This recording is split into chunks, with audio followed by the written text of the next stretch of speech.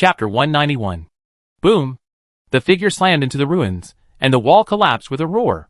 The giant knight's warhorse leaped high, and he raised his hand in the air, conjuring another pitch-black lightning spear, which he then hurled down at the figure in the ruins. Bang! The next moment, his black-backed tail swept aside the oppressive rocks, and countless blood-red rays streamed out, shooting towards the giant knight in the air.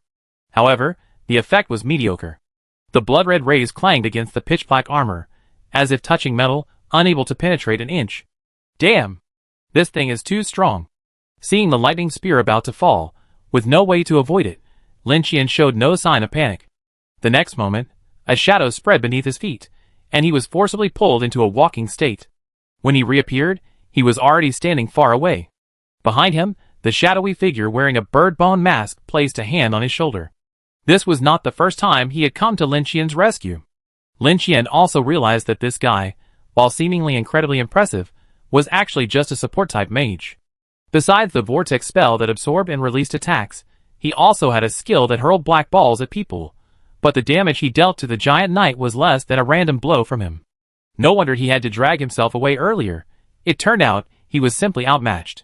Lin Qian noticed that the giant knight seemed completely immune to shadow-type spells, including his own lightning spear. Its attack method was simple, with a huge initial delay, but its defense was incredibly strong, and its magic resistance was high. Even in Souls games, this kind of boss was Lin Qian's least favorite to fight, let alone in real life. He had used the Screaming Gun, the Ghost Eye, and the Butcher's Curse, depleting most of his Spirit Fire reserves. Looking at the guy across from him, he seemed unscathed. Perhaps he could win by forcing his opponent, but even if he did, he would have exhausted all his cards. What would become of the Shadow Army? Lu Zhanqing and the Black Army alone couldn't hold out. You forced me to do this. Thinking, Lin Qian gritted his teeth and finally made a decision. He pulled a slightly deflated steel tube from his back, screwed the lid shut, and pulled out the rolled-up drawing paper inside. It was Zane's drawing. Like cursed items, it couldn't be stored in storage. Lin Qian always carried it with him, fearing it would break, and even sealed it with a steel tube to protect it. The giant knight condensed a lightning spear once again, its body swirling with twisting black arcs of electricity, its warhorse charging forward. Lin Qian didn't dodge, following Zane's instructions, unrolling the drawing paper toward the charging giant knight. Crack! Because the back of the drawing paper was facing him, Lin Qian couldn't see what was happening. He only heard the teeth-grinding sound of a door opening. The next moment, the drawing paper in his hand trembled wildly, and a massive hand emerged from it, grabbing at the charging giant knight. The hand was rough and fat, with hair at the joints, and the nails were painted in a rainbow of colors, depicting patterns like trees, apples, and donuts. At a glance, Lin Qian recognized it as the fat man's hand. The raised joints were unmistakable. Puff! The giant hand collided with the giant knight, and the pitch-black lightning spear instantly pierced through it. Twisted arcs of electricity plowed through the giant hand, and blood flowed out like ink. However, the giant hand felt no pain.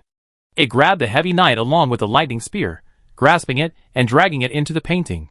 The warhorse kicked frantically, but it couldn't resist the giant hand's force, inching closer to the drawing paper. The giant knight began to struggle, arcs of electricity pulsing around him, severing each finger of the giant hand and dissolving into gas. Lin Qian gritted his teeth and held the drawing paper. The flying stones around him crackled against the red crystal bone armor, and the dark arcs of electricity occasionally whipped past, plowing a small piece of red crystal on the armor into shatters. Oddly, the drawing paper completely ignored the arc's attack. Only the door frame inside was visibly broken, and the glass shattered. Even so, the giant hand continued to drag the giant knight tightly, and as it was pulled closer, its body was visibly twisted and deformed.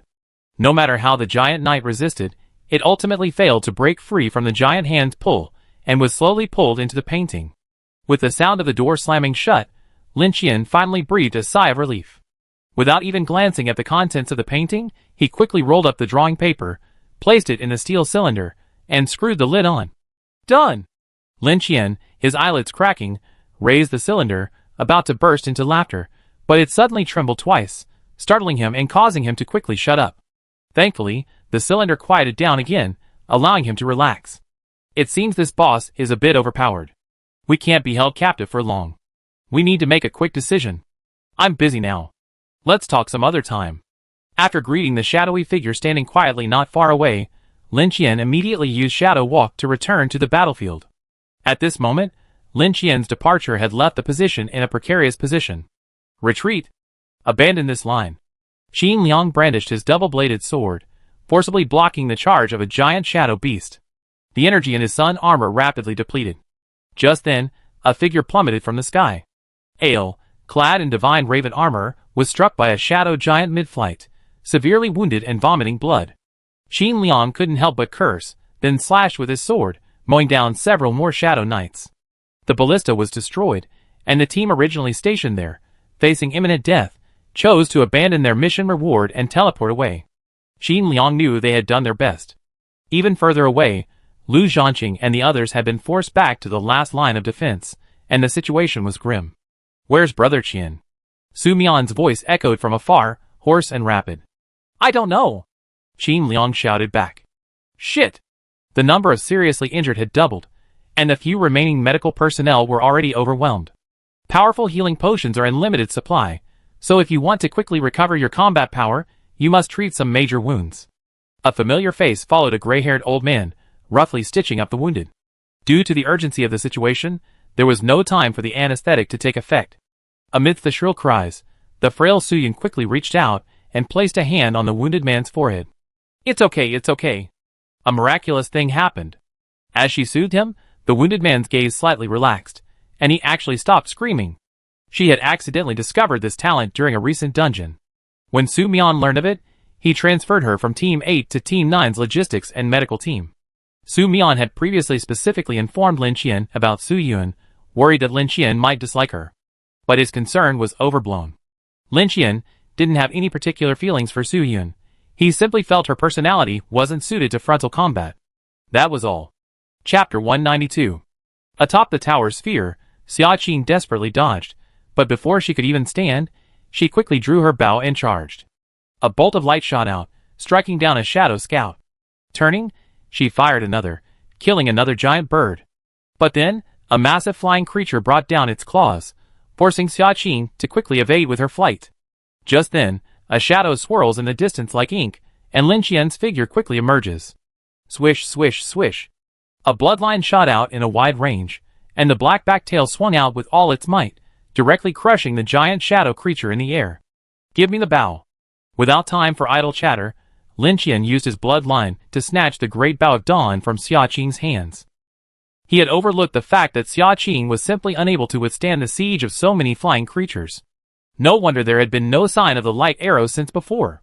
Get down, I'd be right, Lin Qian said, drawing his bow with all his might. Light gathered, and the shadow creature seemed to sense danger, some scattering, others charging fiercely. But although Lin Qian held the bow in both hands, his black back tail and bloodline were no pushovers. With a few sweeps, he drove back the massive shadow creatures. Following, he unleashed an arrow with full force, a burst of intense light. Boom! The wide area destructive force affected Lin Qian, but thanks to the presence of the red crystal bone armor, he sustained only minor injuries. The bloodline swirled back, and Lin Qian landed back on the sphere. Just then, he suddenly realized something was amiss. The aftermath of the light arrow had dissipated, so why was there still a strong light? Walking around to take a look, Lin Qian was stunned. A noticeable patch of skin had fallen off the giant sphere, like a peeled hard-boiled egg. The detached part radiated an intense white light, like an artificial sun. What's going on? Isn't this thing running out of energy but sealed? Shit! Lin Qian was both surprised and delighted. To confirm, he slammed the black spine's tail down on his feet. Remarkably, this unknown material was incredibly strong. It withstood the full force of the black spine's tail with only a few cracks. Light shone through the cracks, illuminating Lin Qian's increasingly excited eyes. If that's the case, I have to change my battle plan. Swish! Two cyan blades slashed out, and a massive wing of light erupted from Lu Zhanqing's back, propelling him forward at a rapid speed. One strike, two strikes, the sun spear hurled. No! There are too many. Boss! We can't hold on. The concrete wall crumbled, and a shadowy giant bowed and waved, bringing down a palm strike on the camp. Buzz! At that moment, everyone felt a blinding flash of light suddenly illuminate before their eyes, filling their entire field of vision. Boom! The next moment, everyone felt the ground tremble, as if a meteorite had fallen. With a swish, the light vanished in an instant. When everyone's vision slowly returned, they discovered that a large group of shadowy creatures had vanished in the blink of an eye. What happened? Brother Lin, Brother Qian, Lu Zhanqing and Su Mian were the first to spot Lin Qian and felt a wave of relief. God knows where this ancestor had gone. Without him carrying the banner, Lu Zhanqing would never have taken on this mission. They were few in number, so their chances of survival were greater if they fought guerrilla warfare and fled. Don't worry, leave it to me. Lin Qian laughed heartily, turned, and swung his hand violently. The next moment, the familiar bright light blinded everyone's vision again. A massive ball of light, the size of a house, was hurled from Lin Qian's storage space. Driven by inertia, it slowly rolled forward, crushing a large number of shadow creatures into dust. After it stopped rolling, Lin Qian flew forward and repeated his previous trick, storing it in the storage space before hurling it out again. Ding ding ding ding. The system notifications in his mind were no longer just a flashing screen. So many messages were crammed together that Lin Qian couldn't even discern the content. Under the stunned gazes of the crowd, Lin Qian, like a dung beetle, pushed the giant, artificial sun-like ball forward, leaving vast vacuums wherever he passed. But even so, a steady stream of shadow creatures would continue to arrive from behind, and Lin Qian couldn't just stay here. He had to go in another direction to provide support. Boom! A bolt of light shot out, annihilating a large area of shadow creatures. Immediately afterwards, the artificial sun reappeared, crushing the entire area. It's Brother Qian. Brother Qian is back. Elsewhere, Qin Liang and the others finally received Lin Qian's support. Old Wu and the werewolf were nearing exhaustion, having been using healing potions to hold on. Now, the pressure suddenly eased, and they collapsed to the ground. I can't take it anymore. I'm dying of exhaustion. Not even a second of pause. They'd lost count of how long the battle had lasted. They only saw the endless stream of shadow creatures. The despair was indescribable, especially after Lin Qian's departure. Morale plummeted, and 2 members of Team 4 nearly deserted. Fortunately, the captain, with threats and scolding, forcibly stopped them, and Qin Liang rekindled their spirits. Finally, they held out until Lin Qian arrived. The most difficult times were over. The sky flickered, then dimmed. As the artificial sun was taken out, darkness receded like a tide. Soon, the light vanished, only for darkness to surge back. Before it could cover them, the bright light returned. Lin Qian, accumulating power to fire his arrows, used his storage space to maneuver the artificial sun, repeatedly circling the stronghold. As Lin Qian passed by, the defensive pressure on the area was greatly reduced. But as he moved further away, the shadow creatures would attack again. All they had to do was hold out for a while, waiting for Lin Qian to circle back, and all their problems would be resolved. This cycle continued for who knows how long. Lin Qian even lavishly used 2 high-level healing potions to restore his strength. Finally, the shadow giants and behemoths disappeared from sight, and even the shadow knights became extremely rare. He knew that the crisis was largely over. What remained was whether they could fight tooth and nail to secure the extra mission reward. Everyone! He summoned all his strength and shouted at the top of his lungs. Counterattack! A slightly cracking roar ignited everyone's long-suppressed emotions. Kill! The black-clad soldiers, clad in sun armor, were the first to rush out of their positions and plunge headlong into the shadow army. Now, without the threat of the high-level shadow creatures, they transformed into invincible harvesters, desperately reaping the lives of each shadow creature. As the number of shadow knights dwindled, the vast numbers of ordinary shadow creatures behind them began to flee in all directions, seemingly out of control. Seeing the dawn of victory, everyone's exhausted bodies somehow found strength again, and they shouted and chased after them. Lin Qian witnessed all this, his expression not particularly joyful, but rather anxious. Clack! Clack!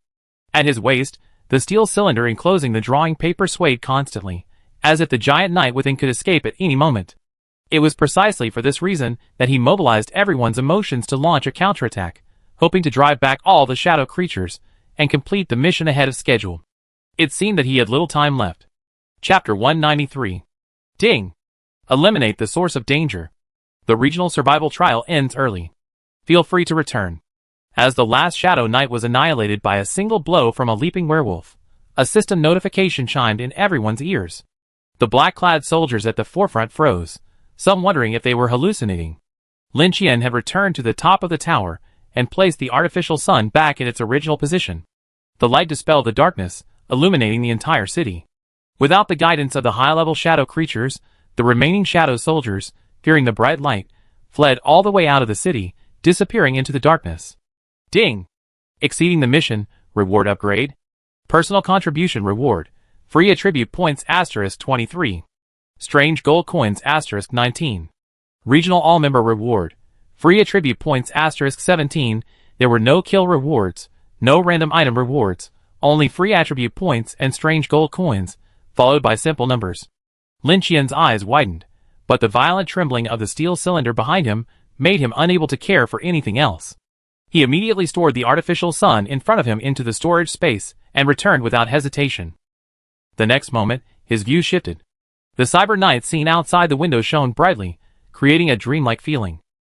Lin Qian rushed towards the permanent gate leading to Zane Town, but the moment his hand touched the doorknob, he suddenly stopped. Another idea struck him. Suddenly turning, Lin Qian rushed out. The corridor was pitch black and silent. Just as he was outside, the steel cylinder behind him suddenly exploded, and the figure of a giant knight emerged from it, his horse's hooves raining down heavily on Lin Qian. At this point, the postponed boss battle officially began. Ding! Abnormal intrusion detected. Supervisor mission issued. As the system notification sounded, a smug smile played across Lin Qian's lips. The red dot map appeared in his mind again, corresponding to the giant knight's location. Lin Qian quickly transformed into armor, raised his black backtail high, and swung his butcher knife at the warhorse. Bang! With a dull thud, Lin Qian was unsurprisingly sent flying by the giant knight's charge. Immediately, a dark arc of electricity appeared again, and the lightning spear pierced Lin Qian's head. Tumbling to avoid, sweeping the tail, and swinging the knife, Lin Qian's movements were seamless. The lightning spear came at him, and he swung his body to block it. Large pieces of red crystal shattered, sending Lin Qian flying backwards once again. The narrow corridor made the lightning spear impossible to avoid. But similarly, the giant knight's movement was severely restricted. The warhorse couldn't jump, making it a sitting duck. Hee hee. Lin Qian drew out the dawn great bow, aimed at the giant knight, bent the bow, and gathered his strength. A bright light flashed, and a bolt of light quickly formed. The giant knight, as if sensing a threat, once again manifested a lightning spear in his hand, charging towards Lin Qian. Lin Qian gritted his teeth, neither dodging nor evading. Next, he was determined to battle it out. Just as the giant knight reached him, he released the bowstring without hesitation. Boom! The bolt of light shot out, exploding close at hand, its terrifying force sending Lin Qian flying. The giant knight had finally taken a heavy blow. Black mist rose from various parts of his jet-black armor, showing signs of fading. His warhorse tossed its head back and forth. Standing up, swallowing the sweet taste in his mouth, Lin Qian drew his bow once more. This time, the heavy knight didn't charge. Instead, he stood still and began to gather his lightning spear. He gathered his energy faster than Lin Qian could, so he threw it first. Lin Qian followed closely with a light arrow. The two incompatible energies collided in midair, creating an even greater shockwave.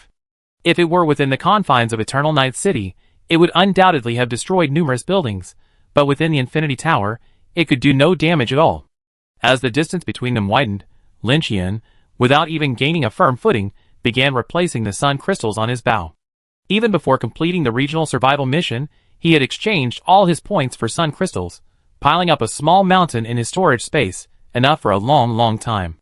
However, just as he finished replacing them, and was about to charge his spear again, his expression shifted, and he slowly lowered the dawn great bow. The giant knight in the distance, his body surging with black lightning, was about to gather his lightning spear when, as if sensing something, he paused. The warhorse slowly turned, meeting a pair of cold, vertical pupils. Brother Snake. Look at him. At this moment, Lin Qian finally experienced the joy of being the captain of Team 4. Domineering Brother Snake is protecting me. Attack from both sides. I see how you can dodge this time. After emerging from the shadows, Brother Snake stood there quietly, motionless, yet the air was strangely chilling. Though towering in stature, it still seemed dwarfed by the giant knight. But the first to retreat in fear was the shadowy warhorse beneath the giant knight's crotch. Lin Qian sensed the same strange pulsation emanating from Brother Snake and the giant knight. However, unlike the Shadow Man's, the giant knight's pulsation was noticeably more intense, while Brother Snake only responded weakly and sporadically. It was unknown what the two exchanged, but without warning, a terrifying black thunder erupted from the giant knight's body, and the warhorse under his crotch stamped its hooves restlessly, a battle imminent. Damn! Lin Qian cursed inwardly and rushed forward, braving the danger he had caused. He couldn't let Snake Brother handle the trouble alone. Buzz! Then, with a crisp buzzing sound, within his range, Snake Brother raised a deadly hand, as if within his sensing range, facing the giant knight in berserk mode. Then, a twisted ring suddenly materialized. Bang! Lin Qian was halfway there when he saw the mountain-like knight fly backward like an arrow, crashing down upon him in the blink of an eye. Ah! Ah! Lin Qian had no way to avoid it, desperately preparing to take the blow head-on, when suddenly, a vast expanse of darkness appeared beneath him, forcibly pulling him into the shadows. In the blink of an eye, Lin Qian was swiftly freed from the shadows, as if squeezed out by an invisible force. Looking up, he found himself behind Snake Brother. Snake Brother tilted his head slightly, glanced at Lin Qian, and hissed, spitting out a pitch-black tongue. Snake Brother. Lin Qian was moved, and felt an urge to hug him. But the next moment, a lightning spear suddenly shot out from the distant darkness, carrying destructive force towards Snake Brother. Snake Brother, be careful! Lin Qian was startled and instinctively shouted a warning, but Snake Brother didn't even turn his head. He simply raised a palm, and waved it casually. Bang! A muffled sound echoed, as the seemingly bony palm collided with the lightning spear, shattering it with ease. Swish! A large amount of pitch-black arcs exploded, but was blocked by an invisible barrier. Snake Brother slowly lowered his palm, and looked at Lin Qian again. Chapter 194. I do it? Lin Qian seemed to understand Snake's intention. Recalling the bone-armored giant worm Snake had given him before, it seemed like it was trying to help him improve his strength faster, or perhaps even raise his supervisor level. Then I won't be polite. Lin Qian smiled arrogantly, and once again drew the Dawn Great Bow. Sorry, Snake, this is the only thing I have that can damage it. He knew Snake disliked flight, but there was nothing he could do. The giant knight's defense was simply too high. He drew his bow tentatively, a flash of light flashing. Snake visibly tilted his head. Although still annoyed, he didn't lash out at Lin Qian with his tail. Seeing this, Lin Qian felt relieved and began to gather his strength to the maximum. Just then, the sound of horse hooves echoed from the front again. The giant knight, shrouded in black smoke, charged fiercely again, lightning spear in hand. Buzz! Snake raised his hand again, and with a humming sound, a twisted ring appeared on his wrist again. It seemed like a gentle swing, but the moment it made contact with the giant knight, it sent it flying backwards as if struck by a cannonball. At the same time, Lin Qian completed his charge and released an arrow. Boom! A burst of intense light erupted. No system notification sounded, so he drew his bow again and charged. The giant knight's only weapons were his 3 axes, the long-range lightning spear, the charge, and the nimble agility of his warhorse. In the corridor, the warhorse's movements were restricted, and Snake Brother completely ignored the lightning spear and the charge. His defeat was inevitable. After 6 repeated arrows, the giant knight was finally enveloped in a black mist, his armor seemingly melted and unrecognizable. Only when it was knocked off its horse did Lin Qian realize that this creature was unlike ordinary shadow knights. The warhorse under his crotch was actually a separate being with its own consciousness. No wonder it was so agile. Under Snake Brother's protection, Lin Qian continued to fire arrow after arrow until the fallen giant knight had no energy left to fight back and was pinned to the end, unable to move. Finally, the system prompt sounded. Ding! Kill the abnormal intruder, reward. Free attribute points *10. Ding! Kill the abnormal intruder, reward. Free attribute points *6. With the giant knight and his warhorse both dead, a large amount of shadow energy suddenly dissipated from the end of the corridor. The billowing black fog was mixed with violent arcs of black electricity, like a thundercloud. At this moment, Snake Brother suddenly stepped forward, raised his hand, and met the black fog. Then, as Lin Qian watched in amazement, a large amount of black fog began to gather toward Snake Brother's palm, eventually converging into an unstable black cloud. What is Snake Brother doing? Lin Qian was about to move forward in confusion, wanting to observe more closely, but Snake Brother suddenly counterattacked and pressed the black cloud directly towards his head. Unlike the shadowy figure, Brother Snake's movements were incredibly fast. Lin Qian had no time to react before his vision was enveloped by a black aura. Ding! Shadow spell learned. Shadow lightning spear. Lin Qian froze in place until the system notification chimed, bringing him back to his senses. Huh? Huh? He was startled, thinking Brother Snake had suddenly changed his mind and was trying to use him as a prey, but he hadn't expected him to pass on his skills. Shadow lightning spear? The giant knight's skills are mine now. His eyes lit up, and he quickly checked the panel. Sure enough, there was another skill added after the shadow ability. Brother Snake, you're so kind to me. Lin Qian looked at Snake Brother with emotion, eager to try out his new skill. He diligently mobilized the shadow power within him, his cheeks flushing crimson. Finally, strands of pitch-black arcs began to form in his palm, and a lightning spear gradually took shape. Wait a minute. Isn't that right? Why is it only half a meter long? Lin Qian examined the miniature lightning spear in his palm, his brow furrowed. He looked at Snake Brother, only to find that he had already cast Shadow Walk and was slowly sinking. Huh? Snake Brother. Just leaving? It's been so long, want to chat? But Snake Brother ignored him and vanished. Lin Qian was a little disappointed. He had been thinking of communicating with Snake Brother, memorizing some shadow grammar, perhaps even mastering a foreign language. Busy, everyone's busy, keep busy. He casually threw the lightning spear, and where it landed, violent black lightning ripped through the surrounding space. It's still powerful. It's just that the range is much smaller. It seems shadow magic is similar to skills. I need to practice it too. After stretching his sore shoulders, Lin Qian hummed a little tune as he returned to his room. Thus, the second survival trial concluded perfectly. Now it was time to check the loot. At Lin Qian's suggestion, Su Mian and the others didn't return immediately. Instead, they explored the dungeon to gather more information. Since they had permission to return at any time, they weren't afraid of danger, and had to make the most of this opportunity. If he hadn't been carrying a time bomb, he would have definitely wandered around after the area restrictions lifted, even planning to place a second permanent door in the shadow world. Unfortunately, they ran out of time. Returning to his room, Lin Qian flung his clothes everywhere and plopped into the hot spring, feeling the warm embrace of the water and letting out a long, comfortable sigh. Opening the dashboard, Lin Qian rubbed his hands excitedly at the full 57 points of free stats. Just now, if Snake Brother hadn't appeared in time, he would have almost added points to fight the giant knight. Now he could allocate his points properly. He finished the mission a day early, having spent a total of 6 days in the dungeon. He added 5 points to his daily salary for spirit, but didn't have time to add the last point due to the intense combat. Lin Qian licked his lips.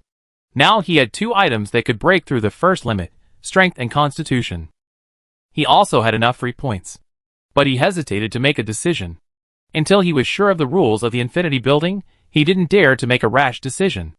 After a long moment of deliberation, he quickly showered, changed into clean clothes, and headed straight for room 777.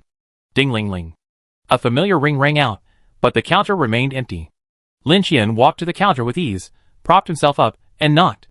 The next moment, with a puff of dust, a bald monster appeared out of thin air, its eyelids drooping. When Lin Qian first met it, it would occasionally let out a strange, tisk-tisk-tisk laugh. But with subsequent interactions, it seemed to laugh less and less. Tell me, where are you looking for new junk for me to see? Just as it finished speaking, it froze. Its wrinkled, ugly face leaned in front of Lin Qian and sniffed. Such a strong scent of shadow. Its eyes widened, as if in great surprise. You've actually inherited the shadow legacy? Quick, let me feel it. With that, it reached out and touched Lin Qian's arm, trying to examine his faceplate. Naturally, Lin Qian wasn't pleased and quickly dodged backward. The next moment, his back collided directly with a hand. The bald monster before him vanished into thin air. A familiar voice came from behind him. Chapter 195. TSK. Lin Qian stepped sideways, escaping the bald monster's detection. How dare you touch a customer? TSK, TSK, TSK. The bald monster let out an eerie laugh, hopped lightly, and returned to the counter. You're developing rapidly, faster than I could have imagined. I already guessed why you came here. Lin Qian frowned. So amazing? Then tell me, why am I here? The bald monster leaned on the counter with one elbow, arms crossed, and looked at Lin Qian with a half smile. You have over 50 unused free attribute points. You must be interested in breaking through the first limit. Unfortunately, I don't have any items for breaking through the first limit right now. Even if I did, you probably wouldn't be able to afford it now. Hearing its words, Lin Qian's slightly uneasy expression gradually calmed. The bald monster had guessed wrong. It seemed this guy wasn't omnipotent after all. I'm wondering, if I break through the first limit, will the dungeon's difficulty increase significantly? The bald monster looked at him, silent for a moment, then slowly extended a finger. 1 gold coin. Lin Qian smiled but didn't respond. The answer was obvious. The bald monster would likely just nod in response after taking the money. He wanted to know more specific rules. To put it another way, what exactly determines the dungeon's difficulty? Lin Qian had previously shared the same view as Luo Quan and Jiang Jinshan, believing that dungeon difficulty was determined by individual attributes. However, a closer look revealed some issues. For example, Luo Quan and Jiang Jinshan before, combined, they might not have been able to defeat him, so how could they have been matched in the same dungeon? Plus, Jiang Jinshan and the Bone Armor Man from the regional trial weren't on the same level either. And the guy who opened the Well God dungeon, he was clearly only in the novice stage, yet he opened a fatal dungeon. The bald monster's expression remained unchanged, and he slowly lowered his finger. 10 coins. Lin Qian breathed a sigh of relief, fearing he returned the previous price of 100. After all, he said information about the Infinity Tower was extremely valuable. He counted out 10 coins from his storage and placed them on the counter. Deal. The bald monster's eyes lit up, and with a wave of his hand, strings of gold coins flew into his hands. You're even better than I thought. He studied Lin Qian closely, seemingly surprised that he actually had so many coins. Answer your question. Rating. These two words made Lin Qian frown. The dungeon world isn't tailored to anyone. It's been there from the beginning. After each regional trial, there's a shuffle. After each shuffle, the dungeons are divided into different tiers, and the range of triggers is determined based on the rating. Not only attributes, talents, abilities, but even class are factored into the rating. And you possess a class that shouldn't belong in a survivor. The bald monster rested his cheek on one hand, looking at Lin Qian with a half smile. So, your rating is very stable. No matter what, it'd always be in the highest tier. Hearing it, Lin Qian frowned, then slowly relaxed his frown. He began to recall all the dungeons he had triggered. The first, the treasure chest stage, the tiger, the second, the zombie hotel. Perhaps due to his stone-hard trait, his rating was higher than many others, so the dungeons he triggered were not low in difficulty, but still within the normal range. Until he obtained the hunter status in room 666, the situation suddenly changed. Death Train, Eerie Campus, Quarantine Zone. Now it seemed that his rating had suddenly shot up to the highest level thanks to the hunter ID, so he was matched with extremely difficult dungeons. A class that shouldn't appear on survivors. He noticed a key point and looked at the bald monster. What do you mean? Isn't hunter status a standard reward at the demonic gambling table? Aside from me, are there other survivors who become hunters? Seeing the bald monster about to raise his finger again, Lin Qian quickly stopped him. I'm just asking. The answer he wanted had arrived. Any other questions could be addressed later. The highest difficulty dungeon, matched with the highest rated person.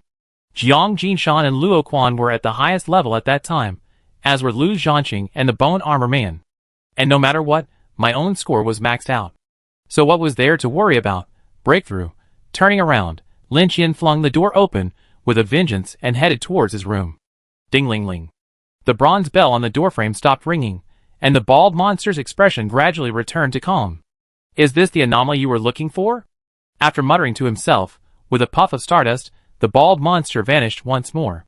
Inside the room, Lin Qian pulled out 2 items capable of breaking through the first limit, Primal Ghost Blood and a Constitution Evolution Potion. In fact, if there were items for mental breakthroughs, Lin Qian would have definitely chosen the mental breakthrough first. Because both physical strength and strength can be improved through food, breaking through either one would be considered giving up one benefit. But now, he could only achieve significant improvements by hunting stronger prey, which required strength. The pace in the Infinity Building was fast. It wasn't the kind of place that afforded ample time for sluggish growth. He had to catch up and secure his position in the top tier.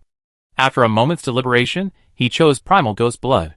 Strength was the most direct way to improve combat effectiveness. Opening the dashboard, he immediately added 44 attribute points to strength, with the remainder still allocated to spirit.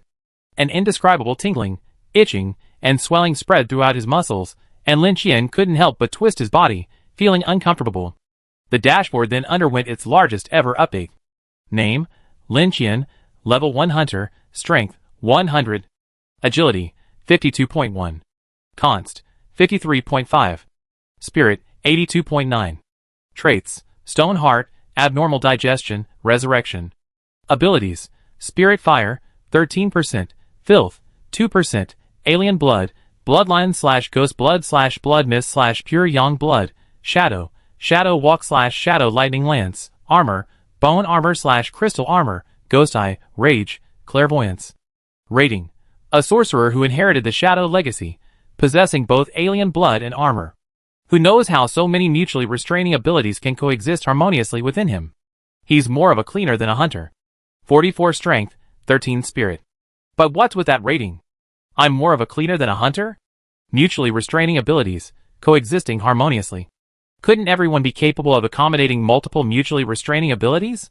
Chapter 196. Lin Qian recalled the characteristics of the cleaners. They ate everything. He then thought about his own abnormal digestive properties. This abnormal digestion, could it be related to the cleaners? He recalled the bald monster's previous request for several cleaner tentacles, offering a high price. You know what? The more I think about it, the more likely it seems. But now wasn't the time to dwell on that. Lin Qian looked at the original ghost blood in his hand, took a deep breath, opened the lid, and covered it with his palm. A stream of blood flowed out, but he instantly absorbed it. Boom boom! His heart suddenly began to beat violently, and Lin Qian's face changed. Pain, indescribable. It felt like shards of glass were flowing through his blood vessels, and every muscle trembled as if being cut. Ah! Lin Qian's face suddenly became grim, and he screamed uncontrollably. The next moment, countless streams of blood shot out in all directions, crackling and destroying the furnishings in the room. The red light on the bloodline flowed like breathing, accelerating. Bang! Bang! A bloody mist spread, and a dull crash echoed. Lin Qian's breathing was as heavy as a beast's, occasionally letting out low growls, feeling as if a volcano within him was about to erupt. He began to destroy everywhere, venting the terrifying power that was constantly surging. 5 minutes. 10 minutes. The whole process was painful and long. Lin Qian had no idea how much time had passed until a system notification sounded in his mind. Ding! Strength attribute successfully breaks through the first limit. Then, he collapsed headfirst into the devastation. Lin Qian lay on the ground like a puddle of mud, with various wooden fragments beneath him, and goose down from his duvet floating in the air. Maybe it was because of his high mental attributes, but he was having a hard time fainting. This was also a kind of torture. Every nerve in his body seemed to be active, causing his muscles to tremble constantly. He struggled to get up and checked the dashboard again. Name: Lin Qian, Level 1 Supervisor, Strength, 100.3. Agility, 52.1. Const, 53.5. Spirit, 82.9. Traits: Stone Heart, Abnormal Digestion, Resurgence. Abilities: Spirit Fire, 13%, Filth, 2%, Alien Blood, Bloodline / Ghost Blood / Blood Mist / Pure Yang Blood, Shadow, Shadow Walk / Shadow Lightning Lance, Armor, Bone Armor / Crystal Armor, Ring of Power, First Limit, Ghost Eye, Rage, Clairvoyance. Rating: a Level 1 Supervisor who has mastered multiple abilities. The rating had changed. The system finally recognized his supervisor status. Lin Qian felt the urge to burst into tears. After all this journey, he finally received the system's recognition. It seems the average level of a Level 1 Supervisor is when one attribute reaches its first limit. Immediately, Lin Qian turned his gaze to the ability column. There, a new ability had appeared without him noticing. Ring of Power? What does that mean? Lin Qian closed his eyes and tried to trigger this new ability. He slowly raised his hand, tensing his muscles as he channeled the power within him. Buzz! Then, a sudden tremor rippled through the air. Lin Qian opened his eyes and saw a circle of twisted air swirling around his wrist. This isn't it. Lin Qian's eyes widened, immediately recalling the technique Snake Brother had used before him. So this is the Ring of Power. He had assumed it was one of Snake Brother's skills, but he hadn't expected it to be a bonus ability after breaking through the first limit. However, his own ring seemed far smaller than the one Snake Brother had summoned, and it fluctuated wildly, making it extremely unstable. Lin Qian attempted to channel this power, throwing a powerful punch. Bang!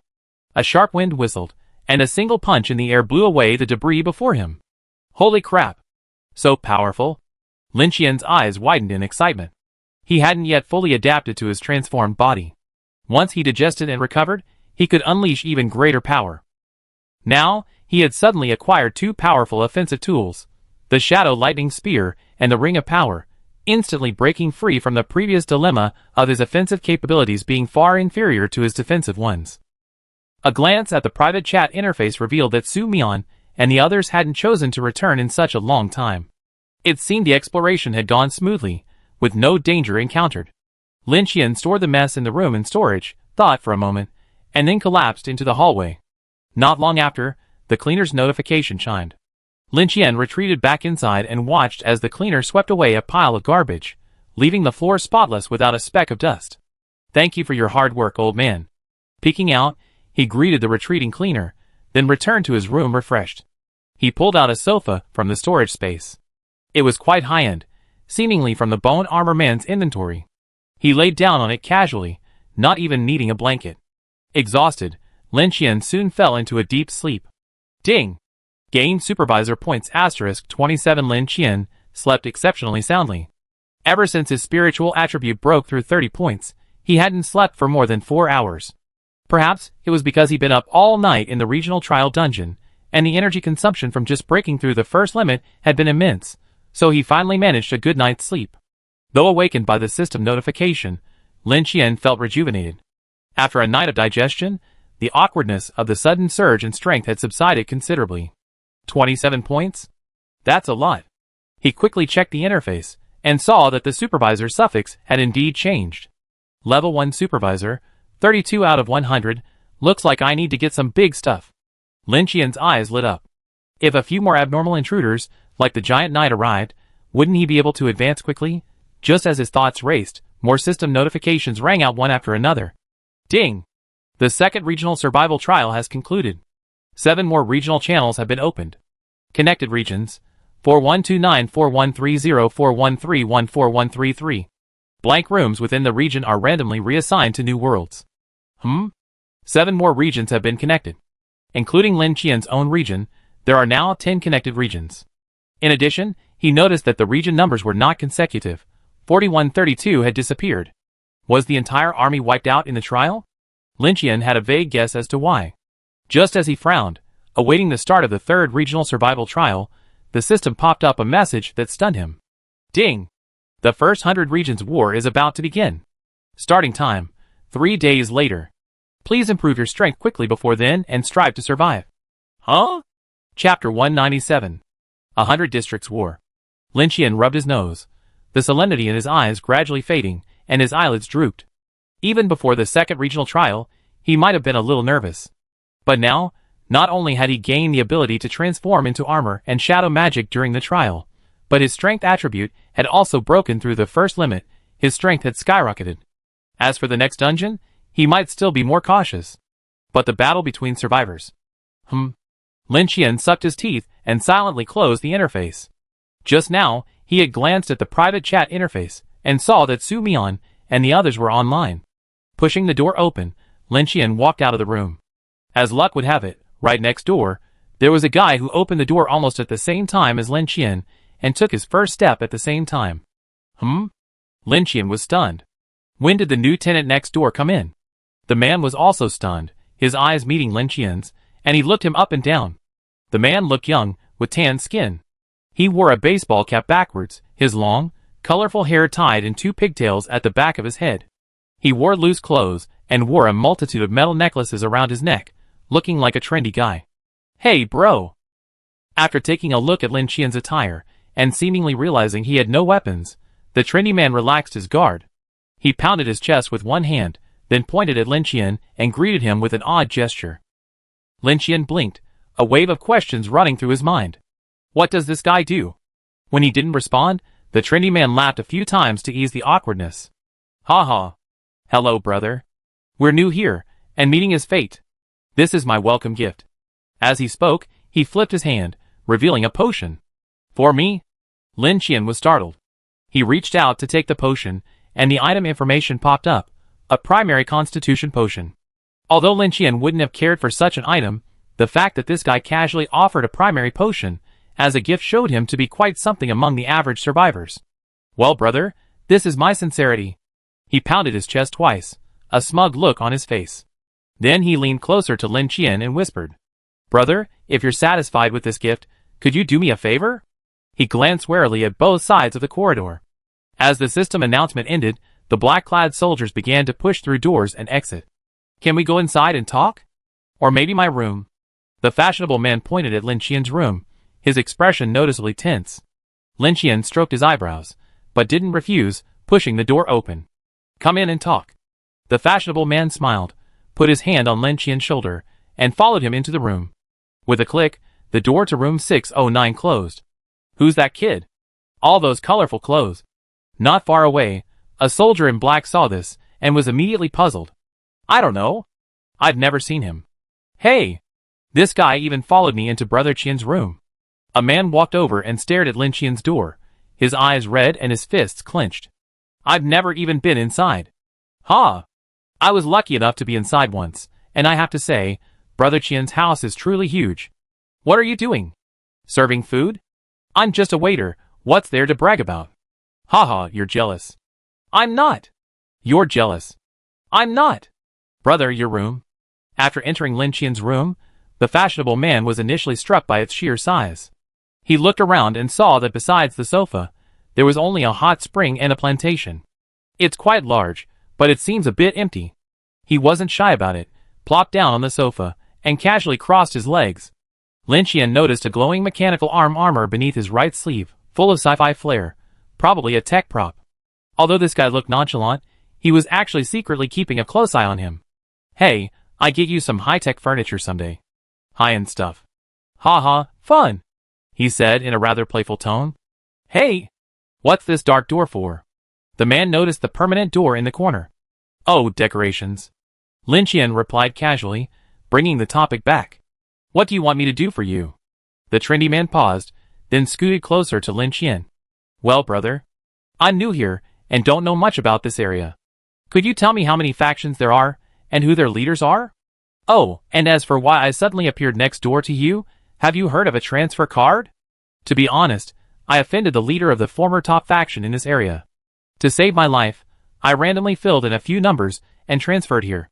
But don't worry, my previous area was in the 6 digits, so it's hard to come by again. He rambled on, and though he pretended to be casual, Lin Qian could still sense his nervousness. After he finished, he slapped his head. Oh, I almost forgot to introduce myself. My name is Weber, not English, but Wei. He extended his hand. Lin Qian. Without shaking his hand, Lin Qian casually stated his name. Weber thought Lin Qian was still wary of him, but he didn't care. He hadn't expected Lin Qian to let him into the room and get so close. He simply didn't take him seriously. There's only one faction in our area. At Lin Qian's words, Weber's eyes widened. One faction? How is that possible? Weber rarely encountered a unified faction within a region. Most were fighting overtly and covertly, each operating independently. So who is the leader of this faction? He asked cautiously. A guy named Su Mian. Lin Qian answered truthfully. So, brother, are you also with him? Weber asked hesitantly. I'm not. Lin Qian shook his head. Hearing this answer, Weber breathed a sigh of relief. Allowing individual players to exist, it seems they're not a dictatorial force. In that case, he had many options. But his top priority was to see if he could gain the approval of the leader, Su Mian, and join this faction. As a survivor who had seen some of the world, Weber knew full well that it was difficult for a lone wolf to survive in the Infinity Building, unless he possessed overwhelming strength. It seems this brother's strength doesn't meet the other party's expectations. He quietly looked Lin Qian up and down. Your small frame, it seems your strength attribute isn't high. Chapter 198. Brother, thank you so much. Don't worry, we be in the same district from now on, so I can at least take care of you. At the door, Weber turned back to look at Lin Qian and reached for the doorknob. The next moment, the door opened. He turned back, the smile still lingering on his face, until he saw the scene outside. He froze, his heart pounding. Along, neatly lined up in front of the door, everyone stood straight, their faces serious. A hand rested on his shoulder from behind, gently nudging him aside, as he froze in the doorway. Brother Qian. Everyone spoke in unison, their heels clacking against each other with a clang, clearly a rehearsal. It was undoubtedly another one of Su Mian's tricks. Lin Qian stroked his eyebrows and glanced at Su Mian, who was in the center of the line. He. Su Mian gave a fake, innocent smile. Lin Qian rolled his eyes secretly. He glanced at the out-of-place werewolf at the end of the group. He was also standing tall and serious, completely oblivious to the fact that his style was completely different from everyone else's. You've integrated pretty quickly. Lin Qian pointed at the frightened Weber next to him, and gestured towards Su Mian. He's a refugee from a teleportation card. He's a decent character, but a bit of a wimp. Find someone to introduce him to someone. Yes. Su Mian responded, then pointed to two people. You, and you, take the werewolf with you too, so he can get familiar with our area. Lin Qian recalled the system notification and looked at everyone with curiosity. The 100 Districts War is about to begin. What are everyone's thoughts? At this, the black-clad soldiers all exchanged glances. Puff! Finally, someone couldn't help but burst out laughing, and then, a chorus of laughter erupted. Led by the side effects of the laughter potion, the entire floor erupted in laughter. Ha ha! Standing nearby, Weber's face was ashen, his pupils trembling as he pressed against the wall. This group of people. What are you standing there for? Let's go! Just then, a rough hand suddenly slapped his shoulder, the immense force causing him to stagger and nearly fall flat on his face. Ouch! He cried out in pain, his face contorted. Sorry, I haven't adjusted to the increased strength I just gained. But you're quite a big guy too. Why are you so frail? Weber slowly turned his head, met the man's slightly disdainful gaze, and forced a smile that looked worse than tears. Brother Qian, Lu Zhanqing has returned all the armor and weapons. Su Mian followed behind Lin Qian, reporting on the work. He even gave us all those repaired solar weapons. Lin Qian was stunned upon hearing this. What does that mean? Su Mian continued. However, he wants the unrepaired damaged weapons in exchange. I agree. Lin Qian waved his hand. You can make the decision on such trivial matters. No need to report to me. Su Mian was no longer as cautious as before. He had a rough idea of Lin Qian's personality. He wasn't as difficult to get along with as he imagined. All he had to do was do his job, and everything else would be easy. Then, how about the distribution of these armors? Su Mian hesitated. He didn't dare make the decision on his own. After all, these armors were essentially Lin Qian's possessions, and were considered his private property. You decide. Lin Qian remained unconcerned. After all, the only thing he could use was the Great Bow of Dawn. Understood. Su Mian nodded. Have the people below keep an eye on the strange resurrection dungeon. Lin Qian hadn't forgotten his deal with Captain He. He had already confirmed that the red sun she could control and channel the energy of the fire seed. As for how to cultivate it, that was none of his business. He also needed to replenish his lamp oil. The battle at Eternal Night City had completely emptied his supply. Okay, I notify the other 9 districts. By now, the Black Army's reputation within the surrounding 100 districts didn't need to be promoted. Okay. Lin Qian responded, pulling out the ice crystal armor from his storage space. I don't have any use for this thing anymore. You decide how to distribute it. Su Mian took it and put it into his storage space. Brother Qian, I want to further expand my influence and form a non-staff army. I select members from within the 9 districts. Just like your discarded equipment is still a treasure to us, the equipment discarded by the Black Army is also a rare survival tool for ordinary survivors. Lin Qian once again reached out to stop him. Just go ahead and get it. I have no objection. As they talked, the two stopped in front of a door. This was previously the zombie hotel dungeon. Lin Qian wanted to confirm whether the contents had changed. Twisting the handle and opening it, he was met with pitch black. This indicated that the dungeon contents had been refreshed. It seemed that the advanced cleanup mission was over. What a pity. Closing the door, Lin Qian didn't plan to open the blind box for the time being. After all, the 100 Districts War would begin in 3 days, and his mission would surely be extremely difficult. He wasn't sure if he could complete it in time. Furthermore, after the first regional trial concluded, the survival mission time limit was increased to 3 days. Now, with the second regional trial concluded, the limit is likely to be raised to 7. By the way, keep an eye on the news about the zombie dungeon, Lin Qian added to Su Mian. He needed to absorb the power of the believers' incense offerings there. Yes. After Su Mian left, Lin Qian was debating what to do for the next 3 days, when he suddenly noticed Duan Feng and Xia Qing approaching from a distance, one after the other. Huh? Lin Qian looked at Xia Qing with some surprise. He seemed to have barely seen them in the building. Brother Qian. Duan Feng waved excitedly. The boy had become much stronger, having invested most of his free attribute points from the regional trial into his strength attribute. Xia Qing had also noticed Lin Qian early on, her lips moving slightly. Brother Qian, hello? A voice suddenly rang out, startling Lin Qian. Who? Who's talking? The voice was steady, devoid of emotion and fluctuation, like a computer-generated female voice. Ha ha. This is the work of Qin Liang, Big Brother Qin. Duan Feng smiled, pointing to the chip embedded in the back of Xia Qing's head and the audio player at her neck. This device allows Sister Qing to speak directly from her mind. As he spoke, he reached out and tugged at the hem of Xia Qing's collar, allowing Lin Qian to clearly see the device at the side of her neck. Duan Feng, you idiot, can you please stop touching me with those filthy hands you've used on rich women? I really want to. Then, a long, calm stream of words suddenly emanated from the player. The content was extremely vulgar, most of it unplayable. Lin Qian's eyes widened as he listened, and Xia Qing, seemingly realizing something was amiss, quickly reached out and flipped the switch at her neck, instantly stopping the profanity. In the corridor, an eerie silence fell. Chapter 199. Xia Qing's face flushed bright red, and her head seemed to be about to drop to the ground. Duan Feng, on the other hand, didn't seem to mind at all. He scratched the back of his head and laughed. Don't mind it, Brother Qian. Sister Qing is just used to it. She uses scolding me as a way to gargle. Lin Qian looked at him strangely. It sounds like you two chat often? He was a little surprised. Not really. Just then, Old Wu's voice suddenly rang out from the side. Whenever this guy isn't in a dungeon, and when he can't sleep at night, he messages everyone in the private chat list. To be more precise, it's harassment. Once you reply, he unleashes a barrage of nonsense. It's really annoying. Duan Feng, far from looking embarrassed, actually became more humble.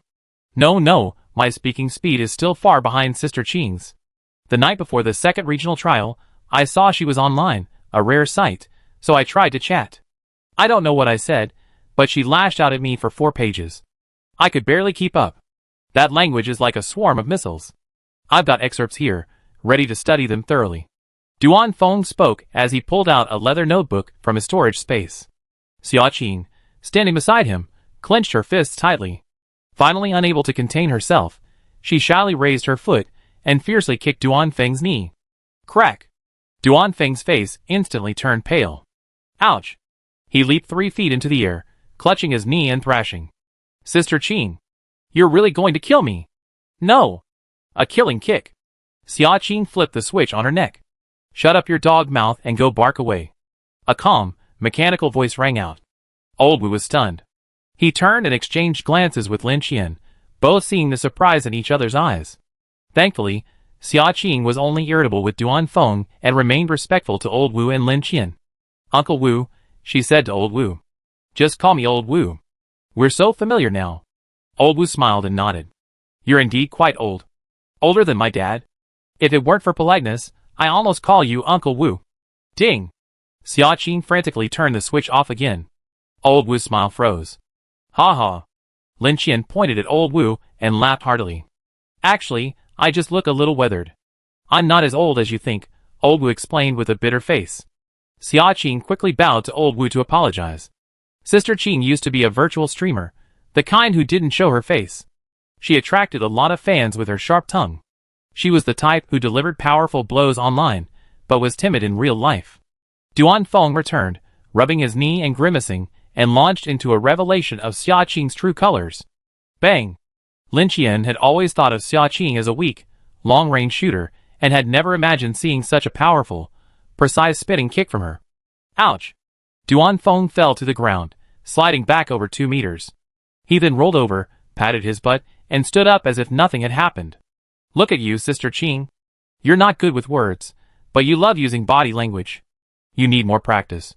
Look at me. A little. Look at my tongue. A little. Is it flexible? Xia Qing's face flushed red, and it was hard to tell if it was out of shame or anger. She pretended to chase after him. Lin Qian couldn't bear it any longer, and stopped the two from fighting. That's enough. As soon as he spoke, the two of them immediately became obedient, like elementary school students being called on by their teacher. Duan Feng even put his hands behind his back, straightened his chest, and raised his head, his expression instantly serious. What do you want from me? Lin Qian looked at Xia Qing. Xia Qing paused for a moment, then flipped the switch on her neck. Then, as if thinking of something, she hurriedly flipped it back off. She was afraid she'd speak without thinking and upset Lin Qian. She still had a little respect for Lin Qian. Lin Qian was frowning in confusion when a notification popped up on the screen, a private message. He clicked it, and it was Xia Qing. Brother Qian seems quite interested in the divine runes on my body. Lin Qian was stunned and glanced at Xia Qing. This guy was quite perceptive. From the beginning to the end, I've only ever opened that one dungeon. All my abilities so far were acquired from this dungeon.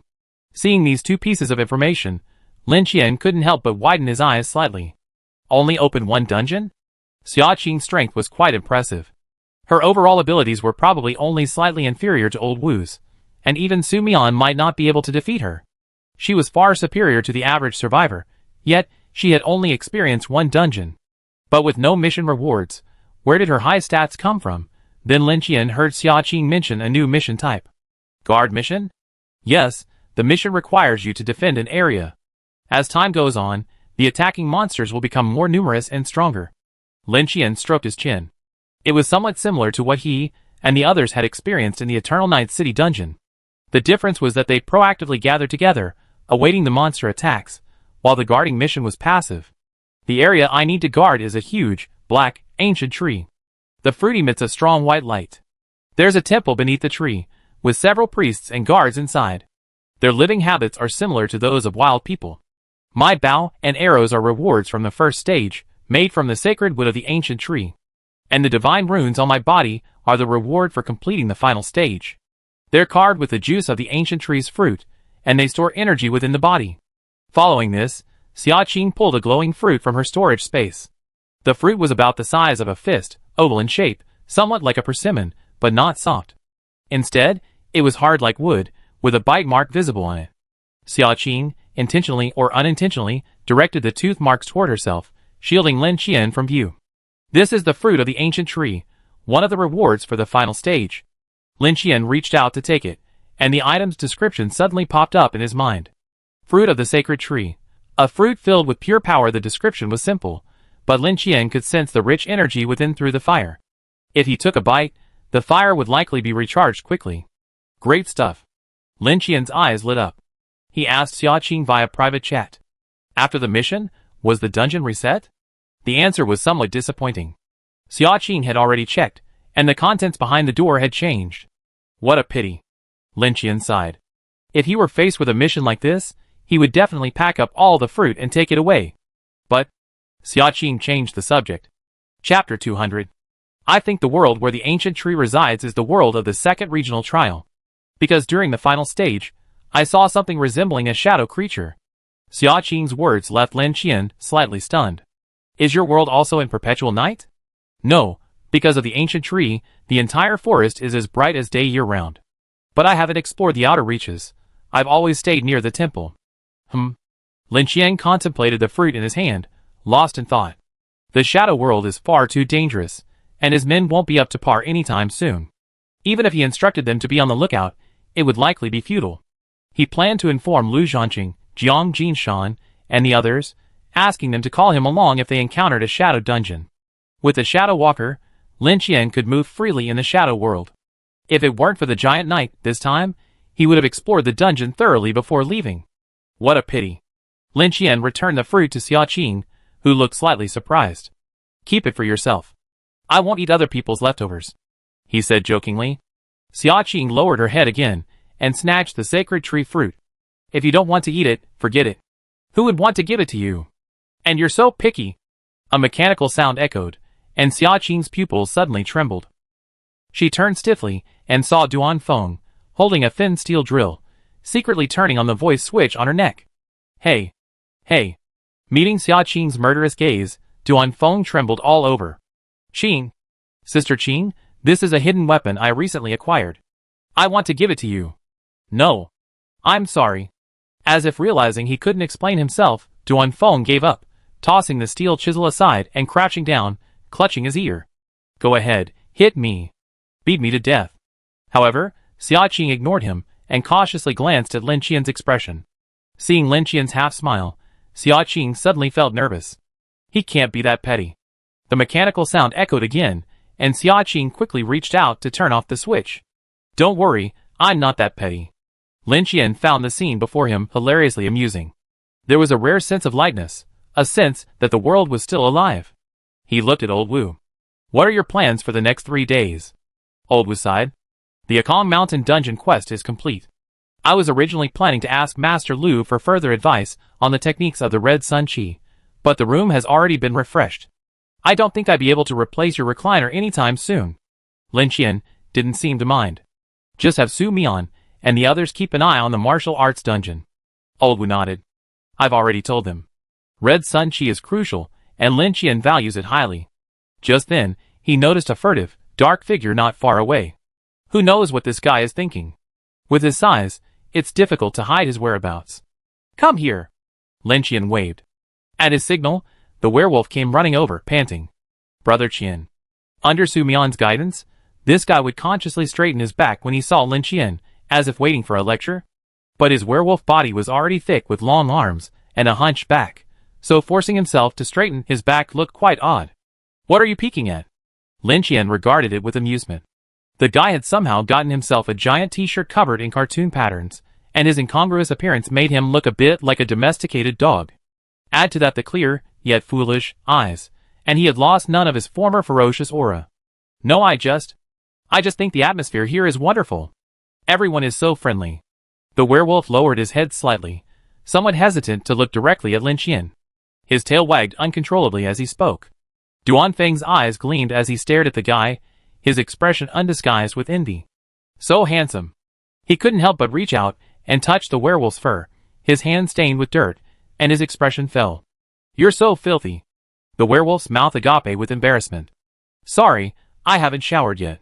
A moment later, in Lin Qian's room. The werewolf soaked comfortably in the hot spring, while Duan Feng rolled up his sleeves, took out a large bucket of shampoo, and vigorously rubbed his hair. Swish, swish. From time to time, foam flew up, splashing everywhere. Lin Qian randomly called two people, and asked them to help him get some furniture. The two black-clad soldiers were so excited, as if they had won the lottery, that they practically ran out of Lin Qian's sight. A moment later, they returned, their faces beaming. As soon as the first piece of furniture was brought out, old Wu, who was sitting on the sofa, spat out a mouthful of tea. Lin Qian was also stunned. He slowly stepped forward and patted it. A dull thud echoed. It was made entirely of metal. Is this the dragon throne? He asked hesitantly. Yes. Only something of this caliber is worthy of your status, Brother Qian. Then, the two men pulled out a large pile of golden objects from the storage space. This is the dragon bed, also made of gold. This is the dragon stool. This is the dragon toilet. Lin Qian quickly stopped himself. Okay. He was about to refuse, but then he thought, while these items might be a bit ostentatious, they were substantial and wouldn't be as easily damaged as wooden furniture. Put it down. As they left the room, the two couldn't help but bump shoulders. See, what did I say? Brother Qian loves it. You're amazing. Beside the sofa, Lin Qian slowly sat down on the dragon throne, stroking the golden dragon relief on the armrest. It certainly felt different. It hurts my butt. Lin Qian pulled a pillow from his storage space and placed it under his butt, instantly feeling much better. Seeing this, old Wu suddenly stood up and brushed his shirt with his sleeve. What for? Lin Qian was stunned, puzzled. Paying a visit? Old Wu's expression was matter-of-fact. Go away. Lin Qian was filled with disgust. He was quite old, yet still so mischievous. Since there were less than 3 days left, the high-rated players in the area weren't planning on opening blind boxes.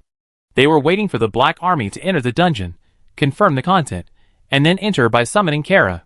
The goal was to complete other types of quests besides survival. Lin Qian was waiting for the Spiritual Resurrection dungeon, while old Wu was waiting for the Martial Arts World dungeon.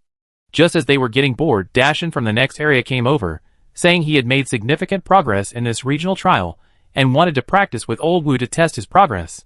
Seeing this, Lin Qian immediately made room for the two of them, sat on the dragon chair, and began to watch the battle. Chapter 201. Bang! A figure flew through the air, crashing heavily against the pristine white wall. Dashin's burly figure slid down slowly, his head drooping as he sat on the ground. He no longer had the high spirits he had when he first entered the room. Old Wu, not far away, dropped his stance and let out a long stagnant breath. Awesome. The haze in his heart instantly vanished. He realized he was still strong enough. It just depended on who he was compared to. Glancing imperceptibly at Lin Qian, who was watching the excitement, old Wu silently relegated him to the level of a non-human. Brother Dashin, are you okay? Duan Feng stepped forward and helped Dashin to his feet. It's okay. Dashan forced a smile, his face pale. Duan Feng took out some pills, and stuffed a few into his mouth. The effects of the pills quickly took effect, and Dashan became full of energy again. He glanced at the werewolf beside him with a lingering evil intent. I wonder if this new friend is interested in a sparring match. The werewolf had just dried himself, his once dirty, tangled fur now fluffy. And with a cartoon t-shirt, he looked a lot kinder. "Ah? Me?" The werewolf pointed at himself. Okay. He wasn't very good at turning down requests. Half a minute later. Bang! Same position, same posture. Blood streamed from the corner of Dashan's mouth, his eyes widening as they slowly slid open. Brother Dashan. Duan Feng skillfully pulled out the pill.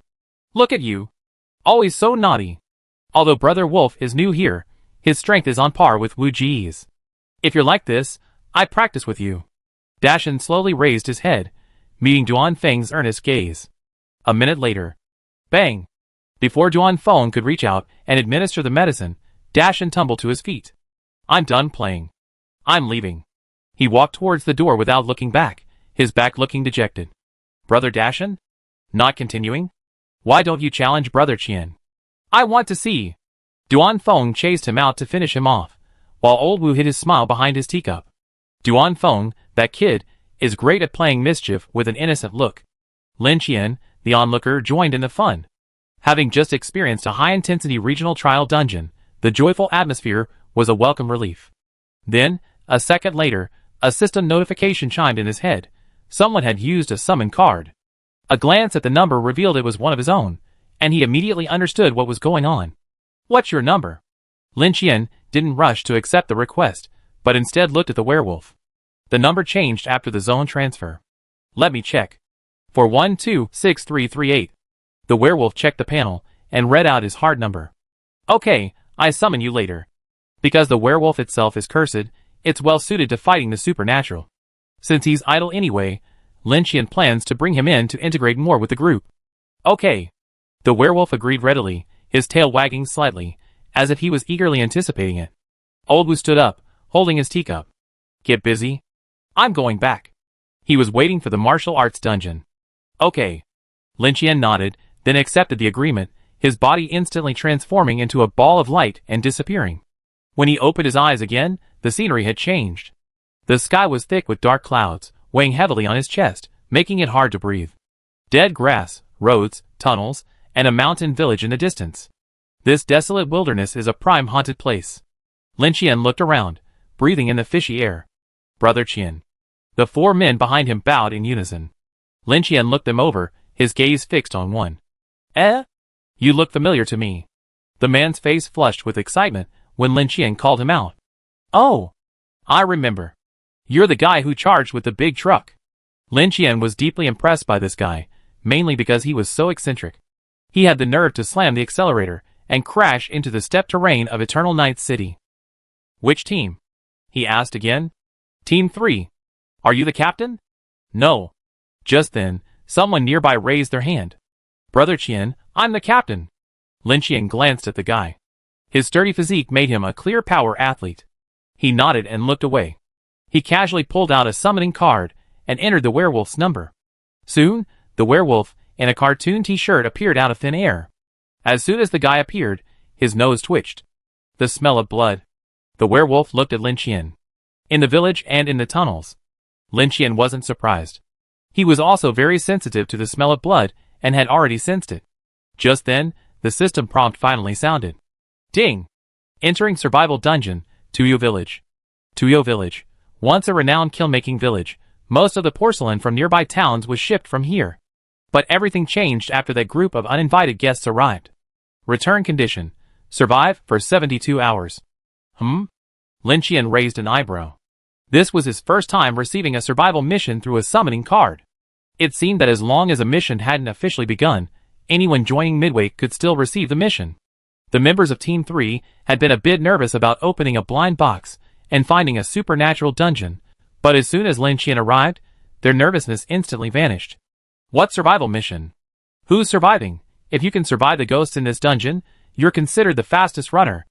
A light drizzle began to fall, and the captain of Team 3 thoughtfully held an umbrella for Lin Qian.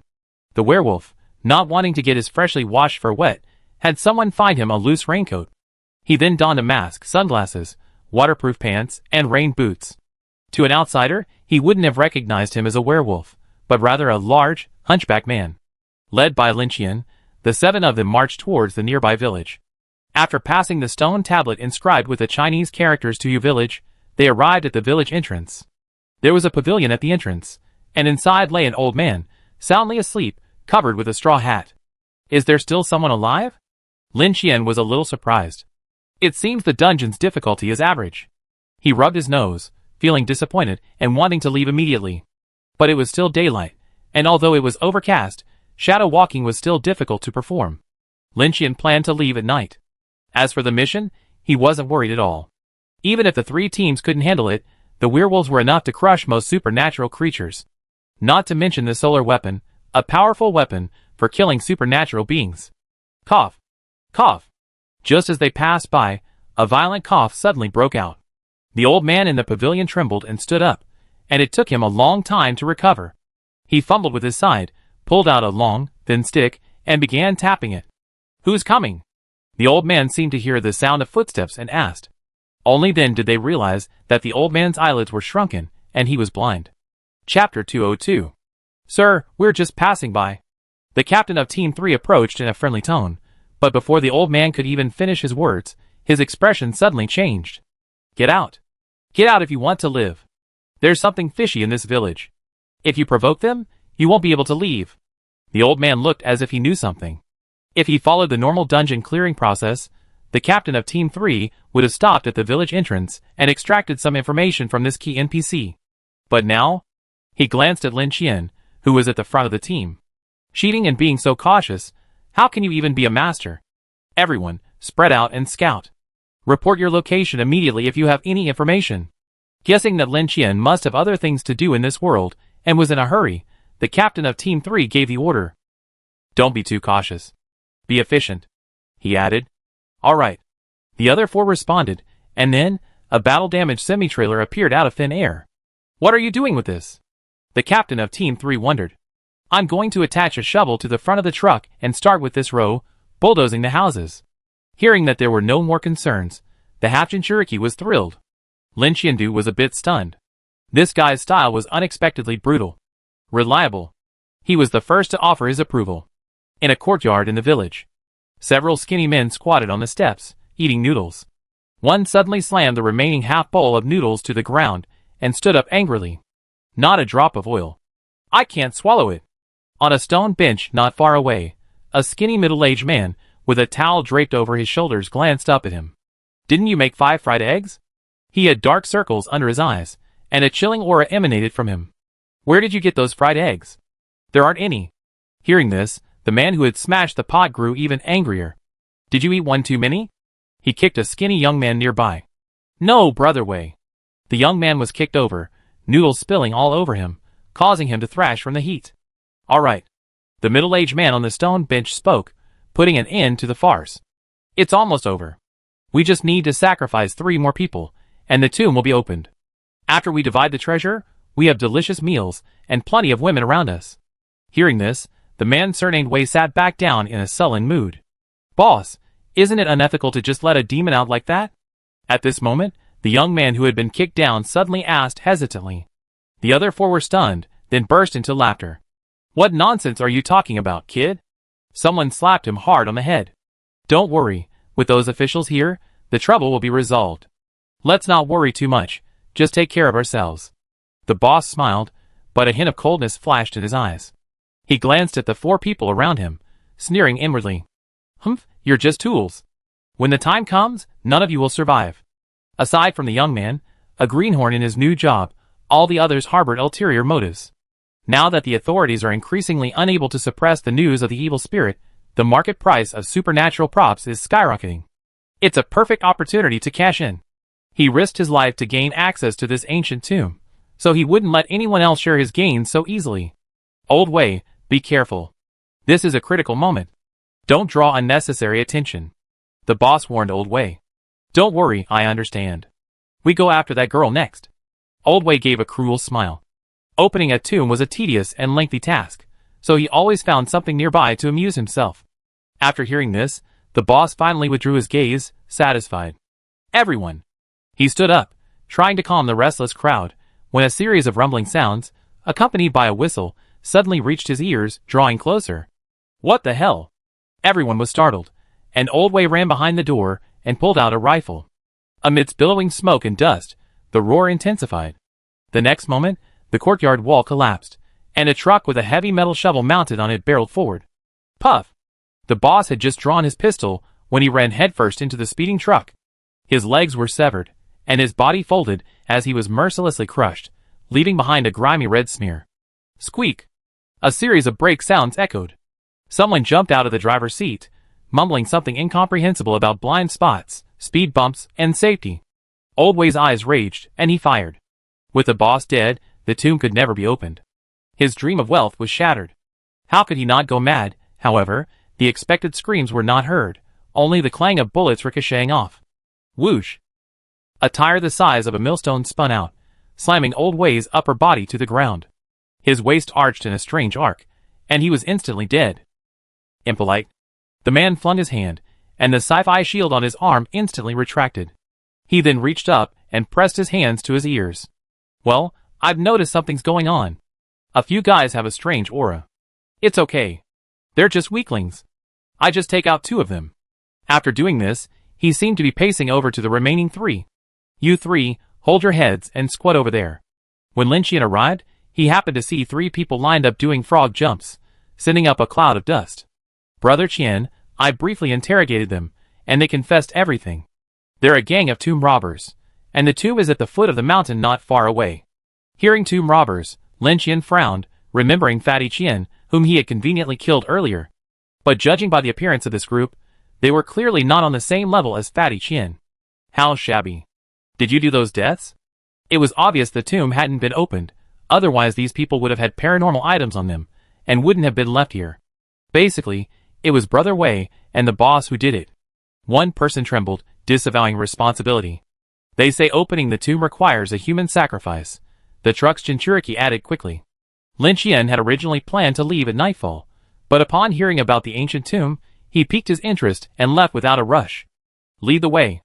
Without further ado, Lin Qian had his men grab the 3 and lead the way. He wanted to see what was so remarkable about the ancient corpse that was the source of the strange resurrection. Suppressing his excitement, Lin Qian licked his lips. Hungry. Chapter 203. Holding the remaining 3 tomb robbers hostage, Lin Qian located the tomb. Over 20 vividly carved flowers were scattered across a massive stone wall. In the center of each flower was a gem the size of a fingernail, gleaming faintly with a red glow. Only one, in the corner, remained unlit. The 3 men trembled, afraid to speak, fearing they would become the sacrifice needed to light the final flower. No wonder the village is so deserted. It seems those beasts have slaughtered everyone. The captain of Team 3 counted the flowers, and suddenly realized something. They've ruined my fantasy about this profession. Another man glanced coldly at the emaciated men. Bloodthirsty, desperados, scoundrels. Lin Qian reached out and knocked on the stone wall. What should we do, Brother Qian? Should we kill one more? The captain whispered. No need. Lin Qian shook his head and slowly raised his hand. The next moment, with a crackling sound, red crystal bone armor began to spread from the forearm to the entire palm. Buzz! Followed by a tremor, a twisted ring appeared on Lin Qian's wrist. A punch! Boom! The stone slab shattered, yellow earth scattered across the passage, and the ground shook. The smell of urine wafted through the air, and the youngest tomb robber was so frightened by the scene before him that he lost control of his bladder, his already sallow complexion draining even more of its color. In contrast, Team 3 and the werewolves acted calmly at this supposedly shocking scene. After all, it was Brother Qian, so it wasn't surprising that he'd do something earth-shattering. The tomb chamber opened, revealing stone walls of the same material surrounding the passage. This stone was somewhat similar to the building materials of Eternal Night City, extremely hard and difficult to penetrate with ordinary explosives.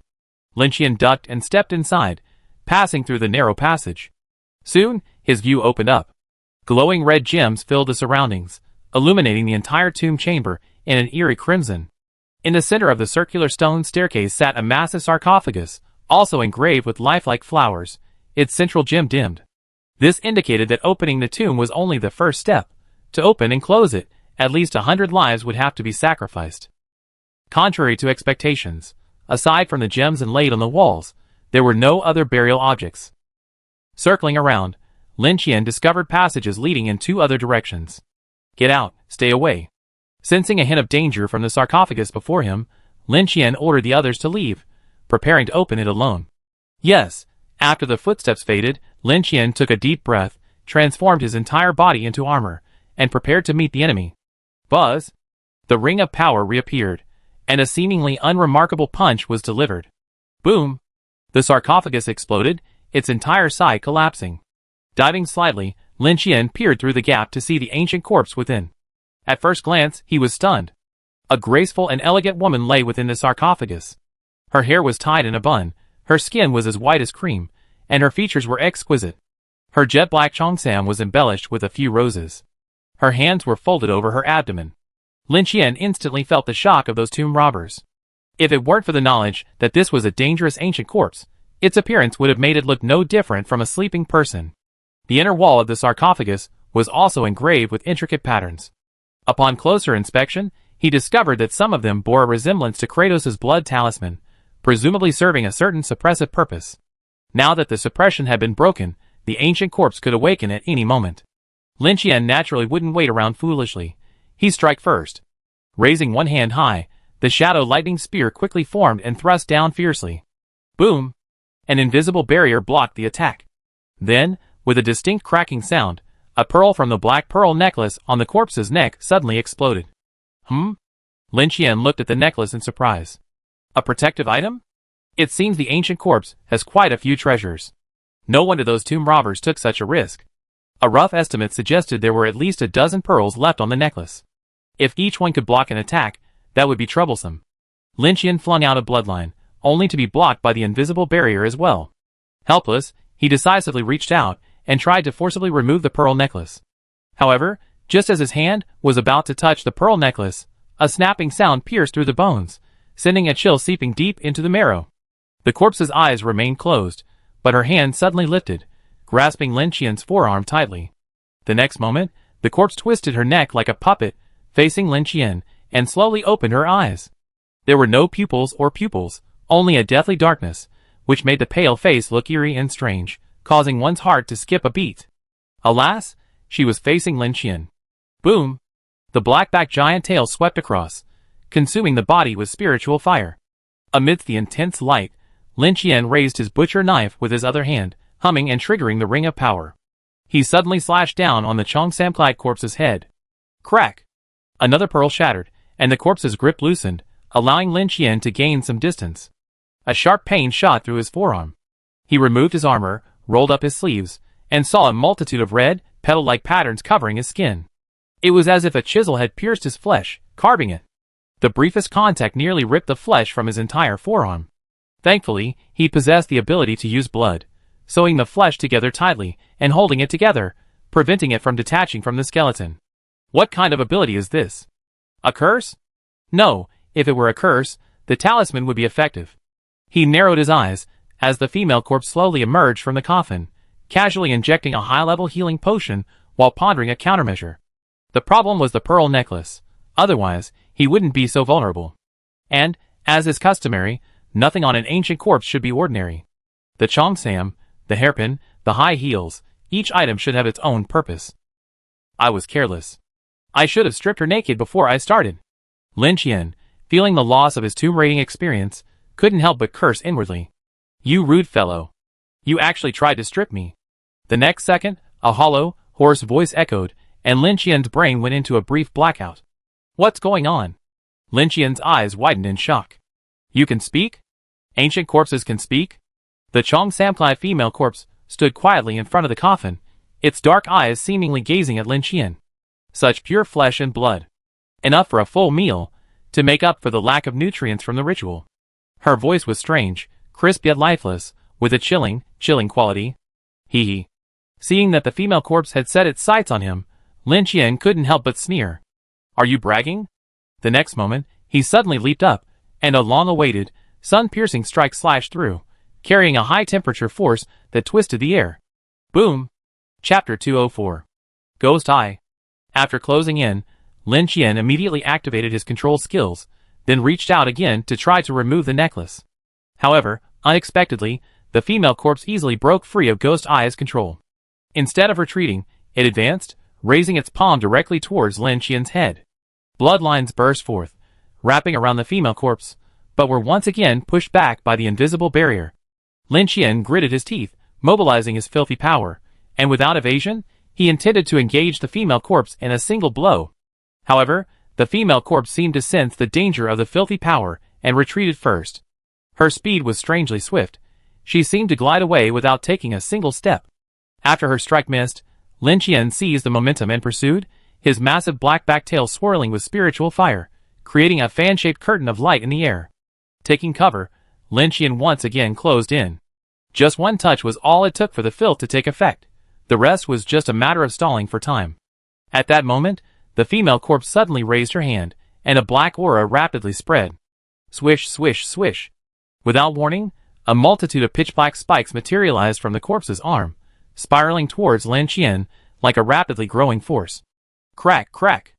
Lin Qian quickly switched from offense to defense, swinging his massive black tail forward to block the irregular black spikes.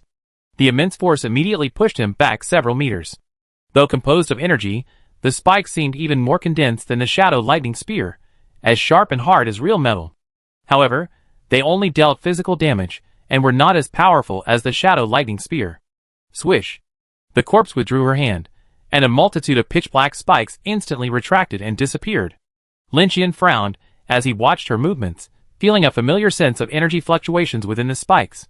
Shadow magic? If it truly was shadow magic, then it would be worth pondering. What kind of connection existed between these different worlds? But the corpse didn't seem to give him much time to think. With a light stomp of her foot, a multitude of massive, pitch-black spikes, like stalagmites, sprouted from the ground. Swish, swish, swish. The spikes rapidly spread toward Lin Qian. This time, Lin Qian could see clearly. A barely perceptible shadow connected to him, forming a line. The pitch-black spikes were growing from that shadow. It was confirmed. It was shadow magic. That made things easy. Spiritual fire erupted, forcibly dispelling the darkness beneath his feet. As expected, the spreading spikes abruptly stopped, breaking off mid-sentence. Immediately, Lin Qian unsheathed the Dawn Great Bow and, aiming at the female corpse, drew the string without hesitation. My turn. The next moment, a powerful flash of light erupted. Boom! Not seeking lethality, only frequency, the light arrows gathered and released. The pearl necklace was a valuable item, and Lin Qian coveted it. But since he couldn't snatch it, he could only tearfully relinquish it. Under the barrage of arrow after arrow, the female corpse could only passively dodge, unable to get close. The tomb chamber was cramped, and ultimately, with no escape, she could only flee through the passage. Run? Lin Qian, using his blood to replace the sun crystals on the Dawn Great Bow, gave chase. Boom! Bursts of loud noises echoed from the underground, terrifying the three tomb robbers. Is this a battle with an ancient corpse? They stared at each other in disbelief, feeling completely utterly unlucky. Not only had they toiled for 2 months in vain, but they had even tangled up with such a powerful deity. Those in their industry knew only too well how dangerous ancient corpses were. Even the smallest sealed ancient corpses were not ones they dared to provoke. Even if the authorities took action to exterminate an ancient corpse, they would have to be prepared to pay a heavy price. Unless they summoned 1 or 2 of the old guard who ruled the area, they had no right to act. The military blockade was in place, and all nearby captains and above were to be drafted. How could someone dare to confront them head-on with just a few men, as they were seeing now? Could it be that the authorities have secretly cultivated another monstrous being? One person guessed a possibility, and his heart instantly sank. If that were the case, they would surely be silenced. There's no way she survived. Boom! Dust flew as the passage collapsed. Stop! A figure in a cheongsam descended lightly, as if treading on invisible clouds. The female corpse, seemingly alive, showed signs of obvious panic. Only 5 black pearls remained on her necklace. In response, a powerful beam of light pierced the ground. A massive black-backed tail burst from the earth. Lin Qian leaped high and unleashed an arrow. Before the arrow landed, he dodged forward, pressing in close. A ring of power emerged. Boom! Boom! The continuous onslaught left the female corpse powerless to defend herself. The terrifying force directly slammed her into the ground. Through the battle, Lin Qian discovered that the female corpse's skills were extremely fast, and the control of the ghost I was almost ineffective against her. Her mental attributes were likely extremely high, but her defense was a weakness, which she could only compensate for with items. If I could destroy that pearl necklace, the corpse would be powerless to fight back. Crack! Another clear cracking sound. Forward left. Lin Qian licked his lips, his eyes gleaming with dangerous greed. This was probably the opponent with the highest stats he had ever encountered. If he absorbed it, he wondered what the gains would be. It was a shame that the health bar only gave strength and constitution, otherwise the rewards would have been enormous, perhaps even greater than the final mission reward. Luckily, the captain of Team 3 summoned me. Otherwise, with the corpse's treacherous tactics, while not completely defenseless, I would have been chased and driven to flee. A survival mission was a survival mission. Surviving was victory.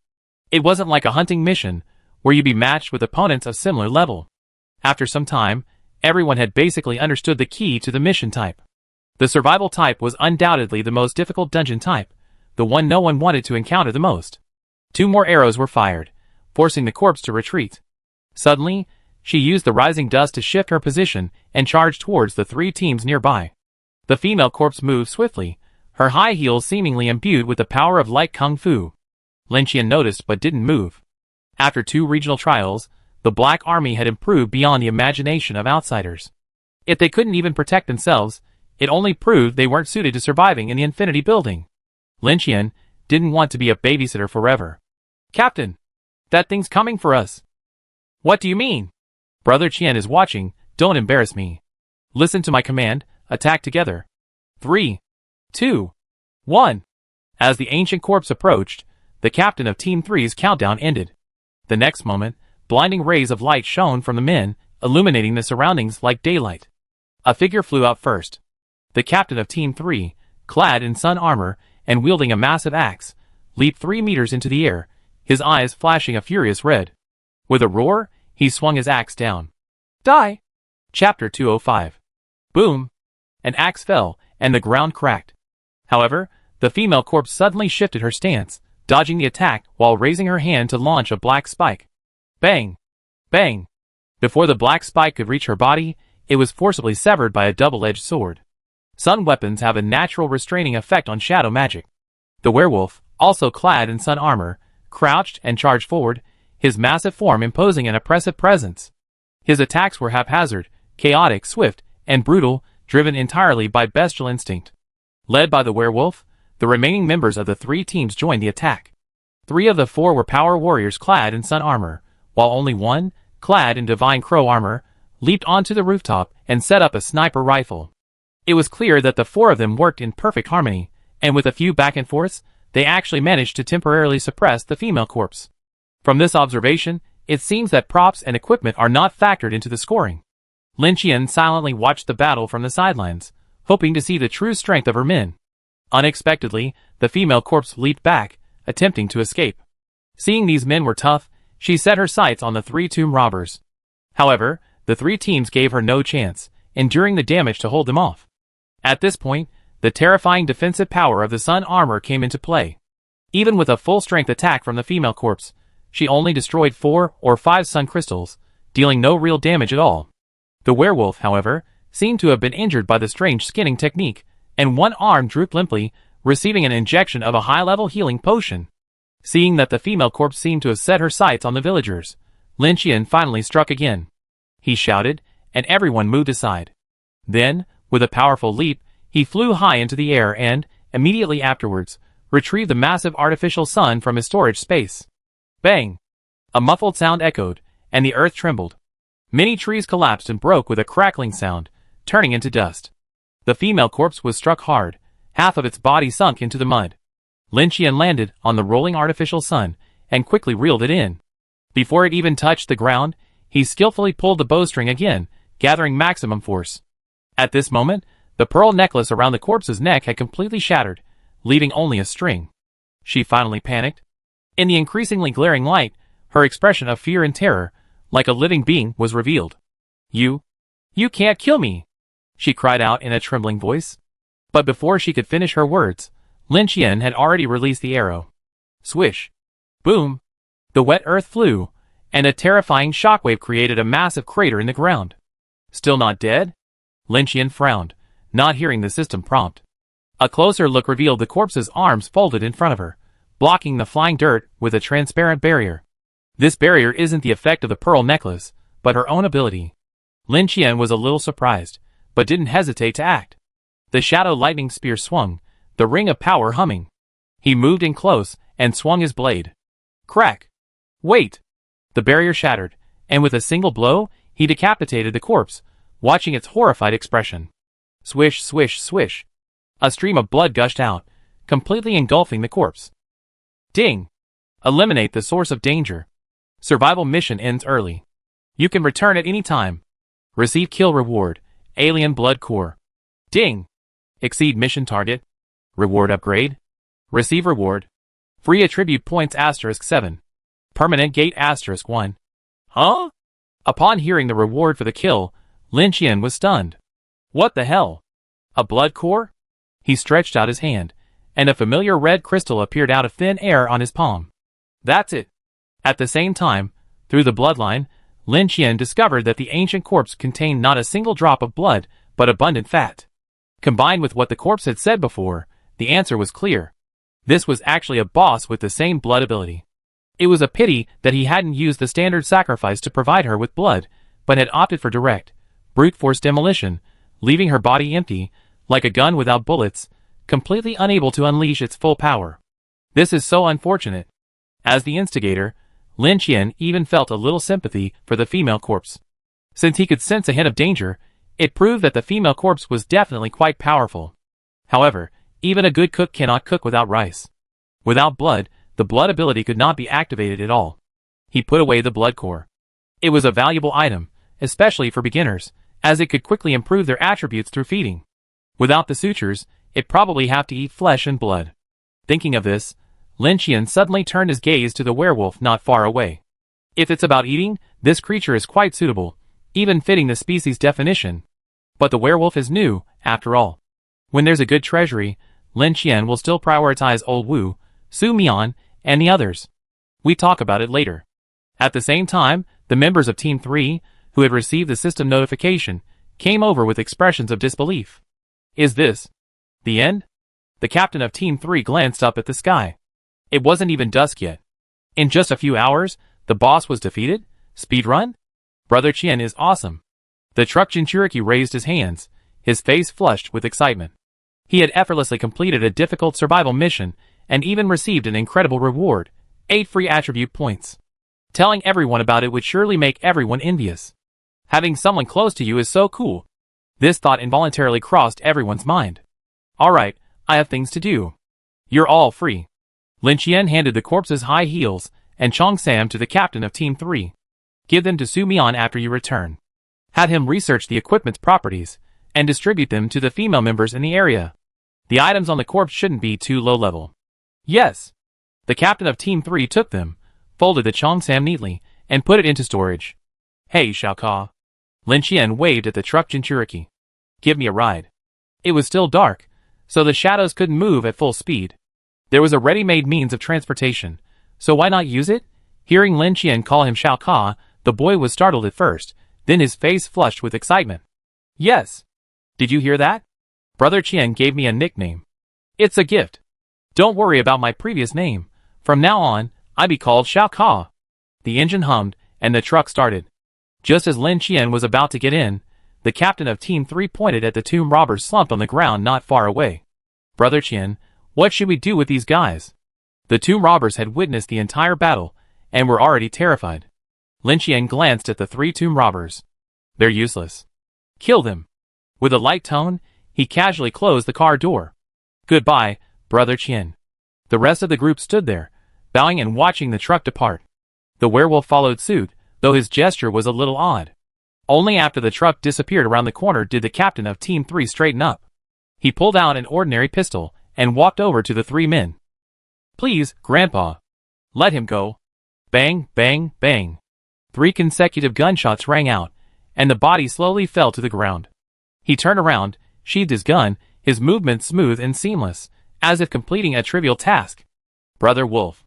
We worked so well together just now. How about we come to my room for a drink after we get back? The captain of Team 3 stared at the wolf man intently, mentally plotting how to win him over. Having this tough guy join Team 3 would be a real boost.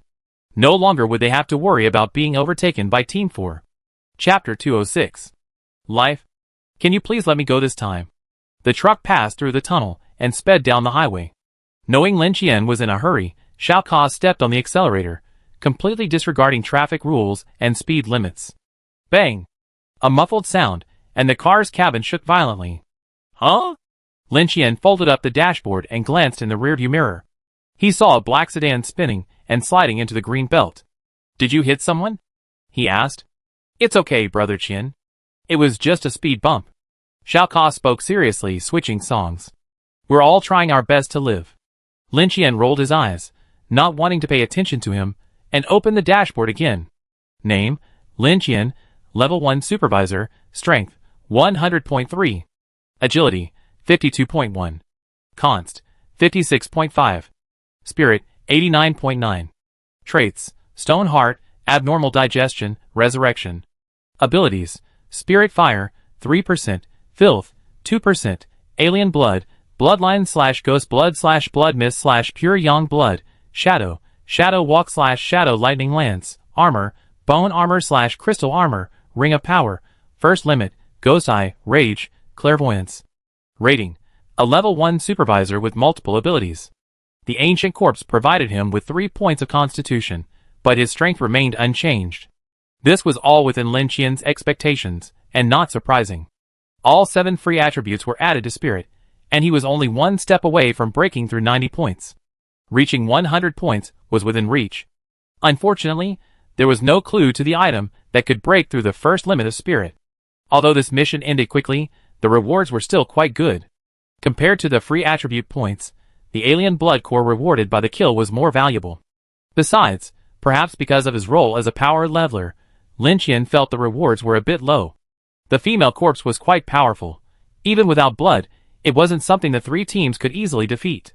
With the werewolves, they could still manage a fight.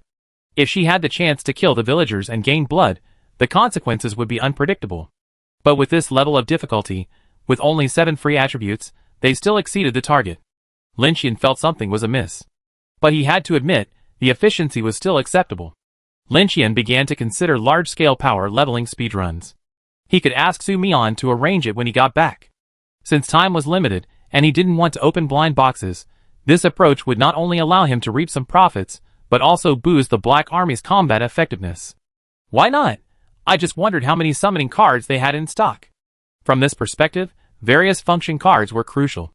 No wonder Su Mian had been bullying survivors from other areas and borrowing a bunch of cards. He must have realized this long ago. While he was thinking, the truck had already entered the city. Okay, you can return. It was already dark. Lin Qian opened the door and got out of the car, preparing to confirm his location before using Shadow Walk to continue on his way. Brother Qian, I won't be going back yet. This car is seriously damaged. I'm going to find a replacement in this world. Okay, get busy. Watching the truck drive away, the faint sound of police sirens blaring could be heard. Lin Qian pulled out his old-fashioned cell phone from his storage space. A corny ringtone sounded, making Lin Qian frown. After a while, the call was connected. Hello? Kuai's voice, a weathered voice. It's me, Lin Qian. Lin Qian said, as she casually bought a newspaper from a roadside newsstand. It had regional information. Northwest region. For some reason, Kuei was silent for a long time before speaking. Lin Qian even thought there was a signal problem. I couldn't reach you. I thought something had happened to you. Hearing this, Lin Qian frowned. Something happened? What could have happened to me? A sigh came from the other end of the line. Remember the young man you killed last time at Southwest headquarters? Lin Qian thought carefully and realized that it was indeed the case. I remember. That guy's background was quite unusual. Later, an investigation team arrived, and Fan Yuanzheng was in dire straits. As he promised, he stepped forward and took full responsibility, but he couldn't hold himself up. Captain He, who was present at the time, was found to have had contact with you and was implicated, having been transferred to the most dangerous Central North region. You know, the faster a candle burns, the closer it is to death. It's basically equivalent to a death sentence. Lin Qian's eyes gradually grew colder. How about you? Are you okay? He asked Mr. Kuei. Oh, it's okay. Although my strength isn't great, I've been around the world for many years, so my sense of smell is still very keen. I hid before the wanted order came out. I'm now at the home of an elderly elder in the countryside. I'm safe. You don't have to worry about me. But you, don't act rashly. We can't afford to offend those people. Be patient. Everything will be fine once they forget about it.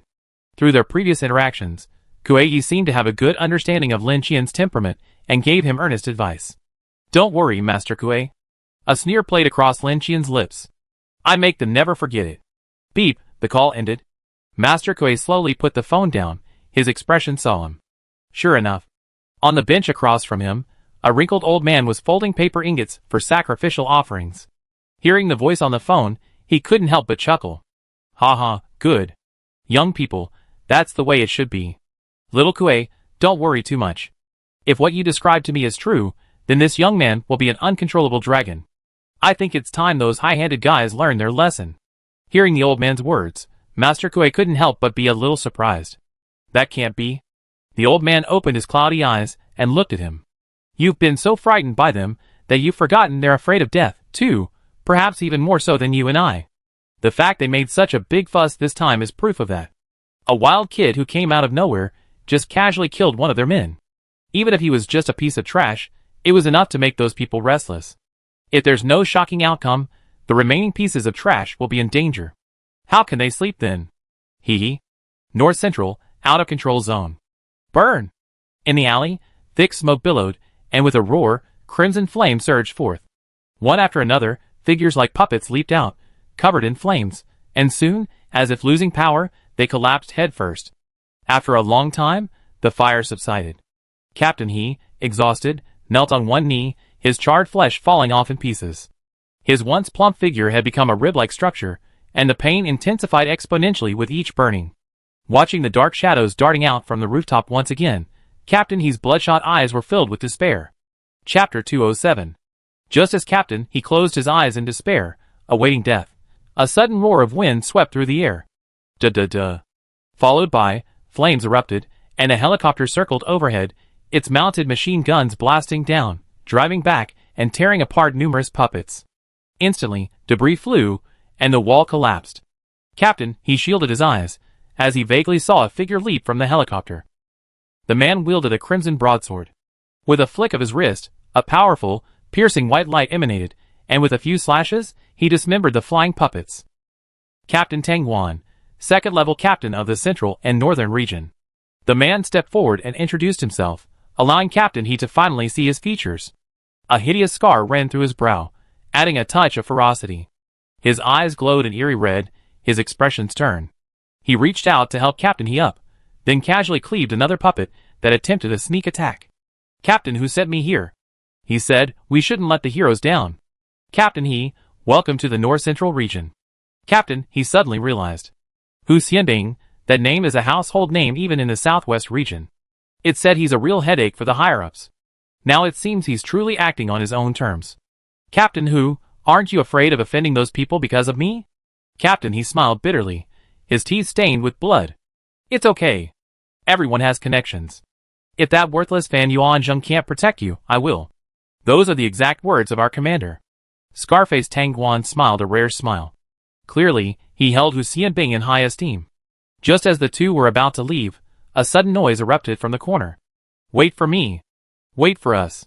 A portly man came hurtling towards them like a reckless fan. Though bulky, he was surprisingly agile. Leaping and dodging, Tang Guan's sharp eyes caught sight of someone carrying a petite girl on his back, seemingly seriously injured and unconscious. Who is this person? Tang Guan looked at. Inertially, his first thought upon seeing the fat man at the scene was a candle. Captain, he shook his head. Not one of us. They're probably from the same industry. We met before, worked together for a while, and then got separated. If possible, rescue them too. We're short-handed right now, and that girl is quite capable. With just a few words, the disheartened captain he began to think of himself as one of Hu Xianbing's men and began to think from the perspective of the Central and Northern region. Tang Guan frowned as he looked at the two men. Before, he always had a negative impression of people in the industry, but since the train incident, his perspective had changed. Captain Lu was right. Anyone, used properly, could produce unimaginable results. But this guy, Can he even sit in a helicopter? Tang Guan was thinking about evacuating when he saw the fat man across from him slam on the brakes, his eyes gazing skyward in horror. Be careful. Before he finished speaking, a sudden roar erupted. Boom! Tang Guan turned in shock to see a dark figure pierce the hovering helicopter. The fuel tank exploded, fragments slicing his cheek, and a blast of air erupted. On the roof, a strange figure snapped its joints, its head twisting 180 degrees in an unnatural motion, its eyes fixed on Tang Guan. Furthermore, its body was even more abnormal.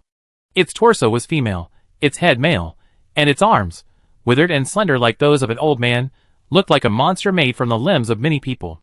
Crack, crack. It opened its mouth, revealing a dark hole. Sticky blood dripped from the corners, revealing faint traces of skin and hair. Ghost King level. Tang Guan's heart trembled. He hadn't expected a second Ghost King level creature to hide here. It looked like today was destined to be a dangerous day. We have to fight tooth and nail.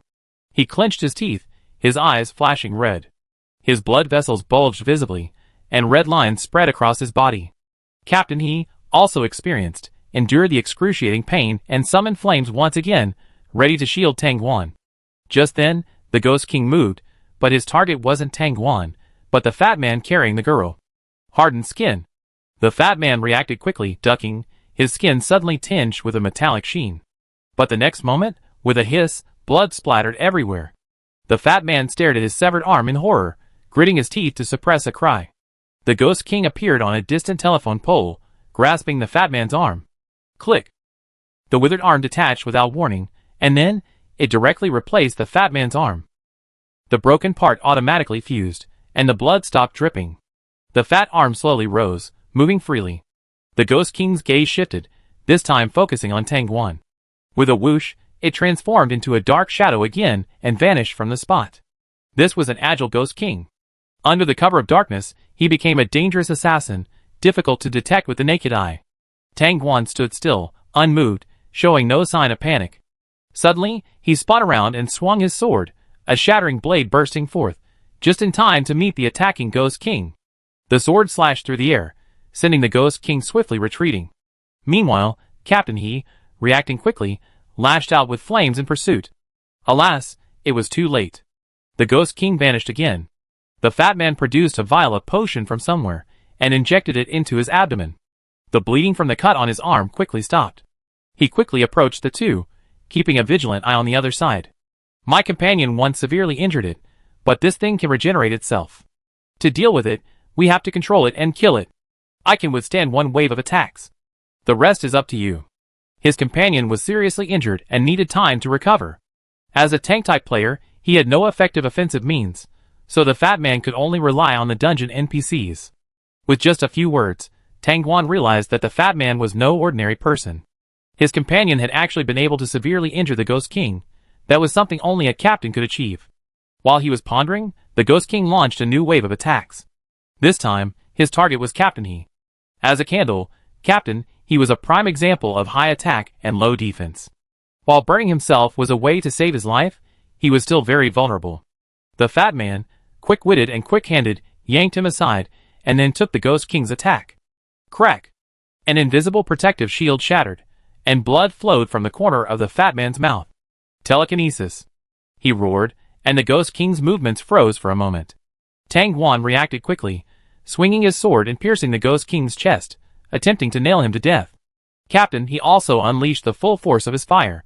Amid screams, black smoke billowed, and crimson flame swept towards the controlled Ghost King. Chapter 208. Puff! The fat man's massive form flew backward, a horrific wound on his chest peeling back, blood gushing out.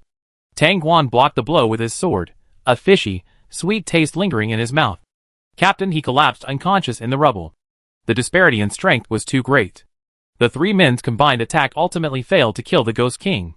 Instead, Captain He was ambushed and counterattacked, suffering severe injuries. At this moment, in addition to the Ghost King's relentless attacks, countless zombie puppets gathered around. Tang Guan looked around, his heart sinking. I can't care about anyone else. He couldn't save Captain He's life, but he could fight his way out and escape. If he stayed here any longer, he might die here too. Tang Guan glanced at Captain He, not far away, and cursed in frustration. But the next moment, his expression froze, his eyes widening. A dark shadow smeared like ink, and a figure slowly emerged from it. Someone Tang Guan knew well. You?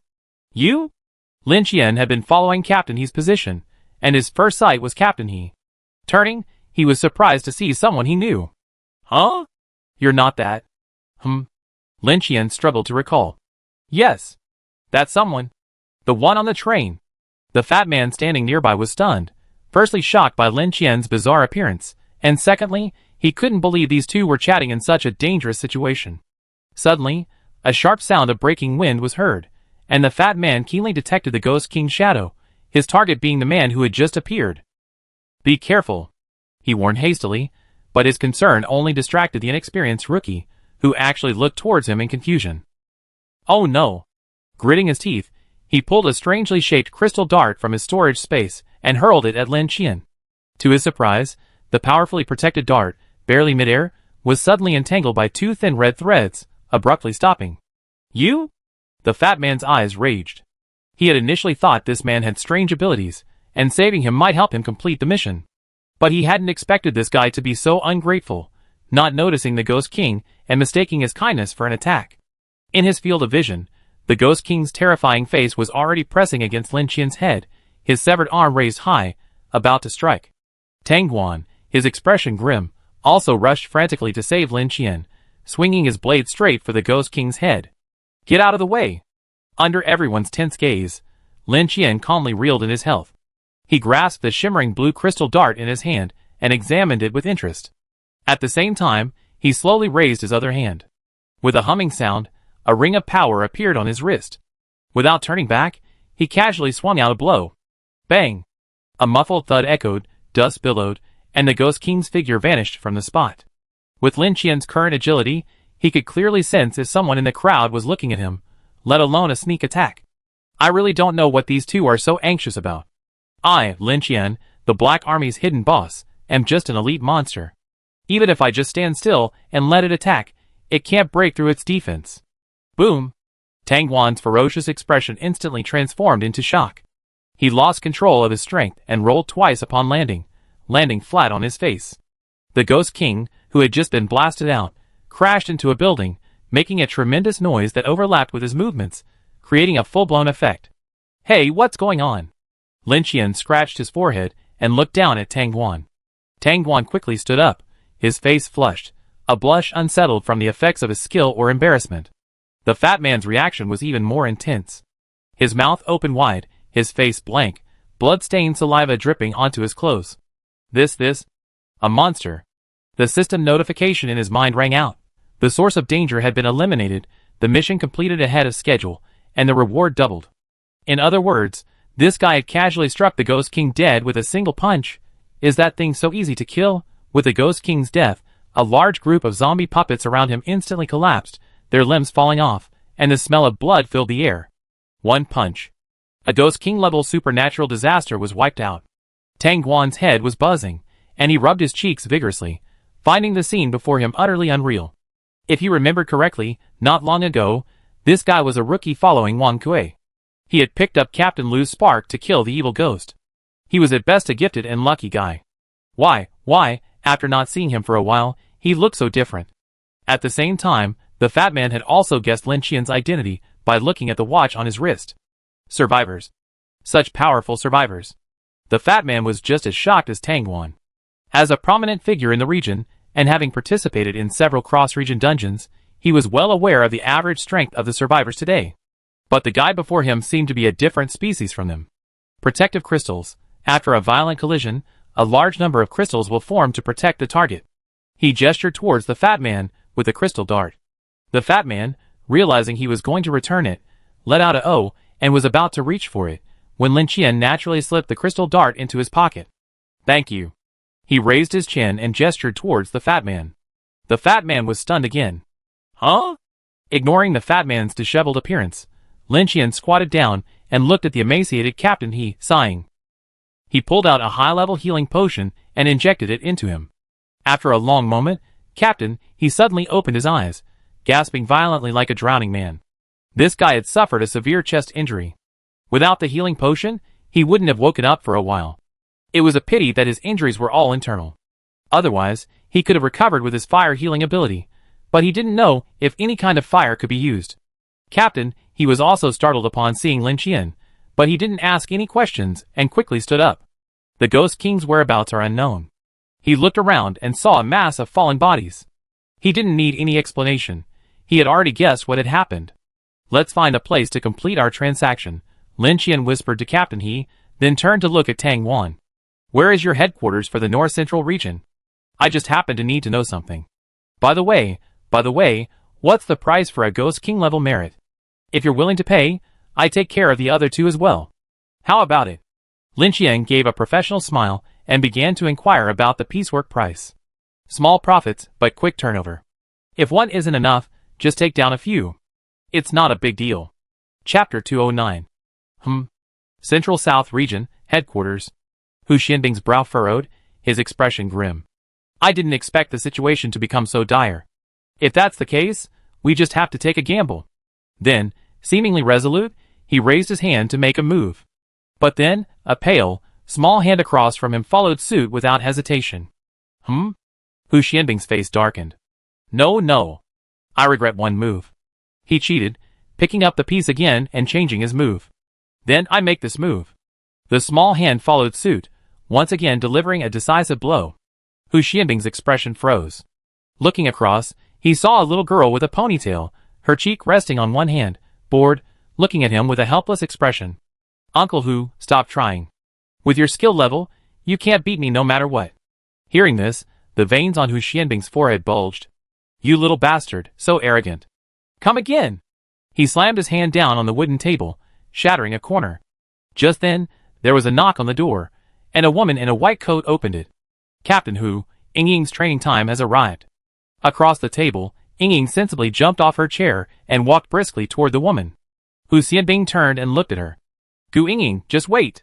I definitely beat you next time.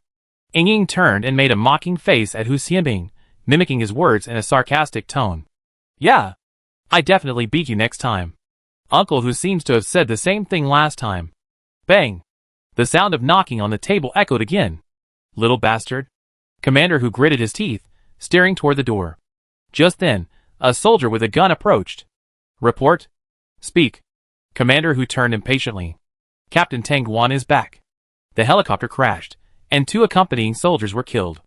Commander Hu paused as he pulled out his cigarette. What happened? The soldier continued his report.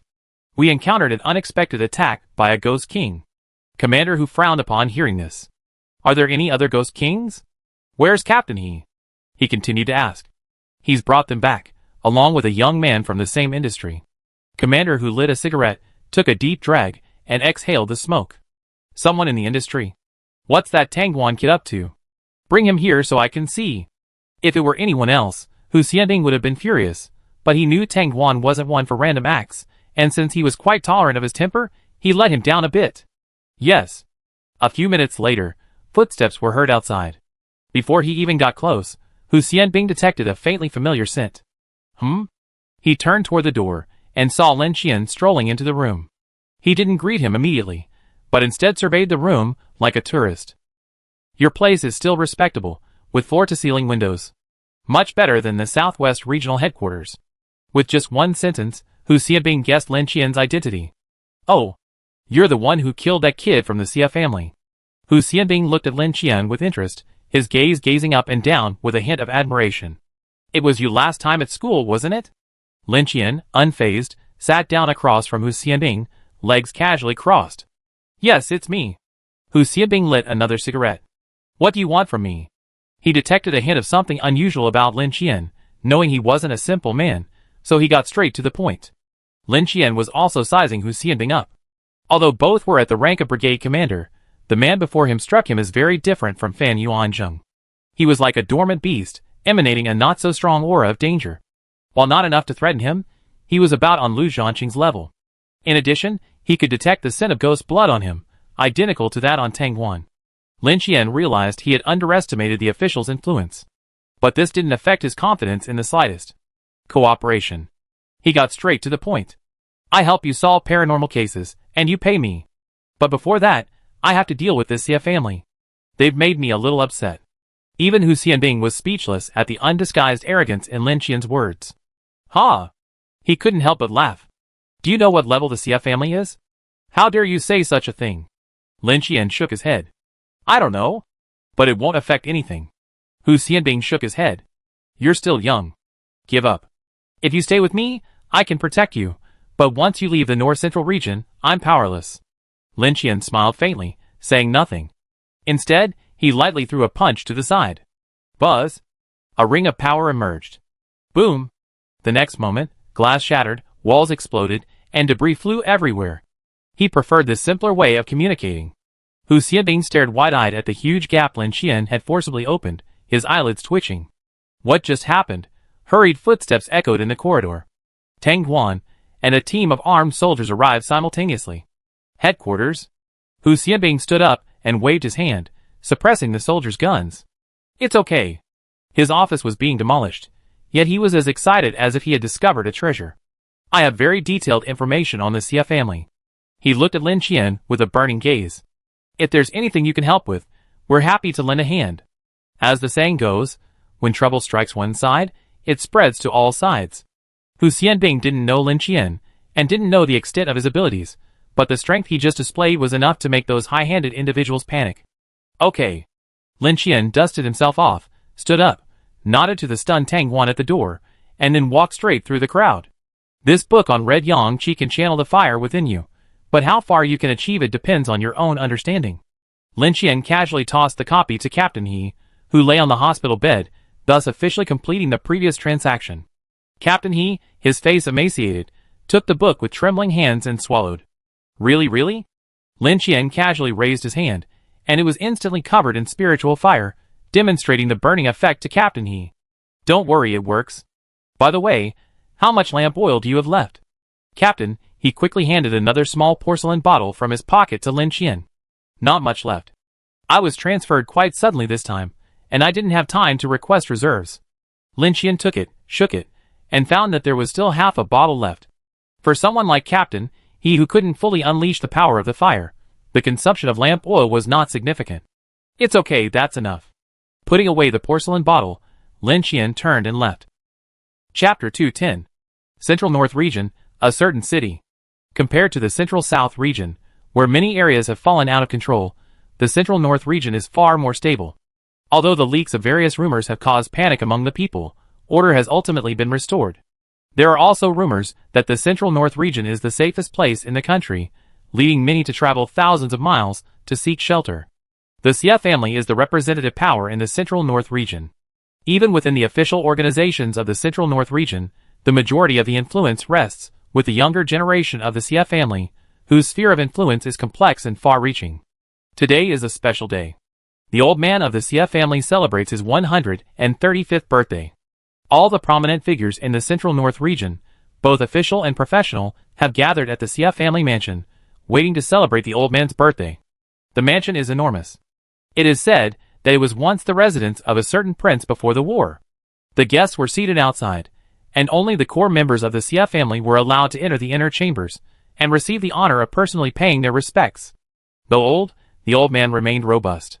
He sat upright on the dais, his back straight and imposing, exuding a commanding presence.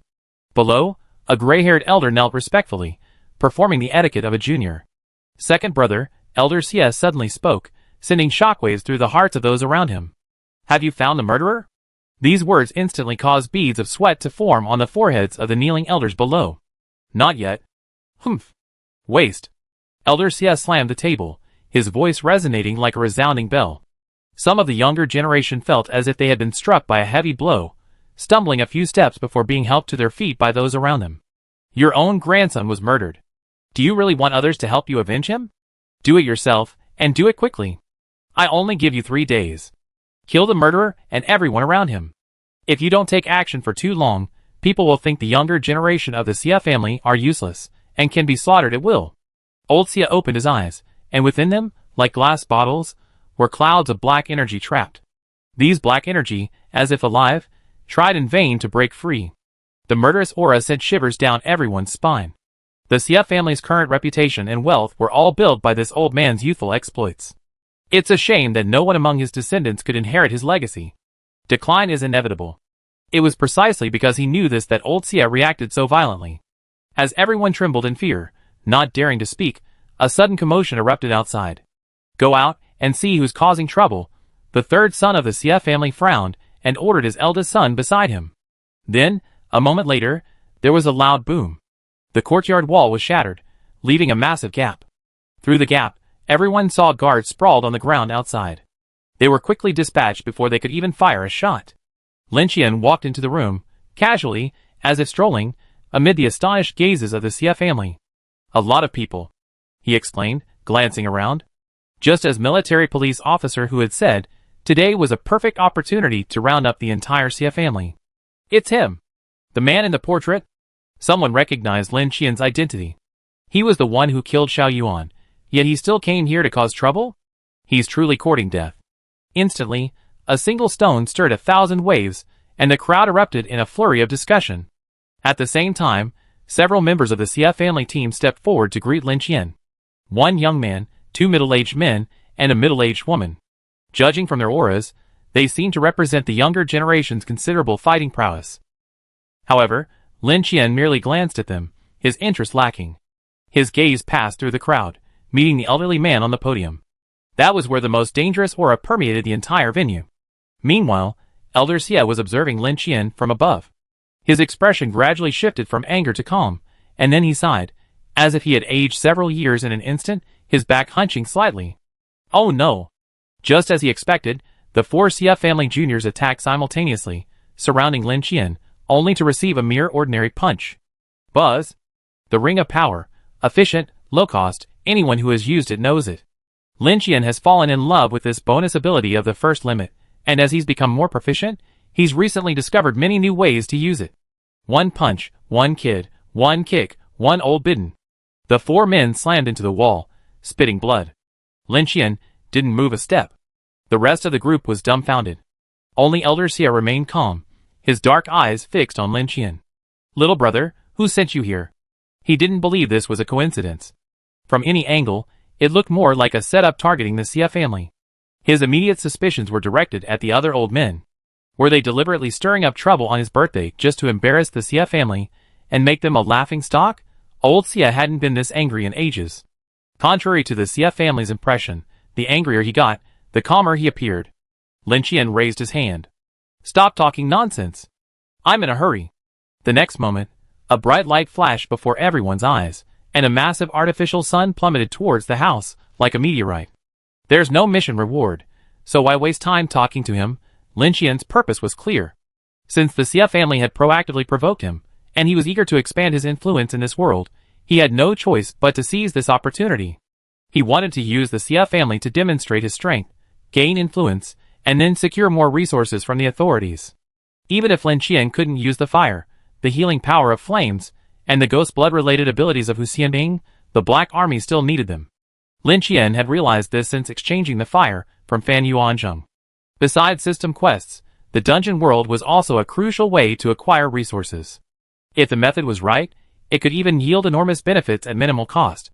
If Lin Qian could think of it, then others could too. Thankfully, most people were struggling to survive these days, and even if they had ideas, they were powerless. As a result, the dungeon world was like ripe fruit trees, waiting only for those qualified to pluck them. Lin Qian, on the other hand, planned to capitalize on his absolute lead and began a relentless expansion, establishing a firm foothold. To seize, one had to be fast, precise, and ruthless. Regarding concerns like revealing one's identity, being targeted by other survivors, or whether one's strange abilities would arouse the suspicion of the natives, all concerns were thrown to the wind. Just go for it. Chapter 211. Uncle Li, what's going on? The Xia family's old house, outer perimeter, guest area. Most of those assigned here were prominent figures in the industry. They had come with lavish gifts to celebrate the birthday, yet they weren't even allowed into the inner courtyard. This exemplified the Xia family's arrogance. Someone dared to challenge the Xia family's authority. They're truly courting death. The middle-aged man known as Uncle Li gazed with interest at the blasted hole in the distance. Aside from him, most of the others were simply watching the spectacle. They knew all too well the Xia family's strength. The young man reached up to adjust his glasses, inadvertently revealing the timer on his wrist. Pei Ying was one of the first survivors to recognize the value of the dungeon world. He had begun planning long before, utilizing the tools in the Infinity building to successfully infiltrate the industry. Today, he had accompanied Uncle Lee to the birthday celebration, hoping to enter a more inner circle. To that end, he had even placed a rare item in a gift box, intending to personally present it to Elder Xie. Unexpectedly, he didn't even get through the door. Just as he was beginning to worry, something unexpected happened. An arrogant individual descended from the sky, charging forward, overwhelming all the guards with ease, and bursting into the inner courtyard. Pei Ying instinctively thought this was his chance, and was about to offer his assistance, hoping to impress the Xie family. But as he drew his gun, the individual glanced vaguely in his direction. That single glance sent his 17 points of agility into a frenzy of alarm. He had a premonition that if he had acted then, he would never have escaped alive. Just as he had guessed, several subsequent Xie family masters were easily repelled by the man. Suddenly, a cry of surprise rose from the crowd gathered at the gap to watch the excitement. Look! Elder Xie has taken action. Amidst the clamor, dark clouds suddenly filled the sky, and a cloud of black mist swirled in the brightly lit inner courtyard, emitting a shrill scream like a vengeful spirit. Boy! You're courting death. An old voice echoed in layers, making the crowd dizzy and dazed. The white light faded, and a series of roaring sounds emanated from the inner courtyard, with the onlookers occasionally letting out exclamations of surprise. Pei Ying tried to move closer to see, but was grabbed by Uncle Lee beside him. Elder Xie's skills are somewhat sinister. Try not to get too close. As expected, as soon as he finished speaking, a man approaching the inner courtyard was invaded by a cloud of black energy. His face instantly turned pale, and he pounded his chest, as if choking. Everyone was startled by this, and quickly retreated to avoid it. The battle in the inner courtyard continued, the sound of collisions resounding. Suddenly, a wall crumbled, sending rubble flying. Lin Qian, half clad in bone armor, plowed backward, arriving directly in front of Pei Ying's desk. You old men are quite strong. Uncrossing his arms, Lin Qian glanced around. Spotting grapes on the table, he casually plucked one and popped it into his mouth, biting into it, its sweet aroma filling the air. Delicious. Pei Ying was stunned. He hadn't expected this guy to be so casual even at this point. Then, his gaze fixed on the timer on Lin Qian's wrist. He's a survivor? Pei Ying's eyes widened, staring at Lin Qian in disbelief. Bang! In the distance, Elder Xie, shrouded in black energy, fell to the ground with a vengeance, shattering bricks and stones. His shirt was torn into rags, revealing muscles as fierce and entwined as dead tree roots. His body was incredibly sturdy, unlike a man over 100 years old. Humph! Boy, you have quite a talent. If you're willing to marry into the Xie family, you can choose any of my granddaughters. How about it? Old Xie strode from the inner courtyard with heavy steps, his voice like the humming of a bronze bell. Many people shuddered at these words. Even at this point, Elder Xie was still trying to win over this boy. Everyone looked at Lin Qian, a mixture of envy, jealousy, and confusion. Why does he do that? But Lin Qian pretended to be indifferent, as he secretly picked up the bunch of grapes and placed it in his storage space. Looking across at Elder Xie again, he chuckled. Old man. Look at your age, I give you 2 moves, and you really think you have a sure win? This old man could block the falling artificial sun head-on. His strength was indeed beyond Lin Qian's expectations. But from the previous exchange, Lin Qian discovered that this guy relied not on pure strength, but on those black auras that resembled vengeful spirits. He had once encountered a tiger demon that seemed to possess a similar method, but that demon lacked the ability to absorb vengeful spirits like the old man before him. It was completely on a different level. Humph! You don't know what's good for you. Sensing the undisguised sarcasm in Lin Qian's words, Elder Xie snorted coldly. Without further thought, he stomped his foot on the ground, leaped forward, and slapped Lin Qian with his palm. As he moved, a surge of black energy began to surge, unexpectedly converging in midair into a massive black mist palm, which slammed down towards Lin Qian like a solid object. The old man had just used this move to forcibly deflect the artificial sun. It was incredibly powerful. TSK, what a loss. Lin Qian looked up at the black mist palm and sighed. If this were a mission, it would definitely yield something. Never mind, you're overthinking it. Next is the second stage. Armor transformation. With a low shout, red crystal bone armor quickly covered his entire body, and his massive black back tail swung out with a clang, shattering the table behind him.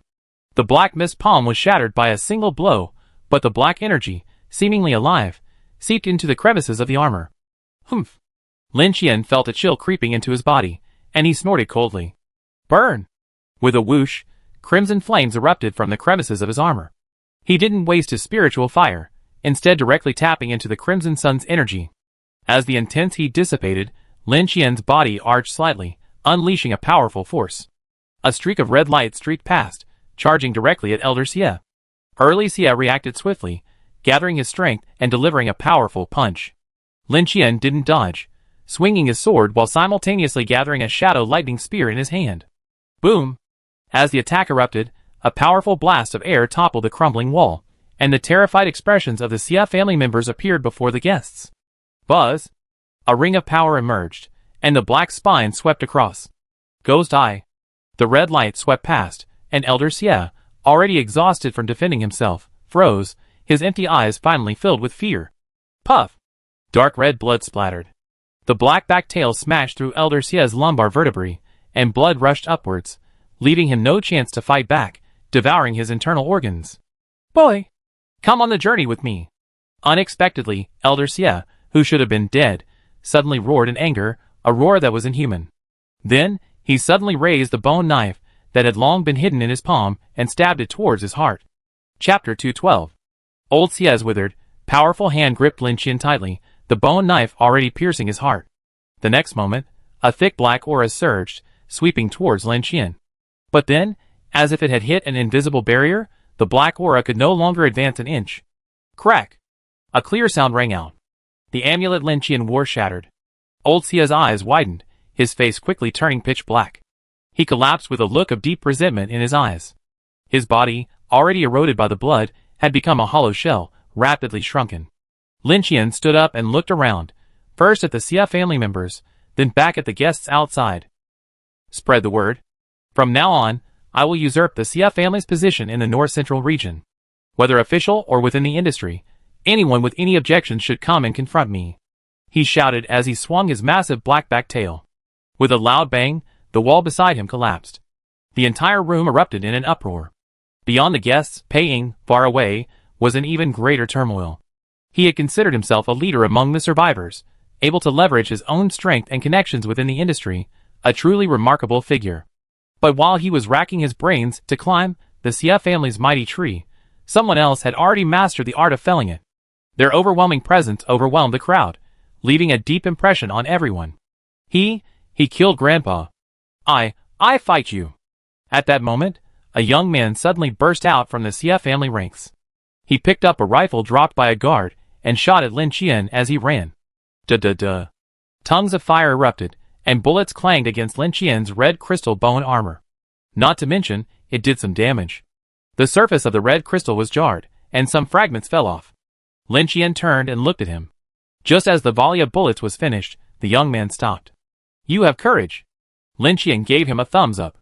The next moment, the black-backed beast's massive tail swept across, sending the young man flying as if hit by a truck.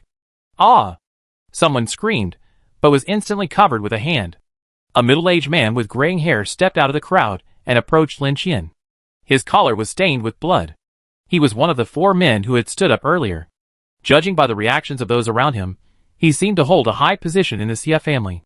Lin Qian looked at him in confusion, thinking he was courting death. Unexpectedly, the middle-aged man straightened his clothes, then dropped to his knees with a thud, kowtowed to Lin Qian meticulously. Please, spare the others. Though he knelt, his back remained straight, and his throat trembled audibly, as if he had swallowed back too much emotion. The guests outside, seeing this, stared wide-eyed, and a murmur of discussion rose. Lin Qian was also somewhat surprised. This guy seemed to have a clear understanding of the situation. It seemed not all the members of the great families were empty-headed. He glanced at the Xie family members, but saw that most of them were pale and apprehensive. Only a few looked at him with hatred, and when they saw him looking at them, they quickly hid their gazes.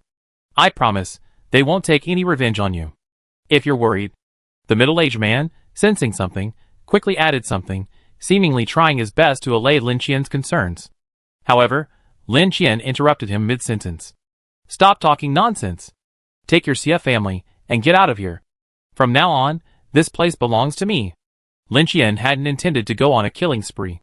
The Xie family was just a stepping stone. His ultimate goal was to establish connections with the authorities. If he acted too drastically, it would easily tarnish their impression of him. After all, many members of the Xie family held important positions within the government. As for revenge, stop it. To pose a threat to Lin Qian at this point, they need at least a 2-star elder, not to mention Lin Qian's rapid development. Giving them 2 years might allow them to regroup, but if they gave Lin Qian 2 years, he'd probably be completely detached from humanity by then. The Xie family members left in silence, and the guests watched the scene in silence, no one daring to speak. Someone approached the perimeter, attempting to sneak away, but was spotted by the sharp-eyed Lin Qian. Huh? Why are you running? Don't leave after paying your respects. Keep playing music and eating. Old man Xie may be dead, but I'm still alive. Don't waste your trip. Consider it a birthday celebration for me, even though my birthday is still 6 months away. Come on, show me the gift list. What goodies are there? Putting away his armor, Lin Qian, as if nothing had happened, beckoned everyone to take their seats. The outer courtyard was badly damaged, so he ordered everyone to the inner courtyard and take their seats.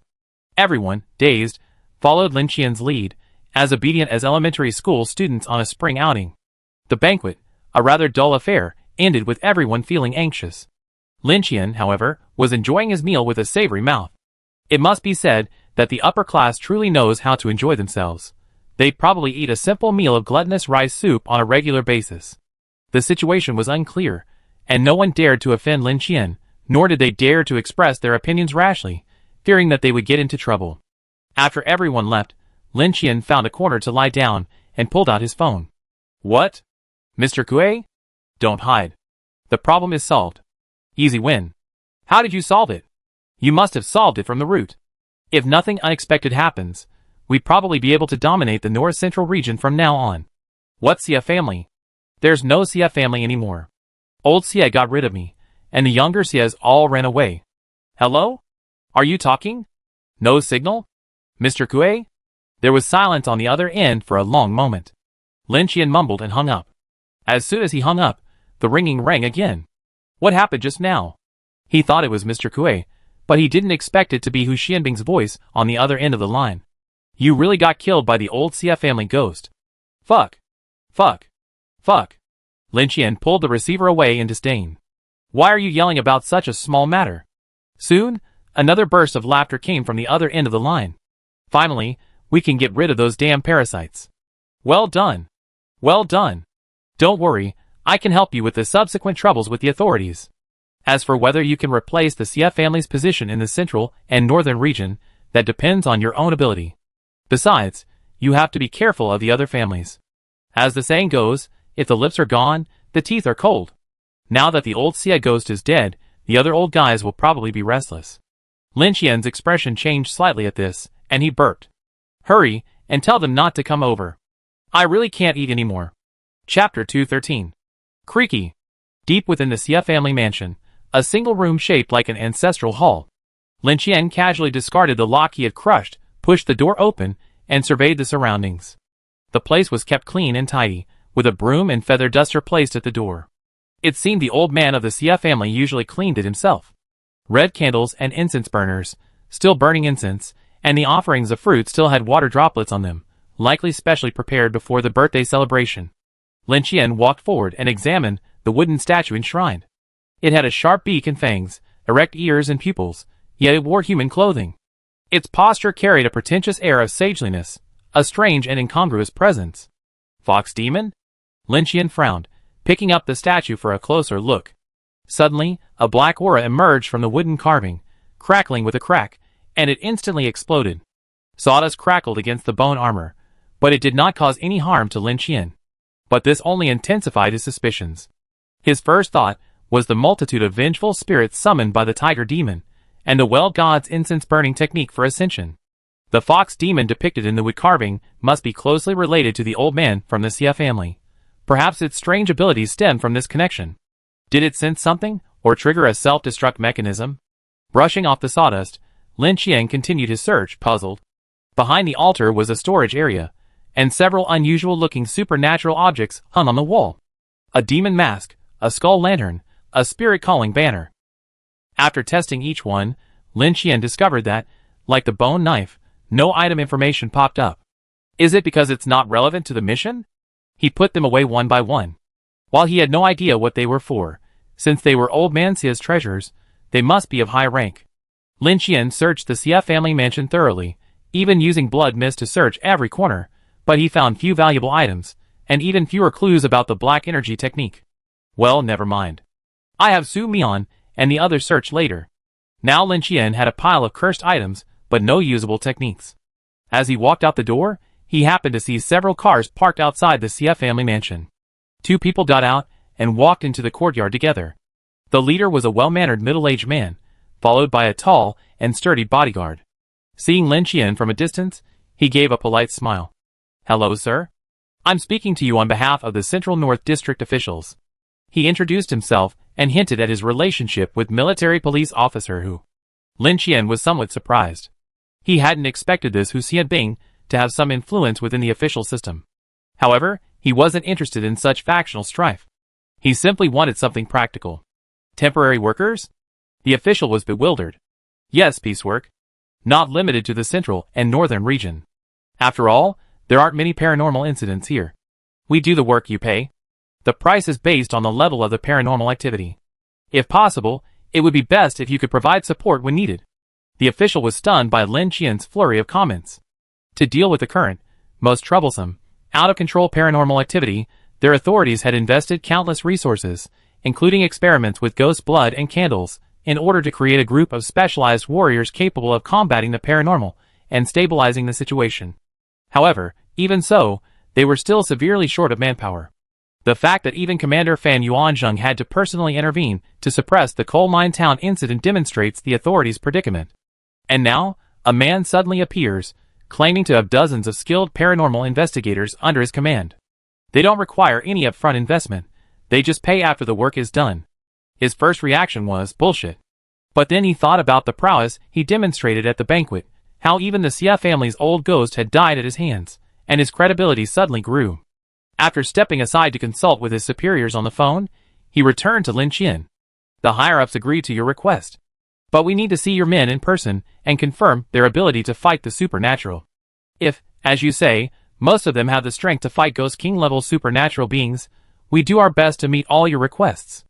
Lin Qian nodded and checked the timer. Okay, but we have to wait 2 days. Besides teams 1 and 2, everyone else should be in the dungeon. Lin Qian plans to bring everyone over after the 100 Districts War. This way, when the Black Army encounters supernatural instances in this world again, they can rely not only on their own abilities, but also seek official support. Upon completing their mission, they receive both system rewards and official compensation, killing 2 birds with 1 stone. Lin Qian initially planned to quickly resolve some supernatural incidents on his own, then secure a large amount of resources from the authorities, and distribute them to his subordinates. Later, he thought it would be better to open a channel for them, allowing them to earn their own rewards based on their abilities. The child was growing up, and he couldn't rely on him, the head of the family, to do everything for him. Otherwise, he'd just become useless. Lin Qian was like a caring old father, always considering the Black Army. A simple cooperation model was agreed upon, with the authorities to determine the reward structure based on their own resources. For example, resolving a Ghost King incident would earn 1 fire seed, while several supernatural events would allow participation in transformation experiments. Lin Qian had also mentioned wanting raw materials for the candle experiment, the carrier of the flame's healing power, but the person in charge said they needed to consult with higher-ups, and that it would take some time before any information was available. He agreed, feeling no rush.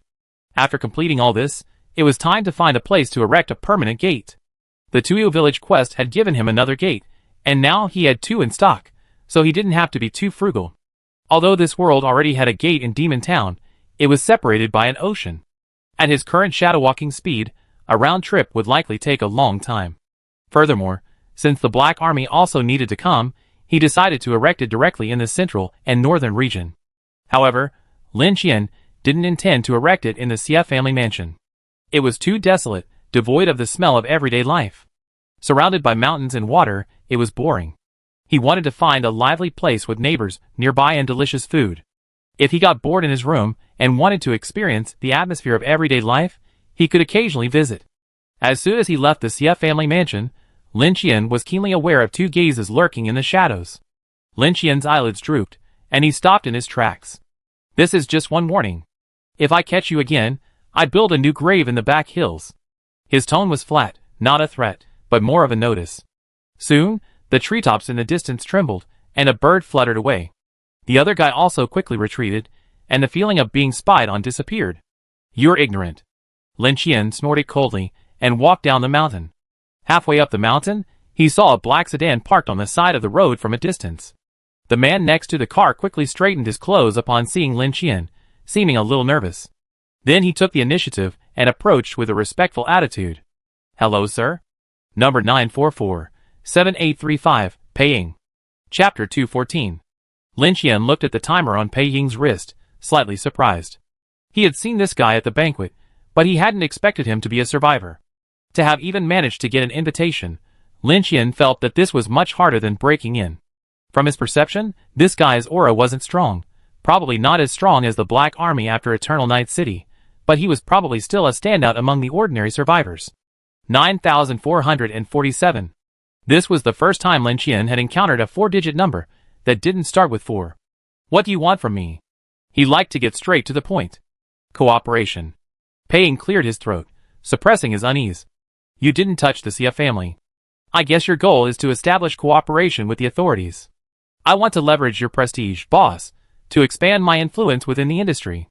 My target is the information about ancient tombs and the inheritance held by those established tomb-robbing families. Hearing this, Lin Qian looked him up and down in surprise, making Pei Ying feel uneasy. I've truly overlooked this aspect of the industry. After his trip to Tuyu village, Lin Qian realized that the ancient tombs were truly a lucrative opportunity. Even in the smallest sealed tomb, the equipment found on the ancient corpses alone would be enough to make most survivors green with envy. Lin Qian, as if reminded of something, began to ponder the matter. But just as his mind began to spin, he felt tired. Forget it, let Su Mian and the others handle the research. He directly sent Su Mian's number to Pei Ying. Talk to him if you need anything.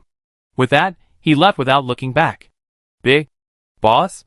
Pei Ying, standing behind, was a bit flustered and tried to persuade him to stay, but Lin Qian, finding him walking down the mountain too slowly, summoned his qigong skills and leaped.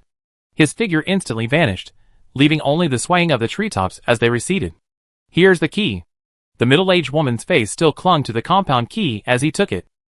He hadn't expected someone would actually take over his house, which hadn't been sold for over 6 months. You can tell they're from out of town. I don't know what happened here.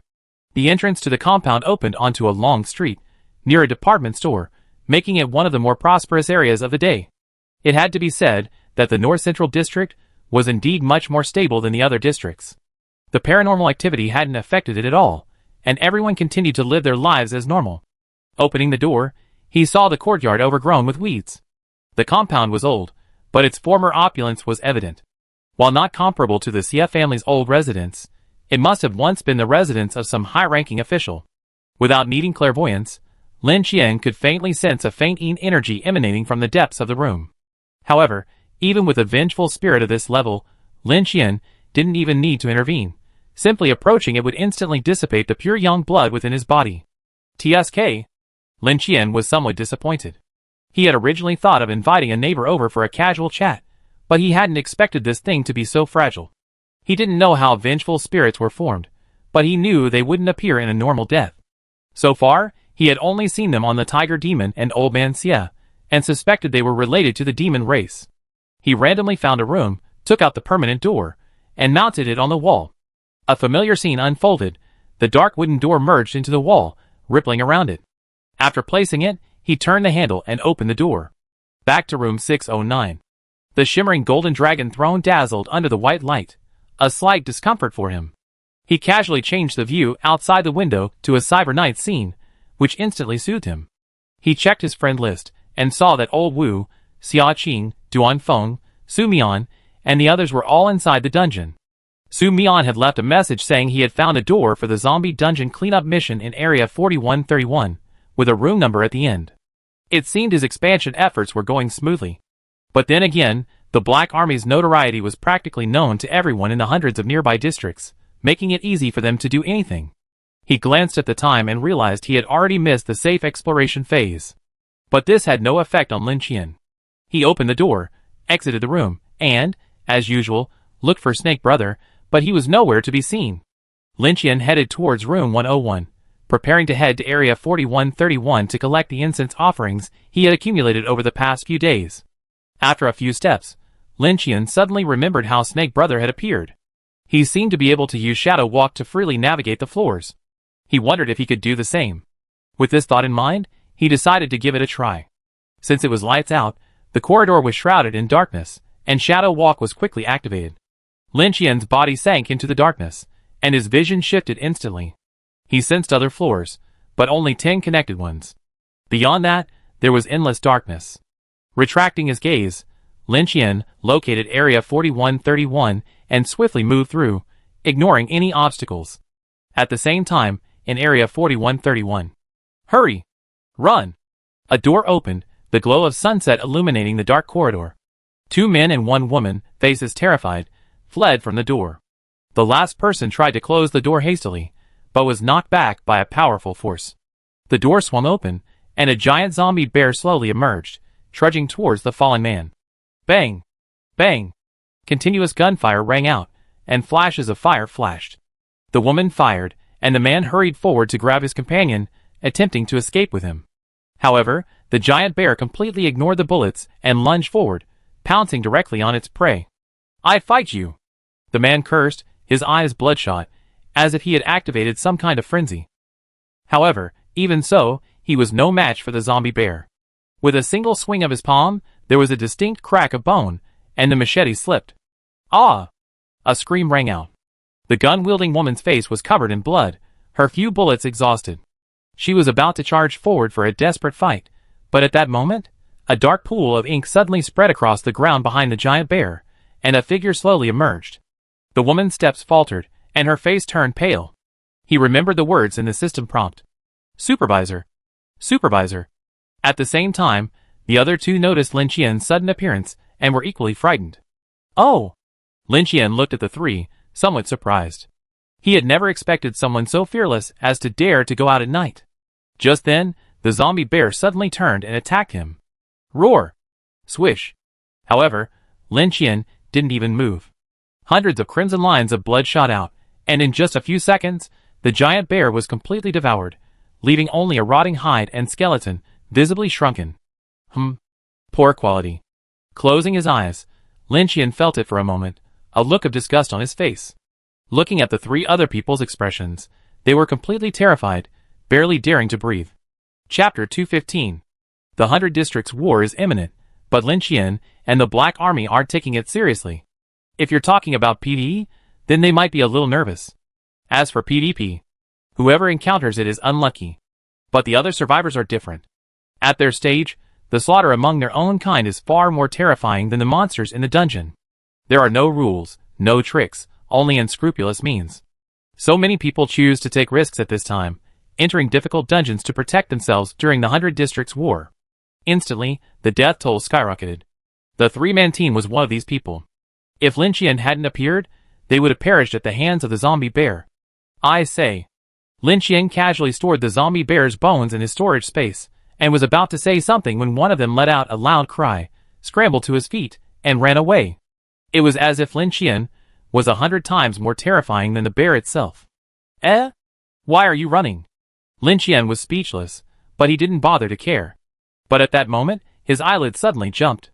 Within his perception range, a strong and dangerous aura was rapidly approaching. Startled, Lin Qian instantly activated his armor transforming ability, covering his entire body with red crystal bone armor. A huge black back tail extended, and his body instantly grew larger. But aside from the 3 survivors, the corridor remained empty. The 2 people nearby were frightened by Lin Qian's hideous bone armor, and dared not move. The person running in the distance suddenly stopped, seemingly reaching his own door. But just as he was about to open the door, a sudden, rapid sound filled the air. Whoosh! Puff! Lin Qian saw it clearly. The man's body was sliced open as easily as a soft cake, from shoulder to side, his entire upper body sliding down with a sticky plop, landing on the ground with a spurt of blood. The other 2 noticed the movement and turned to look. Their lips turned pale, and their hearts skipped a beat at the sight before them. Lin Qian narrowed his eyes, carefully sensing the faint aura of danger. The thing was still approaching. Puff! Soon, another survivor's chest was pierced. He looked down in horror, and then the blade slashed, splitting his head in two. Ah! The last survivor, unable to contain his fear, screamed. In a split second, his head was severed by the invisible blade and tumbled to the side. Blood splattered on Lin Qian's bone armor. Directly before him, an invisible figure stared at him. Immediately, ripples surged in the air, the invisible part slowly fading away, revealing a hideous head. It had layers of sharp teeth, an insect-like head with two bulging oval eyes, and was covered in translucent scales. It was enormous, towering over Lin Qian by a considerable distance. One hand was a claw, the other a crystalline blade with an irregular curve.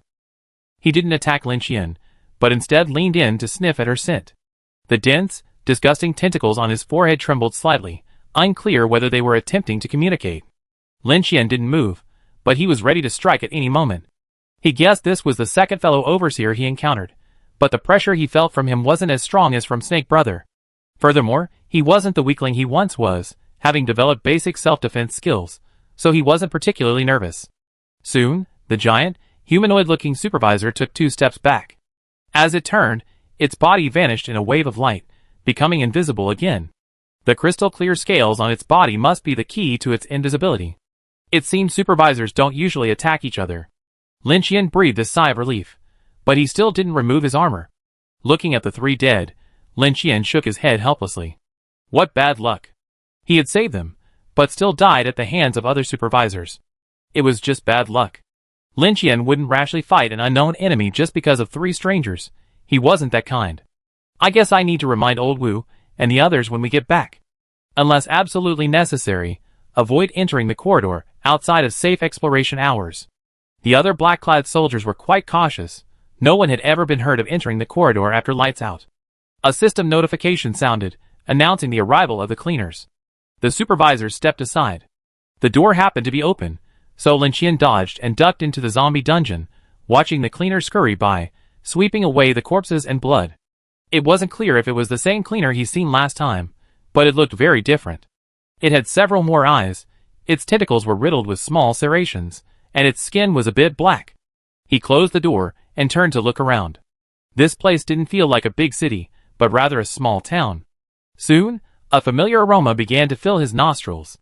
A large amount of incense was gathering from afar, and the incense's ascension to the gods began to accelerate rapidly. Ding! Incense deification upgrade. Learn new branch, Paper Man Curse. Incense deification, level 2 progress, 9.7%. Gain further curse abilities, allowing you to cultivate followers through fear, control them, and create false miracles. Branches, head-swapping corpse puppetry, Paper Man Curse. Paper Man Curse. Create a paper mannequin, attach it to a target, establish a medium, and activate the spell to inflict curse damage on the target through the paper mannequin. Paper mana killing technique? Lin Qian recalled the spell the old woman in the ancestral hall had used that day. It must be this ability. He randomly picked up a piece of paper from space and, relying on his senses, cut 2 identical paper figures. He stacked them together and simultaneously infused them with the power of incense. The progress slowly dropped from 9.7% to 9.6%, and the paper figures were finally completed. With a thought, the 2 paper figures separated, one remaining in his hand while the other drifted forward like a leaf in a gust of wind. Perhaps due to Lin Qian's high spiritual power, this thing was surprisingly agile to control. He randomly found a slow-moving zombie and manipulated the paper figure to stick behind him. The zombie didn't notice anything unusual. The paper figure quickly established a connection, and the paper figure in Lin Qian's hand gradually began to move, its movements mimicking the zombie's movements. Intrigued, he experimentally tore off one of the paper figure's arms.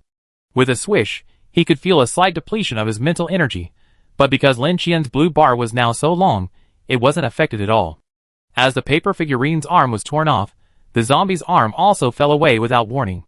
Oh, interesting. Lin Qian, intrigued, tore the paper figurine in his hand directly across the waist. Puff! Disgusting pus spurted out, and the zombie, like the paper figurine, was indeed torn apart at the waist. Chapter 216.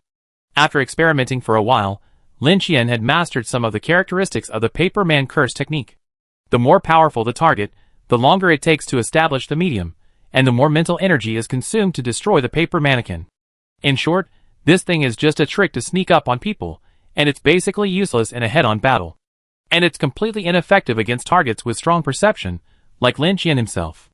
But even a mosquito is still meat, and it's still a new skill, better than nothing. With this thought in mind, Lin Qian looked around, then raised his arms and released a blood mist. In half an hour, the town was clear of zombies. A mid-level quest was completed, rewarding 4 free attributes and a high-level healing potion. Not bad at all. He pushed the door open and left, returning to the corridor. Silence reigned. He had been planning to go back directly, but a sudden impulse struck him, and he arrived at the door of room 777 on this floor. Su Mian had already confirmed that the contents of the leopard rooms in each area were identical. Pushing the door open, a familiar ring rang out. A glance at the surrounding furnishings revealed an exact replica of the one on his own floor. There was no one behind the counter. Lin Qian leaned against it, waiting expertly. The next moment, with a burst of stardust, a familiar figure appeared from nowhere behind the counter. "What are you doing? What junk have you got?" The bald monster's eyelids drooped, clutching a handful of slimy, disgusting worms, which he was diligently stuffing into a jar. As expected, beings of the bald monsters and the evil demon's level couldn't possibly exist on every floor. That would be too absurd. I just don't know how many floors share the same leopard room, and it's unrealistic to say that all floors lead here. Since Lin Qian knew about the strange shop, others would surely know too. Unless the bald monster possesses countless clones, it could simultaneously receive every survivor who enters the room. However, Lin Qian wouldn't buy this kind of information with gold coins. A guess would suffice. He looked at the bald monster's hand, where a dark purple worm was struggling with its slimy texture. Ugh! What is this? It's disgusting. Lin Qian didn't rush back, but inquired about it like a neighbor visiting. TSK, TSK, TSK? The bald monster let out his signature flat laugh. This is good stuff. After I finish processing it, I can give you some to try. Hearing this, Lin Qian felt even more disgusted and quickly waved his hands away. This disgusting thing. I won't eat it. 5 minutes later. A wooden tray sat on the counter. Only one piece of purple worm pudding remained. Lin Qian was the first to drop his wooden stick, but the bald monster accurately blocked it. Unwilling to give in, Lin Qian changed his attack angle, ultimately winning the final scramble by forcing the bald monster to retreat. The crystal-clear purple worm pudding fell into his mouth, cool and smooth. An indescribable deliciousness exploded in his mouth, seemingly stretching every pore. Lin Qian couldn't help but beam with delight. He stretched out the last syllable, his expression revealing enjoyment. Delicious. Lin Qian had never tasted anything so delicious before. The bald monster folded his arms across his chest, looking at Lin Qian with a mixture of anger and amusement. Didn't you say you wouldn't eat it? Then leave it alone. Lin Qian looked at it cheekily. Anything else? The bald monster was speechless. Yes, but you have to trade it for the red fruit from last time. It pointed at Zane's apple, seemingly lingering on the taste. No problem. Lin Qian agreed with a wave of his hand. Then make me another one, and I trade it for the worm pudding. Okay. The bald monster readily agreed, disappearing with a puff. A moment later, another delicious worm pudding was freshly baked. Lin Qian put it into storage and left room 777. Devil Town, Central Church. The town, once shrouded in darkness, suddenly transformed into daylight upon Lin Qian's arrival. You can imagine how happy Zane must have been. Feeling the delicious worm pudding melting in his mouth, Zane's entire appearance visibly brightened, like a blooming flower. His brows relaxed, his gloomy demeanor vanished. How's it? Is it delicious? Lin Qian gazed eagerly at the half-full pudding on Zane's plate, and couldn't help licking his lips. Zane said nothing, simply scooping up piece after piece and shoveling it into his mouth, as if afraid Lin Qian would snatch it away. Slow down, hey! No one's trying to snatch it away from you. Lin Qian was helpless, and only when the plate was empty did Zane finally speak. Delicious. Okay. Lin Qian leaned back in satisfaction on the sofa, crossing his legs. When you've finished the painting you gave me, draw me 2 more. And by the way, give me some apples to take away. Not too many, 1,000 or 800 will be enough. Zane slowly turned his head and stared at Lin Qian silently, remaining silent until Lin Qian, feeling uncomfortable with the stare, changed his tone. Hee hee, just kidding. You can do whatever you want. Drawing and creating apples takes time, and Lin Qian, bored, decided to go visit the old exorcist. According to Zane, the old man had been incredibly quiet lately, rarely even leaving the lake. It seemed he suffered a major mental trauma. By the lake. The old exorcist sat on a wooden box, a fishing rod in one hand and a pipe in the other. It was the only remaining supernatural item Lin Qian had given him. Luckily, it self-ignited without a lighter, otherwise he would have had to run to the church at night to borrow a flame. A puff of smoke erupted, transforming into a large hand in the air, splashing the water. Bored? A familiar voice came from behind him. Hey, fishing? The old exorcist sighed, not turning back. When I saw the sky suddenly lighten, I guess something must have happened. I didn't expect you to come back. Lin Qian was a little surprised. He hadn't thought the old man hadn't asked for those things right away. Of course, even if he had, Lin Qian wouldn't have returned them. Even if he couldn't use them, his subordinates would always be able to. It would be a waste to leave them in his hands. After all, Demon Town was very stable right now, and there wasn't much danger. Lin Qian found a random stone to sit on, and casually pulled out a piece of paper from his space. Unfolding it, the paper was covered in intricate, dense patterns, exactly like those copied from demon hunting bullets. I want the recipe for these bullets, and the information about your family's heritage. Lin Qian got straight to the point. If you're willing to trade, I rescue you from here. At first, the old exorcist remained unmoved, but upon hearing these words, his hand on the fishing rod trembled noticeably, and his heart surged with excitement. Are you serious? Chapter 217. You said, this is your home? On the street, in front of a dilapidated pickup truck, Lin Qian looked at the bustling street in front of him, a little puzzled. The old exorcist beside him was also a little bewildered. He hadn't yet recovered from the excitement of leaving the demon town when he saw this scene. Where's the vineyard? I remember it was in the countryside. After double-checking, he was sure he hadn't gone the wrong way, but rather that too much time had passed and his hometown had been rebuilt. Lin Qian looked at this guy with a hint of envy. Wasn't he a demolition resident? However, things didn't go as he imagined. They found the location of the exorcist's ancestral home, only to discover that it had been converted into a bank. After further searching, it was the old exorcist who found a clue about himself by picking up a newspaper from the ground. It was a small advertisement, just 2 sentences. Vic's office. Solving any paranormal problems for you, the address was written on the back. The old exorcist was a little excited. Vic, my last name is Vic. It was only then that Lin Qian learned this man's name. Who is it? Who is it? Lin Qian knew that old Vic had no children. So who was continuing to work as an exorcist under his name? The two of them headed towards the address in the newspaper. Meanwhile, inside Vic's office. Here, excellent coffee. In the small reception room, a middle-aged man in a suit and tie served coffee to the two with a fawning smile. Thanks to you two, our firm is beginning to make a name for itself in the industry. One of the tall white men took a sip of his coffee, revealing a glowing red lightning tattoo and a seemingly ordinary timer on his sturdy forearm. Mr. Vic, you should know why we're here. Stop playing dumb. As agreed, we help you solve 3 paranormal incidents, and you hand over your family heritage. We don't need to take it away, we just need to transcribe it. His voice was calm. Although he looked like someone used to violence, it was surprisingly gentle. On the other hand, the brown-skinned man next to him looked a bit irritable. Why waste our time arguing with him? We've already done what we had to do. If he doesn't keep his promise, he deserves my wrath. The muscular white man reached out to stop his companion, looking at the middle-aged man in a suit before him. You do have what I want, don't you? The middle-aged man in the suit stammered, sweat dripping from his temples.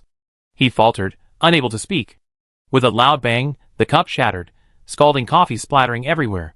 His companion, unable to sit still, abruptly stood up. Idiot, we're in a hurry.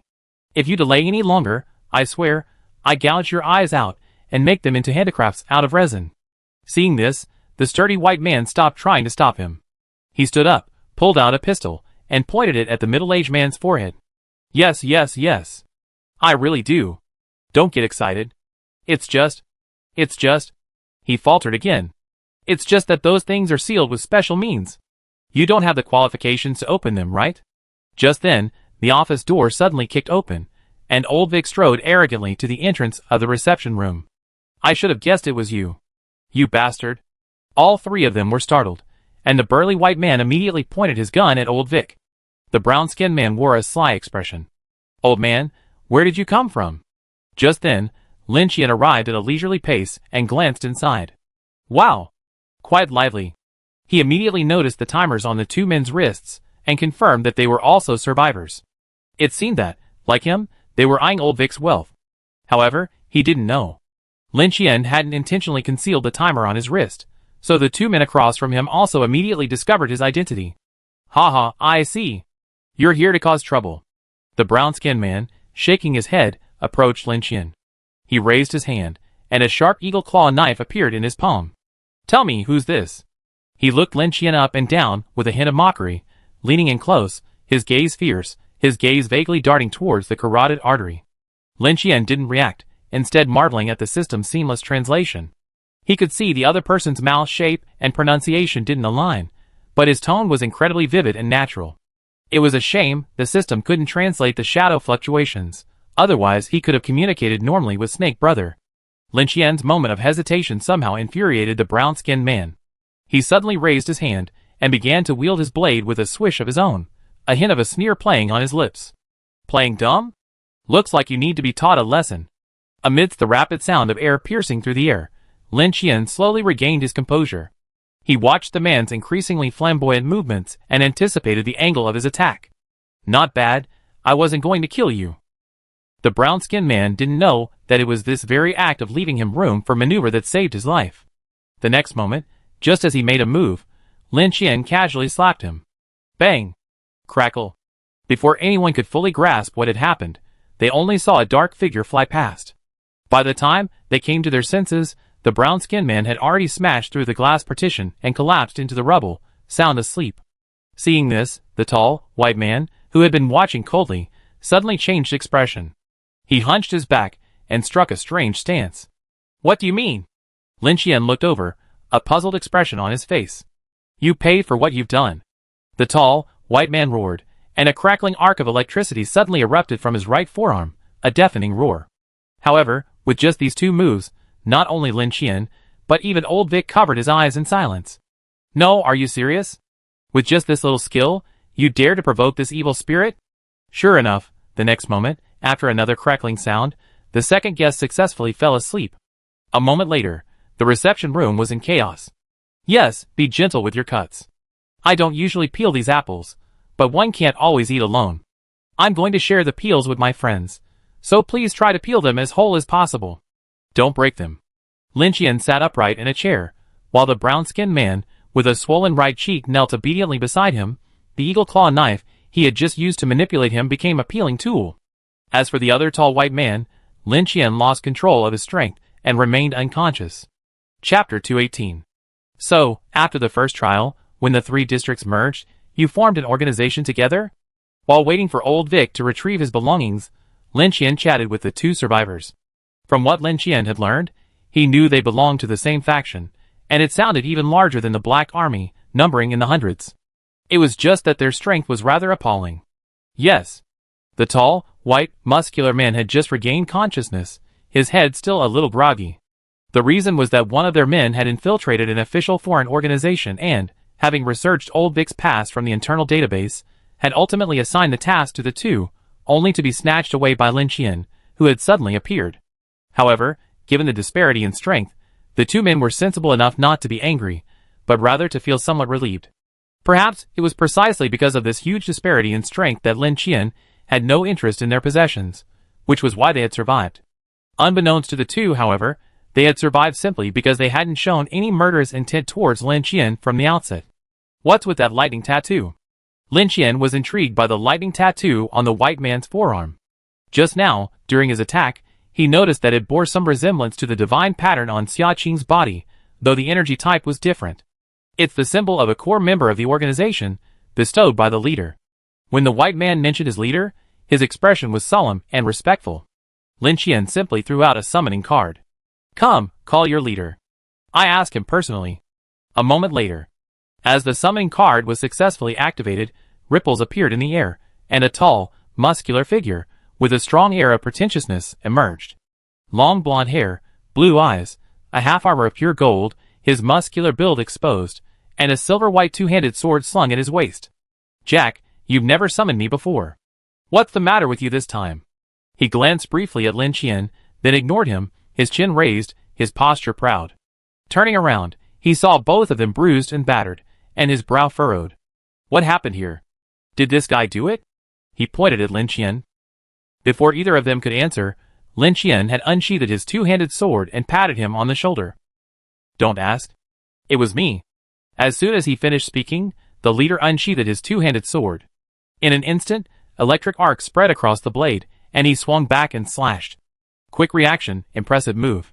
But just as he turned, he saw a rapidly enlarging fist. Bang! He flew far away, and fell hard. 2 minutes later. "It's quite like this." The leader, beaten to a pulp by Lin Qian's 2 punches, knelt on the ground and slurred his words, handing over a thick, folded piece of metal. Unfolding it revealed an intricate lightning pattern. It was somewhat different from what Lin Qian had imagined. This thing was more like a seal, requiring the infusion of a common source of power to activate. Only the pig-headed leader before him could use it. What a pity. Lin Qian casually tossed the metal piece back. "How about this? I leave you your number. If I need you in the future, you can come to our area and work as a tattoo artist. Don't worry, it's not in vain. I pay you." Lin Qian patted the pig-headed leader's shoulder, his tone kind. The pig-headed leader struggled to look at Lin Qian through the gaps between his swollen eyelids, his lips forming a long fuss, but he remained silent. This bully, how ruthless, he began to question his own life. As the leader of a faction, his strength had always been overwhelming that of the other survivors. Where had this monster come from? He had beaten him into a fool with just 2 punches. Even more terrifyingly, the guy's second punch showed clear signs of weakening, and he had clearly seen it. "You're kidding." He clenched his fists. Just then, the office door opened. Old Vic returned, dragging a middle-aged man, also bruised and swollen, with him, a rustic wooden box and an old notebook. It seemed the two had also had a friendly exchange outside. Seeing another person in the reception room, Old Vic was a little surprised, but he stepped forward and handed the items to Lin Qian. "Everything is here." Lin Qian took the items, stood up, and nodded. He didn't examine them, but prepared to hand them over to Qin Liang for study. "What are your plans for the future?" Lin Qian asked Old Vic. "I'm old and can't work anymore. I use this office to handle some of the local paranormal activity as a way to retire." Old Vic sighed. In reality, the main reason was that Lin Qian had taken the ancestral demon hunting rifle. His current abilities were limited, and he couldn't handle major paranormal incidents. Lin Qian naturally understood this. He casually took out a sun dagger that Lu Zhanqing had repaired and handed it to Old Vic, along with a handful of sun crystals. Although this thing isn't as good as the demon hunting rifle, it's still a powerful weapon against paranormal activity. "Take it, and use it for now." Old Vic took it instinctively, staring blankly at Lin Qian. Until Lin Qian left, the few people in the reception room looked at each other, no one speaking. "Don't tell anyone about this." The pig-headed leader staggered to his feet, gritted his teeth, and injected himself with a healing potion. The swelling on his face visibly subsided. Understood. The other two dared not raise their heads, their hearts filled with fear. The shock Lin Qian had inflicted on them was too great, making them all realize their own weakness, including the leader. "Just wait. The next time we meet, I won't be as powerless as I was today." Gazing at the shaking office door, the pig-headed leader gritted his teeth and vowed to himself to regain the dignity he had lost today. Despite this, the three of them waited obediently inside the office for more than 10 minutes, ensuring they wouldn't run into Lin Qian again before leaving in disgrace. It was like being forced to take a detour to avoid the older bullies who stole his pocket money at the school gate as a child. On his way back, Lin Qian didn't choose to drive the beat-up pickup truck he bought on the way.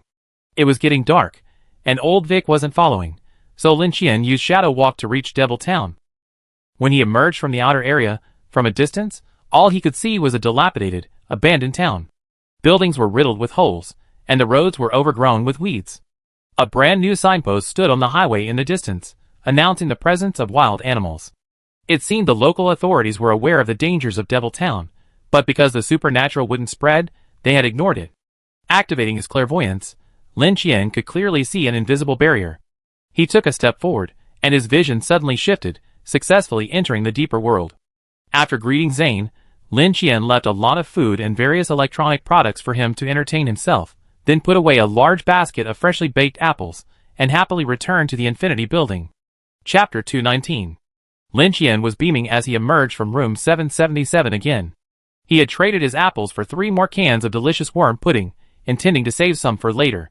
Just as he was about to return to his room, he suddenly noticed a shadowy presence in the distance. Sure enough, Snake Brother's figure slowly emerged. "Hey! Snake Brother! Lin Qian eagerly approached. Although somewhat reluctant, he pulled out a can of delicious worm pudding, ready to share with Snake Brother. Unexpectedly, Snake Brother suddenly raised his hand and flung a bizarre-looking monster towards him. Squeak! Unlike the white bone beetle from last time, this one was slightly smaller, but its tail was very long, somewhat resembling a scorpion. Lin Qian reacted quickly, slashing with his sword. Unexpectedly, this one's shell was even harder. The metal clashed, sparks flying, and the scorpion-tailed beetle was sent flying. However, to Lin Qian's surprise, the insect actually stood firmly on the smooth wall, then swung its tail violently. Bang! With a loud bang, a jet-black spike shot out from the scorpion's tail, only to be blocked with a clang by Lin Qian's sword. That's quite a force. Lin Qian was surprised. He looked back at the scorpion, only to see its bamboo-like tail clacking and moving, its length visibly shortening. Then, bang, bang, bang. A continuous stream of jet-black spikes shot out. Lin Qian dodged and evaded, blocking and avoiding them, handling them with ease.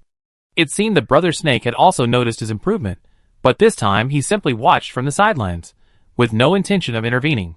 Brother Snake is giving away points. Don't underestimate him. Lin Qian no longer held back. With a humming sound, a ring of power emerged, and he hurled his butcher knife. Puff! The scorpion tail worm couldn't dodge, and was pierced by the knife. After struggling for a few moments, it fell silent. Ding! Kill the unusual intruder. Reward: free attribute points asterisk for a system notification chimed. Lin Qian wasn't surprised. Instead, he naturally stepped forward to collect the scorpion tail worm's corpse, and happily ran over to Brother Snake. Hey, thanks, Brother Snake. Brother Snake's orange eyes stared at him, his emotion undetectable as he silently sank into the shadows. Hey! Brother Snake, don't leave so quickly. Seeing this, Lin Qian quickly reached out and grabbed Brother Snake. The scales felt cold to the touch. This was the first time he had actively touched Brother Snake. As soon as he made a move, he realized he had been a bit presumptuous, and quickly withdrew his hand. Thankfully, Brother Snake's body rose from the shadows again. Seeing this, Lin Qian quickly pulled out a can of delicious worm pudding and casually opened the lid. Here, Snake. Delicious. Lin Qian's eyes sparkled as he recommended.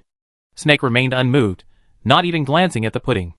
Instead, he stared at Lin Qian the entire time, slowly spitting out his tongue. Unable to communicate effectively, Lin Qian felt a bit overwhelmed. He could only pick up the pudding and pretend to toss it into his mouth. Eat! But Snake remained motionless. Lin Qian gritted his teeth and simply manipulated his bloodline to capture the delicious worm pudding, then carefully placed it near Snake's mouth. Snake seemed to finally understand Lin Qian's intentions, stopped spitting out his tongue, and slowly opened his ferocious, toothy maw. A bitter taste washed over him. Lin Qian seized the opportunity and manipulated the bloodline into Snake's mouth. Unexpectedly, the bloodline petrified and shattered upon contact with Snake's mouth. Fortunately, the feeding was successful. Snake closed his mouth. He didn't seem to chew, but he could hear it swallowing. Lin Qian watched him eagerly, waiting for a reaction. Suddenly, Snake's vertical pupils began to dilate, turning into round ones, and his tongue seemed to be leaping with joy. Delicious, haha. Lin Qian's heart relaxed, knowing that no one could resist the allure of delicious worm pudding. He had thought that any food would be petrified by Snake's venom, but it seemed his worries were unnecessary. See you another day, Snake. Lin Qian waved warmly. However, just as he was about to turn around, Snake suddenly raised a dry hand and grabbed him. Huh? Lin Qian turned around, only to see that Snake's gaze had changed. He was no longer looking at him, but was staring intently at the 2 remaining cans of delicious worm pudding in his hand. Instantly, he guessed what Snake meant. No more. He hid the pudding in his hand behind his waist, regretting not putting it directly into storage. Snake Brother was unhappy. It stopped spitting out its tongue, and its round pupils turned vertical again. A drop of sweat fell on Lin Qian's forehead, and he gritted his teeth. One more can, the last one. He reluctantly opened another can of delicious worm pudding, feeding it again with blood. This time, Snake Brother opened his mouth very actively, biting down the pudding, swallowing the blood along with it. The next moment, the vertical pupils turned round again, and the tail behind him trembled as if enjoying it. While Snake Brother was enjoying himself, Lin Qian tiptoed towards his door. He only had 1 can left, and he couldn't let Snake take it all. Thankfully, Snake seemed to understand what he had just said. After finishing his meal, he sank into the shadows. Lin Qian breathed a sigh of relief and opened the door to enter the room. Guess I have to redeem more delicious worm pudding later. This thing is a great social tool if used properly. Despite this, Lin Qian couldn't wait to take out the last can, open the lid, scooped out a piece with a small spoon, and popped it into his mouth. He beamed with enjoyment, unable to resist taking another spoonful. Lin Qian's exclamations of admiration echoed throughout the room. There were still a few hours until the 100 Districts War began. With little time left, Lin Qian didn't plan to go out. He stayed in the room, soaked in the hot springs, changed into new clothes, and distributed the free attribute points he had accumulated over the past few days. Name: Lin Qian, Level 1 Overseer, Strength, 100.4. Agility, 52.1. Const, 57.7. Spirit, 86.9. Traits: Stone Heart, Abnormal Digestion, Resurrection. Abilities: Spirit Fire, 100%, Filth, 2%, Alien Blood, Bloodline/Ghost Blood/Blood Mist/Pure Yang Blood, Shadow, Shadow Walk/Shadow Lightning Spear, Armor, Bone Armor/Crystal Armor, Ring of Power, First Limit, Ghost Eye, Rage, Clairvoyance. The bonus for killing an anomaly he just received, plus 3 days of Overseer salary, totaled 7 points. He still went all in on his spirit stats. Furthermore, absorbing the old man from the Xia family gave him a 1.2 bonus to Constitution and a 0.1 bonus to Strength, which surprised him somewhat. It seems this guy's strength, in addition to the bonus from his skills, also comes from his own exceptional physical qualities. Chapter 220. Swish. Double. Inside the room, Lin Qian's right arm transformed into armor. A structure identical to a scorpion tail's tail coiled across his forearm, extending all the way to the back of his hand, securing the firing port. In the distance, a sharp white bone spike embedded itself deep within a wooden plank. This was a new discovery Lin Qian had made after absorbing the scorpion tail. He had always wondered why the black spine's giant tail could be constructed from any part of the body, as if it were a single component. Now he had finally found the answer. The armor transforming ability is customizable. After successfully absorbing and digesting the skeleton, it's like obtaining a pile of custom clay. You can choose to thicken the armor or create a new pattern, such as spikes. Once fixed, it's saved, and the new design will appear the next time you summon it. However, these modifications are very limited. Furthermore, the hardness of bone armor is related to its thickness. If a structure like the black spine were constructed entirely of ordinary bone, the gaps and joints would be extremely fragile. So how did the black spine come about? Lin Qian had just discovered the answer. It was directly copied.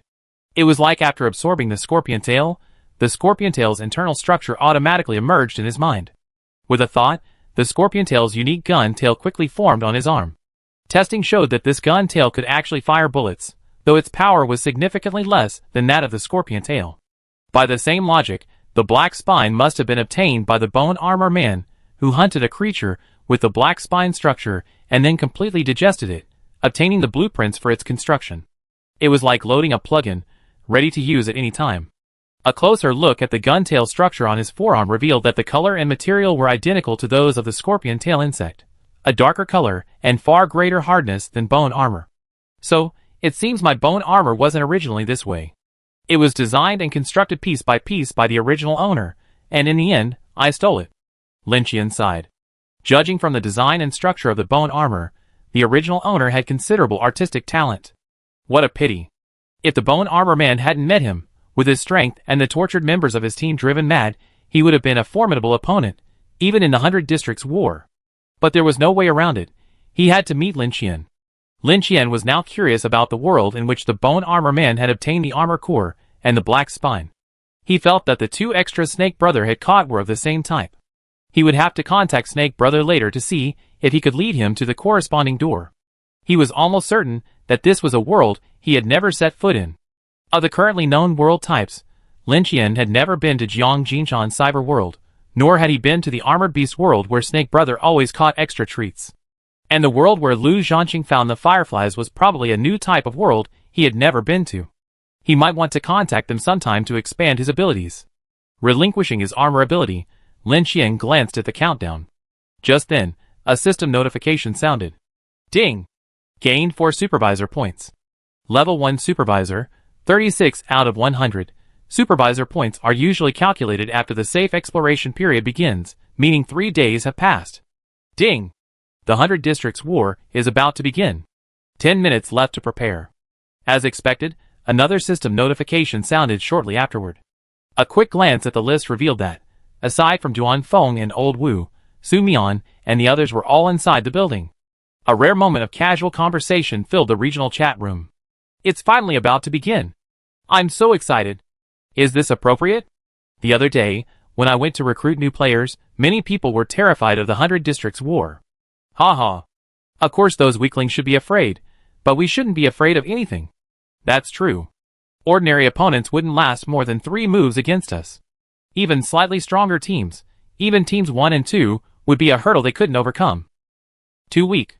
Since the end of the second regional trial, I've encountered several survival teams from other regions in dungeons. They're truly too weak. Nonsense. The rewards for over-completing missions plus everyone's share of Shadow Essence add up to 25 points.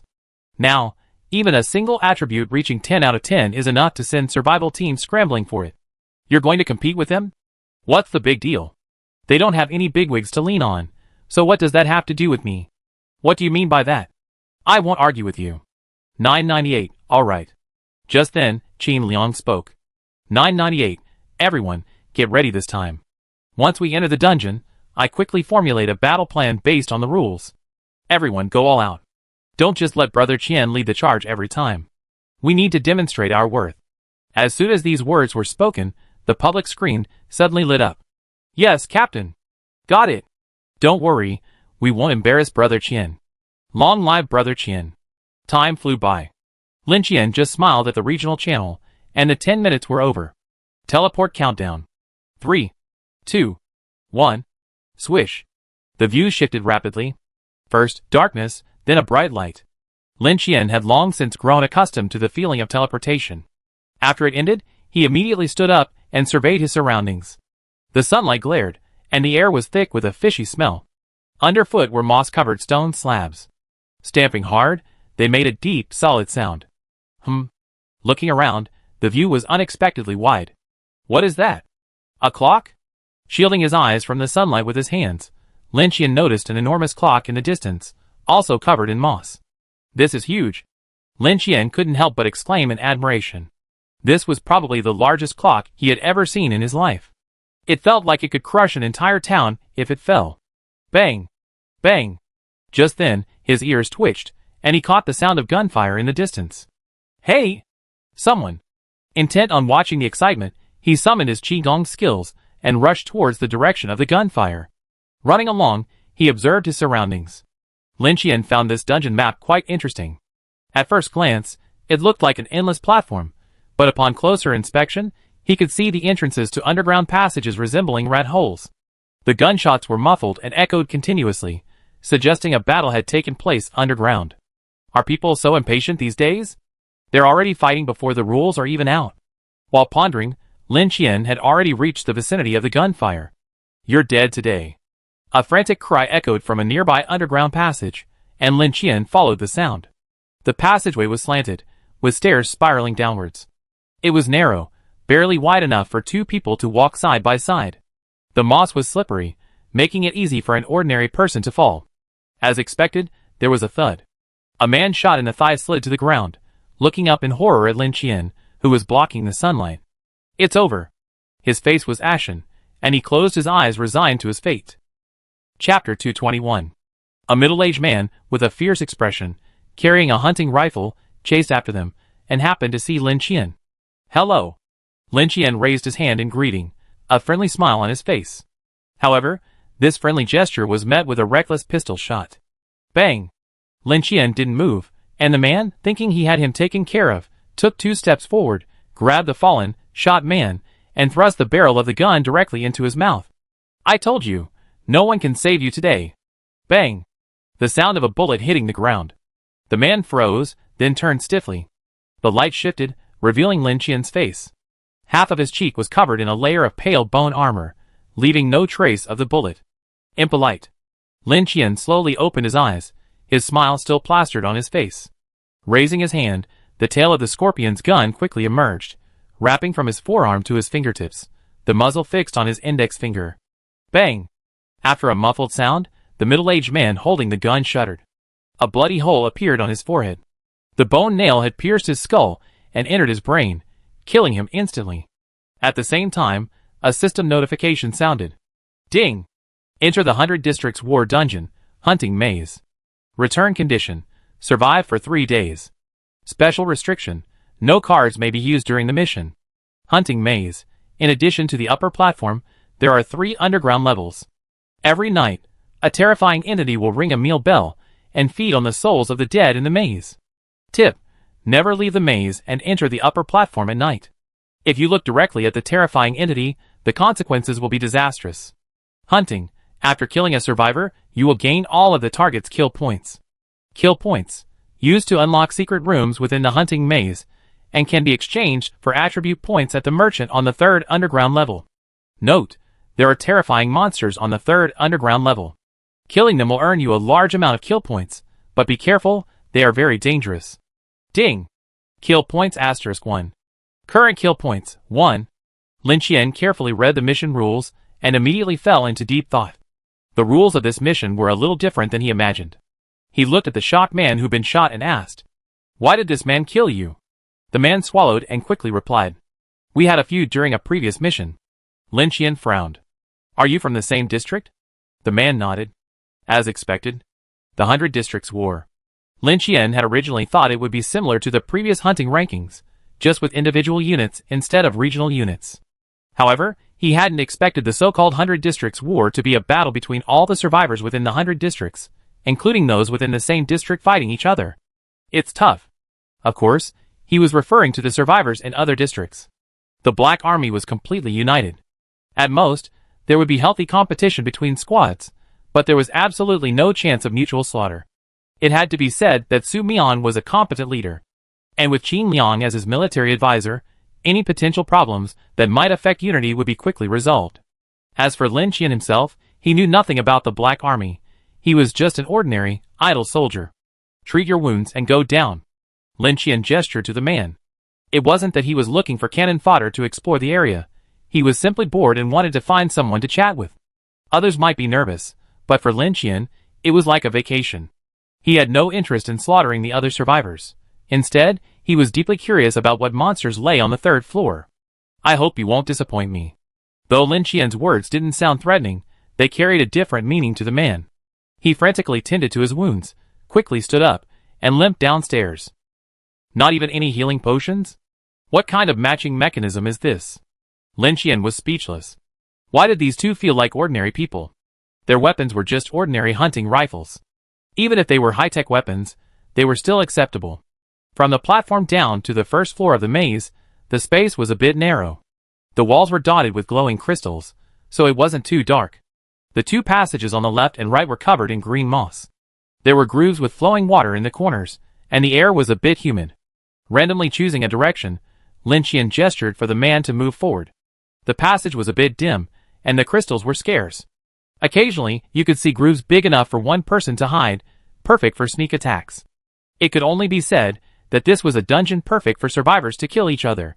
The man in front, holding a flashlight, was sweating profusely, alert to the possibility of a sneak attack at any moment. Behind him, Lin Qian was like visiting a scenic spot, touching here and there, feeling the novelty. As expected of a maze, the passages were intricate and complex, interspersed with dead ends, forcing one to retrace one's steps. After searching for a long time, Lin Qian still couldn't find the entrance to the 2nd level, and he grew impatient. The blood mist was perfectly suited for finding routes within the maze and providing wide area perception. But Lin Qian didn't use it. He raised his hand, and red crystal bone armor automatically covered his arm. Then, with a humming sound, a ring of power emerged. The man in front turned around and stared at Lin Qian in amazement, unsure of what he was about to do. Then, dumbfounded, he watched Lin Qian suddenly punch the ground beneath his feet. The terrifying force unleashed, causing his ground to violently tremble. Crack! A clear cracking sound echoed. But it wasn't enough. Lin Qian raised his hand again and delivered another punch. Meanwhile, on the 2nd floor of the maze. I admit, you're indeed strong, but now we're 2 against 1, you stand no chance. A short, mean-looking man wielded a scimitar, his black robe open, revealing a thick layer of chest hair. Across from him, the survivor, clad in knight armor, held a sword in both hands, wary of the man while also worrying about sneak attacks from long-range snipers.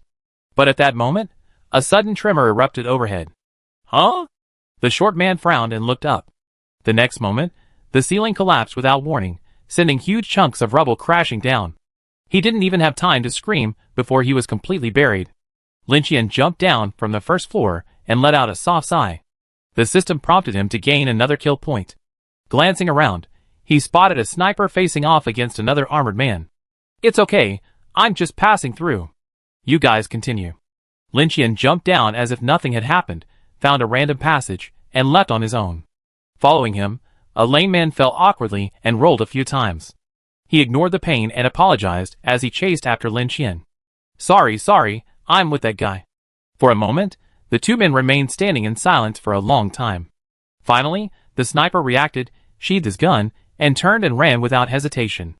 The survivor in knight armor followed closely behind. Run? Chapter 222. The second level of the maze was distinctly different from the first. Without running water or moss, the light was noticeably dim, especially in the passages, which were practically pitch black. Not long after walking, they heard the sounds of intense fighting ahead, gunfire, explosions, and the clanging of metal. The limping man stopped, his lips pale, as he turned back to look at Lin Qian. Why are you stopping? Keep going. Lin Qian had spoken, and he dared not disobey, so he gritted his teeth and continued forward. After a while, the space suddenly opened up. It was a circular area, with a massive blue crystal overhead, illuminating the surroundings. At this moment, two groups of men were engaged in a fierce battle, each equipped with a variety of equipment, a completely mixed bag. Seeing someone approach, the two groups suddenly became alert and separated, simultaneously casting their gazes towards the passage. The man, stared at by 6 or 7 people simultaneously, felt a cold sweat break out on his forehead. But compared to these people, Lin Qian behind him intimidated him even more. A being capable of shattering the maze's floors with his bare hands. What else could it be but a monster? Where did you come from? If you don't want to die, get back the way you came. One man, seeing the man's frail frame and lacking any threat, immediately raised his knife and pointed it at him. Then, as Lin Qian emerged from the passage with a calm expression, the leader behind him suddenly reached out and grabbed his arm. Come back. Those with slightly higher perception could more or less detect the dangerous aura emanating from Lin Qian, the intimidating power of his pure young blood. Excuse me, has anyone among you seen the secret chamber? Lin Qian looked around, paused, and then suddenly addressed the group. Everyone was stunned. What was going on? Information in the maze is crucial. Even if someone knew, only a fool would tell you. We just saw one. From this direction, go straight to the right. There's a door that requires 10 kill points to open. But the next moment, a voice suddenly interrupted everyone's thoughts. Everyone turned their attention, only to see that the speaker was the boss who had held his companions. The people on the opposite side were immediately puzzled. Isn't this stupid? Oh! After hearing this, Lin Qian simply said oh without even a word of thanks, and then slowly walked through the center of the two groups, oblivious to the others. He glanced back at the lame man, who finally realized what was going on and hurriedly limped after him. Just as Lin Qian was about to enter the passage, he suddenly turned around and looked at the boss. You're quite sensible. If you run into the guys in golden armor later, tell them you've seen me, and I probably spare your lives. After leaving these puzzling words, Lin Qian disappeared around the corner of the passage, leaving the two groups staring at each other in bewilderment. Boss, what are you doing? If you say it so directly, they hear it too. The man with the knife earlier said anxiously, puzzled. Don't worry about it. My instinct tells me this guy is dangerous. As for the other side, only one group will make it out alive today. So what can you do? Kill! After a brief pause, the two sides resumed their battle. In the passage, Lin Qian scratched his brow in worry. What should I do? Why are all the guys I've encountered so calm? I can't even find a reason to attack. Lin Qian noticed that the two waves of survivors he encountered seemed to have strong attributes. It seemed this weakling beside him was just an exception. Who's the strongest person in your area? In the dim passage, Lin Qian suddenly asked without warning, startling the lame man. It's a man named Scar Dragon. I heard he was a big boss in his old world, with many subordinates. How strong is he? Lin Qian continued to ask. As for strength, I only saw him fight from a distance during the second regional trial. He single-handedly killed a 2 or 3 meter tall mutant beast. He chose his words while observing Lin Qian's reaction. He sounds like a strength-oriented warrior. I guess his main attribute is no less than 20 points, making him quite a master. Lin Qian understood. It seems this 100 Districts War also has a scoring system, likely based on the scores of the strongest players in each region. No wonder everyone I encountered seemed incredibly skilled. They were all survivors from the strongest, top-tier regions. Thinking of this, Lin Qian couldn't help but worry about his black-clad soldiers. These are all top-tier regions. If a few monsters appeared, with their numerical advantage, wouldn't they be in danger? After some thought, Lin Qian finally gave up on the idea of gathering everyone immediately, as he had done in Eternal Night City last time.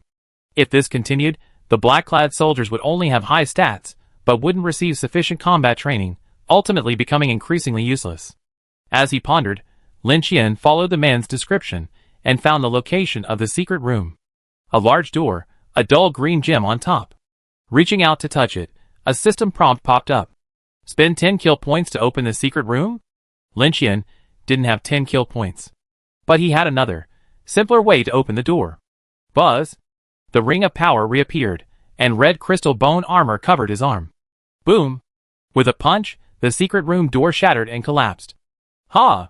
Lin Qian laughed. This dungeon wasn't just a bonus.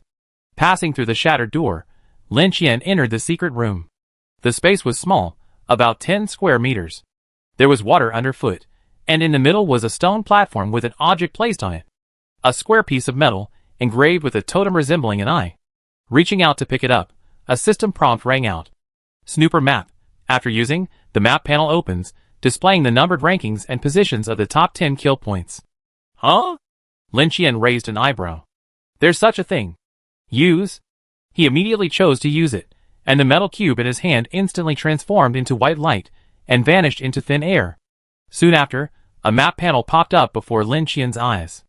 It was pitch black, like an unexplored area in the game, with no sign of a route. In the center was his coordinates, a green dot. The remaining 10 red dots were scattered across the map, far from him, with numbers underneath.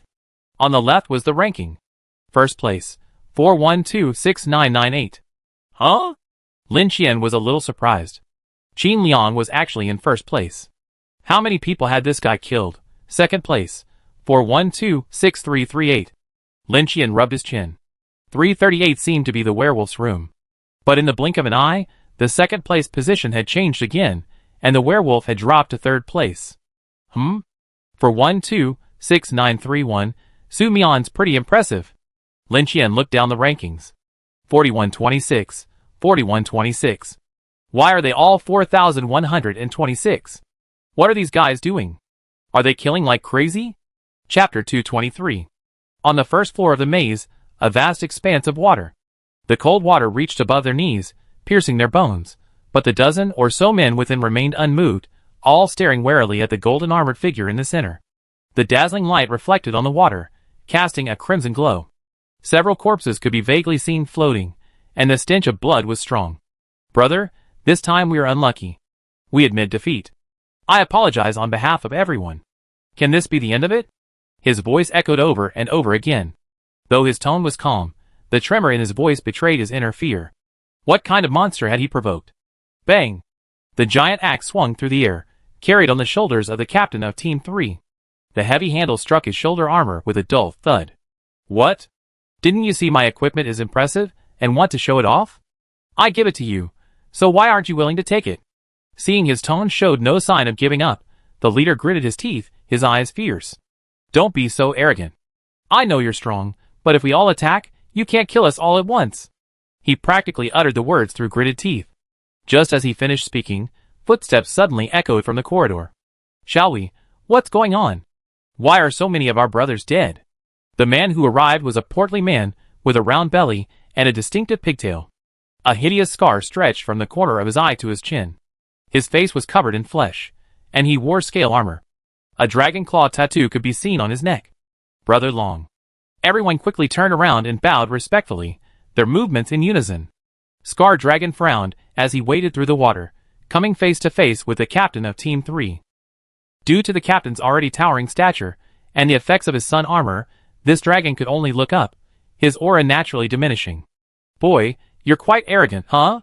He picked up a cigar and lit it. Perhaps the smoke caused one of his eyes to narrow slightly, and his frown deepened. However, what happened next was unpredictable. The captain of Team 3 swung his axe violently, leaping 3 meters high. With a whistling gust of wind, he slashed down towards Scar Dragon's head. "Brother Long, be careful!" The younger brother behind him, his eyes bloodshot, screamed a warning. However, Scar Dragon sneered disdainfully, flicked the cigar aside, and with a flick of his hands, a heavy broadsword appeared in his hands. He braced the blade with his elbow and, without flinching, raised it to block. Unexpectedly, the moment the giant axe and the broadsword made contact, a massive explosion erupted. With a bang, high temperatures dissipated, and the scorching sun energy nearly knocked Scar Dragon's weapon loose. Before he could even regain his balance, the captain of Team 3 had already charged in front of him again, turning the blade of his giant axe and swinging it in a circular motion. Puff! A head flew off. Scar Dragon's body slowly fell into the water as his followers watched. The captain of Team 3 spat inwardly. "What a pretentious guy. I thought I run into someone important, but I was just a little nervous." The remaining men, seeing Brother Long decapitated, erupted in fear. "Run! Run!" Everyone rushed towards the passageway in panic. "Hey!" The captain of Team 3 panicked. He was a power warrior, not good at chasing people. Just as a dozen or so people swarmed toward the passage, a series of screams rang out, and then a body was kicked and fell into the water with a plop. A second golden light flashed, and the captain of Team 4, clad in divine crow armor, wielded 2 daggers and slowly walked in, dragging a man's head. Everyone's faces were filled with despair, and they trembled and retreated step by step. Puff! A knife pierced through the side of the neck, slicing the throat, and blood gushed out. He casually dropped the body, shaking the blood off the dagger. "If I had known it was you, I wouldn't have come." He ignored the others and rolled his eyes at the captain of Team 3 from a distance. "Stop talking nonsense. Block the passage, I handle it." The captain of Team 3 swung his battle axe and charged forward like a bull. "What? You want me to just stand by and watch? You're dreaming. Come on, let's see who kills the most." In the Black Army, team numbers are tied to overall strength. However, because the current captains of Teams 3 and 4 are evenly matched, the final numbering was still determined based on the combat power of the team members. Ever since then, the two have been at odds. They almost always fight to see who was stronger whenever they met. However, ever since the last Eternal Night City dungeon, when the captain of Team 4 was kidnapped and later rescued by Lin Qian himself, and the two spent a long time together, he'd been so proud of it, constantly showing it off, saying things like Brother Qian patted him on the shoulder and praising his bravery, that it made the captain of Team 3 jealous. In addition, Su Mian had publicly stated that, besides strength, Lin Qian's attitude was even more important for status in the Black Army. This made him extremely anxious, constantly worried that he'd wake up the next day and be demoted to captain of Team 4. So he fought extra hard in Eternal Night City. Thankfully, his luck later struck, and he was the first to open the dungeon Lin Qian wanted to enter. Having fought alongside Brother Qian, he felt a surge of confidence. The captains of Teams 3 and 4 were once again evenly matched. While these two were battling it out, the others were in dire straits. 3, 5, 7 of me. Ha ha. Weaklings? Noobs. You brought an axe thrower? What do you care? Alright. One left, let's fight it out. The last guy's face was utterly pale, his companions already dead. Just as he was desperately preparing to face his end, the clanking of weapons suddenly rang out. The giant axe struck down, only to be blocked by the crossed swords. Then, with a flash of white light, the skill's effects activated, and the axe was instantly deflected by a powerful force. The next second, the short sword lunged forward, only to be forcibly grasped by a golden, armored hand. Haha, playing dirty? Come on! The two men, vying for the last kill, engaged in a brawl, oblivious to the surroundings. Finally, the man could no longer endure the agony of death. With a loud cry, he slashed his own throat with a knife in his hand. Damn! The captain of Team 3 angrily threw his axe, sending a splash of blood-red water over a meter high. Look, it's all your fault. All those kill points I earned are gone. The captain of Team 4 was unconvinced. Why didn't you tell me you were sneaking up on me? This was my prey. Huh? If I hadn't stopped them, how could you, with your pig-like size, have caught up? What do you mean? Do you want to keep fighting? Are you afraid? Come on! Come on! The water tinkled and splashed as the two men engaged in another clash, oblivious to the world around them. Chapter 224. Life Occupation? On the second floor of the maze, in a spacious space, Lin Qian set up the table, oblivious to the surroundings, took out the pre-prepared dishes prepared by the Black Army chef, and devoured them. Yes. Yes. The man beside him felt a little uneasy, looking around nervously. How could anyone dine in such a dangerous place? He couldn't understand. What do you know? Lin Qian devoured a leg of lamb in a few bites, and casually tossed the bones aside. Clothing. I can make special animal hides into leather armor or leather clothing. Seeing Lin Qian frown, the man quickly pulled a piece of hide from his storage space. Like this. He placed his hand on it, a radiance emanating, and the hide visibly softened. Skills learned in the dungeon world. I can process all kinds of leather. Lin Qian uttered an "oh" and nodded. It was quite amazing. If the ghost skin hadn't been sold, I could have asked this guy to make me a coat. That bald-haired monster is really asking for too much. Okay, give me your number. I call you if I need anything later. The man gave his number and introduced himself. My name is Yin Sheng. Lin Qian looked up at him. Who asked you? Yin Sheng shrank back. I just want to know your name, sir. Lin Qian devoured the entire table, wiped his mouth with a napkin, and kicked the table over. You find out sooner or later. Just then, a group of people passed by the passage. One of them, wearing a helmet, peered in. What are you looking at? Lin Qian glanced at him unhappily. At this, the man's eyebrows furrowed, and he made a move to charge forward, only to be stopped by his companions. Let's go! Anyone setting up a table for dinner in a place like this is either an idiot or a monster. There's no need to gamble. The men's attire clearly showed they experienced several battles, and their attitude was extremely cautious. Boring. Lin Qian's eyelids drooped, and he pulled out a sofa and lay down on it, checking the time. No rush, I go to the third floor later. Opening the map, he glanced at the top 10. The order had shifted. Old Wu and Xia Qing had surged forward, taking the first and fifth spots, respectively. Yes, this tournament felt like their own server-run tournament. The top 10 kept rotating back and forth between zones 4, 1, and 2. A familiar number popped up briefly, but quickly faded. Boring.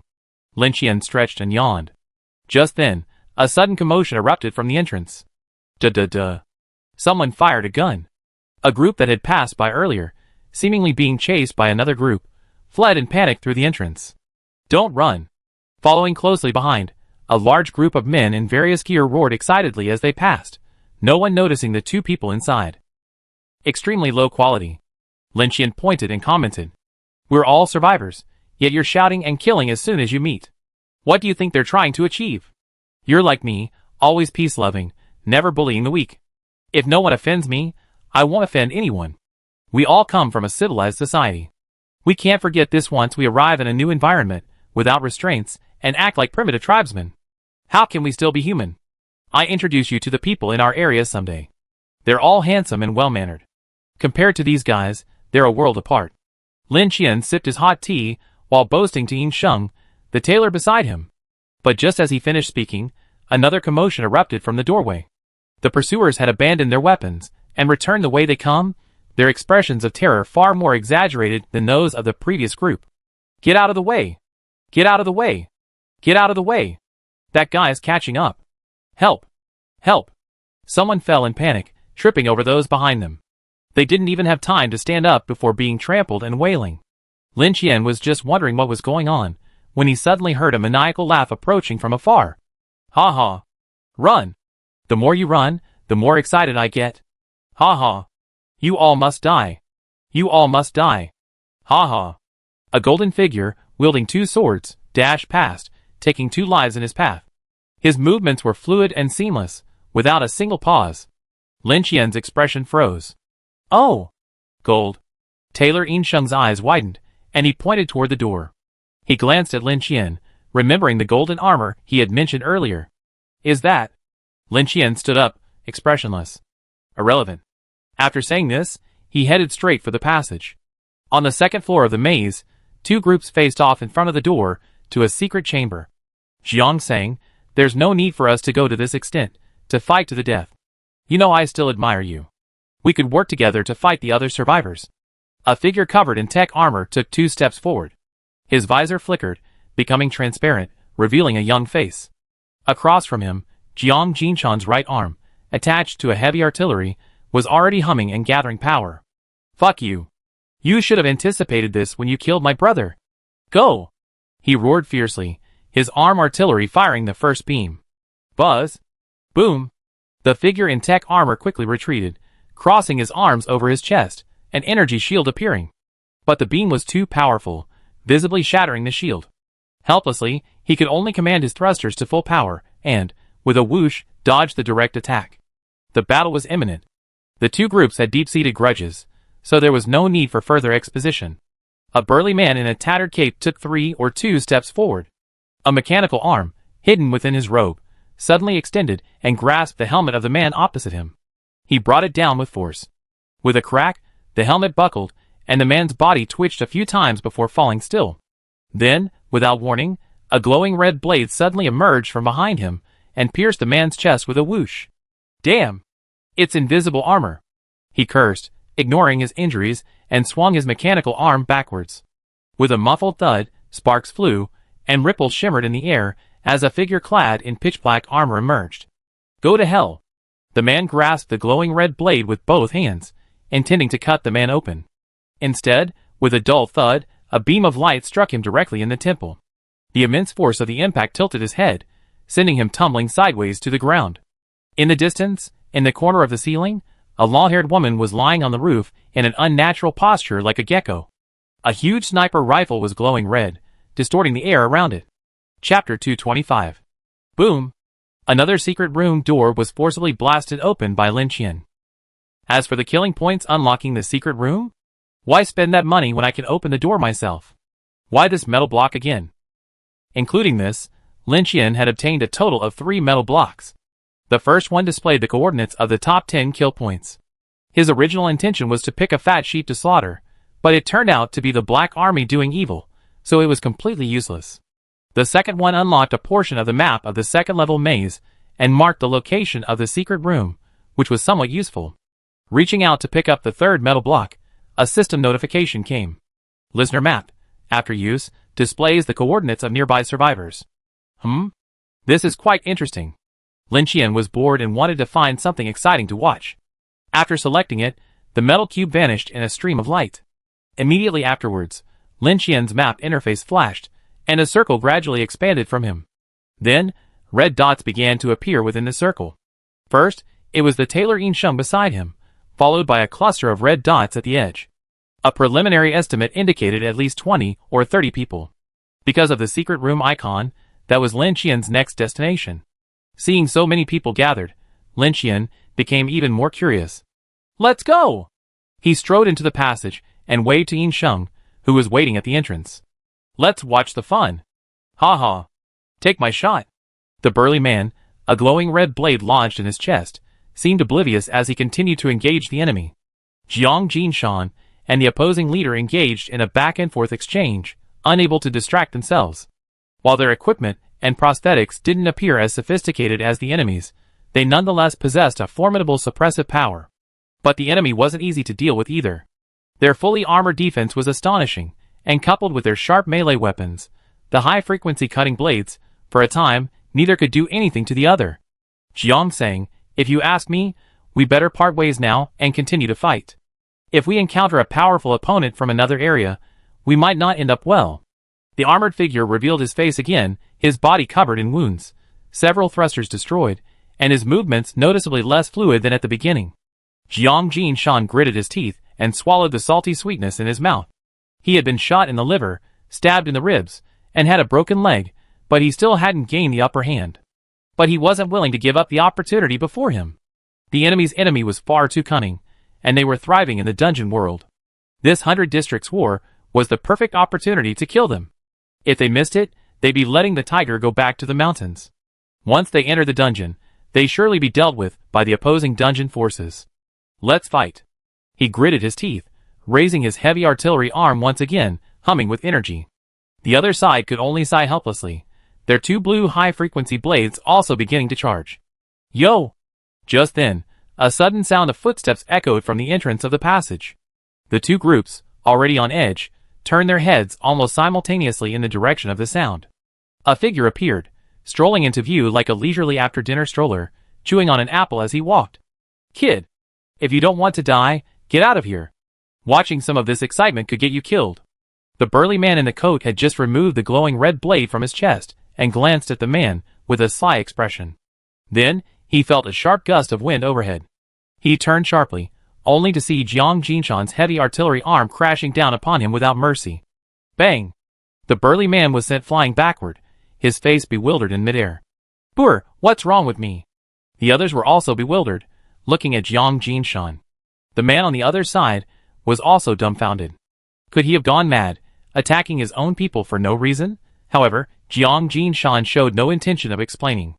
Instead, he showed a rare hint of panic and quickly turned to face the man. Brother Qian, he's ignorant.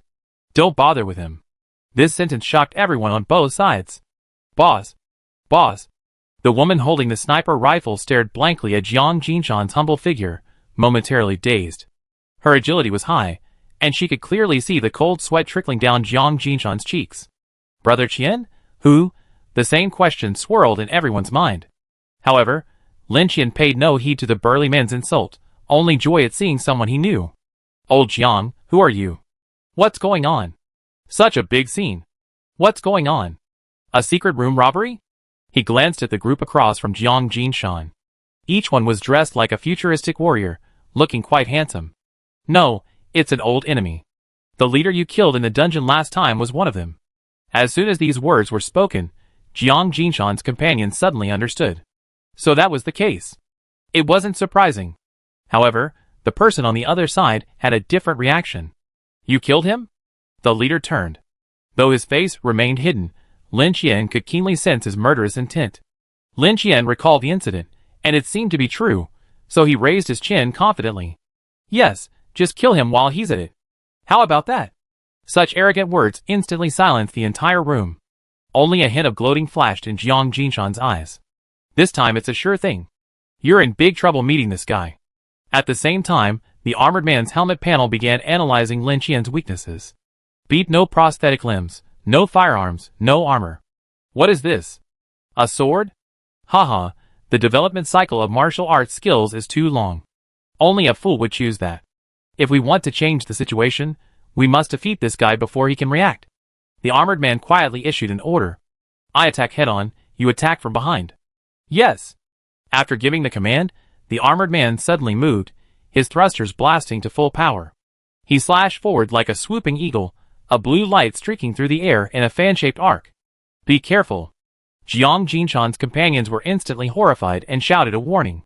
The female sniper raised her rifle, ready to provide support. Only Jiang Jinshan allowed a mocking smile to slowly curl his lips. You're really in a hurry to reincarnate. Lin Qian's eyes were filled with blue light, and he finally opened his eyelids, but it seemed too late. It worked. The armored man was delighted, but the next moment, a buzzing sound suddenly echoed in his ears.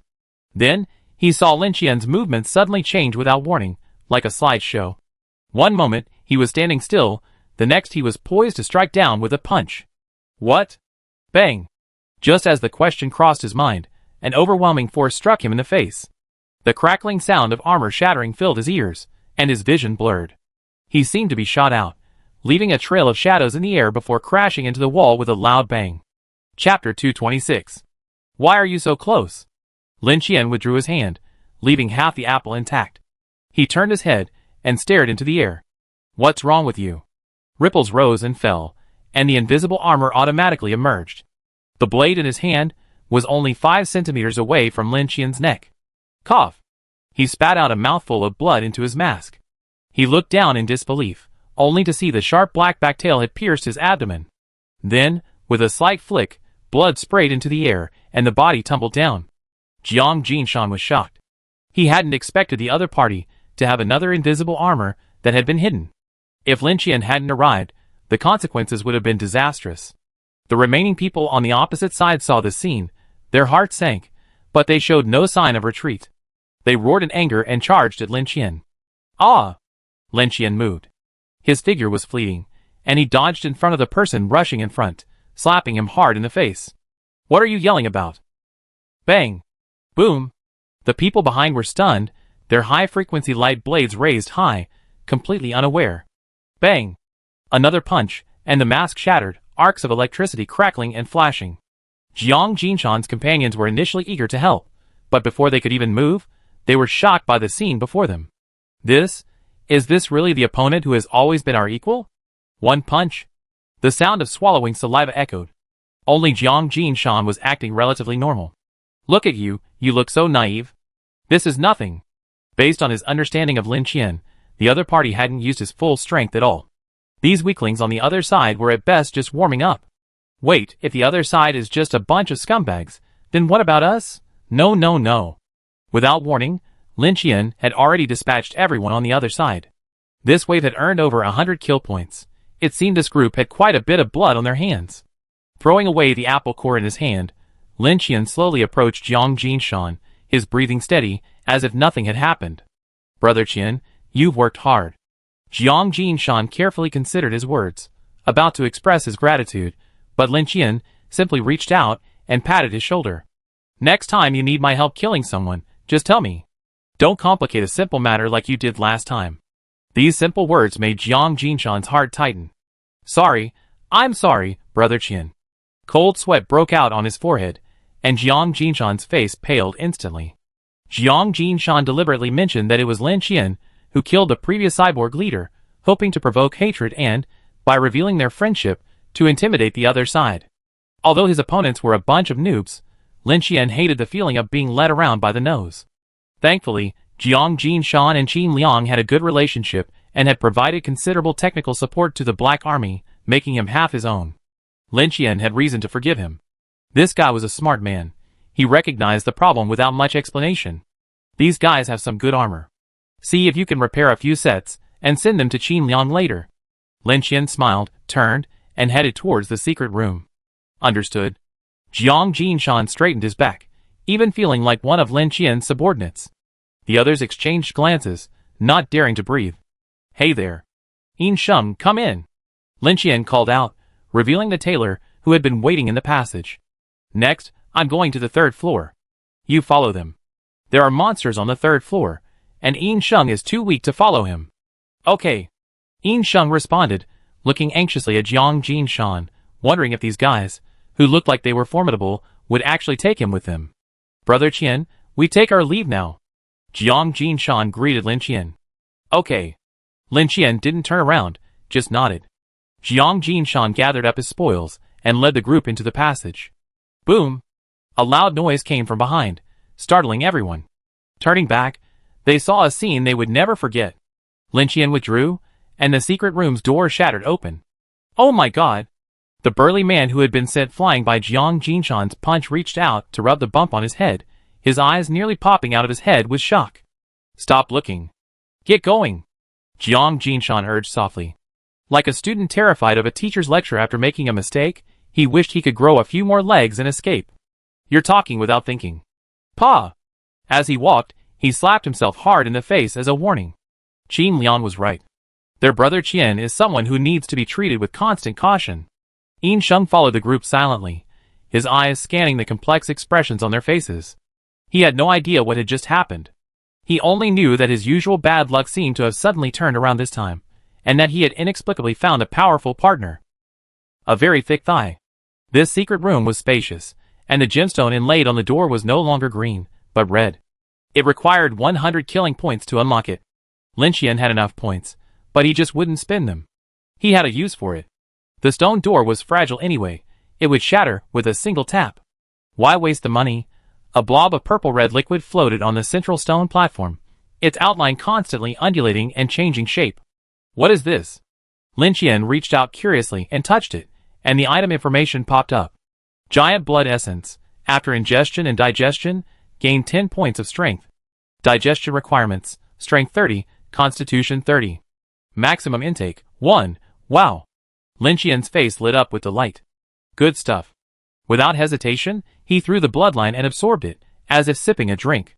Closing his eyes, he felt the unfamiliar energy rushing through his body. Lin Qian's blood vessels bulged slightly, and a trace of purple red flowed through his veins. When he opened his eyes again, the digestion was complete. After enduring the pain of digesting the armor nucleus, digesting these common items was basically a piece of cake for Lin Qian. He didn't feel a thing at all. Having initially lost interest in the second floor, Lin Qian suddenly became excited again when he realized there was a treasure of this caliber hidden in the secret room. The secret room with the red gem. Lin Qian began searching the map, his eyes gleaming. However, the results were somewhat disappointing. Most of the unlocked areas were green secret rooms, likely those that unlocked map permissions. Aside from that, there were 2 yellow secret rooms I hadn't seen before. As for the red secret room, it seemed this was the only one. Let's go to the yellow secret room and see what goodies it has. Lin Qian made his decision and decided not to leave the 3rd floor for now. Looking at the map, Lin Qian turned and faced the side wall. This seems closer. As soon as he finished speaking, a ring of power emerged, and a punch struck out. Boom! Chapter 227. A chaotic battle was underway in front of the yellow crystal chamber.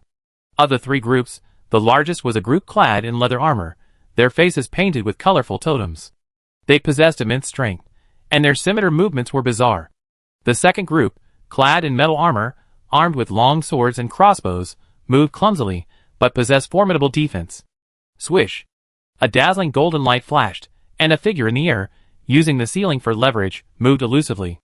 A faint red glow shone, and a head tumbled down. Whoosh!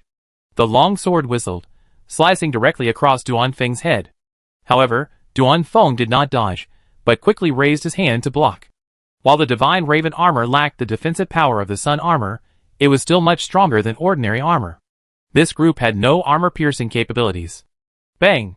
The long sword trembled, and Duan Feng, seizing the opportunity, charged forward, swinging the 2 red crystals in his hands, leaving after images.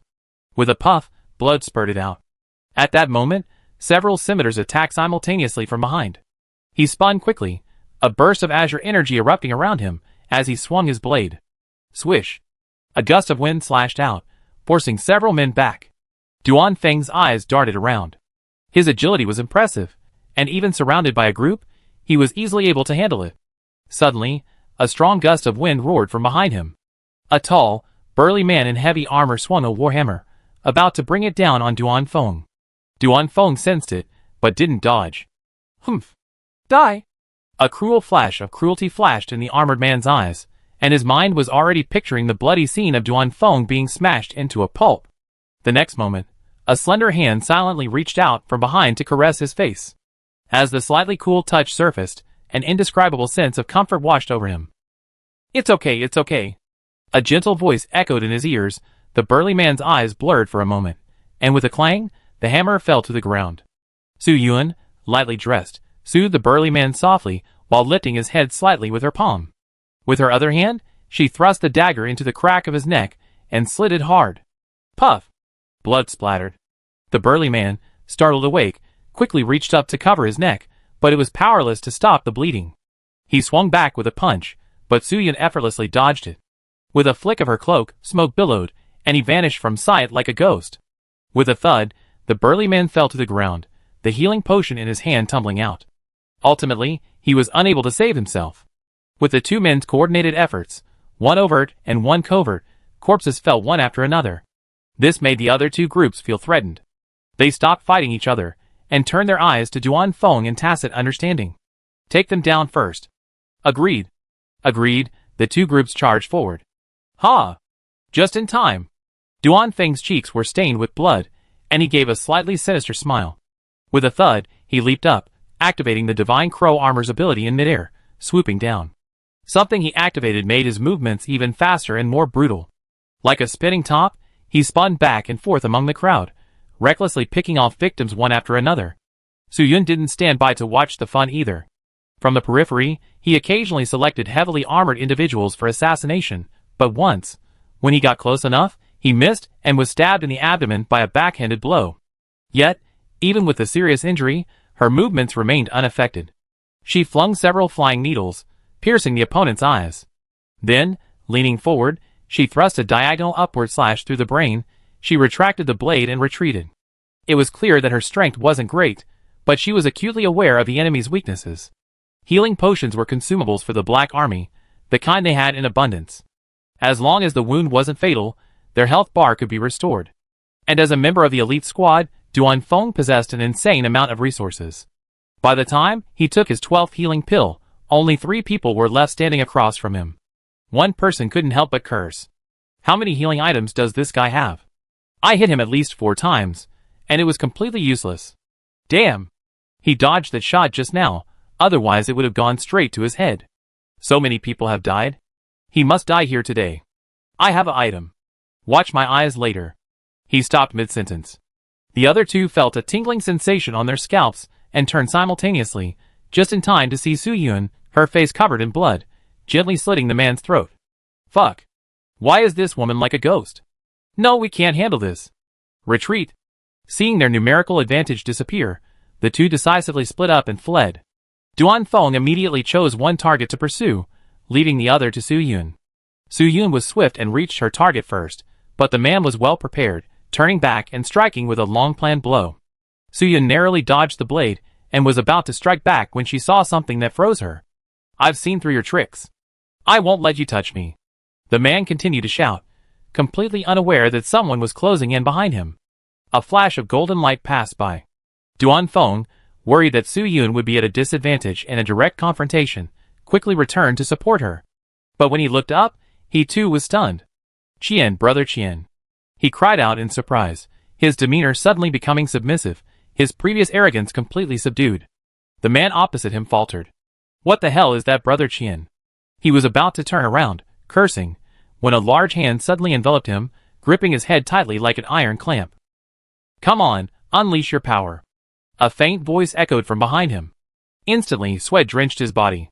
Without hesitation, he raised his knife to stab behind him, only to find that his body had been entangled in thousands of red threads, rendering him completely unable to move. Su-Yun timidly stepped forward and touched the man's cheek.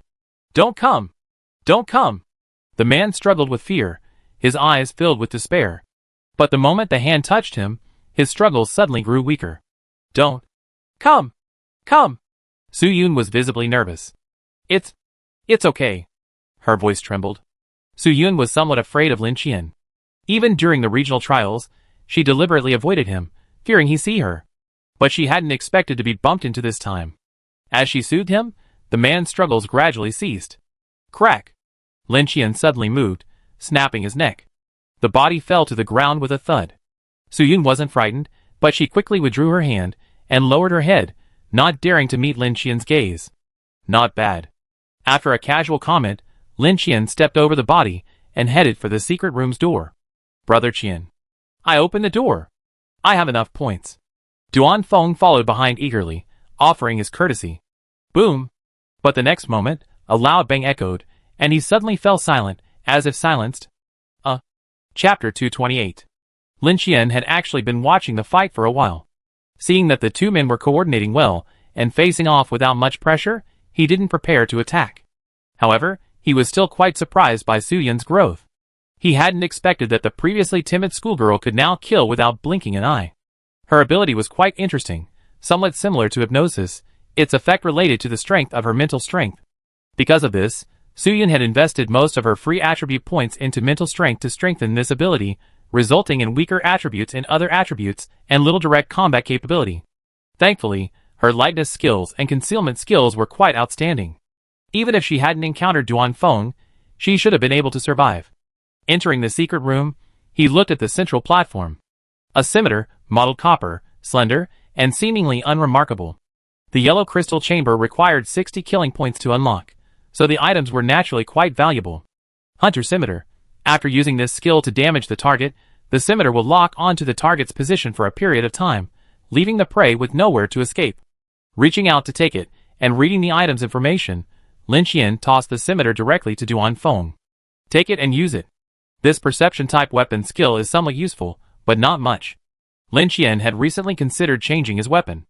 After breaking through the first limit, the effectiveness of the butcher's knife's curse plummeted. Although the description still stated a 2 to 5-fold increase, in reality, the curse only added a dozen points of strength at most, not as effective as the berserk skill. Furthermore, due to the frequent infusion of red sun chi and spirit fire into the butcher's knife during the Eternal Night City dungeon, the blood streaks on it were noticeably fewer, significantly weakening the curse's power. But even if he had to replace it, he'd have to get something stronger. Even with the weakened butcher's knife skill, its hardness and weight were still more than sufficient, and Lin Qian used it quite smoothly. Thank you, brother Qian. Duan Feng excitedly accepted it, and read the item description. His face instantly lit up. The yellow chamber looked like it should contain weapons and equipment, but they were clearly not suitable for Lin Qian's current level. However, they were quite suitable for the Black Army's strength. Lin Qian lost interest in the other yellow crystal chamber. He found a piece of paper, drew a route, and handed it to Duan Feng. "You two can go here. There's another yellow crystal chamber." Duan Feng took the hand-drawn map and looked at Lin Qian in confusion. "So, where are you going, Brother Qian?" It was clear that he still wanted to join Lin Qian. "I go check down there." Lin Qian pointed down. "Oh!" Duan Feng seemed to remember something. "I saw a passage leading to the third level of the maze earlier." Lin Qian interrupted him mid-sentence. "Why bother? Get out of the way." Boom! Boom! Duan Feng practically scrambled out of the chamber, just in time to run into Su Yun, whose face was etched with anxiety. "Brother Feng, what happened in there?" Duan Feng waved his hand. "No, it's okay. Brother Qian is repairing the road. Let's get to this place quickly, before anyone else gets there first."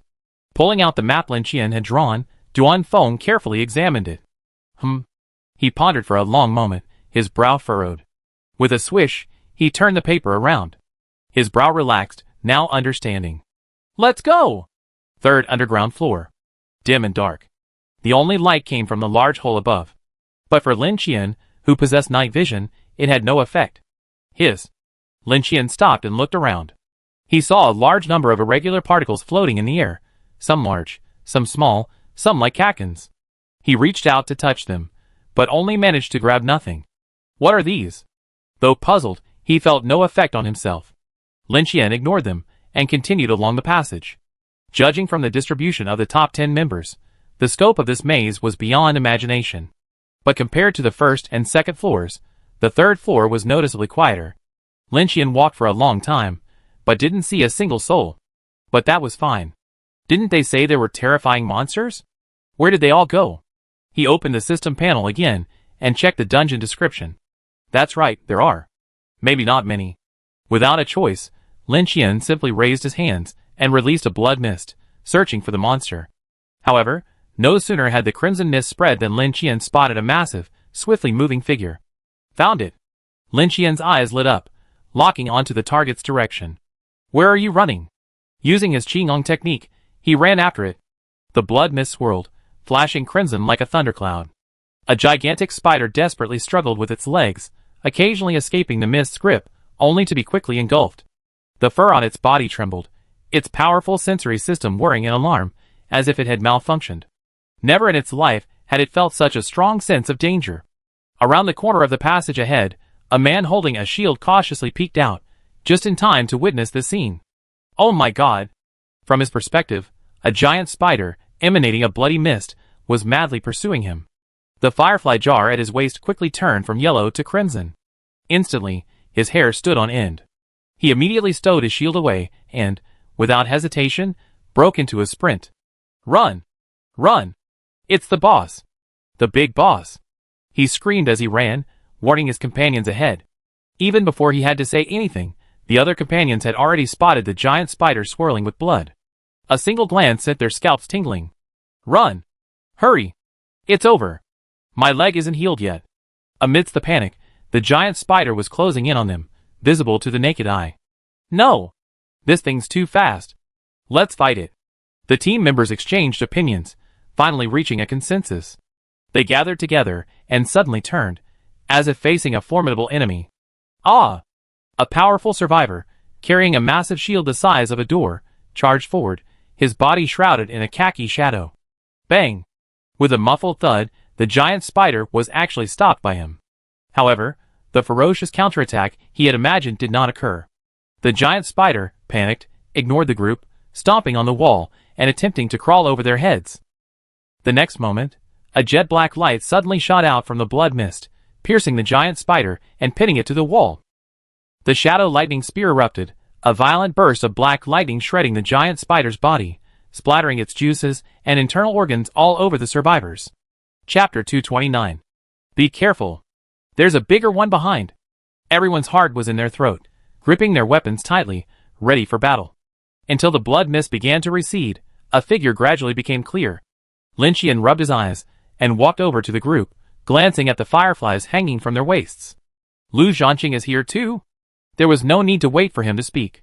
The moment they saw Lin Qian clearly, everyone immediately sheathed their weapons, fearing they would be misinterpreted as hostile. Lin. Boss Lin. The leader stammered.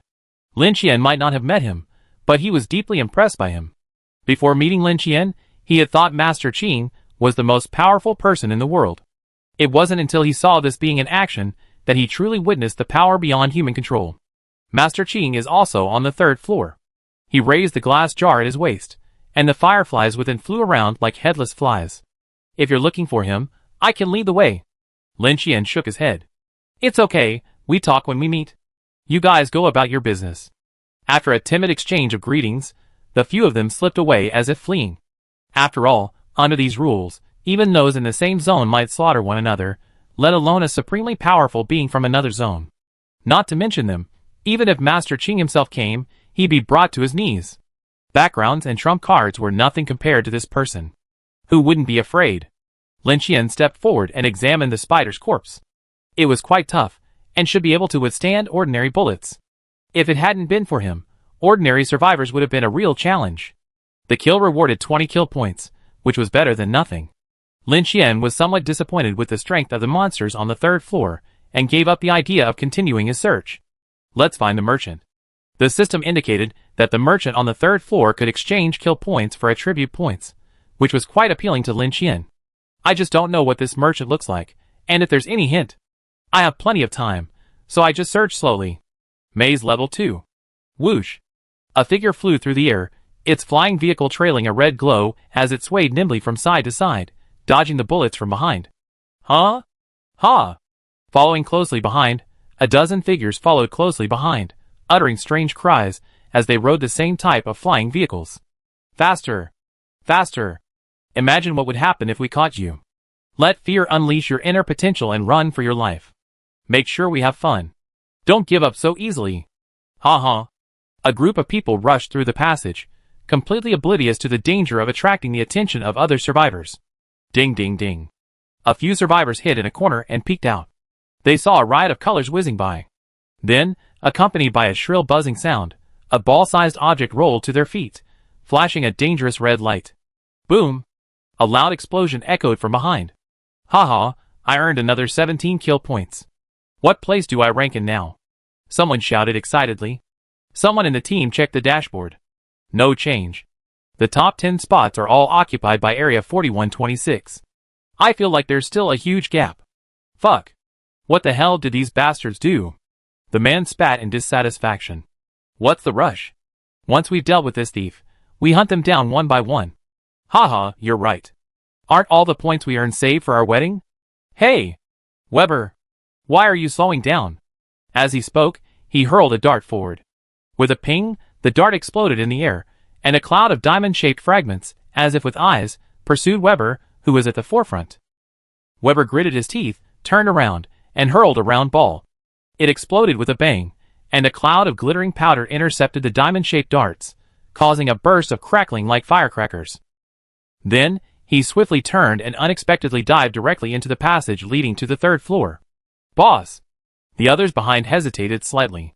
Chase! The leader snorted coldly, and entered the 3rd floor first. After entering the 3rd level of the maze, the light suddenly dimmed.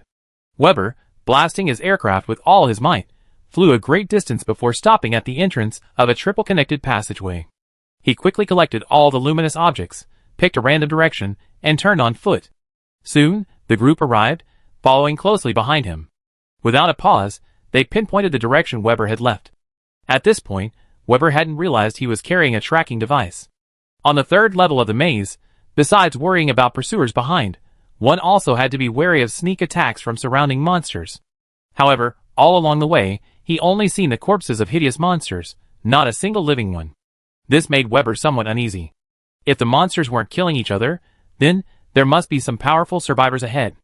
Under these rules, encountering a stranger survivor was practically no different from encountering a monster. He hesitated. But the next moment, a familiar scream echoed from behind him. He had no choice but to grit his teeth and sprint headlong into the darkness. Wait! He stopped? Oh! What do you mean, he's given up resistance?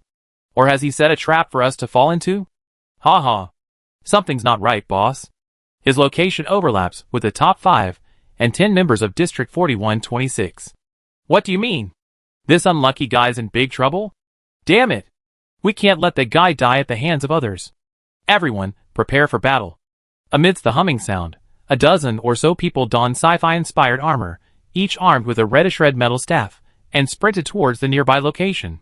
Turning left, right, an irregular hole appeared at the end of the passage, a faint golden light emanating from within.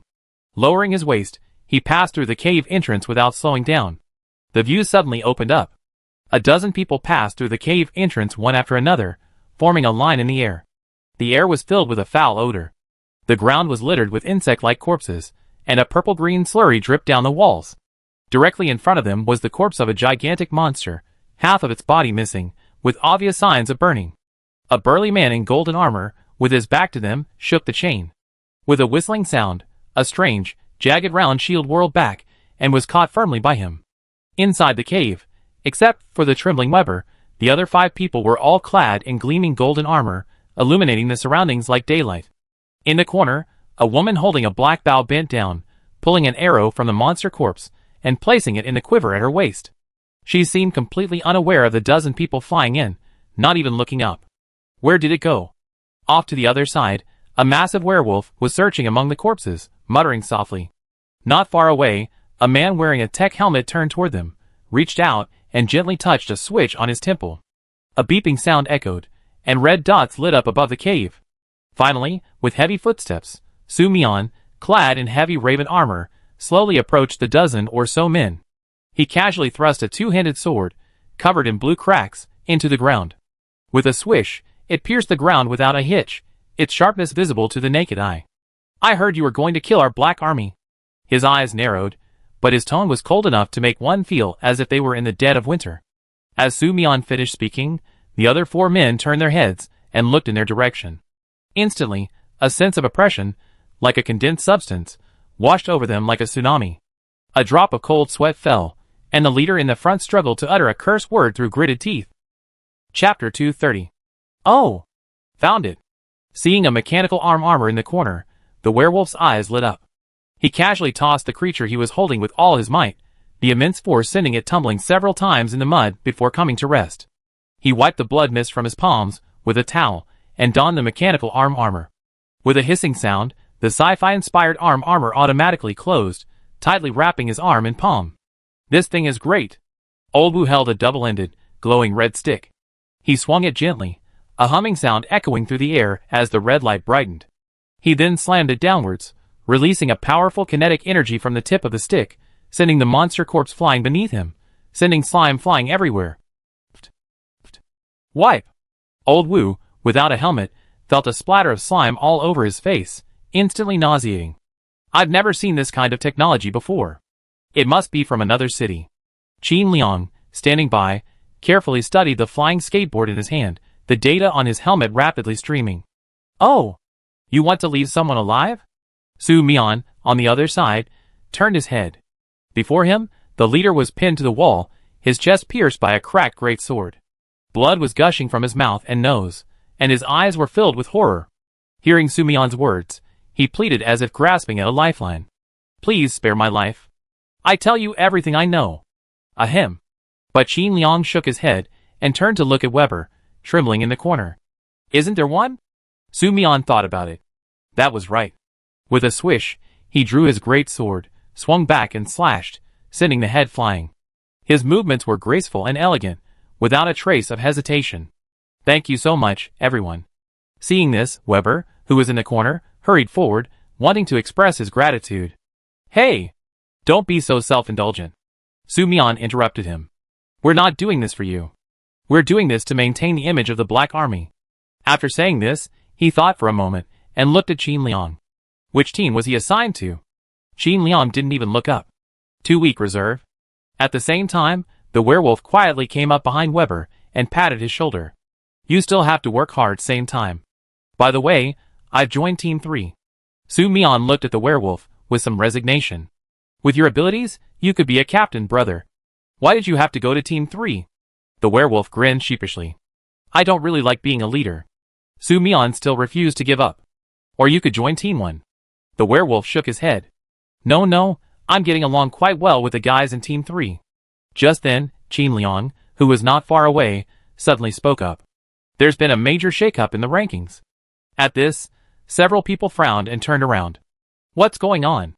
Qin Liang looked at old Wu. Brother Wu is now second.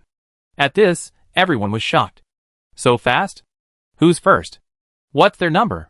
Su Mian asked. It's Brother Qin. Qin Liang replied calmly. For a moment, there was silence. Are you crazy? After a long moment, Su Mian finally couldn't help but curse. It's Brother Qin. Why are you keeping me in suspense? Isn't that only natural? Creating such suspense, who am I to blame? TSK. Several people rolled their eyes. I think this guy probably wants a beating. Get out of the way. I shoot him a couple of arrows, and he'd be quiet. Just then, a deadpan mechanical voice suddenly rang out from nearby. Everyone turned to look at Xia Qing. Under everyone's gaze, Xia Qing became nervous again and hurriedly reached out to turn off the switch. But Qin Liang seized the opportunity to retaliate. With a single command, the switch suddenly became inoperable.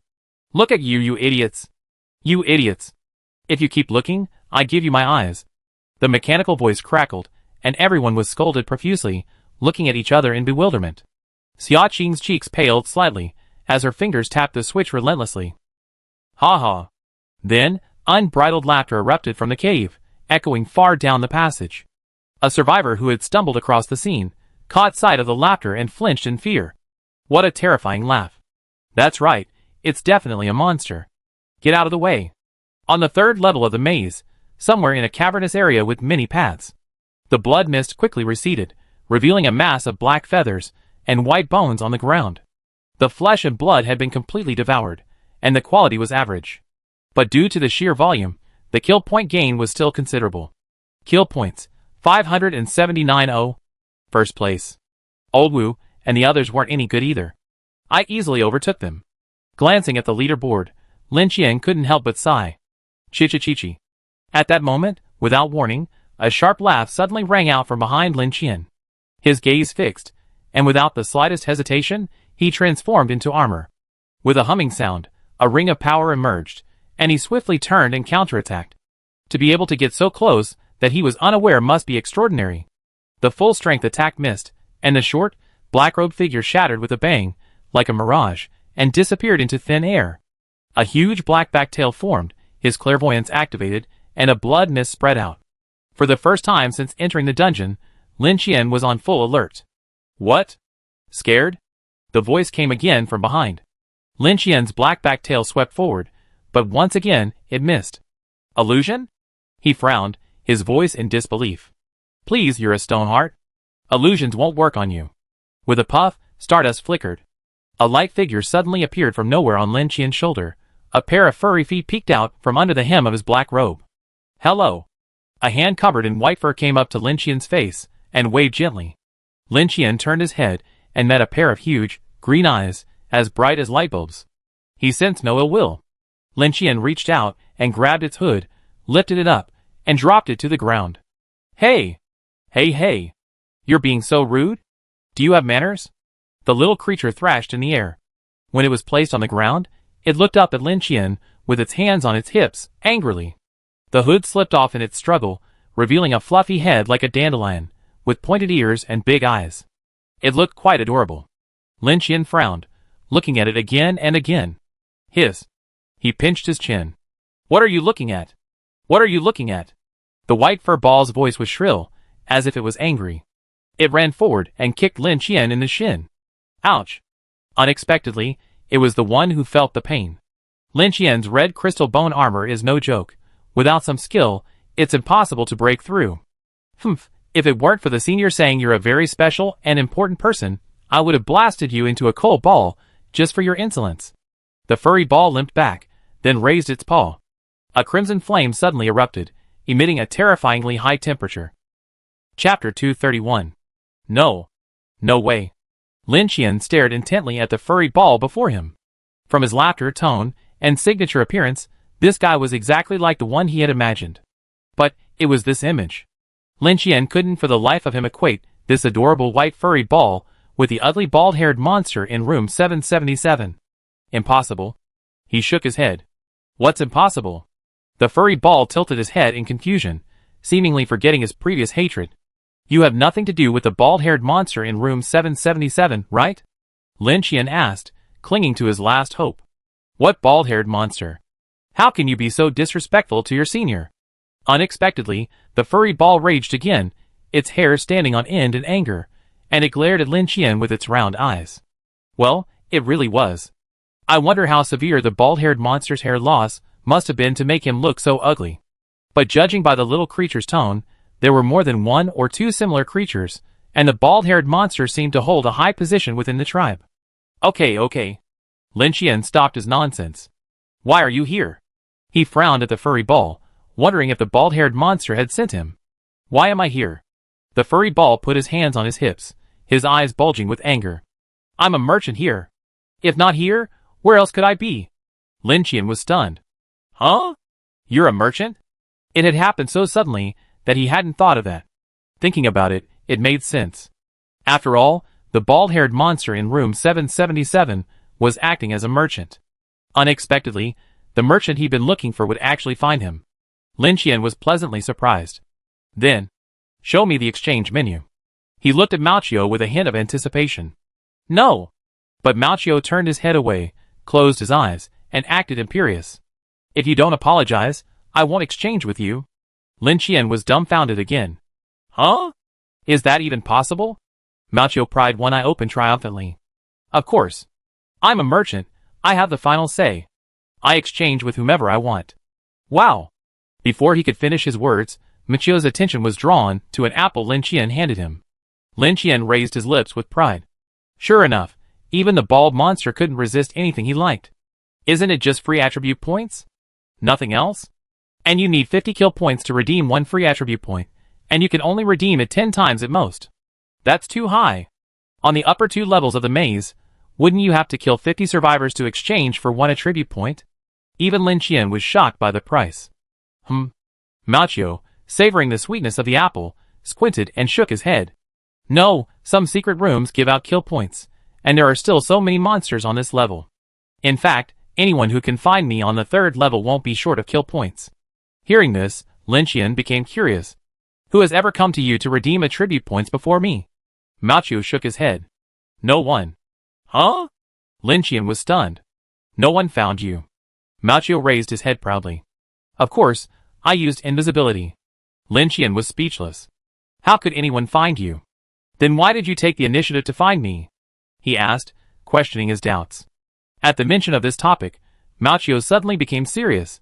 He casually stuffed the core of the apple he had gnawed into his black robe and looked at Lin Qian with a burning gaze. Actually, besides attribute points, I can exchange it for something else. Lin Qian peeked. What item? Mao Qiu didn't answer, but continued to talk. However, the requirements for exchanging such an item are very strict. You can only exchange it after you have killed everyone, leaving only one person alive. Lin Qian's eyes narrowed. Killing everyone, leaving only one person, meant that even those in his own area couldn't be spared. And no cards could be used in this dungeon.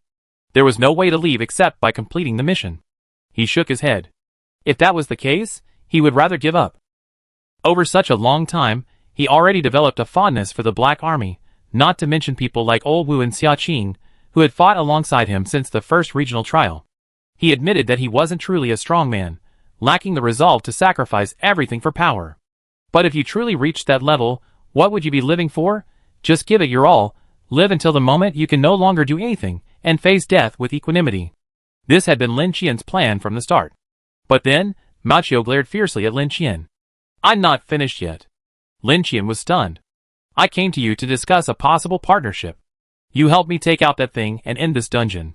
Then, at the last moment, I secure the final reward and give it to you as a reward. How about that? Mao Qiu stared at Lin Qian with wide eyes and anticipation. A faint, half-clear smile could be seen beneath his white fur. What is that? Lin Qian asked, frowning. That thing outside. Mao Qiu pointed overhead. It's coming soon. It's about to appear. As the words fell, before Lin Qian could ask further, a dull bell suddenly rang out, echoing through every corner of the maze. Lin Qian felt as if something had pricked his soul. Startled, he looked around. Then he saw the particles floating in the air, like willow catkins, slowly drifting upward, their speed increasing. He glanced at the timer. It was just nightfall. Clearly, the unknown, terrifying entity mentioned in the system prompt had begun to move.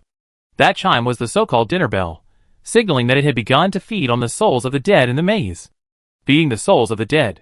Lin Qian looked at Mao. What the hell is that thing? Mao twitched his ears, a look of disdain on his face. It's just a giant, gifted with some abilities, and then exaggerated into an evil god. Haha, those tentacle monsters aren't that weak. Giant? Lin Qian once again heard a new word. In short, if you want to accomplish this goal, only you can do it. Mao continued to look at Lin Qian expectantly. Because only the stone-hearted can ignore the markings on the giant's body and pose a threat to it. Marks? Lin Qian glanced at the message on the control panel. If you look directly at that terrifying entity, the consequences will be disastrous. Mind pollution? Chapter 232. At this moment, as the bell rang from the top floor, wailing cries streaked through the air, converging towards the upper levels. Most of the survivors were dazed and dizzy from the sound of the bell. At this moment, the importance of mental attributes became apparent. On the second floor of the maze, Duan Feng and Su Yun were engaged in combat with several others when the bell suddenly rang. Everyone else was stunned, except Su Yun, who recovered after a brief moment of daze. Seeing a rare opportunity, she quickly dispatched several of the opponents. By the time Duan Feng regained consciousness, the battle was over. Most of the black-clad soldiers had their mental attributes enhanced by the laughter potion, making them relatively well off. Some who specialized in strength were in dire straits, facing frequent defeats by those less powerful than themselves. The third floor of the maze was much more tolerant. Those who dared descend here were generally the top players in each area, and ordinary survivors simply wouldn't dare challenge them. But for the survivors on this level, the impact of the third level of the maze itself was far greater than the impact of the bell. Cough, cough, cough. In a passage, a petite girl's steps became erratic, and she couldn't help but cough violently. Wiping the blood from the corner of her mouth, she stopped panting and squatted to the side. No, I'm dying, fatty. She shouted weakly as she sat down. Here I come. Keep your voice down. The fat man, not far away, hurried over and placed his palm on the girl's forehead with familiarity. Heal. A flash of white light flashed, and the girl's expression suddenly revealed a look of enjoyment. Huh? So comfortable. The girl let out a long sigh and suddenly became full of energy. She jumped to her feet, looking a world away from her moments before. Sister Yu, listen to my advice. We've earned a lot of kill points this time. Let's exchange them for attribute points and add some constitution. With your frail body, I'm afraid a gust of wind would blow you over. Hearing this, Yu couldn't help but roll her eyes. She patted the fat man's shoulder with a condescending air, speaking with the air of a seasoned veteran. You don't understand. Only extreme output can crush everything and sweep all the way. She spoke with increasing enthusiasm, even gesturing with her hand. With a flick of her hand, a crackling sound appeared, and a purple arc of electricity appeared, instantly causing the fat man's hair to stand on end. Just give up. The fat man's eyelids drooped, his face filled with resignation. A squishy mage, if they can withstand one wave of yours, a single counterattack and you're down. Tell me, doesn't that happen all the time? Yu choked, but remained confident. I still have you, my tank teammate. As he spoke, he patted the fat man's belly and chuckled. The fat man was speechless. You really think I'm omnipotent? For example, in that weird dungeon 2 days ago, if we hadn't run into a big boss passing by, we'd both be dead. The girl waved her hand impatiently. Alright. What big boss are you talking about all the time? I already told you, under my full power, that Ghost King was already at the end of his rope. That guy just got lucky and got a kill. But since he saved you, I won't hold it against him. The fat man was dumbfounded. He had never seen such a shameless person before. As someone who had witnessed Lin Qian's attack firsthand, he knew the other man's terrifying power, a force beyond his level. But he also knew that Yu was just boastful, not unreasonable. You behave yourself when you meet that big boss. Hey! Wait for me. Seeing Yu walk away on his own, the fat man felt somewhat helpless, but he still chased after him. Where's the merchant? Where's the merchant? The merchant? After searching around and around, killing dozens of monsters along the way, there was still no sign of the merchant. The hot-tempered Yu was furious, muttering to himself through gritted teeth. Just then, a sudden clatter of footsteps could be heard in the passage ahead. Startled, the fat man quickly stepped forward and pulled Yu around the corner. Anyone who could appear on the third floor was no ordinary creature. In fact, it was just as he had suspected. Haha, Master Ching is still being modest. A hearty laugh echoed from the group. The leader was a righteous young man with immaculately combed hair, thick eyebrows, and prominent eyes. He wore a gray-blue coat, and his steps were imposing, making him look like a leader. Beside him, Master Ching, now dressed in a new outfit, still sporting his cowboy hat and a pistol at his waist, walked alongside him. I'm not being modest. His voice was slightly hoarse, his expression complex. Brother Ching, if you ever get the chance to meet that person, you know what I say is true. Hearing this, Qin Zheng narrowed his eyes imperceptibly. Although I haven't met this legendary figure, several of my men have encountered his black-clad troops in a previous dungeon. Mentioning the Black Army, he couldn't help but shake his head and chuckle.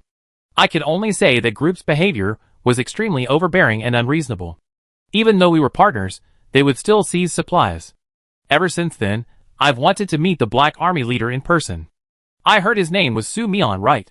As he spoke, he turned to look at one of his men behind him. The man nodded. However, Lu Zhanqing was speechless upon hearing this. It seems we weren't talking about the same person from the beginning. This guy only knew Su Mian, and had no idea there was a monstrous being behind him. He opened his mouth, wanting to explain, but felt it would be a waste of words, so he closed it again. Cough, cough, cough. A cough came from behind him. It was the sniper, Aching. Seeing this, Qin Zheng immediately threw over a glass-enclosed bottle of purple potion. Brother, take this. Your physical attributes are too low to withstand the radiation here. Using healing potions alone is just a temporary solution. This thing will temporarily boost your immunity and resistance, which should make you feel better. Aching instinctively took it, but chose not to consume it. Instead, he looked at Lu Zhanqing. Since it's so kind of Brother Qin, Aching, please accept it. After Lu Zhanqing spoke, Aching finally gulped down the potion and breathed a sigh of relief, feeling much better indeed. Lu Zhanqing could see that Qin Zheng was actively trying to make friends, and he didn't resist. Ever since witnessing Lin Qian's strength in Eternal Night City, Lu Zhanqing's demeanor had changed dramatically, even deliberately discouraging others from addressing him as Master Qin. Humble, cautious, and polite. It was simply because he had seen the true heights of the mountains and recognized his own insignificance. After a moment of silent admiration, Lu Zhanqing couldn't help but frown. But we've been searching for so long. Where's the merchant? He's not on the third floor, is he? Chapter 233. Are you going this way? There's a dead end ahead. Although the monsters here have poor eyesight, their hearing and perception are very sharp. You have a dangerous aura. What is it? Why aren't you talking? Lin Qian stopped, his face filled with impatience. Turning around, he looked at the furry ball behind him. Are you going to follow me? The furry ball's eyes widened with anticipation. Are you going to kill the giant? Lin Qian was speechless. It's still early. I want to loot a bit. The furry ball was puzzled. The things in here probably don't appeal to you, do they? I have a group of men. Why don't you go somewhere else first? Maybe someone is looking to exchange attribute points with you. Lin Qian had already completed the attribute point exchange. The furry ball twitched his ears. I'm too lazy to exchange for them. They're a bunch of fools. Lin Qian was helpless. Is this okay? AWOL? It's okay. The rules don't say I have to redeem points. I just can't leave the third floor. Lin Qian's eyes shifted slightly. This little creature is quite honest, much cuter than that old-fashioned bald monster, both in appearance and personality. If you could leave the third floor, you could probably take care of that giant yourself. Lin Qian continued walking forward, feigning nonchalance as he began to ask questions. Of course, that guy's spirit is only powerful. His physical strength can't compare to a true giant. Ah. A sigh. But even if I could leave the third floor, I wouldn't be able to truly kill it. The rules don't allow us to fight each other, so this has to be done by you. Well, what have you considered? It began to urge impatiently again. Haven't I already agreed? Why are you so anxious? Lin Qian replied casually. Of course I should be anxious. The sooner you kill it, the sooner the dungeon will end, and I'd be able to escape this hellhole. I don't understand what you're dawdling about. If you want the items in the high-level secret rooms, I can just take you there. Hearing this, Lin Qian's eyes lit up. That's another way. The furry ball tilted its head. I know the entire maze structure inside out, but I can't leave the third floor. I can only take you right down below. Only if you complete our transaction as soon as you've taken everything. It spoke with increasing urgency, its shrill voice a little piercing. Okay. Lin Qian nodded in agreement. Unexpectedly, there was a pleasant surprise. Then it's a deal. After saying that, the furry ball suddenly placed its small hand on Lin Qian's calf. This is... Lin Qian looked down, puzzled, when a sudden noise rang out in his ears, and his vision instantly distorted. In the blink of an eye, he had arrived at an unfamiliar cave. Inside, there were even several monsters, cowering in their nests, afraid to move. A large number of luminous stars in the air dissipated, eventually merging into the darkness. Teleportation, and even carrying people? Lin Qian couldn't help but wonder. This was much faster than shadow walking. Looking at the furry ball, he saw a frown on his face, his features all drawn together. You're too big. I won't take you with me next time. It slapped its cheeks with its small hands, looking quite uncomfortable. Lin Qian didn't respond, but instead looked upward. Here? The furry ball nodded. Buzz. Boom. He leaped up through the gap, and after a dozen seconds, he had grabbed his things and jumped back. Where's the next one? The furry ball waved. Follow me. As soon as the words left his mouth, it transformed into a streak of white light and vanished from its spot. Lin Qian took 2 steps back into the darkness, his body quickly fading into the shadows, entering a walking state. 2 streams of energy, one black and one white, darted through the 3 levels of the maze. Many people saw them and stared in wonder. Some even tried to chase them, but despite their best efforts, they couldn't see their taillights and ultimately gave up. The number of the highest level ruby chambers was even fewer than expected, only 6 in total. In addition to the one Lin Qian had opened earlier, 2 others had already been reached. Looking at the 3 giant blood essences lying quietly in the storage space, Lin Qian nodded in satisfaction. Although he couldn't use them himself, given Old Wu and the other stats, they should be able to digest them quickly, and their strength would be significantly increased by then. How about it? Can we get started now? Machio stared at Lin Qian expectantly. No rush. Lin Qian smiled. There are still many yellow secret rooms. The search must be thorough, so as not to make this a wasted trip. What? Machio's voice suddenly rose, his hair standing on end, and he glared. I only promised to do it as soon as possible. You didn't say we had to start right away. Lin Qian didn't even bother asking Machio for help, but instead began searching on his own, his movements frustratingly slow. Machio frantically muttered something incoherent, but ultimately resigned himself. Follow me. 23 yellow chambers, 12 unopened, and Lin Qian had obtained 12 pieces of equipment with different functions. Aside from a ring that could conceal his aura, Lin Qian had no use for the others, but they were all of decent quality, so he would have Su Mian distribute them back. By this time, Lin Qian's storage space was already overflowing with equipment and items reserved for his subordinates, while his own possessions were pitifully few. He was like an old father, worried sick about his growing children. Is that all right now? Machio crossed his arms, a look of irritation on his face, as if he was afraid Lin Qian would default. It's all right now. Lin Qian checked the time. The evening was already halfway over. Since he already agreed to it, and the other party had shown their sincerity, he couldn't just take the benefits without doing anything. Although he didn't know what the item was that required killing everyone to obtain, even if that hadn't happened, given the chance to finish the dungeon early, Lin Qian would still give it a try. He'd taken everything he needed, and this boring dungeon should be over. He didn't want to waste another 2 days here. Boring. Just then, a burst of conversation and footsteps suddenly emanated from the passage ahead. Lin Qian looked in the direction of the voices, and saw Lu Zhanqing walking side by side with a stranger. Hey! He had known Lu Zhanqing was also in this dungeon, but he hadn't seen him when he was searching for the secret room earlier, only to run into him right now. Lu Zhanqing was also startled, pausing slightly before offering a kind smile and politely greeting him. Boss Lin, long time no see. Qin Zheng, standing nearby, keenly noticed Lu Zhanqing's change of mood and was secretly startled. What's going on? Is this Qin Yi actually a little afraid of this young man? He looked at Lin Qian with confusion, but saw nothing unusual. Nothing special. Chapter 234. Assassination Ring, when worn, effectively conceals one's aura and murderous intent. If it weren't for Machio's reminder, Lin Qian would never have realized that the pure young blood he had obtained from the tiger demon was the culprit that scared off the monsters. This ring is somewhat useful. At least it won't easily alert monsters with strong perception in the future. As for using it for assassination, Lin Qian hadn't considered it. First, let's see if he can withstand my open attack. At this moment, someone noticed Machio behind Lin Qian. Oh! Merchant. As soon as he said this, he was glared at by the person next to him. Don't talk nonsense. Maybe he's a pet. At that, Mao Qiu exploded. You're the pet. I'm the merchant on the 3rd level of the maze. Everyone was delighted to hear it admit it personally. Finally found him. Qin Zheng stepped forward, a kind smile on his face. Hello, I'd like to exchange for free attribute points. But the furball gave him a sidelong glance. Who the hell do you think you are? Get lost. Qin Zheng's smile froze. This isn't right.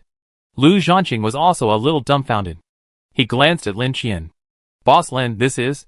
Lin Qian waved his hand, distancing himself from the matter. I don't know, it's just that way. Before he could finish, the furball interrupted him. Oh, don't bother with him. When are you going to take action? It tugged at Lin Qian's trouser leg, pulling it back and forth like rowing a boat. Everyone was stunned by this. Stop it. Lin Qian pulled his trouser leg back. Qin Zheng's eyes flickered, as if he had guessed something. Mr. Merchant, do you need any help? If possible, I'd be happy to do it for you.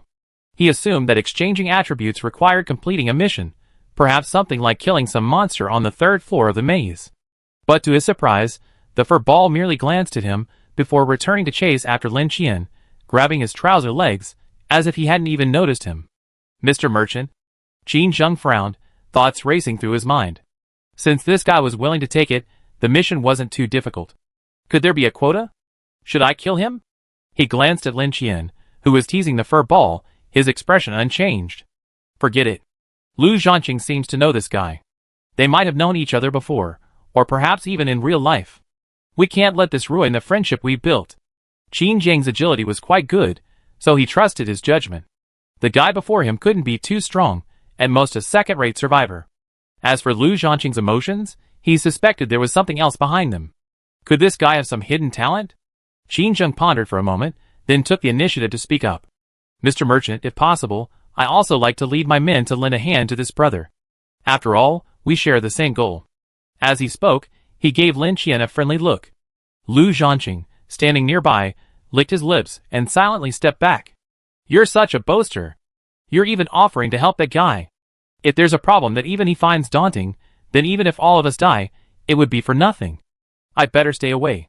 Whatever happens, it has nothing to do with me. Lu Zhanqing even regretted not introducing Lin Qian to this guy earlier.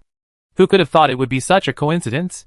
Hearing Qin Zheng's request, Mao Qiu turned to look at him again, this time lingering a little longer, his brow furrowed noticeably, but he still ignored Qin Zheng. Qin Zheng frowned, wondering what had gone wrong. Just then, a golden light suddenly flashed in the passage on the other side, and accompanied by heavy footsteps, Old Wu, Su Mian, and the other 5 appeared one after another. Brother Qian. Su Mian was clearly heading for the coordinates, so he wasn't surprised at all. Yeah, you're not hurt, are you? Lin Qian nodded casually in response and asked.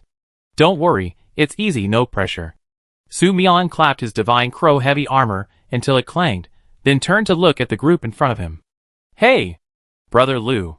He saw Lu Zhanqing and waved enthusiastically. Lu Zhanqing responded with a somewhat awkward smile. Old Wu walked over to Lin Qian and leaned over to look at the furball. What is this? He looked at Lin Qian in confusion. A merchant? Lin Qian replied calmly. Hi! Old Wu slapped his thigh. We've been looking all this way for it, and we didn't expect to find it here. Can it be exchanged? He didn't act on his own, but asked Lin Qian. Yes, 50 points per point, up to 10 times. So expensive. Old Wu was shocked, but not completely unacceptable. How can I exchange it? He asked again. Lin Qian looked down at the fur ball and gestured with his lips. Go, exchange it for them. The fur ball reluctantly stepped aside. Come on, step forward one by one. Seeing the 5 people start exchanging their tickets as if they were checking tickets, Qin Zheng couldn't help himself. There were no conditions in their relationship. They just wouldn't exchange for his own group. Mr. Merchant? His tone was clearly dissatisfied, and his expression no longer as friendly as before. You're not doing that, isn't it? We were the ones who came first. Before he could finish his words, Mao Qiu suddenly swung his hand at him. With a swish, a flash of crimson light struck his chest, leaving him with almost no room for resistance. Qin Zheng flew backward like a badminton, his hands and feet pointing forward. Before he could even register a look of horror, he had already sent several people flying, landing far away. I've tolerated this guy for a long time. However, after attacking, Mao Qiu turned back and explained to Lin Qian, as if he was afraid he would be upset. It's okay, I'm not familiar with him. Machio looked disgusted. He's such a wimp, yet he dares to interfere in any conversation. Throw this guy onto the platform. He probably wouldn't last half a minute. Lin Qian tried to smooth things over. He still has some courage. As the two of them whispered to each other, Qin Zheng, at the back of the crowd, was already seething with rage. He half knelt on the ground, a chill permeating his body. A layer of ice crystal armor covered most of his torso, and an ice sword slowly took shape in his hand. It wasn't his equipment, but his own ability. Standing up, he walked forward slowly, his eyes filled with coldness. Lu Zhanqing was horrified at the sight. Stupid Chunner, what are you doing? Unable to bear watching him die, he reached out and grasped his arm, ignoring the chill.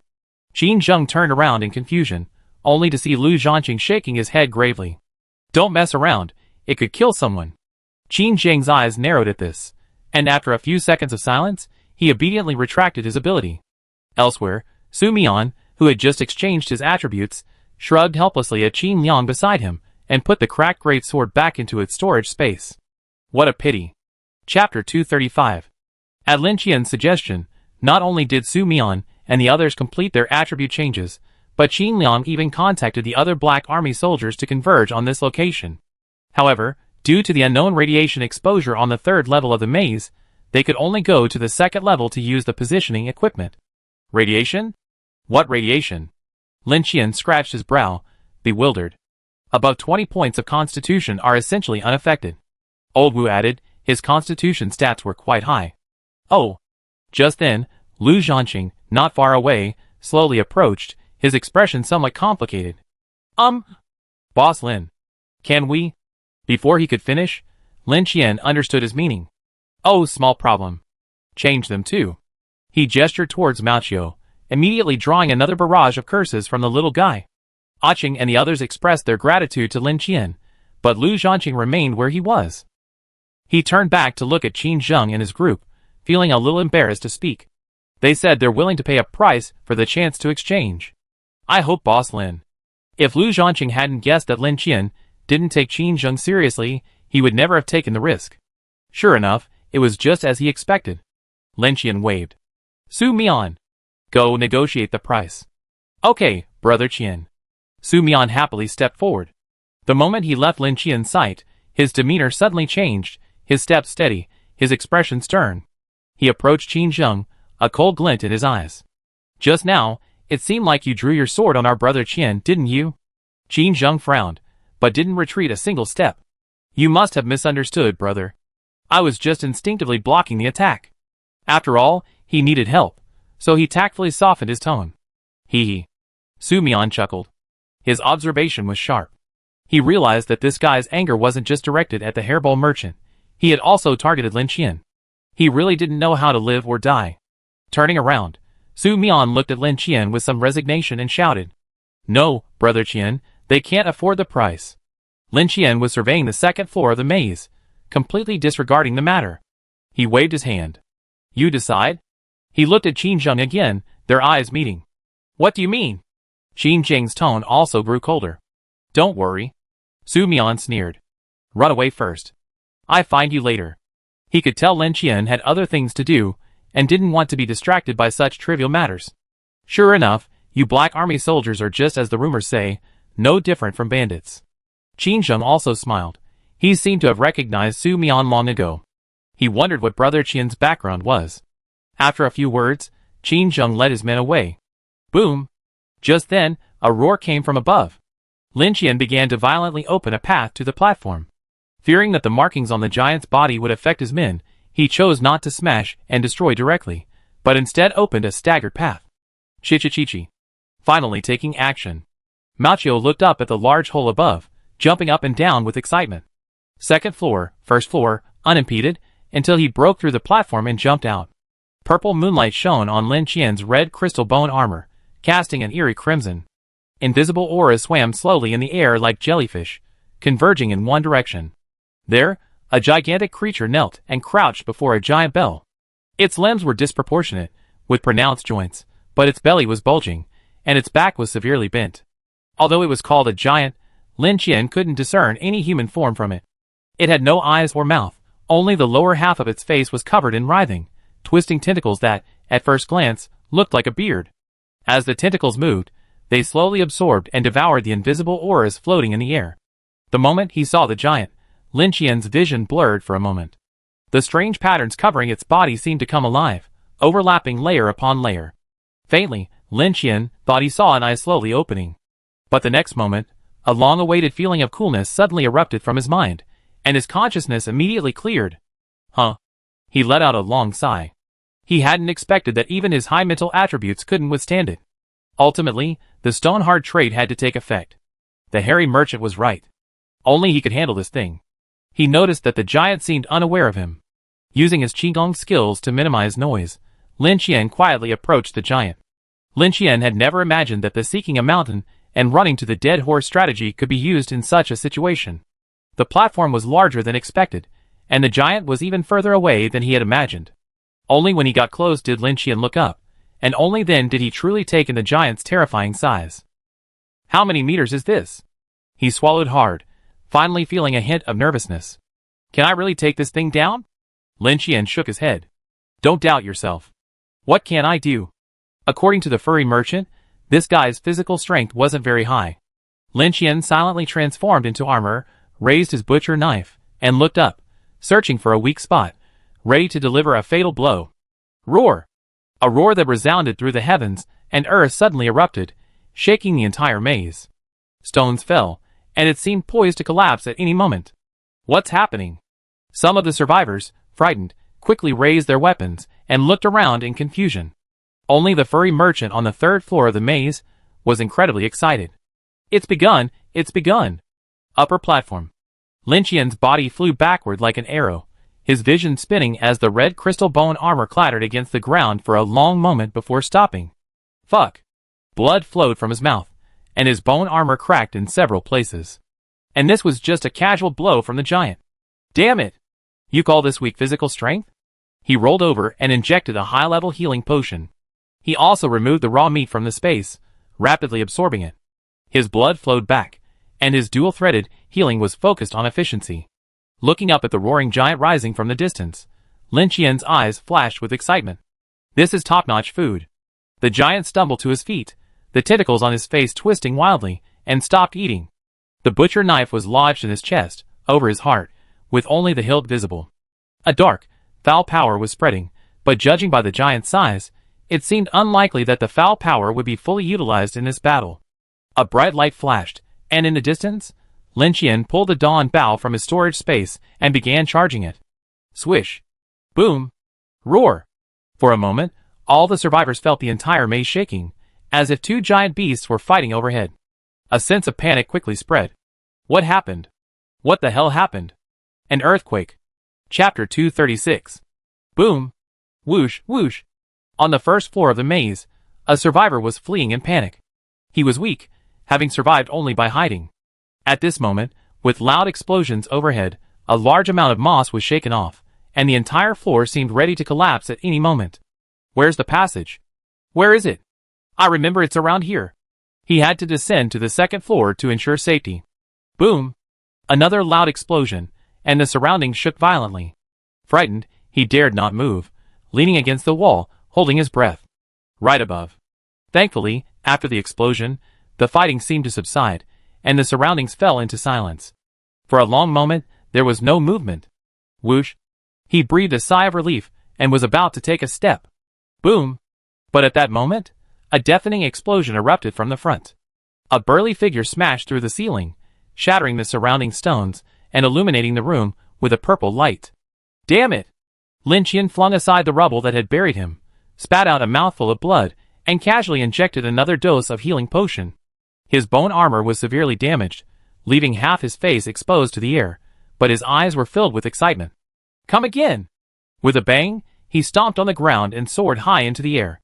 Countless blood-stained veins blossomed in the air like flowers, charging towards the massive figure ahead. The survivor, witnessing this shocking scene firsthand, couldn't help but harbor curiosity. He slowly stepped forward, looking up through the gap at the massive shadow above. The giant's shadow obscured the purple moonlight. His eyes widened, and the lines in his pupils began to twist as if alive. Ah! He fell to the ground, slapping his cheeks frantically. The whites of his eyeballs quickly filled with blood, and the veins in his temples throbbed. He roared frantically and desperately, blood pouring from his eyes and nose. As if possessed by some kind of force, he reached out to dig out his own eyes. With a puff, blood splattered. He seemed to feel no pain, only to feel even more terrified. Finally, his breathing suddenly ceased, and a barely perceptible white energy emerged from the corpse and floated upwards, seemingly his soul. In the distance, around the corner, Jiang Jinshan, witnessing all this, couldn't help but sweat break out on his forehead. He turned to look at Qin Liang. Let's just forget it. The risk is too high. One moment of inattention could cost us our lives. Qin Liang said nothing, but instead pulled out a pair of sunglasses from his storage compartment. If you can't look directly at something, it's probably useless for a blind person. Jiang Jinshan was surprised. There's such a thing? Qin Liang put on his glasses and reached out to touch the wall. It's different from what I imagined. I can't even see behind my eyelids. There's only emptiness. Come on, I deploy, you command remotely. Jiang Jinshan nodded. As you say. Top platform. Under the giant's continuous blows, Lin Qian could only evade in panic. This was probably the toughest battle he had ever faced. The blackback giant's tail was broken in two, its bone armor shattered over large areas, and it bore countless wounds, large and small. The giant wasn't much better off, however. A large gash in his abdomen revealed his throbbing internal organs. He covered it with one hand, fearing Lin Qian would jump in again and wreak havoc. A large chunk of flesh was missing from the neck, revealing a faint glimpse of the dark gray spine. Unfortunately, Lin Qian misjudged the giant. It seemed the giant lacked vital arteries, otherwise he would have taken him down long ago. The foul power in his chest had already spread significantly. Lin Qian hadn't expected the battle to last this long. The prolonged battle had only caused the foul power to inflict the greatest damage. Grabbing the butcher knife, and taking advantage of the giant's moment to catch his breath, Lin Qian dragged his exhausted body forward once more. According to the game, this giant's magic resistance was extremely high, and the Dawn Great Bow and Shadow Lightning Spear could only inflict limited damage. However, his physical resistance was mediocre. Thus far, all the damage Lin Qian had inflicted had been through the Ring of Strength. I can't do it anymore. I need to quickly grab some flesh and blood to eat. My body is reaching its limit. This was the first time Lin Qian had experienced being unable to use the Ring of Strength. When the body was severely damaged, the Ring of Strength became difficult to activate. Now, Lin Qian was exhausted and simply couldn't use it. Fortunately, he had blood to feed on to replenish his strength. Seizing an opening, he bit down on a wound on his leg again, the blood desperately burrowing into the flesh. Roar! The giant, in pain, stretched out his hand and slapped Lin Qian. Lin Qian was prepared, forcing himself into the giant's flesh, using its body to block the impact. Bang! With a muffled groan, the horrific crushing sensation caused Lin Qian to spit out a mouthful of blood, but he ignored it completely. As he ate, his body began to rapidly repair itself. Roar! The giant screamed again, its wails echoing throughout the maze.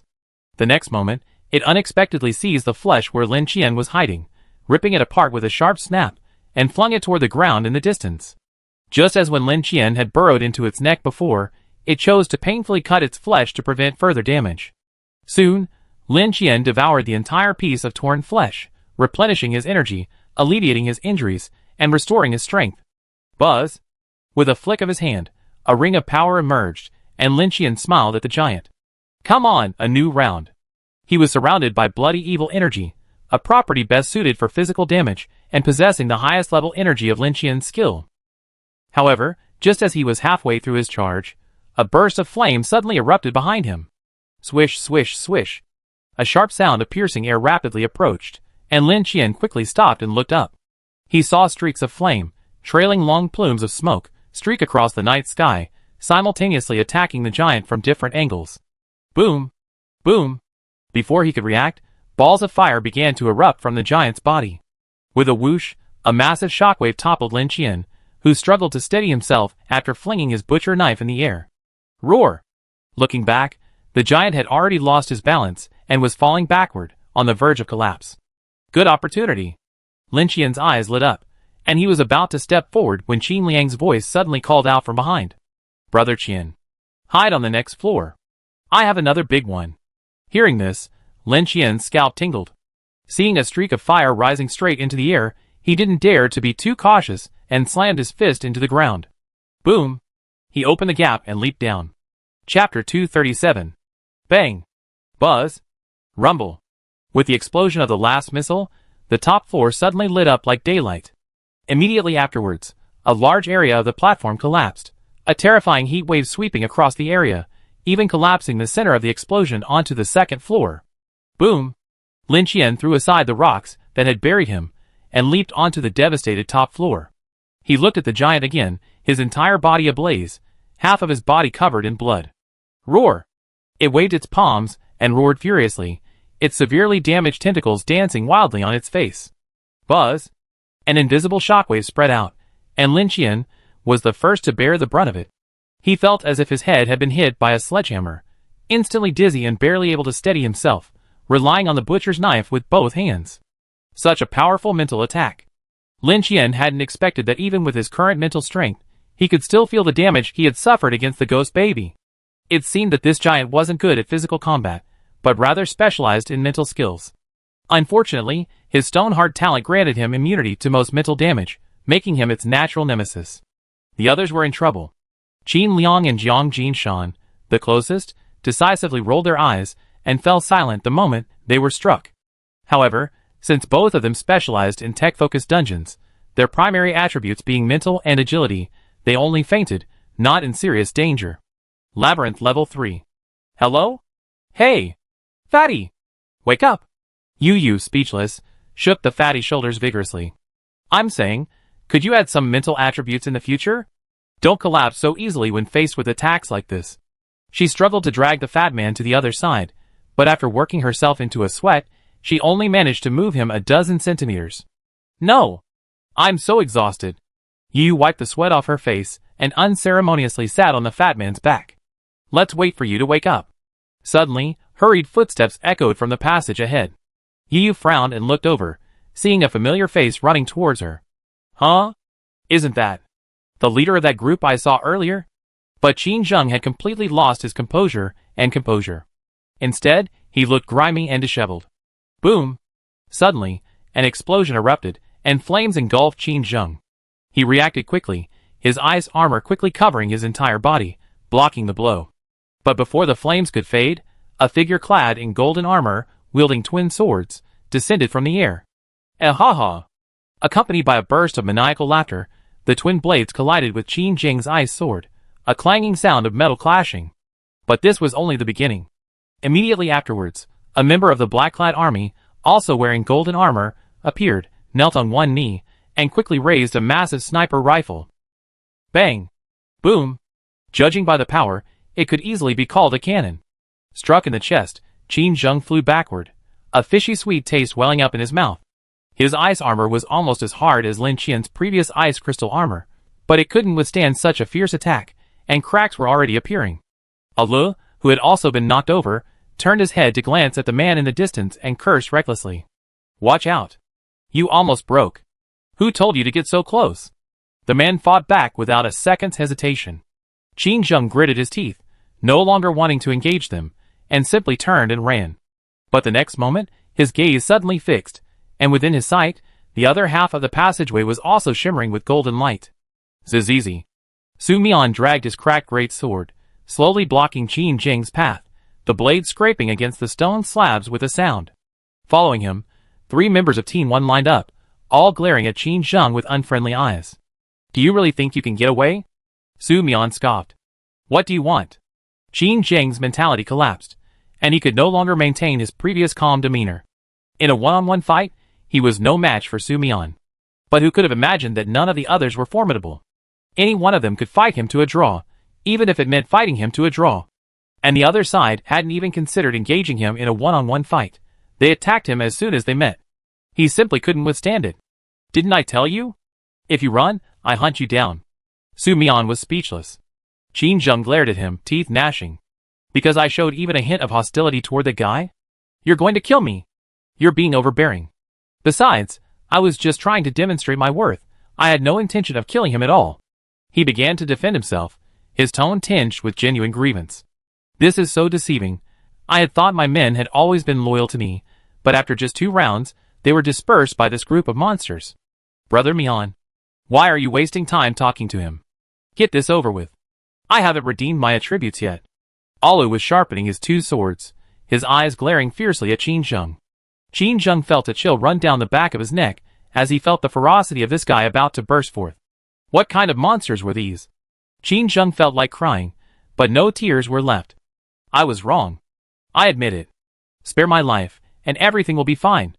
Seeing the two groups approaching, Qin Zheng's hair stood on end, and he shouted loudly. He had given in, and deeply regretted not listening to Lu Zhanqing. But it was too late. Alu was unstoppable, his form like a ghost, his divine crow armor propelling him forward to launch the attack. His two swords, stained with a trailing red glow, slashed down.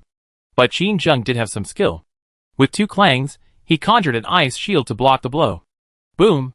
The next moment, a bullet carrying terrifying power crashed down, cracking the ice shield. Following closely behind, the three members of Team 1 each displayed the qualities of the Black Army's strongest squad. Huge hammers crashed down, punches pierced the sun, and a series of crushing blows followed. Green vines erupted from the ground, entwining Qin Zheng's feet, making it impossible for him to dodge. Ice fragments shattered, and Qin Zheng struggled to parry each blow, his figure lowering lower and lower. Until the ice armor shattered, the people before him suddenly dispersed. Then, he saw Su Mian wielding his great sword, his hands gripping the hilt and resting it on his left shoulder. A stream of blue light spread from the blade to his arm, and even his pupils changed color. Goodbye. A humming blow, unstoppable force. A head flew high, then fell heavily. Blood splattered all over him. Su Mian smiled. The members of Team 1 followed him silently, leaving only Alu to step forward and begin stripping his equipment. He muttered as he did so. Do you think you're in a TV show where you're given time to develop and eventually show up at some point to trip us up? Can't stand the Black Army's domineering style? If Captain Qin hadn't said that Brother Qian was merciful, and that we might offend him if we went too far, we wouldn't have been able to borrow things and still leave them alive.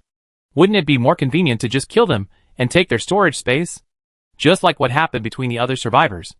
Chapter 238. Roar. The deflated roar represented the giant's final, utter struggle. With a single swing of his blade, the massive arm shattered. Lin Qian was covered in blood, his bone armor tattered beyond recognition, but thanks to the constant nourishment of his bloodline, he was like an inextinguishable lamp, his strength constantly surging. One strike, two strikes, a ring of power emerged. He slashed the giant's throat, stamped on the wound, and burrowed inside. Roar! Roar! The tentacles trembled, and the giant struggled in terror.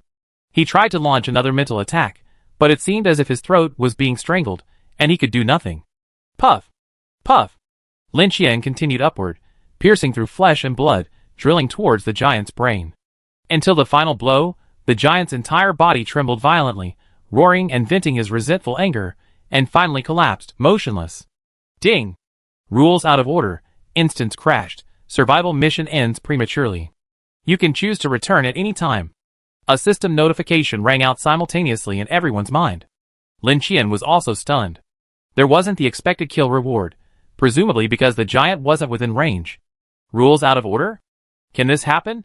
With a puff, a cloud of stardust dissipated from behind Lin Qian, and a furry figure leaped out, eyes beaming with excitement. Can you leave the third level of the maze? Lin Qian was still thinking about going down to ask for his reward, but he unexpectedly came to him. This made him feel relieved, and the chances of him refusing to pay were reduced. Of course.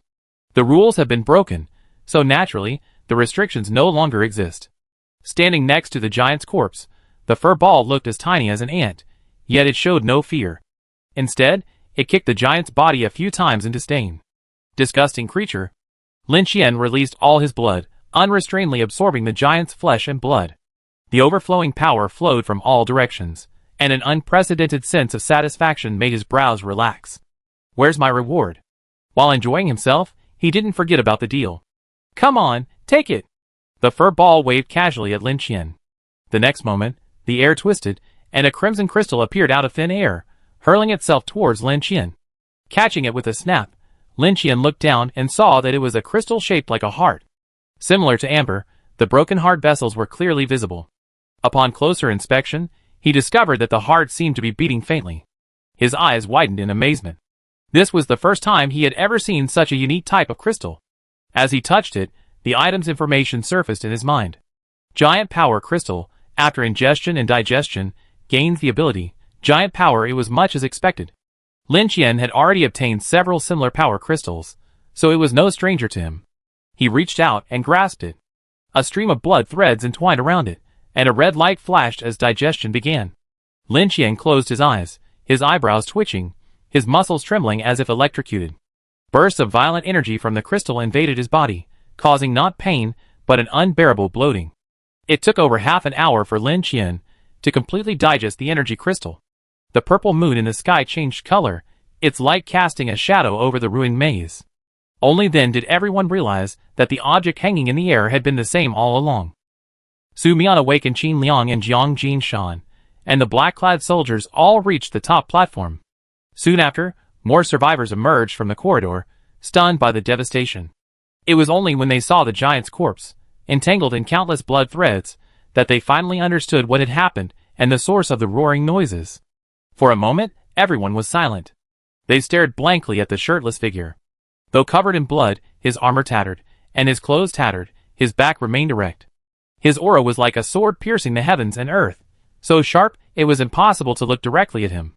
Shock, admiration, awe, all these emotions intertwined, complex and intense. Among them, the black-clad soldiers were the most excited. They gazed at the figure from afar, their hearts filled with immense pride. The eerie silence lasted for a long time, and no one dared to disturb that being. More and more people gathered on the platform.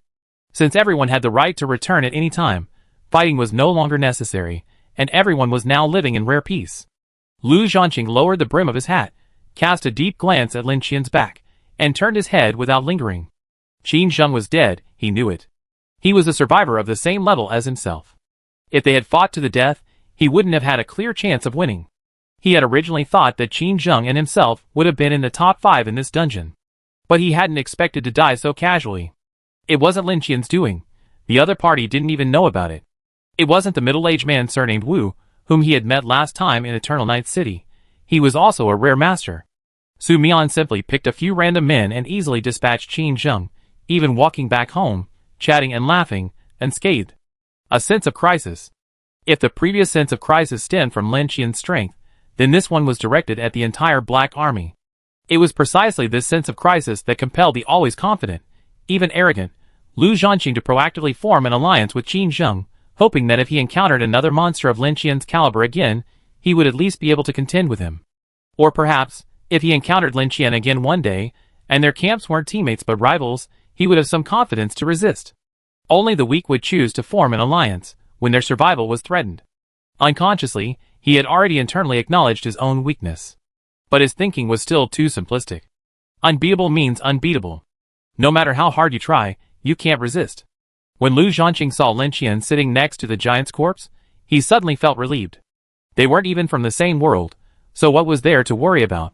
Lin Qian's speed of growth had already surpassed his imagination, even for the black-clad soldiers. Lu Zhanqing, Aching, and the others vanished in a flash of white light, unnoticed. Everyone's attention was fixed on that single figure. He's standing up! He's standing up! Suddenly, a commotion erupted in the crowd. Some of the survivors in the front row panicked and retreated rapidly, even though Lin Qian was still a vast distance away from them. Huh? At the same time, Lin Qian was also stunned. Why are there so many people? He glanced around, frowning slightly. His voice was quiet, but Su Mian, who was closest, heard it. Immediately, he waved his hand and issued an order to the black-clad soldiers behind him. Did you hear that? Brother Qian thinks there are too many people. Clear the area. Chapter 239. Ding! Gained ability. Giant power. Giant power. A powerful force is nurtured within, capable of amplifying oneself. The longer it accumulates, the greater the amplification. Current progress, 0.1%. Ding! Fusionable trait detected. Berserk. Select fusion? Lin Qian was stunned. He hadn't expected his newly acquired giant power to fuse with Berserk. After some thought, he chose yes. After breaking through the first limit, Berserk's bonus to his body began to decline significantly. It was unclear whether the fusion would result in a qualitative change, like the health bar. Ding! Fusion successful. Giant power, gain trait. Ultimate strike. Ultimate strike, unleashed when giant power reaches 100%, consuming all of it to unleash a powerful attack that breaks through the limit. Caution! The powerful force can severely damage the user's body, so use with caution. Oh! It's actually transformed into an explosive skill. Unfortunately, the exact power remains unknown, but judging by the description, it should be quite powerful. Well, that's a very high-level ability. A furry ball stared at Lin Qian eagerly, as if waiting for praise. Not bad. Lin Qian casually tossed an apple over, and the furry ball jumped up to catch it, taking a bite, his face beaming with happiness. Just then, Su Mian, having cleared the area, stepped forward and asked Lin Qian for instructions. Brother Qian, we're the only ones left here now. Any instructions? Lin Qian needed to absorb the giant's flesh and bones, so he needed to stay here for quite some time. Let's explore the surroundings. He was worried about other creatures invading. No need. But the furry ball, munching on an apple, suddenly interrupted. This is a separate dungeon world. Aside from the maze beneath your feet, there's nothing but overgrown grass all around. Lin Qian raised an eyebrow. A separate world, like a treasure chest room? Okay. Lin Qian casually pulled out a large pile of loot from his storage space. It included rewards from the secret room in this dungeon, as well as miscellaneous items from previous dungeons. Distribute them. After giving his instructions, he focused on absorbing the flesh and blood. The giant's skin began to slowly shrivel, the strange patterns on it seemingly losing their effect after the giant's death, leaving only a purely decorative purpose. This was the longest feeding Lin Qian had ever taken. The quantity was enormous, and the flesh and blood were incredibly strong. He was even tired of hearing the reward notification in his head. Energy filled every inch of his being, and the feeling of being able to clearly feel his own strength growing was addictive. The absorption finally concluded only when the sun in the sky transformed into a purple moon. Open the panel to check the updated attributes. Name, Lin Qian, Level 1 Supervisor, Strength, 115.8. Agility, 52.1. Const, 78.8. Spirit, 100. Traits, Stone Heart, Abnormal Digestion, Resurrection. Abilities, Spirit Fire, 100%, Filth, 2%, Alien Blood, Bloodline/Ghost Blood/Blood Mist/Pure Yang Blood, Shadow, Shadow Walk/Shadow Lightning Spear, Armor, Bone Armor/Crystal Armor, Giant Strength, 11.3%. Limited Attack, Ring of Strength, First Limit, Ghost Eyes, Rage, Clairvoyance. Rating, a Level 1 Supervisor with the power of a giant. Never provoke him, or you be torn to pieces. For Strength, the giant's blood essence provided 10 points, and feeding yielded 5.3. While the gains might not seem significant, this was the first time Lin Qian had seen such a significant increase in strength since breaking through the first limit. It's easy to imagine the immense level of the giant's flesh and blood. This was clearly reflected in his constitution. It was originally 57.7, now 78.8. A full 21.1 increase was truly astonishing. In addition, his spirit had already been boosted to 100 points. Lin Qian had spent 4 free attribute points. Normally, it would have been 100.9, but due to the restrictions of the first limit, the remaining 0.9 was hidden. However, once the first limit is broken, the hidden points will return, as Lin Qian had already verified with his strength. With the 10 points exchanged for kill points, plus a little supervisor salary, he still had 7 free attribute points left to use. Lin Qian had originally hoped that the unknown reward might be the item that could help him break through the first limit of his spirit, but alas, it was just wishful thinking. He now possessed an item that could break through the first limit of his physical strength, and his mental attributes were already maxed out, so he planned to use all of his remaining free attribute points for physical strength. But he couldn't add points directly, as the benefits of eating would decrease as his physical strength increased. He would wait until his accumulated free attribute points could directly bring his physical strength to 100 points, and then use them all at once. Yes, that's it. Lin Qian made up his mind, feeling that the future was bright, and he would become stronger day by day. At his signal, the other black-clad soldiers returned, and the hairy merchant disappeared. Only Old Wu remained, worried that something might happen to Lin Qian. He stood by silently, a fire bubbling over. Su Mian actually wanted to stay with Lin Qian, but he didn't dare argue with Old Wu. His goal was to show off in front of Lin Qian, while Old Wu was just worrying about nothing. Maybe it was just his age. Hey! Old Wu! Lin Qian remembered something and called out from a distance. Huh? Old Wu turned. What's wrong? A blood-red crystal materialized in Lin Qian's hand, and with a gentle toss, he flung it over. Old Wu reached out and grabbed it. The item's information popped up, and his eyes widened. Alien blood crystal. He stared at Lin Qian in disbelief. Where did you get another one? He was no stranger to this thing. As the final reward from the first regional survival trial, even Lin Qian had risked his life to obtain it. Then forget it. Just use it. Old Wu swallowed it immediately without pretense. However, barely 10 seconds after swallowing it, his expression suddenly darkened. White spiritual fire erupted violently from his nostrils, and then he spat out the alien blood core with a whoosh. Huh? What's going on? Lin Qian was bewildered. Didn't meet the digestion requirements? No, Old Wu's physical attributes are quite high. Just then Old Wu spoke up. No! It can't be done. The warning says it conflicts with the spiritual fire energy. If you force digestion, there could be serious consequences. Lin Qian blinked, bewildered. What? Conflict? What conflict? Why haven't I heard of that? But he quickly realized. Oh! It seems it's due to abnormal digestion. Chapter 240. Traits, indeed, are the hardest to obtain. After so long, Lin Qian's abilities were almost too numerous to fit on a single page, yet he only had 3 traits. One of them was innate. He hadn't expected abnormal digestion to be so effective. Perhaps it was because it was so easy to obtain, so he hadn't taken it seriously from the start. Now that he thought about it, with so many survivors in the Infinity Building, getting the first kill reward was incredibly difficult. He wondered what kind of luck he had managed to pull off. Old Wu rinsed the alien blood core with mineral water and returned it to Lin Qian. It seems I won't be able to enjoy it. Give it to someone else. Old Wu also felt a pity. In his opinion, the alien blood core was much more powerful than spirit fire. After all, it was one of Lin Qian's main abilities. Even if it couldn't achieve the same effect as Lin Qian's, even a close match would be enough for him to stand out from the crowd. Oh, all right. I wonder if Su Mian's physical attributes are sufficient. Like him, Su Mian had balanced development. While he had no weaknesses, he also had no strengths, and he might not be able to digest the alien blood core. Ask later. He told the black-clad soldiers not to open blind boxes after returning.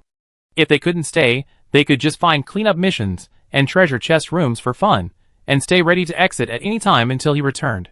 He also gave them an additional warning: never travel at night. Ever since meeting the second supervisor, Brother Chong, Lin Qian had been looking for an opportunity to remind them not to let down their guard just because they couldn't see the supervisor in the corridor. The system warning was definitely not groundless. He had them on standby until he returned because he still needed to take them to report to the authorities in the Central North region and obtain a bounty hunter identity. With this identity, he could not only call for help from the authorities in critical moments when encountering a dungeon in the same world, but also have a high chance of receiving another reward for his achievements upon completing the mission. But it wasn't time to return yet. The flesh and blood had been absorbed, but the severely damaged bone armor had yet to be repaired. Looking at the massive leg bone before him, as thick as a telephone pole, Lin Qian took a deep breath. Eating too much would also make it boring. Although the giant skeleton didn't have as much flesh and blood, it absorbed much more slowly. The time taken was roughly the same. The skeleton was dark in color and heavy in texture. Unlike human bones, it lacked a honeycomb structure and was solid. As it absorbed, Lin Qian's bone armor began to rapidly repair, and its overall color slowly changed. After several hours, the armor was essentially repaired, and the broken black spines were restored to their original shape.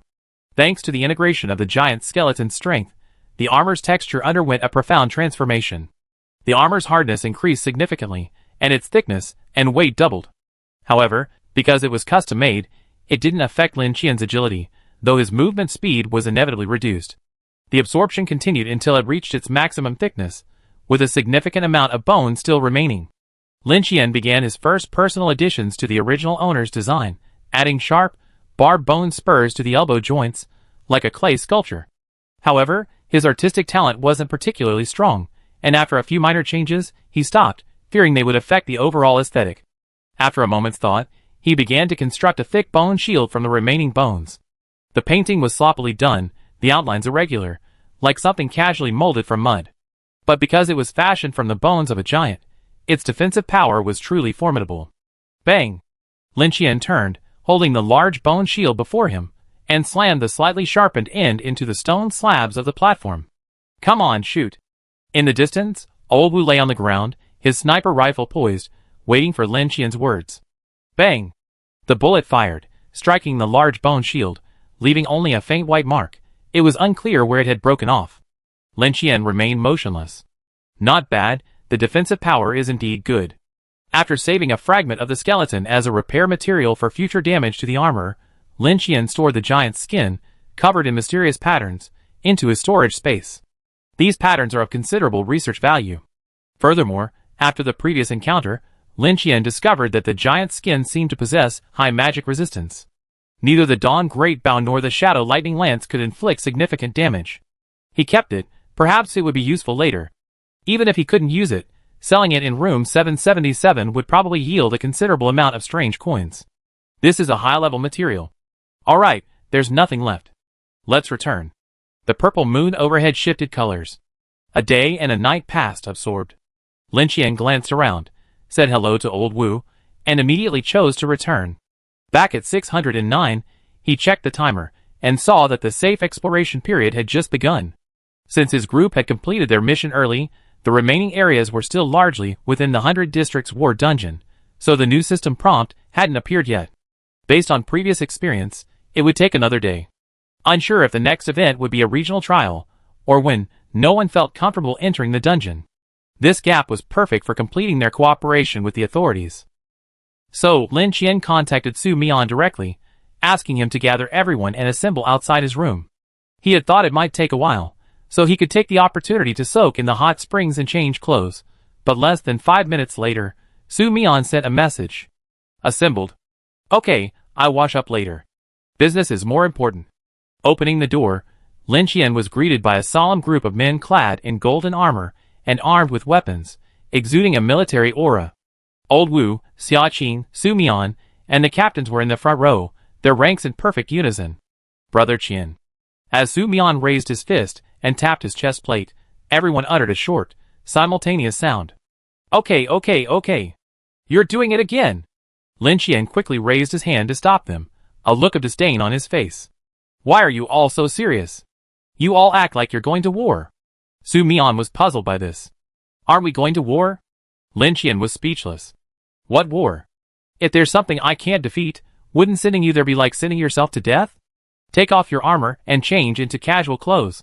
Especially someone like Qin Liang, wearing a loose-fitting jacket to cover up your high-tech gear, so as not to attract attention.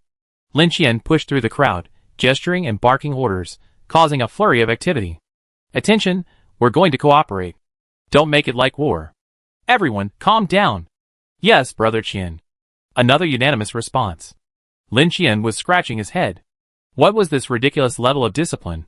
I never emphasized it. He opened the door, led the way inside, and pulled open the permanent door. Let's go! Let's go! Chapter 241. No! My mom won't let me go near here. She said the house was haunted. What are you afraid of? I protect you. Nothing's going to happen. Coward. Coward. I'm not a coward. Let's go! Around the courtyard wall, 3 children, 2 boys and 1 girl, were whispering. The short-haired girl, her face grimy, clung to the broken bricks and, with the help of 2 boys, easily climbed to the top.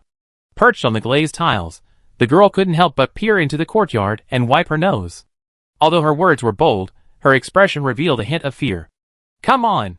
Come up! With one hand clinging to the wall, she reached down with the other, pulling the second, timid boy up. The third boy, agile and considerably taller than the other 2, reached the top without the girl's help and jumped down first. Come, I pick you up. The 3 of them worked together and quickly entered the compound. The ground was covered with fallen leaves and weeds, long neglected. The wind blew the dead leaves, adding to the eerie atmosphere. Let's go back. What are you afraid of? Just follow me, I protect you. The girl puffed out her chest and wiped her nose again. At the same time, a small truck covered with a tarpaulin slowly pulled up outside. Did you see that? Nonsense. I'm not blind.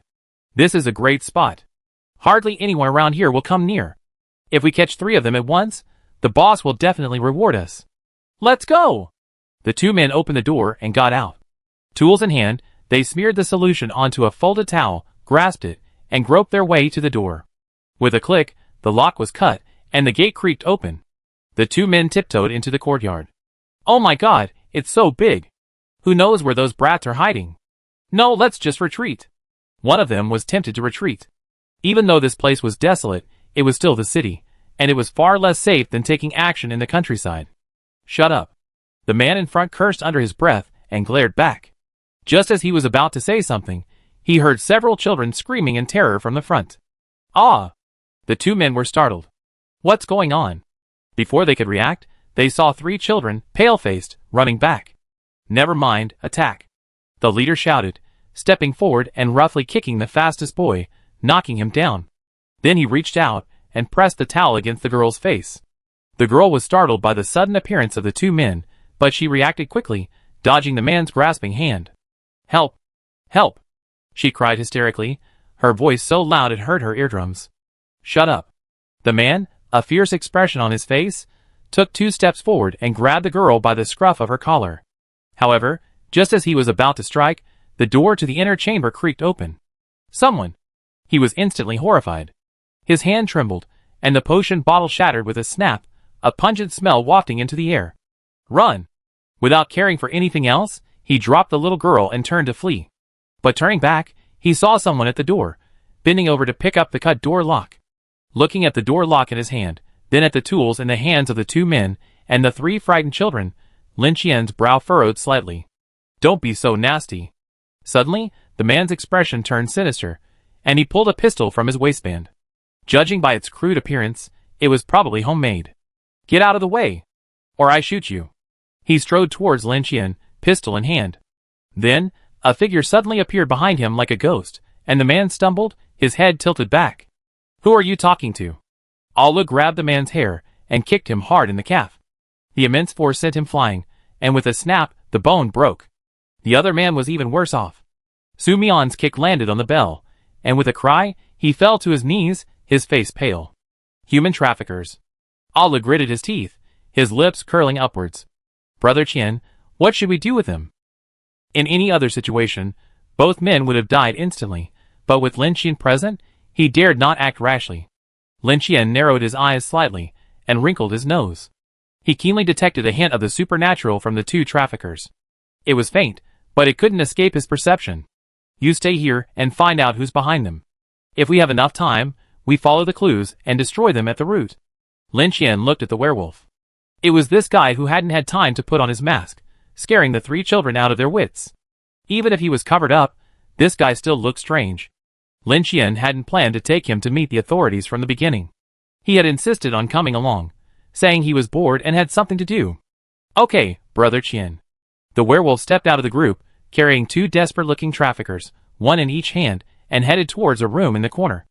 Ale, take these 3 kids home and warn their parents. Lin Qian looked at the 3 children with some resignation. He wasn't afraid of exposing himself.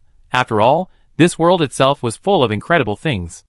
The headquarters was some distance away. They had originally planned to take a bus, but to save time, they opted to board Team 3's new pickup truck. Lin Qian sat in the passenger seat, with ample bunk beds in the back. Old Wu, Su Mian, Qin Liang, and Duan Feng huddled together, unwilling to be used as cargo in the truck. Xia Qin had somehow managed a motorcycle, and sped away with Su Yun, quickly disappearing. The road was in poor condition, and they occasionally drive over a large pothole without slowing down, sending the brothers flying and sparking a barrage of curses. Bang, bang, bang. Someone banged hard on the truck. Slow down. I just made coffee. You spilled it all over me. The captain of Team 3's voice rang out, his tone thick with suppressed anger. If Lin Qian, Su Mian, and the others hadn't been in the cockpit, he had already launched into a tirade.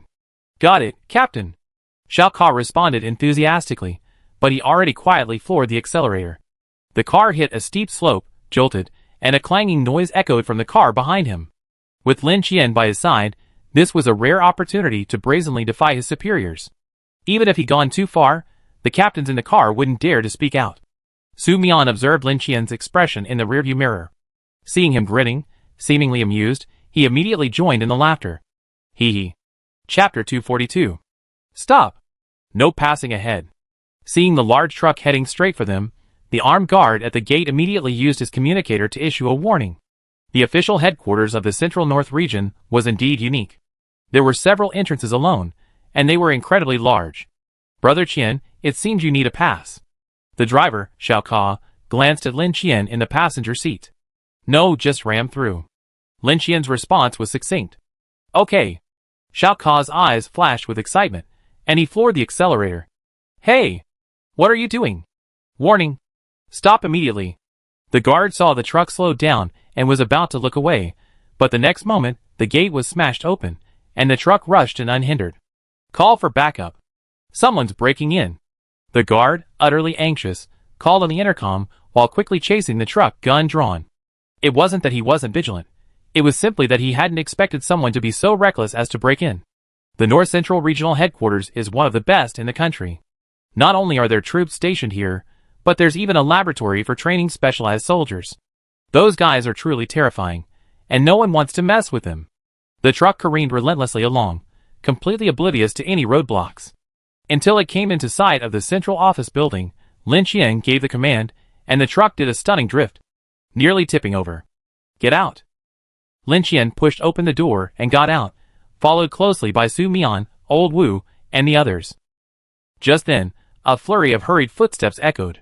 A large number of soldiers, armed with live ammunition, took up positions from a distance, ready to fire. However, Lin Qian only glanced casually before turning to gaze up at the height of the office building. Bang! Boom! A loud bang echoed.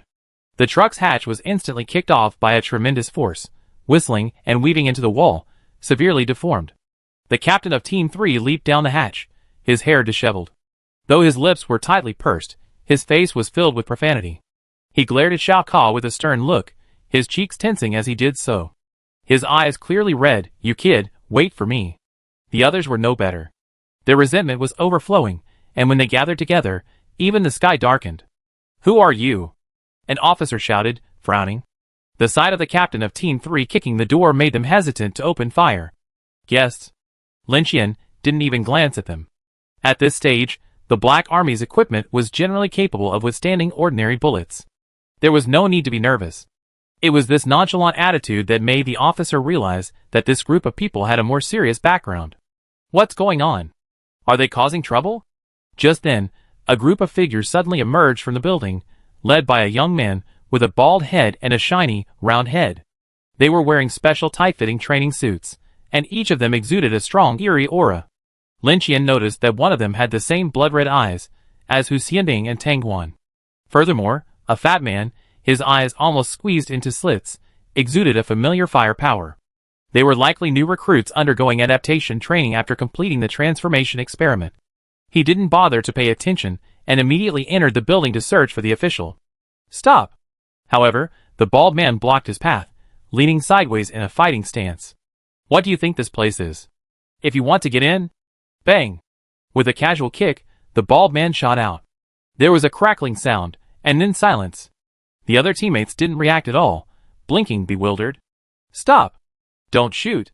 Just then, hurried footsteps were heard, and a familiar face ran down the stairs. It was the official who had contacted Lin Qian that day.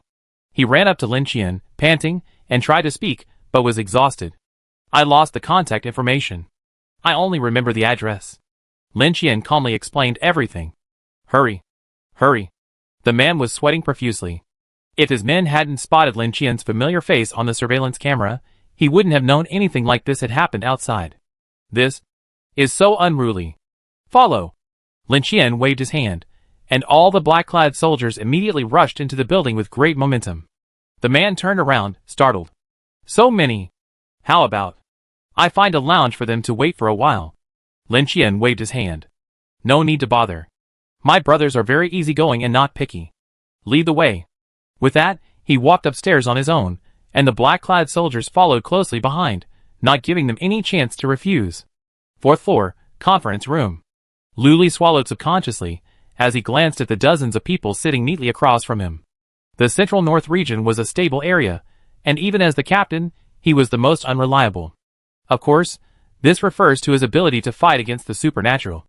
Not to mention that monstrous Hu Xianbing, he couldn't even match Fan Yuanzheng, who possessed inherited martial arts skills. But in other areas, he was exceptional.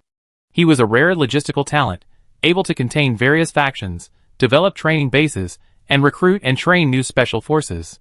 Lu Li had never imagined that one day a large number of powerful special forces would suddenly appear out of nowhere and seek cooperation.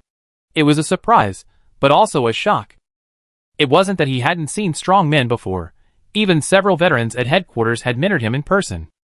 But he had never seen anything like this group before him. Just by sitting there, he felt a sense of oppression, like a tsunami, as if the sky in the conference room was darkening, and dark clouds rolled in, making it hard to breathe. No matter how you looked at it, they didn't seem like decent people. Especially the young man in the center. Even a brief glance at him was enough to make him feel like he was being stared at by a terrifying beast, goosebumps rising on the back of his neck. If he hadn't known they were collaborating, he'd have thought some evil organization had come knocking. Ahem. Luli cleared his throat, trying to form his words. You mean to say you won't obey our orders, but if you encounter a supernatural incident while operating independently, you need our support? Even after repeating it several times in his mind, the question still felt a bit absurd when he actually asked it. If he hadn't heard about Lin Qian's crushing and killing of the Xie family's old ghost in front of thousands of guests, he would have almost wanted to kick him out. That's right. Lin Qian leaned back slightly, and Su Mian beside him handed him a cup of hot tea. Lu Li's palms were sweating, but he couldn't help but say the words. But why should we do this? Mr. Lin, don't misunderstand me. I'm not saying we can't cooperate, it's just... Before he could finish his sentence, Lin Qian raised his hand to interrupt him. He looked around and gave his reasoning. Because among those present, even the weakest one is at the captain level. Chapter 243. Cold sweat broke out on Lu Li's forehead. A few dozen captains? What does that even mean? How many captains are there in all of China? The selection for captains isn't just based on strength, it also considers experience in dealing with paranormal events. I know you won't believe it easily. Here are the paranormal events we've solved recently. Some are known to you, while others aren't in the archives. At Lin Qian's signal, Qin Liang beside him immediately handed over a thick stack of documents. Lu Li took them skeptically, flipped through a few pages, and suddenly his eyes widened. Ghost King incident. Another Ghost King incident? Wait! An ancient corpse? Page after page of shock, like a hammer hitting Lu Li's head. You've also dealt with a resurrected ancient corpse? He stared at Lin Qian in disbelief. Oh, that one? It was just an ancient corpse with the smallest seal. Very weak, not worth mentioning. Lu Li was silent. Ancient corpses, very weak. He found it hard to imagine these two words being linked together. If anyone else had said that, he would have definitely dismissed them as boasting. But the guy before him was a monster capable of easily dispatching the Xie family's elders. He had no choice but to believe it. It had to be said that Lin Qian's choice to target the Xie family was indeed an extremely effective stepping stone, saving him the trouble of proof in many areas. After 2 hours, Lu Li had completed his communication with his superiors, and issued a special satellite phone to each captain of the Black Army. Each phone had a unique number, allowing them to request support from headquarters and the nearest squad. However, headquarters also had a requirement. If they received a request for assistance, they hoped the Black Army would also lend a hand. Lin Qian was quite pleased with this. In addition, to establish a record, headquarters suggested giving this special non-staff team a code name, with Lin Qian as their captain. Cleaners? Lu Li's eyes widened at the code name Lin Qian had given him. Let's call them cleaners. Well, alright then. From now on, you be the cleaners team. To celebrate everyone joining, I've reserved a banquet in advance. I wonder. Lu Li intended to build closer ties with Lin Qian and his group, which was also the intention of the higher-ups. After all, their background was unknown, and they needed to be tested and confirmed. No, we're busy. Lin Qian declined without hesitation. As he left his seat, all the black-clad soldiers rose in unison, a level of uniformity that startled even Lu Li, who was sitting across from him. I understand your concerns. Don't worry, if you're looking to sabotage us, we won't have to go to such lengths. We see the results later. Not wanting to explain further, Lin Qian led the black-clad soldiers away. Standing by the window, watching the vast procession of troops leave below, Lu Li couldn't help but frown in thought. Could it be that what Hu Xianbing said was true? Did he kill the Xie family's old man simply to demonstrate his strength? Damn! If that's the case, then the entire Xie family is an utter misfortune. Outside the gate, the guards watched the group leave with a look of bewilderment on their faces. In all his time on sentry duty, this was the first time he's seen someone walk out with such aplomb after breaking in. Not only did they escape unscathed, but they were even greeted with respectful farewells. How's it going?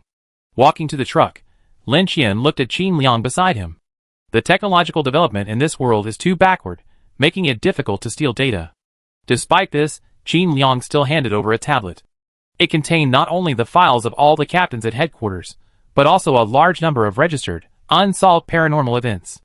Distribute a copy to everyone. If you encounter any of the events listed in the files in the future, you have a reference. Understood.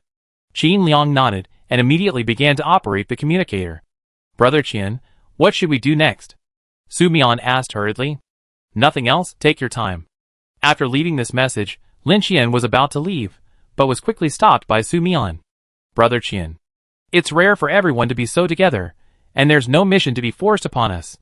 Why don't we find a place to eat? It was clear that he was both excited and nervous, afraid that Lin Qian would think he was being imprudent. Lin Qian turned, glanced at Su Mian, then at everyone else's expressions. Seeing they seemed eager, he didn't want to spoil the fun. Okay, I'm free anyway. He changed direction and headed for the passenger's side of the truck. I drive. The captain of Team 3 reacted quickly, opening the driver's door in a few swift strides. Xiao Ka, who was about to get in, was immediately pulled aside by a hand. Get out the back. Looking back, he saw it was the captain of Team 4. The two rivals had shown a rare united front today. Report. I want to get into the cockpit, too, to prevent this old man from retaliating. He made his request. Qin Liang was speechless. What a bunch of immature people. Seeing Qin Liang actually heading toward the rear compartment, the captain of Team 3's expression suddenly darkened. With this guy behind him, he couldn't act recklessly. There was no choice but to drive steadily, carefully avoiding the potholes. Entering the city, the truck struggled. Su Mian had left in advance to reserve a spot. Lin Qian and the others disembarked, and the group headed towards the designated spot. Aura is a mysterious thing. Everyone had just experienced the 100 Districts War, and more or less had lost lives on their hands. It might not be noticeable when alone, but once a large group formed, that invisible aura would radiate uncontrollably. Captain, why do I feel like they're afraid of us? The black-clad soldiers had forcibly split the once crowded downtown area, forcing a gap in the area, and the surrounding citizens moved out of the way. I don't know, maybe they're just being polite. Arriving at the designated spot, they found a restaurant in a 4-story, antique-style building. It was bustling with people and doing good business. Someone didn't know how Su Mian had managed to clear out the largest private room in such a short time. When Lin Qian entered, the waiter was still wiping the table. Take your seat in order. This being the Black Army's first dinner together, everyone was clearly a bit overwhelmed. Bring some more menus, one for each person.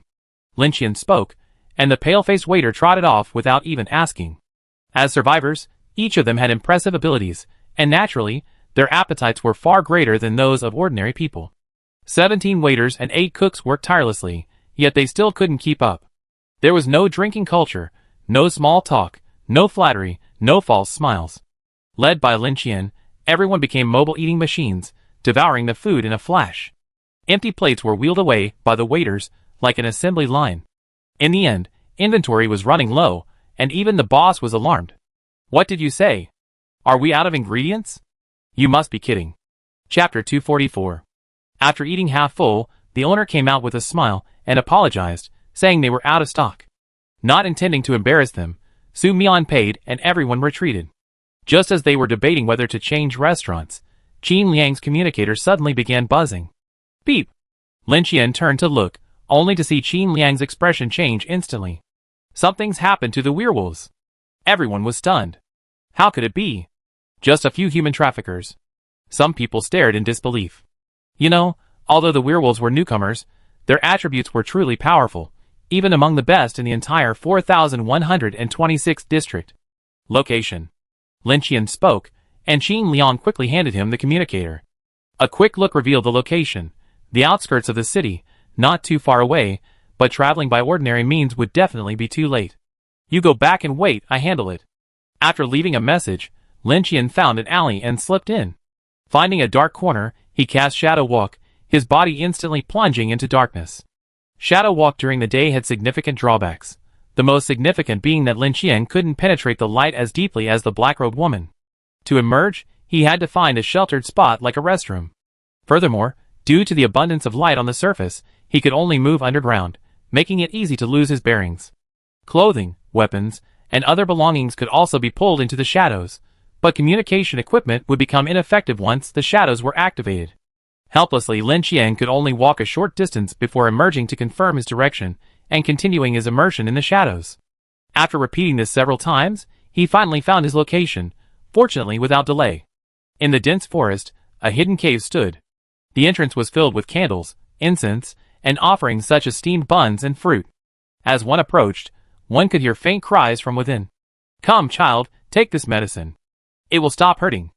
A hunched old man, holding a porcelain bowl, poured a blood-red liquid into the mouth of a small boy. The boy's eyes were glazed over, and he submitted to the old man's manipulation without resistance. After swallowing the medicine, the old man's withered fingers quickly touched the boy's forehead, and a faint black aura flowed into him. Then the boy reacted. A crimson hue flashed beneath his eyes, and his gaze quickly turned to resentment.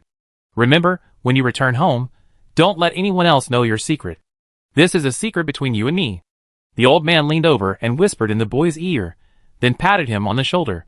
The boy then walked out of the cave on his own. Altars, talismans, and worn Taoist robes, he looked like a reclusive master. But the old man exuded a strange, sinister aura, enough to send even the most ordinary shudders trembling. Perhaps this was why he was hiding there. In the corner lay two corpses, their wounds horrific, as if they had been attacked by a large beast. Off to the side, a dying werewolf stared intently at the old man across from him.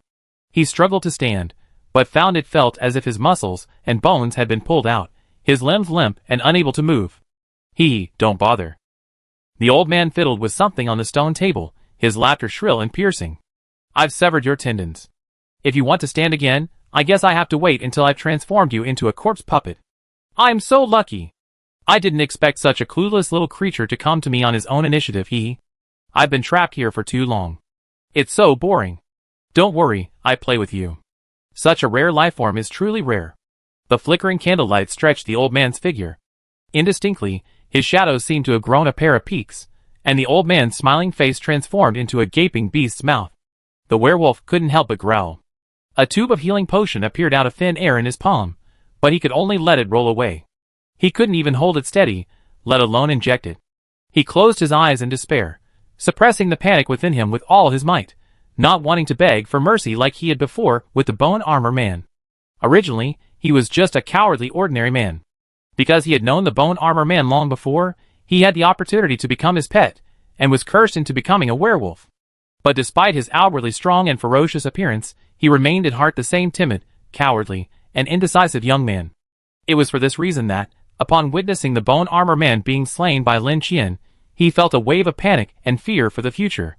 However, he had unexpectedly found a blessing in disguise, not only escaping the demon's control, but also joining the Black Army.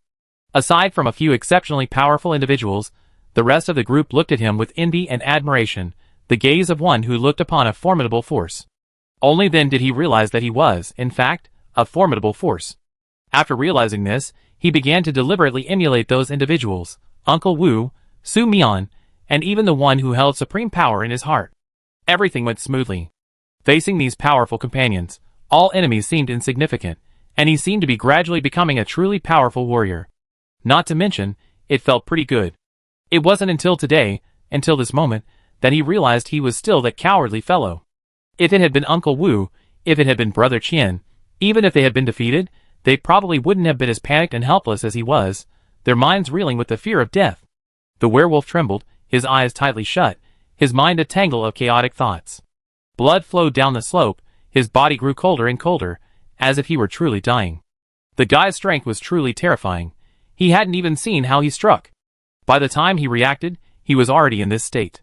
He had indeed been careless, thinking he was just a human trafficker, perhaps only armed with 2 guns at best. He hadn't expected to encounter a monster so far superior to himself. But even with his advanced preparation, he wouldn't have been able to withstand it. Would Brother Qian be his match? Probably. Brother Qian has never been defeated. But could he hold on until then? Forget it, let's die. Life is so tiring. Just as the werewolf was lost in his thoughts, the shadows in the corner suddenly began to deepen and shift. The darkness spread rapidly like ink, and then, Lin Qian's figure slowly emerged from the shadows. The hunchbacked old man in front seemed to sense something, paused slightly, and slowly turned. "Oh! Another new customer, He let out a creepy laugh, his dark green pupils standing out against the dim light. A thick black aura suddenly spread, enveloping the entire cave. "Since you're here, Don't leave. The wind howled, and the old man's figure, like a ghost, moved in the blink of an eye to Lin Qian's front. He raised his right hand, shrouded in black aura, high up and slapped Lin Qian's crown. Buzz!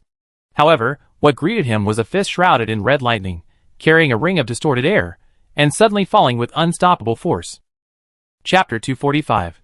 Amidst a piercing whistling sound, palms and fists clashed, and the punches were swift. The terrifying force sent a wisp of white mist through the air. Before it even reached the hunchbacked old man's chest and abdomen, his clothes began to dig into his flesh. Bang! The punch landed, sending the old man flying backwards at a speed even faster than when he came. Lin Qian had sensed the danger from this fellow, and naturally gave him no breathing space. Red arcs of electricity coursed through his body, reaching his calves. With a bang, cracks appeared on the ground. His figure, blurring in its speed, followed closely behind him in pursuit. Buzz! The old man, dizzy from smashing the altar, looked up to see Lin Qian soaring into the air, his second punch about to land. Boom! Wood chips and gravel flew everywhere, leaving only a terrifying crater where the punch landed. Dodged? Lin Qian, surprised, slowly turned his head. A large amount of black energy dispersed, then converged again, ultimately forming the shape of a hunched old beast. Its eyes were gray, its hair was patchy, one ear was missing, and its back was almost bent into a semicircle, resembling an old dog standing up. The Taoist robe on its chest had been shattered by Lin Qian's punch, revealing a layer of translucent soft armor like fish scales. If it weren't for this protective armor, Lin Qian would have been able to punch through its body. It panted heavily, staring at Lin Qian with horror in its eyes. Giant power. The first words it spoke actually stunned Lin Qian. Ring of power. The second words made Lin Qian's gaze freeze. You're definitely not one of these newcomers. You're a supervisor. How did you find me? The old dog's words held a wealth of information, and Lin Qian's heart skipped a beat. Not these newcomers. Supervisors, you. If Lin Qian had initially been driven to avenge the werewolves, his purpose had changed now. He needed to investigate the origins of this ugly monster before him, to know so much, and to understand its connection to the Infinity Building. But just as he was about to move, the old dog transformed into a cloud of black mist again, and fled out of the cave without hesitation. Seeing this, Lin Qian reacted quickly, summoning the artificial sun tunnel with a flick of his hand, and smashing it into the old dog's path. Instantly, the dim cavern suddenly became blindingly bright. Before the black mist could even reach the artificial sun, it was driven back by the pure light. The old dog revealed its true form, and looked at Lin Qian with even greater horror. Storage space. Impossible. Impossible. As if provoked by something, it repeated the word impossible over and over again, occasionally banging its head with its hand. He must have been in this place too long. His brain has become dull. However, Lin Qian didn't care what was wrong with the guy, and rushed forward again with a punch. What are you mumbling about? Take my punch. Bang! The old dog awoke from his trance, but it was too late. The black mist had just dissipated when its figure was sent flying. To prevent it from using the skill that transformed it into black mist again, Lin Qian directly tied it with a bloodline this time, then stepped forward, his ghost eyes activated. With a swish, a crimson light shone on the old dog, causing it to freeze. Using this opportunity, Lin Qian attacked with his left and right, first breaking the old dog's limbs with a crackling sound, then grasping its mouth and pressing it firmly against the cave wall, letting its body droop limply. Now tell me, what exactly are you? Lin Qian lowered his head, leaning into the old dog's ear, and spoke word by word. His hair fluttered, and arcs of blood-red lightning flashed across his skin from time to time. The ferocity in his eyes was undisguised, and a terrifying, oppressive feeling condensed like matter. Woo! Woo! The old dog seemed to want to speak, but Lin Qian released its mouth and instead gripped its neck. This creature is cunning. I can't let it get away. Have mercy. Spare me. Bang! The response was a heavy punch. The old dog's eyes filled with blood, and its mouth opened wide, but its screams were suppressed in its throat. Next sentence, I don't want to hear any more nonsense. Lin Qian increased the pressure on the old dog's neck until it nodded frantically. It gasped for breath, and just as Lin Qian thought it was about to say something, the old dog suddenly opened its mouth and spewed a black mist at him. The black mist sizzled and corroded as it touched his skin, madly drilling into his mouth, nose, and eyes. Lin Qian quickly transformed into armor, but still couldn't stop the black mist's encroachment. Remembering the black mist being driven back by the artificial sun, Lin Qian reacted swiftly, using the burning effect of the red sun chi to activate the spirit fire.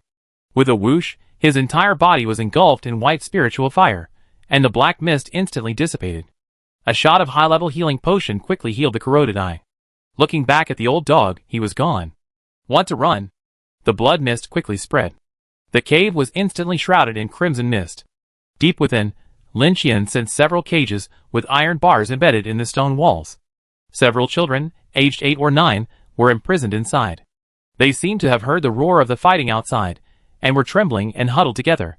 There was no sign of the old dog. Lin Qian narrowed his eyes, and immediately activated his clairvoyance. His vision faded to grayish-white. Looking around, a conspicuous figure emerged. The old dog had somehow managed to enter the mountain, wriggling forward like a maggot, its expression revealing the pain of being squeezed. Lin Qian frowned. From his observation, the creature's state was strange. Its body seemed to be caught between the deep and surface worlds, somewhat similar to a demon. But even demons couldn't ignore collisions with walls. Only shadow walking, a method completely immersed in the deep world, could achieve this. He truly couldn't understand how this creature managed it. His eyes were cold, having given up on saving his life. He summoned the power of the giant. A ring of power emerged, and he slammed his fist into the mountain. Boom! Boom! The old dog, struggling to dig into the mountain, seemed to sense movement behind him and turned stiffly, just in time to see the mountain being blasted open by Lin Qian. Fortunately, we discovered it early, before it had burrowed too far. Otherwise, even Lin Qian, now a master, wouldn't have been able to penetrate the entire mountain. He drew his demon hunting rifle, aimed, and fired. Bang! Ah! The old dog screamed, its body instantly freed from the rock. Lin Qian grabbed it, and threw it to the ground. His ghost eyes opened, blood threads entwined around it. He raised his fist, activating both the giant's strength and the ring of power simultaneously. Crimson arcs of electricity erupted, the air twisted, and without hesitation, he struck the old dog's head. The old dog's eyes shrieked, and the fist in his vision rapidly grew larger until, with a distinct cracking sound, the world was plunged into darkness forever. Chapter 246. Ding! Kill the abnormal intruder, reward. Free attribute points *10 Lin Qian, his fist retracted and his face covered in blood, had just stood up when he heard a system notification chime in his head. He was stunned. Huh? Lin Qian glanced down at the headless old dog, then looked around, scratching his head. There are supervisor missions in dungeons? He was completely bewildered. Abnormal intruders. Lin Qian carefully considered the words in the system notification, combining them with old dog's previous words, and his mind immediately began to work. Abnormal intruders in the Infinity Building referred to those that escaped from the world within the gate. Then if these things are cleared out in time and enter other dungeons. Hiss, that's not right. Abnormal intruders don't even have permission to open the gate. He recalled what old dog had said. These newcomers. Lin Qian's brows furrowed further and further, as if suddenly realizing something. He lifted old dog's Taoist robe and carefully examined his wrists. No timer. Thinking back to the other party's shot when he'd taken the artificial sun from the storage space. What do you mean? Could it be that I'm not supposed to have a storage space? No. It's not that I'm not supposed to have a storage space, it's that supervisors aren't supposed to have a storage space. Snake Brother doesn't have a timer on his wrist either. As for the Bug Brother we met later, he didn't even have a wrist. Lin Qian looked at the timer on his wrist. It was ordinary, like a simple electronic watch. He reached out and tugged at it. It wasn't tight, and it even moved slightly. However, I vaguely remembered someone mentioning on the regional channel that even if the hand holding the timer is severed, the timer won't detach with it. Instead, it will move to another location. Once the severed arm is reattached, the timer will return to its original position, regardless of whether the original arm or the robotic one is attached. Lin Qian had observed that when taking items from the storage space, it's through the timer.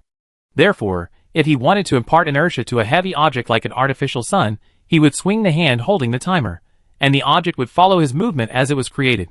It can't be a newcomer. There can't be a storage space. So, only this newcomer has a storage space? Then where did this guy come from? Is he an NPC who escaped from another world, or a survivor who came before us? Lin Qian felt his CPU was overloaded with information. He was fed up. Rather than pondering such things, he preferred to punch his enemies in the head. Although the information was plentiful, there were too many uncertainties, making accurate judgment impossible. If you have enough strange gold coins, room 777 would be a good intelligence station. Speaking of which, Lin Qian had just helped a fellow bald monster in the 100 Districts War dungeon and wondered if he could use that favor to gain something in return. While pondering this, Lin Qian absorbed the old dog's corpse, storing the skin and bones into his storage space, thus eliminating any possibility of it resurrecting. While this creature's strength was average, its methods were quite uncanny, and he had to be on guard. After devouring the whole thing, Lin Qian hurried to the dying werewolf. Seeing it motionless, he quickly felt its pulse. Luckily, it was only unconscious. The old dog seemed to have deliberately spared his life. Although his blows were ruthless, they were all non-fatal. The injuries were too severe, and it would be difficult to recover quickly with high-level healing potions alone. However, using a rapid healing potion would be a bit of an overreaction. It was a crucial item that could turn the tide of battle at a critical moment, and should not be wasted. A sudden thought struck Lin Qian. He remembered that the werewolf had mentioned his high strength and constitution stats during the Eternal Night City dungeon. He reached out and pried open the werewolf's mouth, taking in the terrifyingly large, bloody maw. Because he had fused with the corpse thread, he didn't need to consume flesh and blood. But if someone else had fused with the alien blood core, they would probably have to rely on food to strengthen themselves. You know what, it fits the character perfectly. After making his decision, Lin Qian directly retrieved the alien blood core from his storage space and dropped it into the werewolf's throat like a stone. The advantage of being large was that the alien blood core slid right through his throat without a pause, unlike the effort Lin Qian had put in that moment. To be on the safe side, Lin Qian injected the werewolf with another shot of high-level healing potion, then left it alone and headed deeper into the cave where the children were being held. Not long after, a mournful wolf howl suddenly rang out from within the cave. Ah! Come on, you need to eat more meat, so you can recover faster. Inside the cave, Lin Qian used the old dog's stone table as a chopping board, retrieved a large pile of stored flesh from his storage space, and cut it into small pieces with his butcher knife. As he did so, he pried open the mouth of the nearby werewolf and fed it to them. Qian. Gulp. Brother Qian. Gulp. Gulp. I think. Gulp. That's enough. Eat more and I. Gulp. Vomit. The werewolf felt like crying, but he couldn't hold back the tears. Finally, with the food almost up his throat, he couldn't help but retch. TSK. What's wrong with you? That's just a little flesh and blood, not even enough to fill my teeth. Lin Qian frowned at it. The werewolf looked at Lin Qian eagerly, then glanced down at his bulging belly, feeling as if his internal organs had been squeezed out of shape. I really can't eat any more, Brother Qian. He looked at Lin Qian almost pleadingly.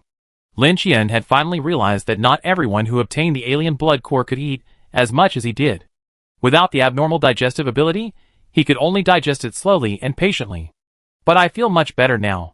Seeing Lin Qian's expression seemed a little disappointed, the werewolf quickly raised his hand to prove himself. The combination of high-level healing potions and the flesh-eating healing properties of the alien blood core finally restored some mobility, but he would have to wait until the entire belly of flesh and blood was digested before he could move freely. Brother Qian. What happened? Just then, the captain of Team 3 arrived with Xiao Ka and his men, all fully armed and ready to fight. It's resolved. I called you here to get your new team member back. Lin Qian pointed at the chubby werewolf next to him. The werewolf struggled to raise his hand and shook it at the others, revealing sharp fangs and a sheepish smile. Sorry, everyone, for the inconvenience. Chapter 247. Damn it! Brother Wolf. You're actually a female. What's going on? You've been abused?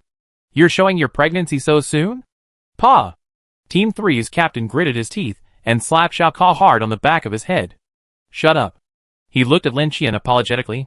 Sorry, Brother Qian, do you have any other instructions besides this? Lin Qian thought about it and realized there were. There are a few children in there, eating.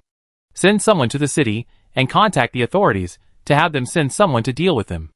Lin Qian could sense a hint of spirituality from the children, but figuring out the problem would take a long time, so he simply left it to the right people. Yes. After tossing around until dark, the group finally returned to the city. Since the safe exploration time had long passed, even if they returned through the permanent gate, they would all have to squeeze into Lin Qian's room. So, they decided to stay in this world for the night, and return tomorrow when safe exploration time returned. With Lin Qian's permission, everyone dispersed to roam freely. Lin Qian casually informed Su Mian and Qin Liang of the Xie family's old house's location and briefly recounted the incident with the Xie family. Hearing that many members of the Xie family were still alive and well, many even holding important official positions, Su Mian couldn't help but smile slightly. Watching the backs of teams 1, 2, 3, and 4 as they departed in a mighty procession, Lin Qian couldn't help but be puzzled. No, wouldn't a search require so many people? That was fine. Anyway, his own house was limited in space and couldn't accommodate too many people. The Xie family's old house was spacious, though a bit out of the way. Old Wu, what are you doing? Turning around, he saw Old Wu and Duan Feng raising the top of the wall with cement. No, what can you two do? You dare to do that? Duan Feng patted his chest. Don't worry, Brother Qian. With us two here, no more naughty kids will ever get over the wall again. Before he finished speaking, he felt his footing lose its balance. The ladder wobbled a few times, and he instinctively reached forward to support himself. Crack! A large swathe of bricks toppled over, tangling with each other. Old Wu, who was cheerfully applying cement, suddenly lost his expression. Duan Feng's face darkened. Wu! Brother Wu, I really didn't mean to do that. You idiot! Old Wu, seething with rage, scooped up a shovel of cement and slammed it into Duan Feng's face, sealing his mouth and nose. He struggled for a long time before finally opening his eyes. Come on, you two! Can't we let the professionals do this? Lin Qian was speechless. He really didn't know what these two were thinking. They clearly had skilled civil engineers in the Black Army, yet they insisted on doing it themselves. Don't worry, Brother Qian. I built doghouses back home, so my skills are absolutely flawless. Duan Feng's face was covered in cement, yet he still grinned with a smirk that made anyone's head swell. Forget it, do whatever you want. Lin Qian ignored them and headed out, ready to find some snacks to fill his empty stomach. Uncle Zhao, you know, although my father has a bad temper, his character is well known. Even if he made some mistakes, they're not punishable by death. Late at night, inside an old pawn shop, the lights flickered, illuminating a slightly weathered face. The old man opposite took a deep drag on his cigarette, exhaled the smoke, and furrowed his brows, perhaps from choking or worry. Sorry, Xiao Xia, I really can't help you with this matter. You should have heard the news. That person has already reached a cooperation with the authorities.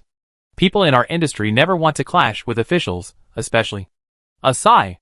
It's not that I won't help you. Mr. Xie has done me a favor, and you're no different from one of my own juniors. It's just that you don't understand the taboos of the killing curse. The more powerful the person, the harder it is to curse them. Let alone a master of your old man's level. Even those of the younger generation would have to exchange their lives for theirs. Everything has a price. However, after hearing the old man's earnest reply, the middle-aged man's eyes lit up. Uncle Zhao, you misunderstood me. As you said, in my heart, you're no different from my elders. So how could a junior like you put yourself in danger? I don't need you to curse him to death, or even harm him. I just need to locate him. I take care of the rest. Hearing this, the old man's hands trembled. Xiao Xia, do you really have to do this? Your Xie family's roots are still there. As long as you leave the north-central region, there's a chance for a resurgence. Do you really have to fight that man to the death? The middle-aged man stood up, but without saying a word, he knelt on his knees and kowtowed. Please, Uncle Zhao. The old man sighed and extinguished his pipe. Just as he was about to offer a final word of advice to the Xie family's younger generation, the door downstairs creaked open. The two were startled, instantly alert. Is anyone there? A heartless shout came from below. The middle-aged man's expression relaxed. It must be a guest. But the old man's expression remained solemn. I locked the door. Just then, footsteps could be heard ascending the stairs. It was a young man, with a strange smile on his face, holding a piece of white paper. Ignoring the two's wary gazes, the man picked up a photo and examined it for the middle-aged man. Xia. Jian. He paused. He leaned closer, handed the name on the paper to the old man, and pointed to the last character. How do you pronounce that? The old man, stunned, answered unconsciously. Quan. The young man suddenly realized and patted the old man's shoulder. Oh, Xie Jianquan. He turned to look at the pale young man with a kind smile. You're right, aren't you? The middle-aged man quickly pulled a pistol from his pocket and unleashed a barrage of bullets without hesitation. Bang, bang, bang. The old man reacted quickly, crouching down and hiding under the coffee table.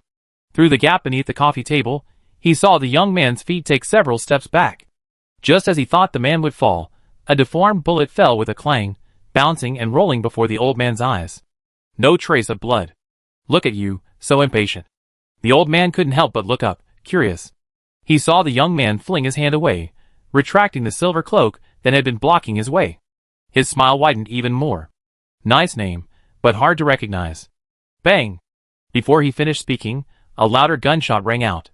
The middle-aged man fell heavily to the ground, half his head shattered. Whoosh!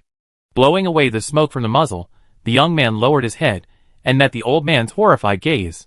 Don't be afraid. We never kill innocent people. He spoke gently, soothing the old man. Then, he suddenly turned his gun. Bang! The bullet pierced the coffee table, blasting the old man's head. But I don't think you count. I just heard him call you uncle outside. After doing this, the young man squatted down, touched the body, and put it directly into the storage space. He took out a piece of paper, a pen, and crossed out Xie Jianxuan's name. Going up, he had already crossed out 7 names. 2 left. He glanced at the sky outside. It's almost dawn. I wonder if I make it. He pulled out his tablet, which was filled with countless drone images. He tapped a nearby portrait, dragged it to zoom in, and selected search. Results quickly appeared. Hey, it's not far away. Set an alarm. 5 minutes. Next one. Let's go! Chapter 248. Ding! Gain Supervisor points * 18. 100 Districts War ends. Ranking rewards issued. Regional ranking 1. Reward. Regional training space opened. Personal ranking 1. Reward. Free attribute points * 15. Permanent gate * 1. Violent giant blood * 1. Oh! There's actually an additional ranking reward. In room 609, on the Golden Dragon throne, Lin Qian raised an eyebrow in surprise. But, what does this training space mean? The permanent gate opened, and the black-clad army members emerged one after another. As the system notifications came through, some of them showed visible surprise on their faces. Holy crap! I'm actually in 8th place. Ha ha ha. What's your place? 17th, what about you? 35th, damn it. How much are you getting? 6 free attributes. Ha ha, 8. For the Black Army, this 100 Districts War is like a group experience boosting event. Not only is the difficulty low, but the rewards are generous, almost comparable to the regional survival trial. If only there were more events like this. Someone sighed. Then, a new system notification sounded. Ding! The 3rd regional survival trial is about to begin. Countdown, 45 days. Please improve your strength quickly before then, and try your best to survive. Everyone paused. 45 days? Lin Qian was slightly taken aback. He hadn't expected such a long hiatus. The sense of urgency subsided considerably. Judging from everyone's expressions, most were also surprised. However, due to the sheer strength of the personnel in this area, there was no need to be overjoyed. Arriving earlier or later wouldn't make much difference. Oh! I found it! The training space. At that moment, Alu, who was at the doorway, suddenly exclaimed in surprise. Huh? Everyone turned to look at him, only to see him suddenly transform into a white light and vanish from the spot. I found it too, right at the very bottom of the panel. The captain of Team 3 nearby also found the entrance to the training space, pointed his hand in the air, and vanished as well. With someone leading the way, the rest of the black-clad soldiers vanished one after another. Brother Qian. Su Mian gave Lin Qian a requesting look. You go in first, I'll be in a while. Since it's a training space, there shouldn't be any danger. Okay. With Lin Qian's command, Su Mian, Qin Liang, Old Wu, and the others followed suit and vanished from the spot. Only when Lin Qian was left alone in the room did he retrieve 2 items from the storage space. The first item was a massive crystal bullhorn, almost as big as Lin Qian's arm, filled with bubbling crimson blood. Reaching out to touch it, a burning pain suddenly ripped through his palm. However, with Lin Qian's current physical condition and endurance, the slight burning pain was completely negligible. The item's information popped up. Blood of the Berserker Giant. Upon ingestion, the body enters a state of extreme berserk, greatly increasing strength. The duration depends on the user's constitution. After the state ends, the user will be near death. It feels like an upgraded version of the Berserk effect, with amplified side effects. It seems the ability of Berserk has a deep connection to the Titans. Since the Titan's power can be integrated with Berserk, it proves that the two share a common origin.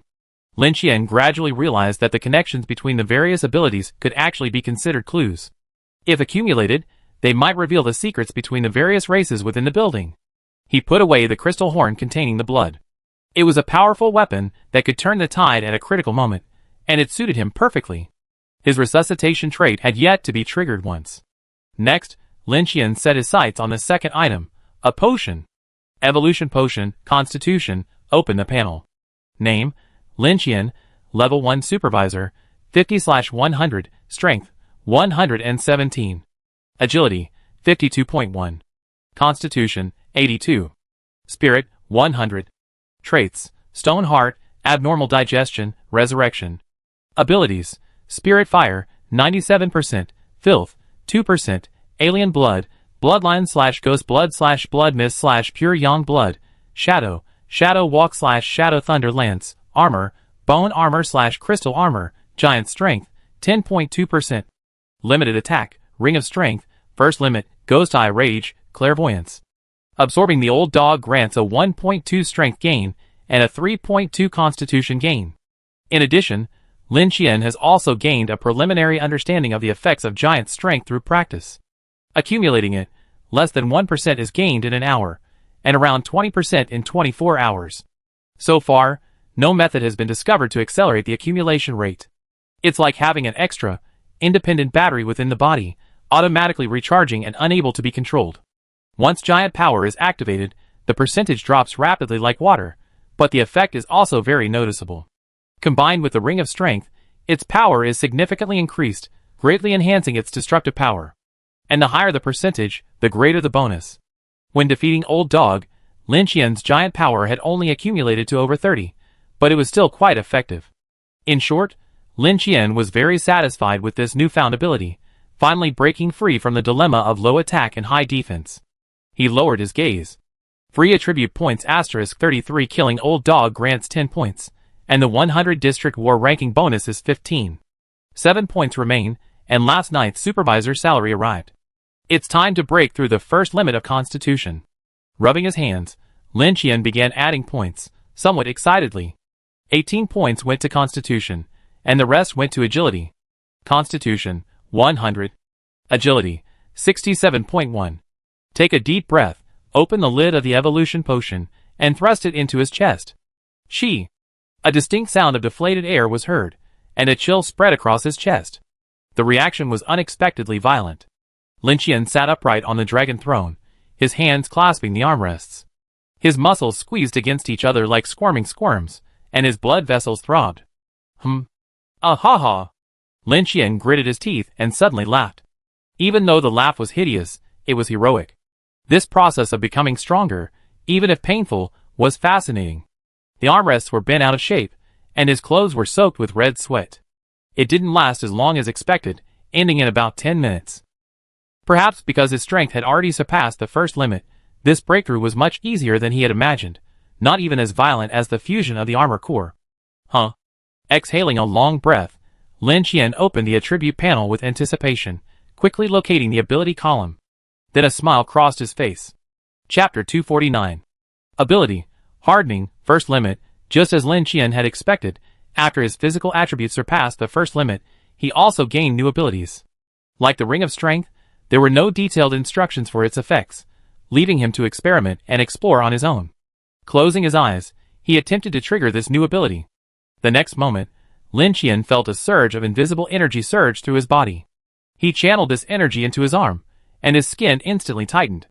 Opening his eyes, he saw that his arm was frozen, as if solidified, and his joints were unable to move. He tapped it with his other hand, and it felt as hard as stone. The hardening had been removed, and his arm was free again. Intrigued, he hardened his calf, then pulled out a steel knife and struck it. Bang! A dull sound, like a blow to a stone pillar, and a white mark on the skin quickly faded. After a brief hesitation, Lin Qian pulled out a pistol, aimed it at his calf, and pulled the trigger. Bang! A subtle pain could be felt. Like a bug bite. The bullet deflected, leaving his skin slightly red. Awesome! Lin Qian gave a satisfied evaluation. The only pity was that the hardening energy was too limited, only able to harden the forearms and legs. If it could harden the entire body, that would be true physical sanctification. However, since the ring of power gradually strengthens with the increase in strength, it's likely that the hardening ability will also increase with the increase in constitution. Sooner or later, it will develop to a point where it can cover the entire body. Lin Qian was full of anticipation for the future. Just then, a pang of hunger struck him, and his expression changed. He quickly extracted a large amount of flesh and blood from the space, and began to devour it. However, as a vast mist rose, the pile of flesh and blood that had formed into a small mountain suddenly vanished as quickly as melting ice and snow. Its absorption rate more than doubled. Only after the entire stockpile of flesh and blood had been absorbed did the hunger ease slightly. Not only has the digestion speed increased, but the appetite has also doubled. Lin Qian felt a headache. Looks like I need to upgrade my storage space and store more flesh and blood for future use. Thinking of speaking to Su Mian, Lin Qian found the training space on the dashboard and clicked on it. The next second, the scene before him suddenly distorted and shifted. The bright light vanished, and Lin Qian found himself in a vast, pure white space. As soon as he appeared, he froze in shock. The training space was now in complete chaos, with a group of people engaged in a desperate battle. The battles between teams 3 and 4 were the most intense. You bastard! Take my axe? Idiot! Look at this blade.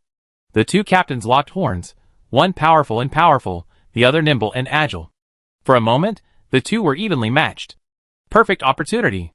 At that moment, the captain of Team 4, seizing an opening, suddenly appeared beside the captain of Team 3. With a swift strike, he stabbed his blade through the gap in his armor, piercing the captain's throat. You?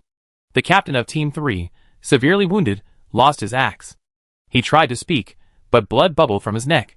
He attempted to inject the potion, but the captain of Team 4, quick-witted, pierced his palm, causing the potion to fall out. You? The captain of Team 3's face darkened visibly, and he collapsed heavily. However, as he stopped breathing, his body vanished in a ball of white light. Immediately afterwards, a white light shone from the outer perimeter, and the captain of Team 3, full of life, charged forward once more, his massive axe in hand. Ah! Take my powerful move, split the mountain. He was at full health, but the captain of Team 4 was exhausted. Failed to dodge, he was met with a knee-breaking kick from the captain of Team 3, who then followed up with another axe, completing the kill. Training space. Unlimited resurrection upon death. Disable storage space, 3 recovery potions per life. All costs during training are refunded upon exiting and resurrecting. You can choose between individual and public training. Within the individual training grounds, you can spawn training puppets. After reviewing the rules in his mind, Lin Qian finally understood the madness of these people. No wonder they're so reckless, given that emotions can be revived endlessly. But this truly is a great place. Before Lin Qian gained his new powers, he could only use the wooden planks in his room as sparring partners. Now with a training space, his conditions have taken a huge leap forward. Brother Qian. Just then, Su Mian, who was riding Qin Liang and pounding him left and right not far away, caught sight of Lin Qian. He quickly stood up and trotted over. Huh? Pretty strong, you know? Look how you got beaten up by our second team captain. Lin Qian looked at the two with amusement and couldn't help but tease. Brother Qian worked. It was mainly because the storage space here is disabled, so I can't use a lot of my equipment. Plus, that old man's shameless sneak attack caught me off guard, so I got caught off guard.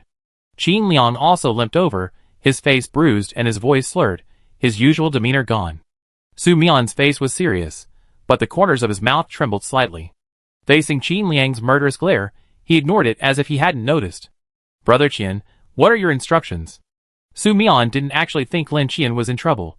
He just asked out of habit. Unexpectedly, Lin Qian thought for a moment and actually nodded.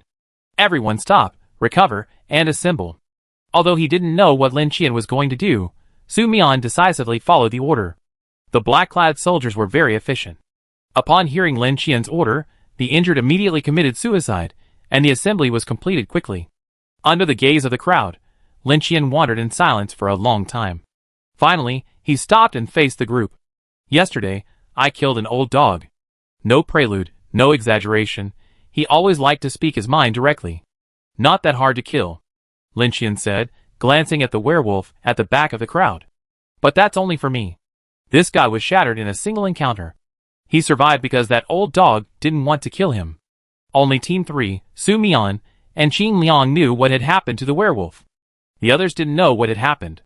Hearing Lin Qian's words, they were shocked. Although the werewolf had joined midway, his strength was undeniable. A warrior of this caliber was killed instantly.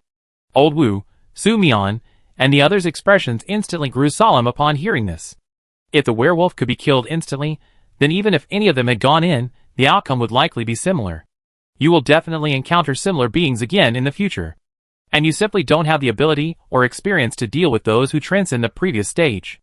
This training space is an opportunity for you to safely battle those who transcend the previous stage, gaining experience for future encounters with similar foes. This statement immediately aroused everyone's confusion. Fighting a powerful opponent from a different stage? Where? Who? Quick-witted individuals like Su Mian and Qin Liang had already sensed Lin Qian's intentions, and their expressions darkened. As expected, Lin Qian smiled faintly at the group, his gaze gentle and fatherly. Of course it's me. Chapter 250. Training Space. The entire black-clad army stood in full formation. At the front, even Old Wu and Su Mian had serious expressions, their palms sweating with nervousness. It was all because of that seemingly solitary man in the distance. This was the first time they had stood opposite Lin Qian, and the first time they had felt the same pressure as their previous enemies. Although his posture was casual, the might he exuded was suffocating. No one moved. No one dared to move. Even though a full 2 minutes had passed since the start, no one dared to be the first to step forward. Ah! A sigh.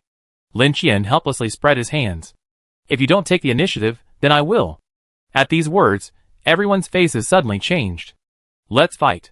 Finally, it was Old Wu, the strongest of the group, who launched the first attack. With a bang, the red sun energy erupted in full force, and a jagged round shield, dragging a red-hot iron chain, slashed towards Lin Qian. Snap! With a soft sound, the round shield stopped rotating, the chain stretched straight. Lin Qian, as if oblivious to the heat, casually reached out and gripped the serrated round shield tightly. Damn! I should have untied the chain first. Seeing this, Old Wu's face paled. Then, an overwhelming force surged. Lin Qian yanked the chain hard, sending Old Wu flying straight toward him like a badminton. With his left hand gripping the chain, his right hand launched a fierce punch at Old Wu. Buzz! A ring of power emerged. Bang! Old Wu's soaring body suddenly paused, the air trembling for a moment. Even his solar armor couldn't withstand the terrifying force. The next moment, Old Wu's body vanished in a flash of white light, reappearing in the outer area. One punch. Just one punch. The ring of power was already a testament to Old Wu's strength. Most people wouldn't receive such treatment. Looking down at his chest, Old Wu still felt a lingering fear. This is terrifying. He's grown so much stronger without me noticing. Then Old Wu looked toward the black army camp in the distance. What are you waiting for? Attack! As his words fell, the black army members suddenly woke up. Ah! Allah stood still, veins bulging, and he roared in anger. But his feet didn't move. What are you yelling about? You scared me. A member of Team 2, behind him, kicked Allah in the butt. I need to cheer myself up. Ah! A single stone stirred 1,000 waves. As the resurrected Old Wu charged towards Lin Qian again, everyone finally moved. Brandishing the weapons Lin Qian had gathered for them, and donning the armor Lin Qian had bestowed upon them, they roared and charged at him. Seeing this, Lin Qian smiled with satisfaction. Is that right? His smile was quickly eclipsed by jet black bone armor. A massive black back tail quickly took shape, and with a casual flick Old Wu, attempting a sneak attack, was spun away like a top. Swish! Bang! Boom! Xia Qing's arrows landed first, followed closely by 5 sniper rounds of varying types. With a casual wave of his hand, Lin Qian's massive skeletal shield easily blocked the ranged attack. However, using the cover provided by his shield, the first group, led by Su Mian, had already closed in. Brother Qian. My apologies. Su Mian and the captain of Team 3 leaped high simultaneously, their great axes and cracked great swords radiating light as they slashed down upon their heads. However, Lin Qian remained motionless, neither dodging nor dodging. Bang! Bang! The cracked great sword and axe struck Lin Qian's shoulders, each leaving only a faint mark on the jet black bone armor. Su Mian looked at Lin Qian with an embarrassed expression. But all he could see was a fist covered in bone armor, rapidly enlarging. Bang! Bang! The black-backed giant tail suddenly swept across, sending a series of screams cascading down, sending several captains flying backwards. Hey! Brother Qian. It's me, Brother Qian. Ha ha. Show some mercy, Brother Qian. Allah tried to sneak up on him, but Lin Qian grabbed him by the head and lifted him up like a carrot. The sharp gauntlets dug into his skin, drawing blood. With a snap, Ali's head was instantly crushed, his entire body, along with his blood, vanishing in a flash of white light, resurrecting on the periphery.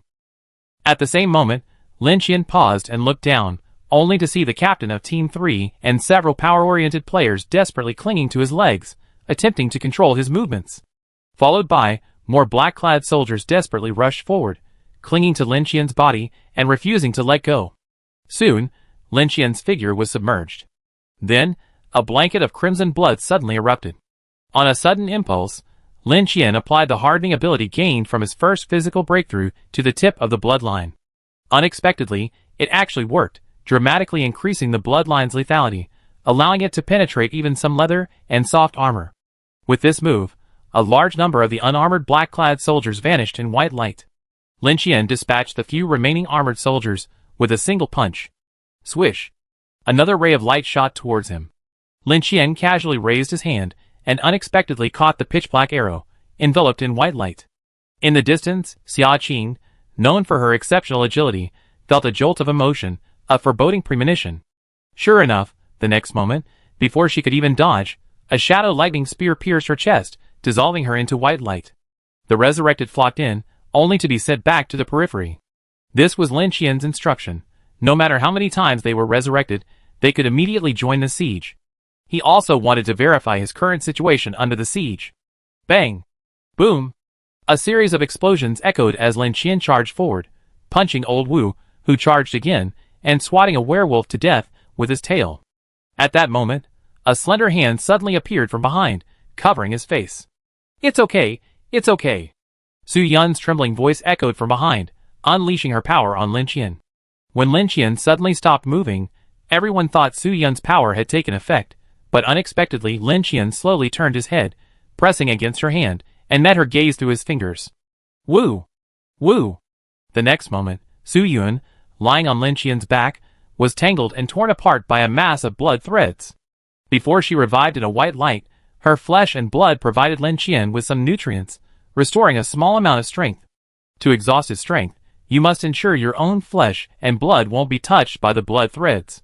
As time passed, these guys finally let go of their fear of Lin Qian and began to take the battle seriously. With their teams working in perfect harmony, their formidable force doubled. However, carelessly knocking back the captains of teams 3 and 4, who attacked simultaneously from both sides, Lin Qian waved his hand, rapidly draining the blood, finally removing the butcher's knife from his back. A flash of crimson flashed beneath his eyes, and blood-red lighting began to emanate from his body, coating the blade with a murderous aura. Well, the fun's over. With his words, a bloody mist surged, engulfing everyone.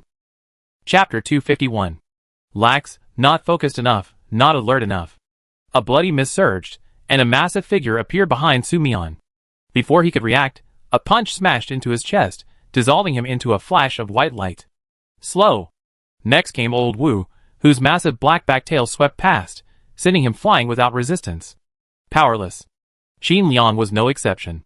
The black-back tail slammed down on his head, and with a thud, he disintegrated into a flash of white light, resurrecting. Cowardly. The werewolf was stabbed through the chest. The blade, coated in bloody evil energy, thrust upward, cleaving his head open. Put away your destructive ability. It only works against opponents with lower spiritual attributes than you. He turned and slashed at Su Yun, who was attempting a sneak attack, before raising his hand and delivering a punch. Buzz! The captain of Team 3, falling from a height, flew backward at an even faster speed, his axe falling from his hand. Lin Qian, unstoppable, would reap lives with ease. Even the resurrected continued to charge forward, unable to stop him. But one thing stood out. Even when defeated, they still fought Lin Qian with all their might. It wasn't just that they didn't want to disappoint Lin Qian. More importantly, they had grown accustomed to their position of strength over time, cultivating a sense of pride within themselves. Being strong, in fact, is a habit. These dozens of black-clad soldiers had diverse backgrounds and experiences, and at first, not everyone was up to the task. But now, even the once weak Su Yun could smother someone's neck without batting an eyelid. Their own awareness was only one aspect. The overall atmosphere was even more crucial. Even a minor member of the Black Army, upon encountering survivors from other regions in the inner world, would involuntarily puff out their chests and revel in the awe-inspiring gazes of those around them. Lin Qian had no idea how Su Mian had taught this group, but judging by the current test results, he was quite satisfied. Ding! Blood Evil Chi raised to level 5. Suddenly, a system notification chimed in his mind. Lin Qian was somewhat surprised. This was an unexpected bonus. Retracting the blood mist, he looked around. Everyone was concentrating on their own defenses. No one dared to act rashly. Although their health had returned to full strength after resurrection, the pain of being killed lingered undiminished in their memories.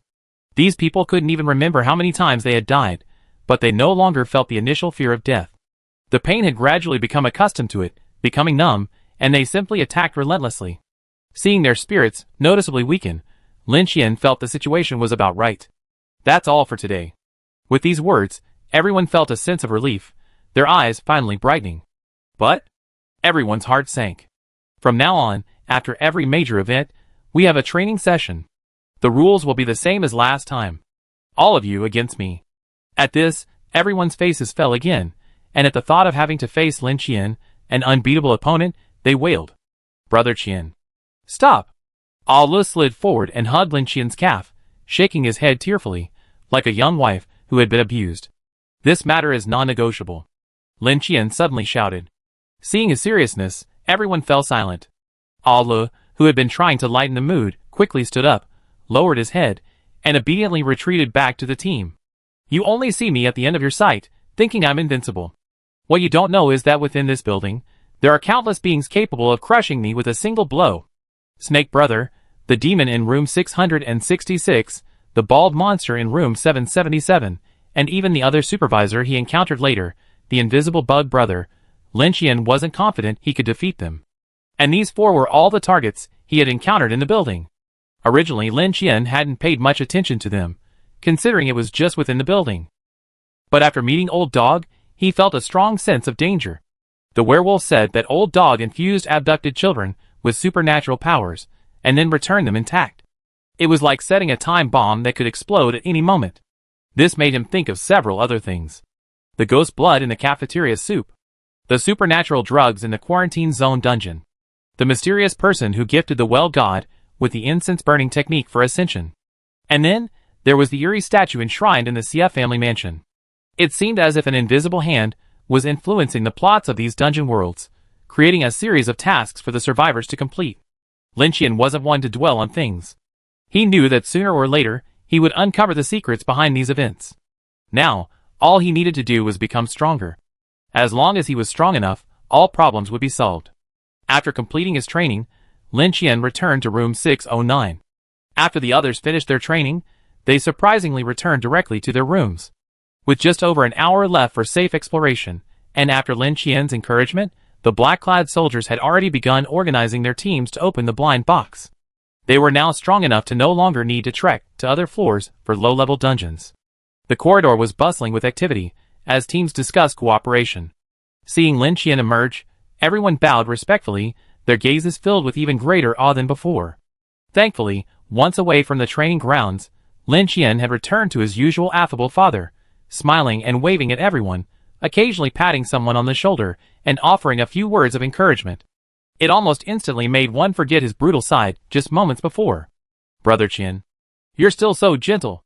The captain of Team 4, who had been hammered 5 times, cut in half 3 times, kicked to pieces 3 times, and torn to pieces twice by Lin Qian in the training grounds, couldn't help but exclaim in admiration. Brother Qian, these are the storage upgrade cards you requested. Su Mian trotted over to Lin Qian and pulled out a thick stack of cards. Lin Qian took them with a look of surprise. So many! Su Mian chuckled. Haven't we added quite a few non-staff members recently? They're all working very hard. Stop bullying the other survivors. We have abundant resources right now. Trading some discarded equipment should be a bit of an incentive. Lin Qian casually commented as he used the storage upgrade cards one by one. I understand, Brother Qian. Qin Liang mentioned this to me as well. We're planning to establish a trading system specifically for our Black Army, so more survivors will actively seek us out for trade, rather than avoiding them. Lin Qian nodded. I'm confident in your work. He stopped using the cards, and returned the remaining half to Su Mian. What's this? Su Mian instinctively reached out to take it, looking at Lin Qian with some confusion. Chapter 252. Ding! Unavailable. Storage upgrade card quality insufficient. Hearing the system notification in his mind, Lin Qian was startled. Insufficient quality? Checking the size of the storage space, he saw that the artificial sun, which had originally occupied most of it, was now piled in the corner with a pile of miscellaneous items. Holy crap! Unnoticed, it had expanded so much. Lin Qian didn't count the exact size, but he felt it should be more than enough to fit a few dinosaurs. That's enough. While he didn't know where to get higher quality storage upgrade cards, he probably wouldn't have to worry about that for a while. He handed the card to Su Mian. What is this? Su Mian looked at Lin Qian, somewhat puzzled. That's the limit. You can distribute the rest. Tell everyone, if there's any extra space, bring me some high quality flesh and blood. Su Mian nodded, then produced an even thicker stack of cards. Brother Qian, this is the room's facility card. It includes over 30 plots of land for cultivation, along with a wide variety of seeds. Lin Qian glanced at it, and suddenly felt a headache. There were too many. He didn't want his room to become a vegetable greenhouse. Grow them yourself. When they're ripe, just give me some of the useful fruit. At that mention, Lin Qian remembered that the fruit in his room should be ripe soon. He could pick a couple to try. Okay then. Su Mian took the card back. These cards weren't considered rare anymore. If Lin Qian wanted them, Su Mian could always gather a whole bunch and send them over. Okay, that's it for now. Go on with your work. After saying goodbye to Su Mian, Lin Qian arrived at the familiar room 777. Ding-ling-ling. Opening the door and entering, he found the bald monster surprisingly seated at the counter, collecting items from the table. It looked like it had just completed a transaction. Hey, bald boss, business is good. Lin Qian approached with familiarity, leaning his elbows on the counter and turning to look at the large space to the side of the room. I think you should put a sofa or coffee table here. You can't always have customers standing. Tisk tisk tisk. The bald monster let out a shrill laugh. Why, what are you here for this time? It seemed in a good mood. Come to think of it, did you know I helped your kind? Lin Qian observed the bald monster's expression. Of course. After all, I was the one who told that little guy all the news about you. How does it feel to possess the power of a giant? It suddenly asked Lin Qian. It's okay. Lin Qian's response was feigned ambiguity. You're lucky. This is a very high-level ability. Forget the thank you. After all, this is just a deal between the two of you, not my business. Lin Qian was speechless. Who needs to thank me? I wonder if the bald-haired monster saw through his attempt to ask for a favor, but he cut Lin Qian short. A seasoned veteran. But Lin Qian didn't care. He hadn't come here just for this. Do you have any items to break through the first limit of spiritual attributes? The bald-haired monster spread his hands. Even if I had it, could you afford it? Lin Qian was furious. Who was he looking down on? He really couldn't afford it. The higher quality items alone cost 20 gold coins. Imagine how exorbitant the price of items that surpassed the first limit would be. Pa! 10 strange gold coins slammed onto the counter. One was the reward from the Weird Blood Campus. 5 gold coins were used to buy the Screaming Gun, 19 from the second regional survival trial, and 10 from the last intel purchase. Now, these 10 were his entire fortune. What do you want to ask? The bald monster smiled and looked at Lin Qian. I want to know the origins of the unusual invaders in the dungeon world. Lin Qian stared at the bald monster and asked word by word. That's not enough. Far from enough. The bald monster glanced at the 10 gold coins on the table and shook his head without hesitation. Lin Qian sighed. As expected. He settled for the next best thing. Then I'd like to know the prerequisites for obtaining the item that breaks through the first limit, or the clues to the item that breaks through the first limit of spiritual attributes. This time, the bald monster was silent for a moment, then finally reached out and took the 10 gold coins from the table. Actually, across the entire Infinity building, items that break through the first limit are extremely rare. The bald monster's lightbulb eyes stared at Lin Qian, their gaze blazing. In fact, I'm surprised you were able to break through the first limit of both attributes so quickly. This proves that you've left your peers far behind. That's the answer to the first question. Only by exceeding the requirements and demonstrating strength beyond this level can you have a chance of obtaining the highest level rewards. Items that break through the first limit are among the highest level rewards. Hearing this, Lin Qian didn't show any surprise, as he had already suspected it. He had played a leading role in both the Spooky Blood Campus and the Zombie Clearance missions. As for the Eternal Night City dungeon, Lin Qian suspected that because he hadn't killed the final boss, but only imprisoned it, this affected the system's judgment. Therefore, aside from the attribute bonuses, there were no special item rewards. But he did gain more attributes and points through the Supervisor missions, so he still made a profit. As for the items that break through the spiritual attributes, the bald monster began to answer the second question. The spiritual attribute is actually the most special one. Strength, vitality, and agility are all closely related to the physical body, but the spiritual attribute is a separate one. Therefore, the items required to break through the first limit of the spiritual attribute are different from the other three. For the other three, you just need to obtain the corresponding items and use them to achieve a breakthrough. But the spiritual attribute requires a method to break through. In terms you can understand, it's a skill. Lin Qian's eyes widened. Skill? Yes. The bald-haired monster nodded. In fact, you now possess a breakthrough method, albeit an incomplete one. Hearing this, Lin Qian was even more confused. I already have it. Incomplete. Incense Ascension? Lin Qian was shocked. Thinking carefully, it seemed that he had completed over 50% of the Well God quest at that time, meeting the criteria for dropping top-level rewards, hence the Filth and Incense Ascension. However, while he knew that the complete Incense Ascension could break through the first limit, where could he find the remaining half? If I remember correctly, this should be a breakthrough method exclusive to the Beast tribe. Just then, Lin Qian suddenly heard the bald-haired monster's barely audible muttering. Huh? What Beast tribe? Lin Qian's expression shifted, and he quickly asked. What? The bald-haired monster feigned confusion. I didn't say anything. The two stared at each other, their eyes wide open. Chapter 253. The bald monster seems to be reminding me of something. Leaving room 777, Lin Qian pondered the situation. The channel was empty. Almost everyone had entered the dungeon. He pulled out his tablet and glanced at the rooms where the blind boxes had been opened. They were all on this floor. The Black Army had finally begun seeking breakthroughs, no longer playing it safe and only opening low-end dungeons as before. This was the confidence their increased strength had given them. And Lin Qian wasn't ready to return to his room. 45 days was plenty of time.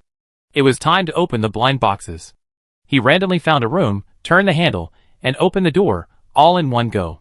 Without hesitation, without pause, and without needing to prepare himself, he stepped in, as if he were familiar with the place. The view suddenly shifted.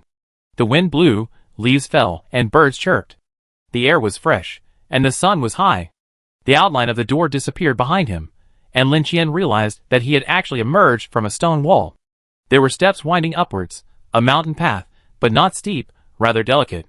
Below, a dirt road, rutted by wheels, flanked by bamboo forests. Ding-da-da. Just then, a sudden, jarring sound of gongs and drums rang out from the distance. Through a gap in the bamboo forest, Lin Qian spotted a festive procession ascending from the foot of the mountain. The man at the head, with a protruding belly, blew a trumpet and bobbed his head, wearing a strange red dress. Aside from that, everyone else in the group wore a joyous expression, as if they had encountered some great joy. Based on their attire, Lin Qian had already formed a conclusion. Most likely a martial arts world. Since the mission prompt hadn't appeared yet, Lin Qian changed into a period-appropriate outfit, intending to wander around and get a feel for the terrain. But just as he was about to descend the mountain, he happened upon the group coming up the path. Lin Qian frowned, and was about to give way. Where did you come from, you poor scholar? Get out of my way. A loud shout came from the group. It was from the fat man at the head. Huh? Lin Qian looked down at his blue shirt. It was bought by old Wuenqinghe County. It was a small county, so what kind of fine fabric and workmanship could there be? And with the hat that concealed his hair, he certainly looked like a scholar. He felt curious, but the fat man across from him thought he was pretending not to hear. He rushed over, blaring a megaphone, and reached out to grab Lin Qian by the collar. 2 minutes later, the once festive group, bruised and battered, knelt in a row, their hands raised high, not daring to remove them even when they were shaking with exhaustion. Lin Qian sat slack-jawed on a boulder, gently scraping his chin with a bloody blade, his eyelids drooping. Speaking of which, what's the point of carrying an empty sedan chair? To pick up the bride? His voice was flat, and from the distance, it was almost inaudible. To answer Grandpa, we are indeed going to pick someone up, but not to pick up the bride. The fat man's eyes were swollen like fish blister, and Lin Qian's figure blurred in his sight, but he still managed a flattering smile. He was quite talented. Not to pick up the bride? Lin Qian frowned, looking at the group. Each one was burly and strong, more like bandits than a wedding procession. As for their skills, they were too weak. Lin Qian really couldn't tell. They were just ordinary people. To this day, he couldn't even confirm whether he was in the martial arts world. Not a single one of them could use Gang Qi. That's right, Grandpa. We're not carrying the sedan chair to pick up the bride, but to invite this year's fairy boy. The fat man nodded and bowed in response. Fairy boy? Lin Qian was even more puzzled. It's an offering to the fox fairy goddess. Lin Qian's eyes flickered, catching the key words. Fox fairy goddess. The first thing that came to his mind was the legend of the wild gods. Grandpa, please forgive us. We were blind to our true worth. We truly know we were wrong. If we delay the offering, and the fox fairy goddess blames us, not only will we be in trouble, but you, too, will be implicated. The fat man looked like he was about to cry, cowed out repeatedly, begging for mercy. But Lin Qian seemed oblivious, frowning and thought. Why is the mission prompt so slow this time? Never mind. Since we've run into this group, it's likely related to the mission. Let's go and see. He stood up and jumped off the rock. Come on, I go with you. The fat man was stunned upon hearing this. You want to go with you? Lin Qian glanced sideways. What did you call me? The fat man shuddered. Oh, Grandpa. Grandpa, you want to go with you? Of course, no problem. Someone come. Lin Qian waved his hand. No need, I just follow you. He wanted to see the true origins of this fox fairy. If it was a wild deity, would there be any clues related to the incense-burning method of ascension? Osher village. The villagers warmly welcomed the bruised and battered group into the village. Wooden tables were set up along the road, and fine wine and food were prepared. Please everyone, take a seat.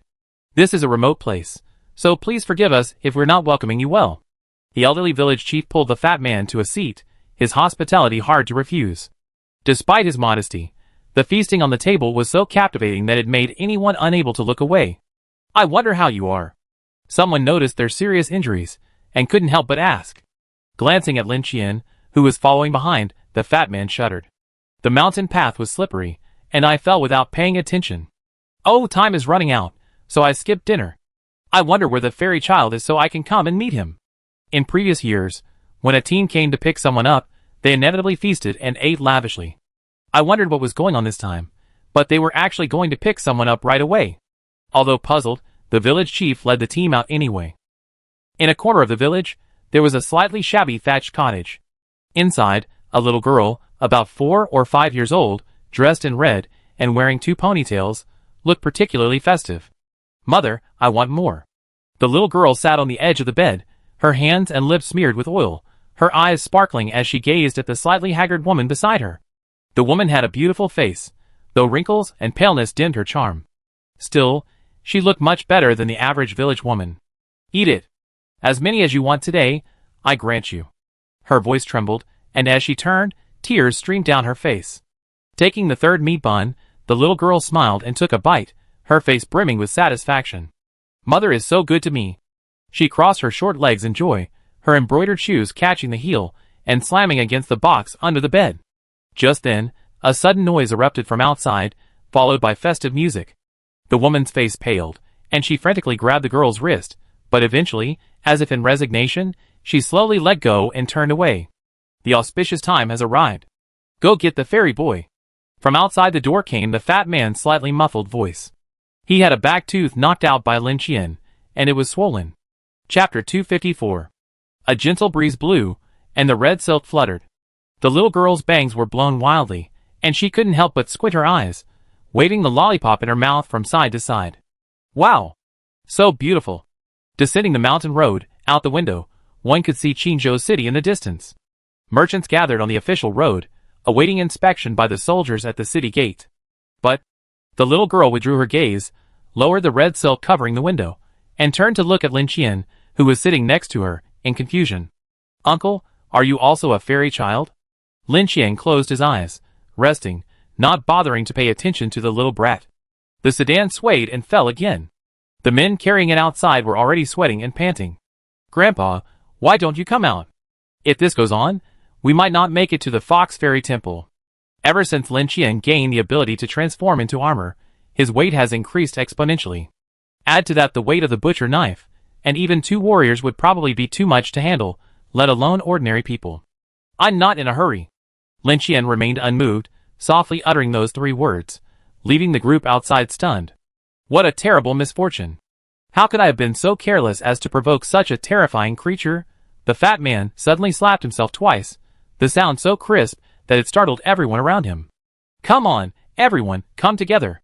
There was no other way. If we didn't want to waste time, everyone had to join in.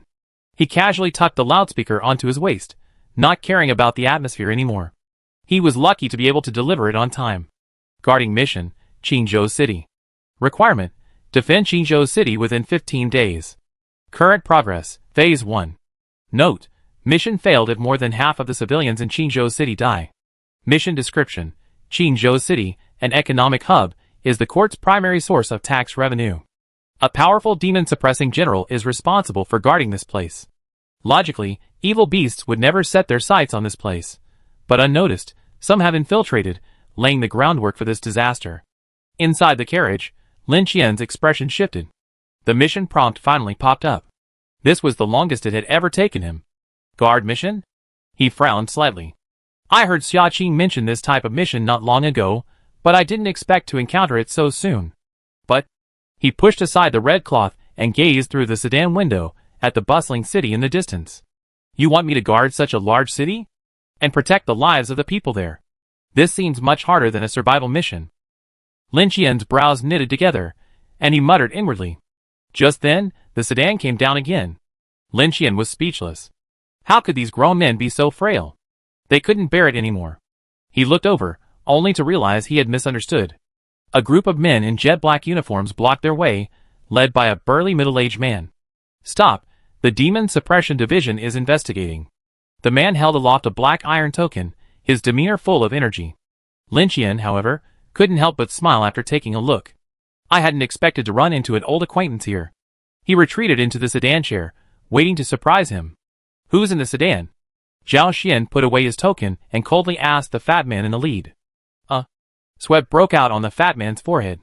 Before he could come up with a suitable excuse, Zhao Xian shoved him aside. He reached the sedan chair and reached out to part the red curtain.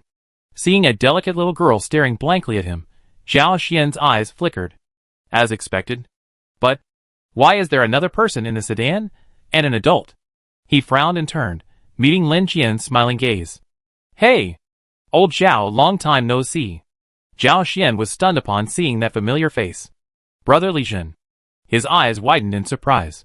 You, how come you're here? Hearing Zhao Xian's alarmed voice, several members of the Demon Suppression Division in the back couldn't help but exchange glances. What's going on? Captain Zhao has run into someone he knows. What should we do? Should we pretend we didn't see him, or? Just as they were wondering, they saw Zhao Xian already stepping down from the sedan chair, pulling Lin Qian's arm. Seeing their captain didn't hide his thoughts, everyone immediately composed themselves. Let me introduce you. This is Brother Li Jun, whom I've often mentioned. You may not have heard of the name. But his master, you're all familiar with. That's the legendary figure currently in charge of Qingzhou, General Wu. Not only were the squad leaders stunned, but even Lin Qian was dumbfounded. Huh? Li Jun's master is in Qingzhou? He looked bewildered. Wouldn't this give him away? However, Zhao Xian was completely oblivious. He looked at Lin Qian excitedly. Brother Li Jun, are you here to visit General Wu? Lin Qian licked his lips, not feeling the slightest bit flustered. I've been away for so long, it's inevitable I miss you. He spoke without blushing or beating his heart. But you, old Zhao, how did you end up here? When they first met, Zhao Xian was still an unwelcome centurion in a remote area. Now, he'd been transferred to Qingzhou. It's a long story. Of course, it's all thanks to you, Brother Li Jun. Zhao Xian gave Lin Qian a subtle look, indicating the presence of others. Although he didn't say it explicitly, Lin Qian could still guess a little. This guy, after gaining the merits of the well god, must have made a lot of efforts, and judging by the results, it seems to have been successful. But Brother Li Jun, why are you here? I mean, why are you on the sedan chair carrying the fairy child? Zhao Xian was puzzled. Lin Qian caught the key words in his words. The Demon Suppression Division actually knew about the fairy child. Oh, coincidence. These guys ran into me and hit it off, so we had a deep conversation. Lin Qian turned to look at Fatty and the others. At this moment, Fatty and his group saw Lin Qian chatting and laughing with the Demon Suppression Division members, guessing that Lin Qian was probably also from the Demon Suppression Division, and their doubts were immediately resolved. Zhao Xian took one look at the injuries on their faces, and he was no longer confused about what had happened. But Zhao Xian quietly tugged at Lin Qian's sleeve, lowering his voice to ask, "Is this what General Wu meant?" Lin Qian was stunned.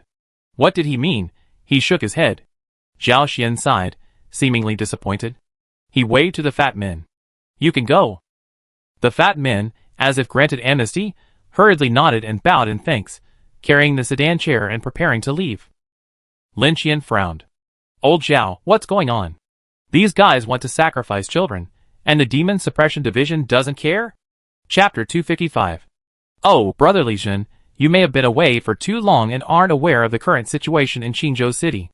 This so-called Fox Fairy is quite powerful. She can help with marriages, children, and even rain. She's quite effective. It's definitely not something an ordinary wild deity can do. Because of this, over the years, this Fox Fairy has become increasingly respected by the people, and her worship is booming. When General Wu first arrived in Qingzhou, he considered eliminating this hidden danger. You haven't seen the scene. The Demon Suppression Bureau was completely surrounded by the people, protesting without food or drink, just to speak up for the Fox Fairy. There's nothing we can do. Ultimately, this matter will just be dropped. After all, we specialize in dealing with demons. We can't wield our butcher knives against the people. Plus, this Fox Fairy is relatively well behaved, so we let some minor incidents go. Lin Qian understood. In other words, you're aware of the sacrifice of the immortal child. Zhao Xian nodded. Then why did you even check the sedan chair? Lin Qian was puzzled. That's because Qingzhou City is holding a festival soon, and General Wu is worried that demons might take advantage of the opportunity to sneak in. For safety reasons, he's assigned us to inspect every official road. As they were talking, a festive procession suddenly arrived in the distance. Judging by their appearance, they were probably also sending off the immortal child. Brother Li Jun, I'm busy with official business. Let's catch up later. Zhao Xian clasped his fists and apologized to Lin Qian. It's okay. Go ahead. Lin Qian was lost in thought. Seeing the fat man and his group preparing to sneak away, Lin Qian called them back after they had already walked a long way. What's the rush? I haven't even gotten up yet. Upon hearing this, the fat man's face suddenly turned tearful. Grandpa, you still want to get up? Lin Qian quickly caught up with the group and headed towards the sedan chair. Let's go see who this Fox Fairy Queen of yours is. Outside Qingzhou City, the Fox Fairy Temple. Through the cracks, Lin Qian glimpsed the bustling area. It wasn't a temple, but more of a tourist attraction. Vendors were everywhere, long lines of worshippers formed, and the occasional hawking could be heard. Oh! You're too late.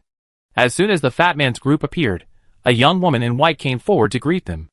Hurry in, go in from the back. The fat man's face paled, fearing both the Fox Fairy Queen's reprimand and Lin Qian's slap. For a moment, he froze, unsure whether to mention the extra person inside. What are you dawdling about? The girl frowned when she saw they didn't move. The fat man came to his senses, gritted his teeth, and thought, never mind, just pretend I know nothing. Thinking of Lin Qian's fighting prowess, he still backed off. Fox Fairy Goddess, please forgive me. Carrying the sedan chair, the team made their way unimpeded until they arrived at the back door of the Fox Fairy Temple. Here, a row of sedan chairs were neatly parked. Roughly speaking, there were at least 30 of them. Laying down the sedan chairs, the group fled. With a creak, the back door opened, and two women, also dressed in white, emerged. This should be the last one. No, there's one left. The two chatted quietly, then slowly approached the sedan chair and lifted the curtain. Please, fairy child, step down from the sedan chair. They bowed respectfully. Every fairy child was expected to do so in this manner. It was said to be a rule set by the Empress. Inside the sedan chair, the little girl blinked blankly, still biting into an unfinished candy stick. He was puzzled as to how that strange uncle had vanished so quickly after leaving. Inside the Fox Fairy Temple, Lin Qian strolled leisurely. He donned his assassination ring and restrained his presence to avoid alerting the enemy. Based on his mission experience, everything encountered at the starting point was likely a crucial clue closely related to the mission. Since he had encountered the group escorting the fairy child on that mountain road, there was definitely something fishy about this Fox Fairy Temple. Combined with the system's prompt, something has infiltrated. He was even more convinced of his judgment. He closed his eyes and listened carefully to the sounds around him. With his current agility, he could easily detect sounds from underground. There were children crying. Presumably, the immortal children had been set down below. Opening his eyes, Lin Qian looked at the ground beneath him. How do I get in? Smash it open with a punch? That wouldn't be appropriate. It would be too conspicuous. He had a new idea he had recently devised, but hadn't yet tested it. Lin Qian pulled a piece of silver cloth from his storage space. It was large, light, and opaque. Tossing it with his hand, the enormous blackout cloth enveloped him completely. Soon, the human figure enveloped by the cloth gradually sank and disappeared, finally vanishing. Huh? What is this? After a while, a girl holding a basin of water noticed the blackout cloth and couldn't help but pick it up. Cloth? I'd never seen such a color. Who left it here? Fox Fairy Temple, underground. This cave looked quite old. There were signs of human excavation, but it was mostly formed naturally. From this point of view, the cave must have existed even longer than the Fox Fairy Temple. The oil lamp was dim, and the passage was long, extending in all directions, stretching to who knows where. Following the direction of the crying, Lin Qian walked forward at a leisurely pace. The fourth-level Qifeng step made his steps silent and ghostly. If it weren't for his own weight, he would have been able to fly over eaves and walls as if walking on flat ground. Hiss. I guess I need to practice some advanced Qigong skills sometime. Just as he was musing, a whisper suddenly came from the front. Lin Qian stopped and listened carefully, realizing that the person talking was still quite far away. The improvement in his agility attribute was quite noticeable. Sister, this batch of immortal children is much more numerous than the last. Each one is of high quality. If we utilize them well, we too might achieve a breakthrough. A slightly excited female voice reached Lin Qian's ears. Don't mess around. The Empress has instructed that this batch of immortal children will be of great use. You and I are not allowed to mess around. Another, slightly more mature female voice responded. Oh, look at that little face, so tender. It's hard to contain myself. Sister, let go. As the child's cries grew more shrill, Lin Qian's figure quietly approached. The view suddenly opened up, and the cavern suddenly became spacious. Dozens of children were imprisoned in a massive wooden cage. Among them was the little girl who had come here with Lin Qian in the same sedan chair, now crying heartbreakingly. Two women, dressed in gorgeous attire, stood with their backs to Lin Qian. Their figures were curvaceous, and their every gesture exuded a unique aura. Lin Qian didn't know how to describe it, so let's call it demonic aura. He deliberately restrained his lightness skills, revealing his footsteps. Who? The two women suddenly turned to look at Lin Qian, their pupils meeting Lin Qian's calm gaze. The ferociousness he had displayed seemed to sink into a deep pool, and in response, the two women were met with a gentle crimson. Chapter 256. Come, tell me about your fox fairy. In the underground cave, Lin Qian sat on a stone bench, squinting at the two dying fox demons. He had originally planned on a fierce battle, but he used too much force and nearly killed them. Lin Qian felt wronged. No one had ever said these two were so weak. Not only him, but any black-clad soldier could easily defeat them. Is this a dungeon tailored to my attributes, or is there a difference between a guard mission and a survival mission? Who are you? How dare you trespass on my fox clan's territory? The fox demon sister's spine was broken, and she collapsed to the ground, still glaring at Lin Qian with resentment. Swoosh! The butcher's knife pierced the air, pinning her to the ground with a whistling sound. Her skull and neck were pierced, and she died without even a chance to struggle. Sister! The other fox demon let out a pitiful wail upon seeing this, pounced upon the corpse, and stared in disbelief at the gradually dimming pupils. Her answer is unsatisfactory to me. Lin Qian shook off the blood, sheathed his butcher knife, and pointed it at the other one. What about you? The fox demon trembled, looking at Lin Qian with fear. Lin Qian had no problem fulfilling their sisterly love. This wasn't a game where you had to collect clues to pass. If he could extract information, it would be a bonus. If not, he would find his next target. He was in a hurry. Fox Fairy. The Fox Fairy Queen is our Fox clan's worshipper. Unexpectedly, this sister actually spoke. Your fox tribe? Lin Qian had long been curious about this name. How many other fox demons, like you, possess the ability to transform? The fox demon trembled. We're different from those wild demons. We're a tribe with a long tradition. Transforming is just a basic skill, something all adults can master. Lin Qian's eyes flickered. This was somewhat surprising. He hadn't expected the demon tribe to have a tradition. What do you want these children for? To eat them? He continued to ask. The fox demon looked up, seemingly puzzled as to why Lin Qian didn't know anything. Our demon tribe can't cultivate, so we need to absorb a certain spiritual energy from humans. This spiritual energy is most concentrated in some exceptionally gifted children. Seeing Lin Qian's eyes grow hostile, she quickly quickened her tone. If they were wild demons, they wouldn't have the corresponding skills, and could only obtain an insignificant amount of spiritual energy through food. But we're different. We can extract that spiritual energy without harming the immortal child. That being said, judging by the involuntary evasiveness in their eyes, Lin Qian suspected that the child who fell into their hands would only suffer more and die a little later. Otherwise, they wouldn't be discussing batches as if they were consumables. One last question. Where is this mysterious fox goddess, your fox clan's deity? Lin Qian stood up and looked down at the fox demon on the ground. At these words, the fox demon's expression became visibly panicked. I really don't know. She shook her head, a pleading look on her face. Please forgive me. I will forget everything that happened here. Lin Qian nodded, his expression calm. I believe you. Putting 2 fine fox pelts into storage, Lin Qian lifted the tarpaulin covering the wooden cage and, with a flick of his hand, destroyed it. Little brats, how about we play a game? He smiled at the frightened children. The name of the game is, whoever runs slower gets smashed into a meat pie. Come on, 3, 2, 1. There's definitely something strange about this cave. It's even possible that the Fox Fairy Temple above was built to conceal the cave's existence. But Lin Qian couldn't pinpoint the specific strangeness for a while. But he had a simpler solution. No matter what, just destroy it. So, after driving the group of children to the surface, Lin Qian began his reckless destruction. Bang! Bang!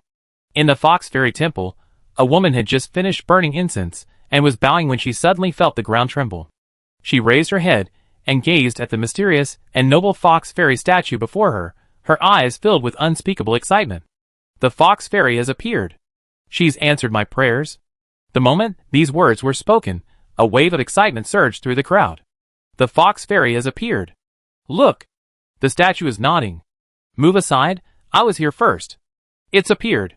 The Fox Fairy has appeared. But the next moment, the ground suddenly trembled. Everyone was startled. Boom! Then, the Fox Fairy statue in the center suddenly collapsed, its base collapsing into the ground with it. In an instant, it crumbled and shattered. The Fox Fairy is angry. Then, another cry of terror rose from the crowd. Hurry up and apologize to the Fox Fairy Goddess. One person called out, and everyone immediately knelt in fear, kowtowed one after another. Please forgive the Fox Fairy Goddess. Please forgive the Fox Fairy Goddess. However, the prayers were in vain. The ground began to crumble, inch by inch, not just within the Fox Fairy Temple itself, but even the roads outside began to collapse. Thousands of people fell, and the scene was momentarily in chaos. What did you say? The Fox Fairy Temple was destroyed? In the Demon Suppression Division's annex, a sharp-eyed middle-aged man frowned deeply upon hearing his subordinate's report. How is that possible? General, it's absolutely true. Furthermore, the civilians at the scene suffered heavy casualties. They say it's the Fox Fairy Goddess's wrath, and a disaster is about to strike, causing panic in the city. Humph! A cold snort. Wu Sheng narrowed his eyes, his lips curled in disdain.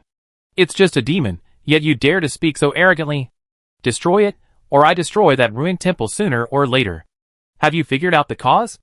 He glanced at his subordinate. The subordinate's expression was hesitant. Speak. Wu Sheng sighed and gave the order. General, the Yamen has determined that there are hidden caves beneath the Fox Fairy Temple, which is already at risk of collapse. Recently, due to the festival, the temple has attracted too many people, which may have disturbed the ground and caused the collapse.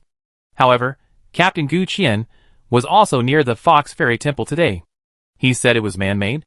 Man-made? Hearing this, Wu Sheng's brow furrowed even further. What kind of person could cause such a commotion?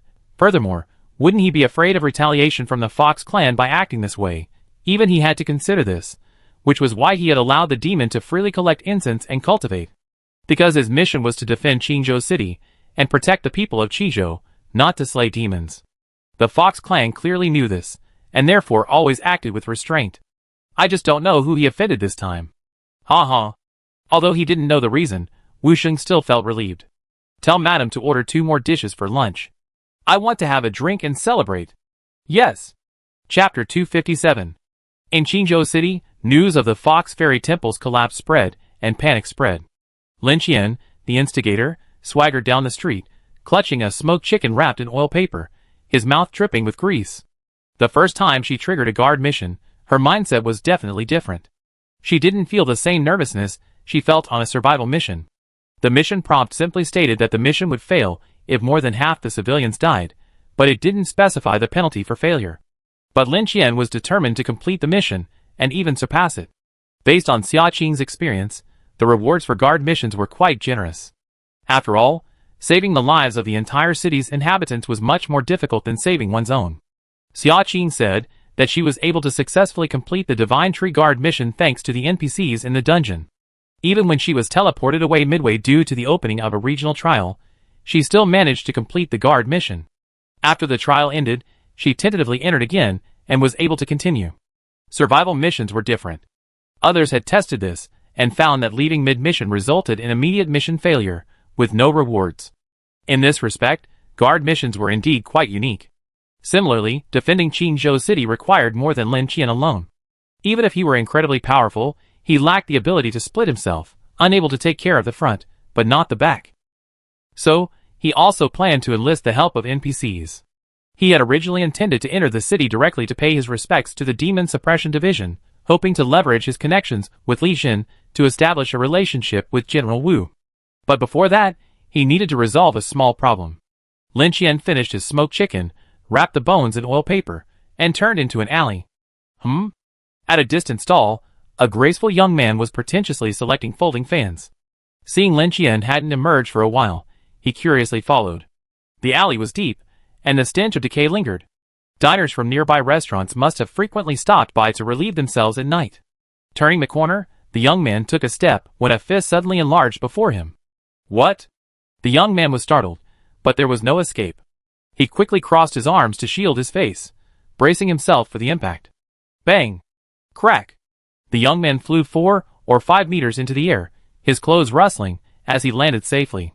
The distinct sound of bone cracking was heard, and the young man's face paled. Lin Qian wiped the grease from his lips with a handkerchief as he slowly walked out. You've been following me since the Fox Fairy Temple. What are you doing? He asked calmly, his eyes sizing up the young man. The young man was handsome, dressed in a blue shirt, his hair tied up, and his belt inlaid with jade. He exuded an air of nobility, yet he was not frail. In that instant, Lin Qian clearly sensed the bloody evil energy he was unleashing. It was precisely because he sensed the presence of the bloody evil energy that he temporarily withdrew his strength and did not summon the Ring of Power. Even so, with his strength, which had surpassed the first limit, even an ordinary punch would have been enough to inflict damage on the man. The young man clutched his broken forearm tightly and looked at Lin Qian, his eyes twitching uncontrollably. Where on earth does this guy come from? He hadn't sensed any signs of Lin Qian using his energy. Even the bald assholes at the demon-subduing temple couldn't possess such terrifying physical strength without using their energy. The young man forced a smile and, with his broken arm propped up, clasped his fists in a salute. Captain of the Demon Suppression Division, Gu Xuezhen, greetings, senior. After all, he had been following the other person without permission, so he was in the wrong no matter how you slice it. He had to make his position clear so as not to misinterpret his hostility. At the same time, Gu Xuezhen felt a little annoyed. He had indeed been a bit too arrogant, relying on his mastery of light martial arts and tracking techniques. Oh! Captain of the Demon Suppression Division. Lin Qian was a little surprised. He hadn't expected that. That made sense. Why was this guy so powerful? You haven't answered my question yet. Why are you following me? Carelessly throwing his handkerchief aside, Lin Qian tugged at his sleeve, looking like a bully who couldn't be messed with. His every move was completely inconsistent with his scholarly attire. Senior, please don't misunderstand me. I've been monitoring the Fox Fairy Temple lately. I happened to see you take action today, and I was so pleased that I wanted to make friends with you. However, since there were so many people watching along the way, and quite a few knew my identity, I was worried that it would affect you and cause you unnecessary attention, so... Gu Xuezhen explained the whole situation in a rather convincing manner. Oh, I see.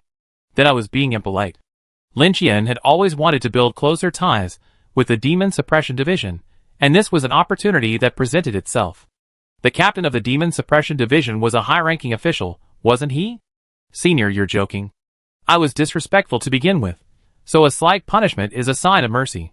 Gu Shuezhen bowed again. He was right. If Lin Qian hadn't held back, there would have been no ifs. It was this flowery manner of speaking that made Lin Qian a bit confused. He still preferred Li Zhen's rather naive style. Just, Senior, I'm genuinely curious. What was your motive for destroying the Fox Fairy Temple? This was the real reason Gu Shuezhen was following Lin Qian. As a captain of the Demon Suppression Division, and with the festival approaching at a critical juncture, any suspicious circumstances warranted further investigation. Oh, you're asking that. A catastrophe is about to strike your Qingzhou city. If the response goes awry, it's very possible the entire population will perish. Lin Qian spoke calmly, causing Gu Shuezhen's eyes to widen. What did you say? In his haste, he omitted even you. Lin Qian knew his opponent wouldn't believe his unfounded question, and he didn't expect it to. But that was the truth, and he didn't have the time to engage in a battle of wits with these NPCs. Keeping things simple and straightforward would improve efficiency. Someone has infiltrated Qingzhou City. They seem to have been planning this for a long time. I suspect the Fox Fairy Temple was just part of their plan, and they destroyed it conveniently. Lin Qian continued his narration calmly. He directly told the other party the mission instructions. Whether they believed it or not was none of his business. However, since the guard mission had already begun, his words would soon be verified. At that time, the Demon Suppression Division might be a key aid. Senior, this is no joke. Gu Shuezhen frowned subconsciously, his tone tinged with a hint of warning, his occupational hazard. However, upon meeting Lin Qian's seemingly calm gaze, he immediately regained his composure and lowered his stance. I know this is outrageous, but this is the situation. Actually, I'm helpless too. Chapter 258. Don't ask me where I got this information. I can't tell you. Lin Qian didn't bother to lie, so he just went ahead and gave him a heads up. Strength is sometimes the best way to prove oneself. If a scoundrel or a martial artist had said this, Gu Shuezhen would most likely have him imprisoned in the Demon Suppression Division's prison, with a 3-day, 3-night set menu to whet his appetite and teach him a lesson. But facing Lin Qian, who had nearly killed him with a single punch, he had to carefully consider the veracity of his words. Senior, could you come with me to the Demon Suppression Division to report this to the general? He finally made a decision and prepared to inform Wu Sheng. As for Wu Sheng's decision, that was none of his business. Sure, you lead the way. Lin Qian nodded. Having this guy with him saved him a lot of trouble. Qingzhou City, Demon Suppression Division. Lin Qian paused at the entrance, looking up at the massive plaque. Everyone passing by wore black uniforms with cloud patterns, and upon seeing Gu Shuezhen standing behind Lin Qian, they would stop and salute. Captain Gu Qian. This was the proper Demon Suppression Division, majestic and solemn. In comparison, the Demon Suppression Division in Qinghe County was a joke. One was the Forbidden City, the other was a thatched cottage, a world of difference. Senior? Seeing Lin Qian hesitate to move, Gu Shuezhen couldn't help but feel suspicious and offered a warning. It's so huge. Lin Qian explained heartily in admiration, then took the lead and walked through the Demon Suppression Division's gate. As luck would have it, at that moment, Zhao Xian and his group were just walking out, and they bumped into Lin Qian. Hey! Brother Li Zhen. Zhao Xian looked at Lin Qian in surprise. I was looking for you, but I didn't expect to run into you here, Brother Li Zhen. Lin Qian smiled slightly. What a coincidence indeed. However, upon hearing Zhao Xian's words, Gu Shuezhen, who was standing behind Lin Qian, froze. Brother Li Zhen. He looked at Lin Qian in confusion. Could his name also be Li Zhen? That's quite a coincidence. However, Zhao Xian's next words left Gu Shuezhen's head filled with questions. Brother Li Zhen, are you here to visit General Wu? General Wu is truly blessed to have you, Brother Li Zhen, as his disciple, and to be able to think of him constantly. It was a casual compliment, but it revealed so much. Disciple? Gu Shuezhen frowned and took a step forward. His breath-concealing technique was truly masterful. Only then did Zhao Xian notice Gu Shuezhen behind Lin Qian. Gu? Captain Gu Qian. He was startled and quickly saluted, but then a look of understanding appeared on his face. He glanced at Lin Qian, indicating that they could talk later, and quickly left. Senior. After a moment's hesitation, Gu Shuezhen couldn't help but ask. The Li Zhen he mentioned sounds a bit like my junior brother. But he got into a big trouble a while ago, and should be in Qinghe County now, reflecting on his actions. I wonder. He chose his words carefully, but his concern for Li Zhen's safety was evident. I've been to Qinghe County. Lin Qian interrupted him. Your junior brother was framed by a colleague and nearly died at the hands of a tiger demon. I saved him. Later, I met that Zhao Xian in another place. He borrowed your junior brother's identity as a member of the Demon Suppression Division. He quickly finished his explanation and looked at Gu Xuezhen. Any other questions? Gu Xuezhen opened his mouth. No, no more. Master. In the Demon Suppression Division's annex, the silence was broken by a loud shout. No need to announce anything. This is the exclusive privilege of a disciple. The door creaked open, and the fragrance of flowers filled the courtyard, refreshing the senses. In the courtyard, a man in a black shirt wielded a pitch-black long sword, his movements as slow as a snail. If you didn't look closely, you wouldn't have noticed him moving at all. Gu Xuezhen fell silent, leaning close to Lin Qian's ear and whispering. Master is demonstrating sword techniques. Please be patient for a moment, senior. He gestured to the stone table in the corner. I make you a pot of tea. Lin Qian stood still, observing the Demon Suppression Division general intently. Unexpectedly, Li Zhen's master wasn't the burly, broad-shouldered, bearded general he imagined. On the contrary, he was tall and thin, with youthful features, probably in his late 30s or early 40s. His eyebrows were distinctive, long and narrow, sharp as a knife, and his aura was terrifyingly powerful. As Lin Qian studied Wu Sheng was also studying Lin Qian. Not with his eyes, but in a more subtle way. Lin Qian couldn't describe it, but he could clearly sense Wu Sheng observing him. He was somewhat surprised. He could actually sense a strong sense of threat from him. While the average combat power of NPCs in the martial arts world was quite strong, he hadn't expected them to pose a threat to Lin Qian at his current level. It seemed he'd become too arrogant. So used to crushing the survivors, he subconsciously assumed he was invincible. Lin Qian smiled faintly and shook his head. Senior? Gu Xuezhen looked at Lin Qian with some confusion. But the next moment, Lin Qian suddenly looked up at Wu Sheng, his aura suddenly shifting, as if he'd become a completely different person. A gentle breeze rustled his hair, and Wu Sheng's slow sword swings paused. He, too, sensed a strong sense of threat from Lin Qian. But compared to Lin Qian, the demon-suppressing general's shock was even greater. What kind of being had his disciple brought home? Besides his vigilance, he also felt a long-lost impulse. It had been so long since he truly stretched his muscles. He had been the first to express his fighting spirit, and Lin Qian had keenly sensed it and responded. Without words, the two had reached a consensus, probing the opponent's strength. Swoosh! Gu Xuezhen was still wondering what Lin Qian was about to do, but Wu Sheng behind him had already made his move. His figure was like ink smudged in clear water, leaving a dark afterimage. But in an instant, the overly long black knife had slashed diagonally towards Lin Qian's shoulder. He didn't aim for vital points, didn't use his inner energy. This was a measured expression of goodwill. Clang! The metal clashed, and the black knife retracted in an instant. Lin Qian swung out the butcher knife, holding it with one hand, using his elbow to support the blade, effortlessly blocking the probing blow. Master! Master! In a flash, the two had completed their first exchange. Gu Xuezhen, realizing what was happening, hurried forward to explain. Get out of the way! Without waiting for Wu Sheng to reply, Lin Qian launched a sweeping kick, sending Gu Xuezhen flying. After a series of crackling sounds, Gu Xuezhen slumped into the shattered flower pot, a bewildered look on his face. He blinked, a bit dazed. What's going on? Chapter 259. Demon Suppression Division, Branch Courtyard. Lin Qian and Wu Sheng stared at each other, time seemingly frozen. Suddenly Lin Qian moved. With a bang, the delicate bluestone cracked, and Lin Qian shot out like a cannonball, swinging his butcher knife with all his might. Well done!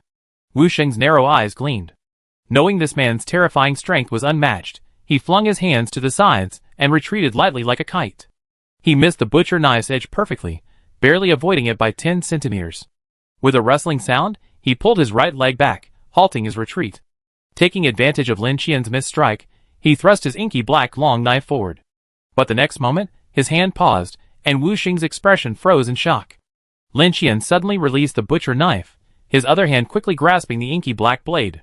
However, the imagined scene of slicing flesh and flesh did not harden. While controlling the inky black blade, Lin Qian casually swung his other hand, and a bloody whip suddenly shot out, wrapping around the butcher knife's handle and quickly retracting it. This was not an easy opponent to deal with. Without using his hidden abilities, Lin Qian would surely be defeated swiftly. He had fought many ferocious monsters, But this was the first time Lin Qian encountered a skilled warrior. Wu Sheng's control of timing and distance had reached the pinnacle, making it difficult for Lin Qian to truly touch him. While this guy's attacks seemed random, each one sent Lin Qian's instincts into a frenzy of alarm, making him afraid to resist. Such a formidable physical cultivation skill. Looking at Lin Qian's hand tightly gripping the blade, Wu Sheng exclaimed in sincere admiration. What a tricky knife! Lin Qian agreed. Continue? Continue.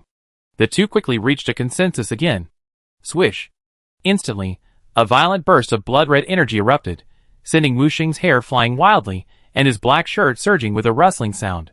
Lin Qian's lips curled as he also activated the highest level of blood evil energy, though the display was clearly inferior to that of Wu Sheng, the developer. Seeing that Lin Qian was actually using his own blood evil energy, Wu Sheng's eyes flashed with surprise, but he didn't ask any questions. Using the advantage of holding the opponent's black knife, Wu Sheng's butcher knife fell headlong. However, Wu Sheng's evasive maneuver was something Lin Qian could never have anticipated.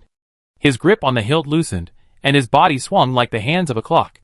As he brushed past the falling knife, he continued upwards, unexpectedly regripping the hilt in a flip position, his head upside down. Boom! The butcher's knife fell, shattering the ground again, sending bricks and stones flying. At the same time, Wu Sheng launched a sharp kick at Lin Qian's face, forcing him to defend himself and allowing him to pull his knife free. The black knife, for fingers wide, held at an angle, its tip pierced the ground, its length exaggerated. As soon as he grasped it, Lin Qian noticed that while the black knife wasn't as heavy as a butcher's knife, it wasn't light either. But in Wu Sheng's hands, it wielded it with the ease of a willow branch, effortlessly and effortlessly. It seems this knife is the cursed weapon Li Jin mentioned, perhaps called the Big Black? I just don't know what curse it holds. Lin Qian's eyes flickered, and he moved to align with Wu Sheng across from him. In a round-based system, it was Wu Sheng's turn to attack. He swung his long sword horizontally, a condensed bloody aura assaulting him. Lin Qian, instead of retreating, advanced, his blade radiating a crimson glow. With a swish, he slashed sideways, a burst of red sun aura bursting forth, neutralizing the attack. Red sun aura. A flicker of surprise flashed in Wu Sheng's eyes, as if he had vaguely guessed something. But this didn't affect the rhythm of his attack. The sword aura was merely a shield. The tip of the blade stabbed forward a fraction too late. Lin Qian repeated his old trick, attempting to use his hardening ability to grasp the blade, but the blade slipped like a loach, and his grip missed. It slashed forward, carrying a violent bloody aura. He parried with his butcher knife, deflecting it, but it couldn't stop the blade from swiftly changing its stance and striking back. Compared to Wu Sheng's movements, Lin Qian's movements were indeed clumsy. In an instant, Lin Qian was at a disadvantage, forced to passively parry blow after blow, while the black knife sped faster and faster, its clanging sound incessant. No flaws. Wu Sheng seemed to have mastered all of Lin Qian's moves, giving him no chance to regain control of the blade. Suppressing, pressing, retreating, gathering strength to counterattack, the butcher's knife was shaken out of his hand and plunged heavily into the ground with a whirring sound. In the duel of swordsmanship and spiritual energy, Lin Qian was defeated. But just as Wu Sheng was about to withdraw, he suddenly felt Lin Qian's aura shift. Swiss. Without thinking, Wu Sheng once again dragged a dark shadow and retreated quickly, following his instinctive reaction. Buzz. A barely perceptible rumble echoed, and Lin Qian launched a swift punch. Bang! The punch struck the air with a loud explosion. Boom! The ground in front of the fist shattered and flew apart as if plowed through by a tornado. The rubble crackled and smashed numerous flower pots, leaving the courtyard in an instant a mess. Wu Sheng seemed unprepared for the terrifying power of this seemingly ordinary punch. He quickly blocked it with his sword, a surge of bloody energy emanating from him to block the incoming debris. After a long moment, the noise subsided. In the distance, Gu Xuezhen, his face a mess, stared at the two men in amazement. With a bang, the courtyard gate flew open, revealing two guards with unsheathed swords, their gazes sharp. General. Seeing the devastation within the courtyard, a man stepped forward quickly, cautiously eyeing Lin Qian. Go down. Wu Sheng sheathed his sword, his eyes never leaving Lin Qian. Yes. Without hesitation, the guard turned and left, closing the courtyard gate behind him. General of the Qingzhou Demon Suppression Division, Wu Sheng. He looked directly at Lin Qian, and took the initiative to introduce himself. Martial arts fanatic Lin Qian. Lin Qian still hadn't forgotten his persona with Li Jin. The man before him was Li Jin's master, and the two of them would eventually discuss him. He might as well develop this persona, which would also provide an excuse for borrowing martial arts from the Qingzhou Demon Suppression Division. I'm a martial arts fanatic, so borrowing 1,000 or 800 martial arts manuals seems reasonable, right? Wu Sheng held his sword in one hand and cupped his fists. Nice to meet you. His eyes blazed, as if he had discovered a rare treasure. Thank you. Lin Qian returned the greeting with a cupped fist. This must be the strongest human he had ever met. After witnessing Wu Sheng's strength, Lin Qian suddenly felt a surge of confidence in this guard mission. With teammates like him, there was no need to worry about exceeding the mission targets. So, while Wu Sheng was happy, he was even happier.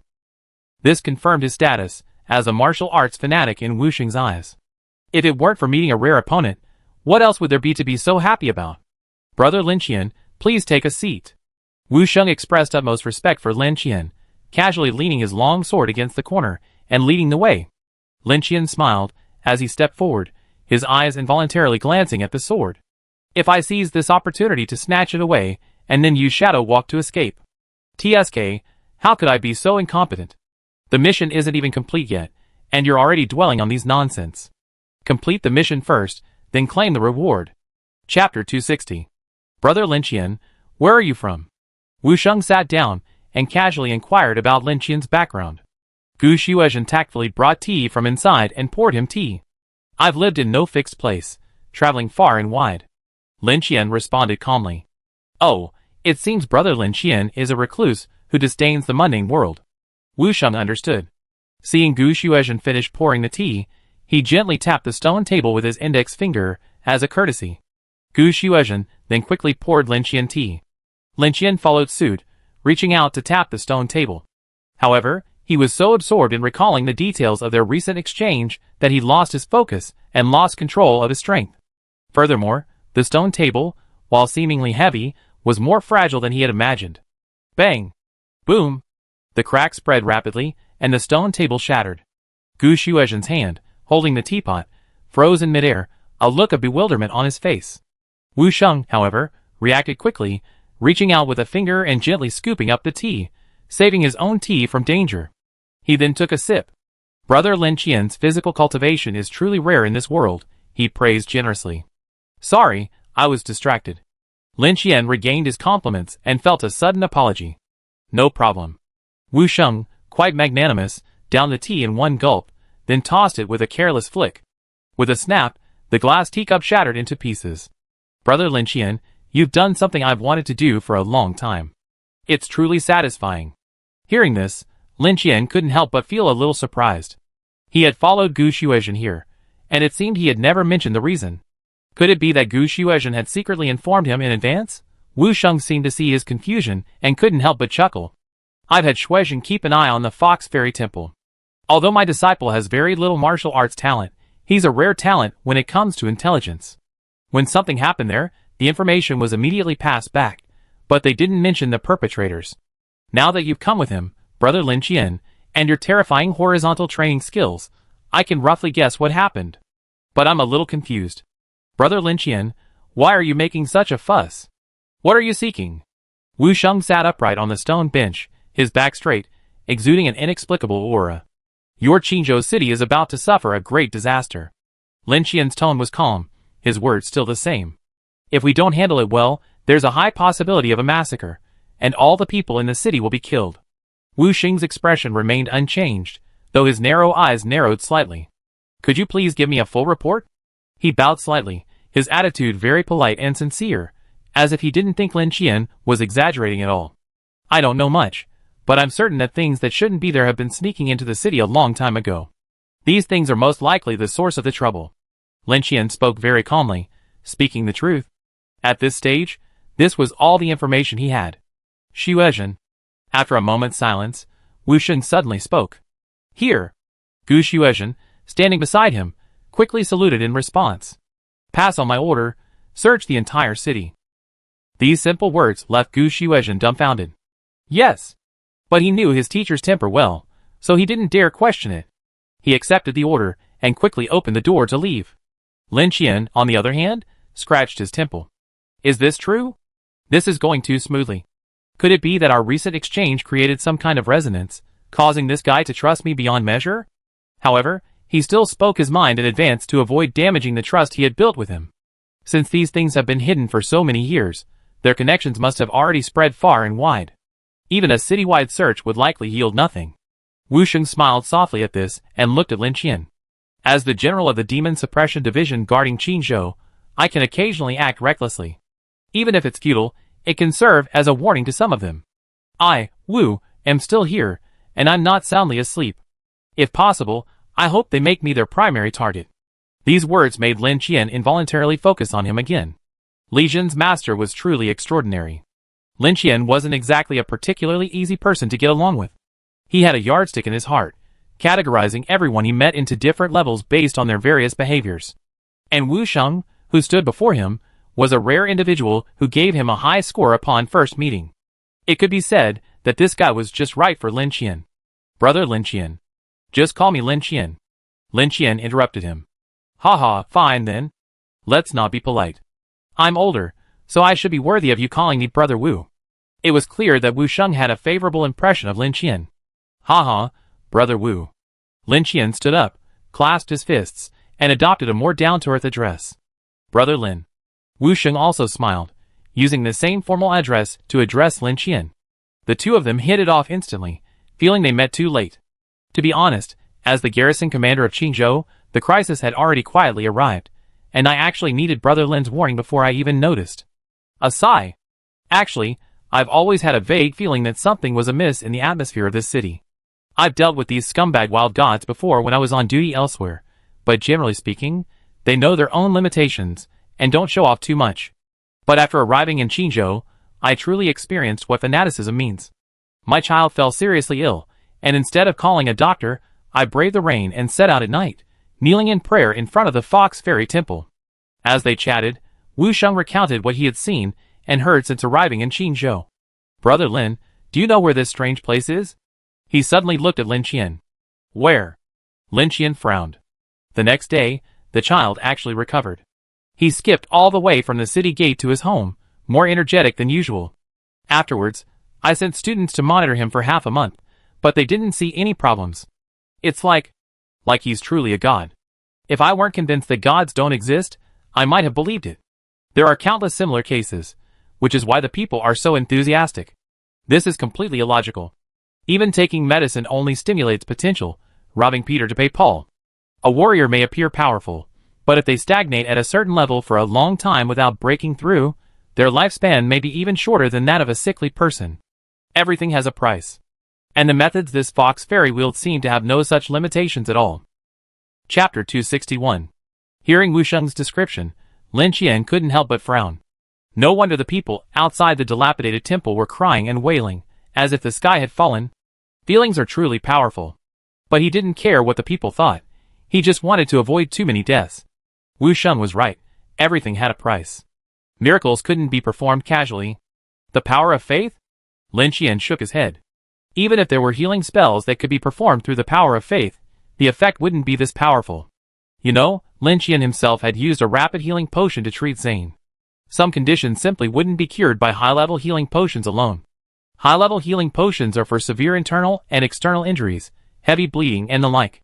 They have no effect on severe fractures or illnesses. The rapid healing potion, on the other hand, is more powerful. No matter what happens, it instantly restores you to perfect health. From Wu Sheng's description of the cases, it seemed this fox goddess was practically a wholesaler of rapid healing potions, and she also granted marriages, blessings for children, and prayed for wind, rain, and a good harvest. It made him want to go pay her a visit.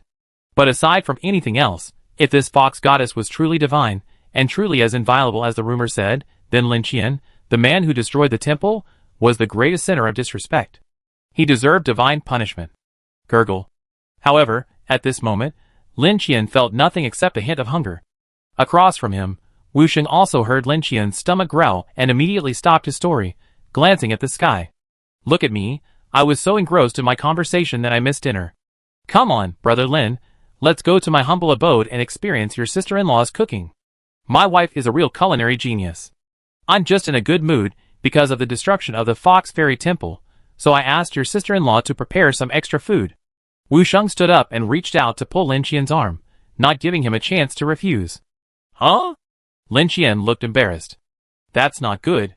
Even so, the hundreds of points of strength that had broken through the first limit stumbled along under Wu Sheng's pull like a truly frail scholar.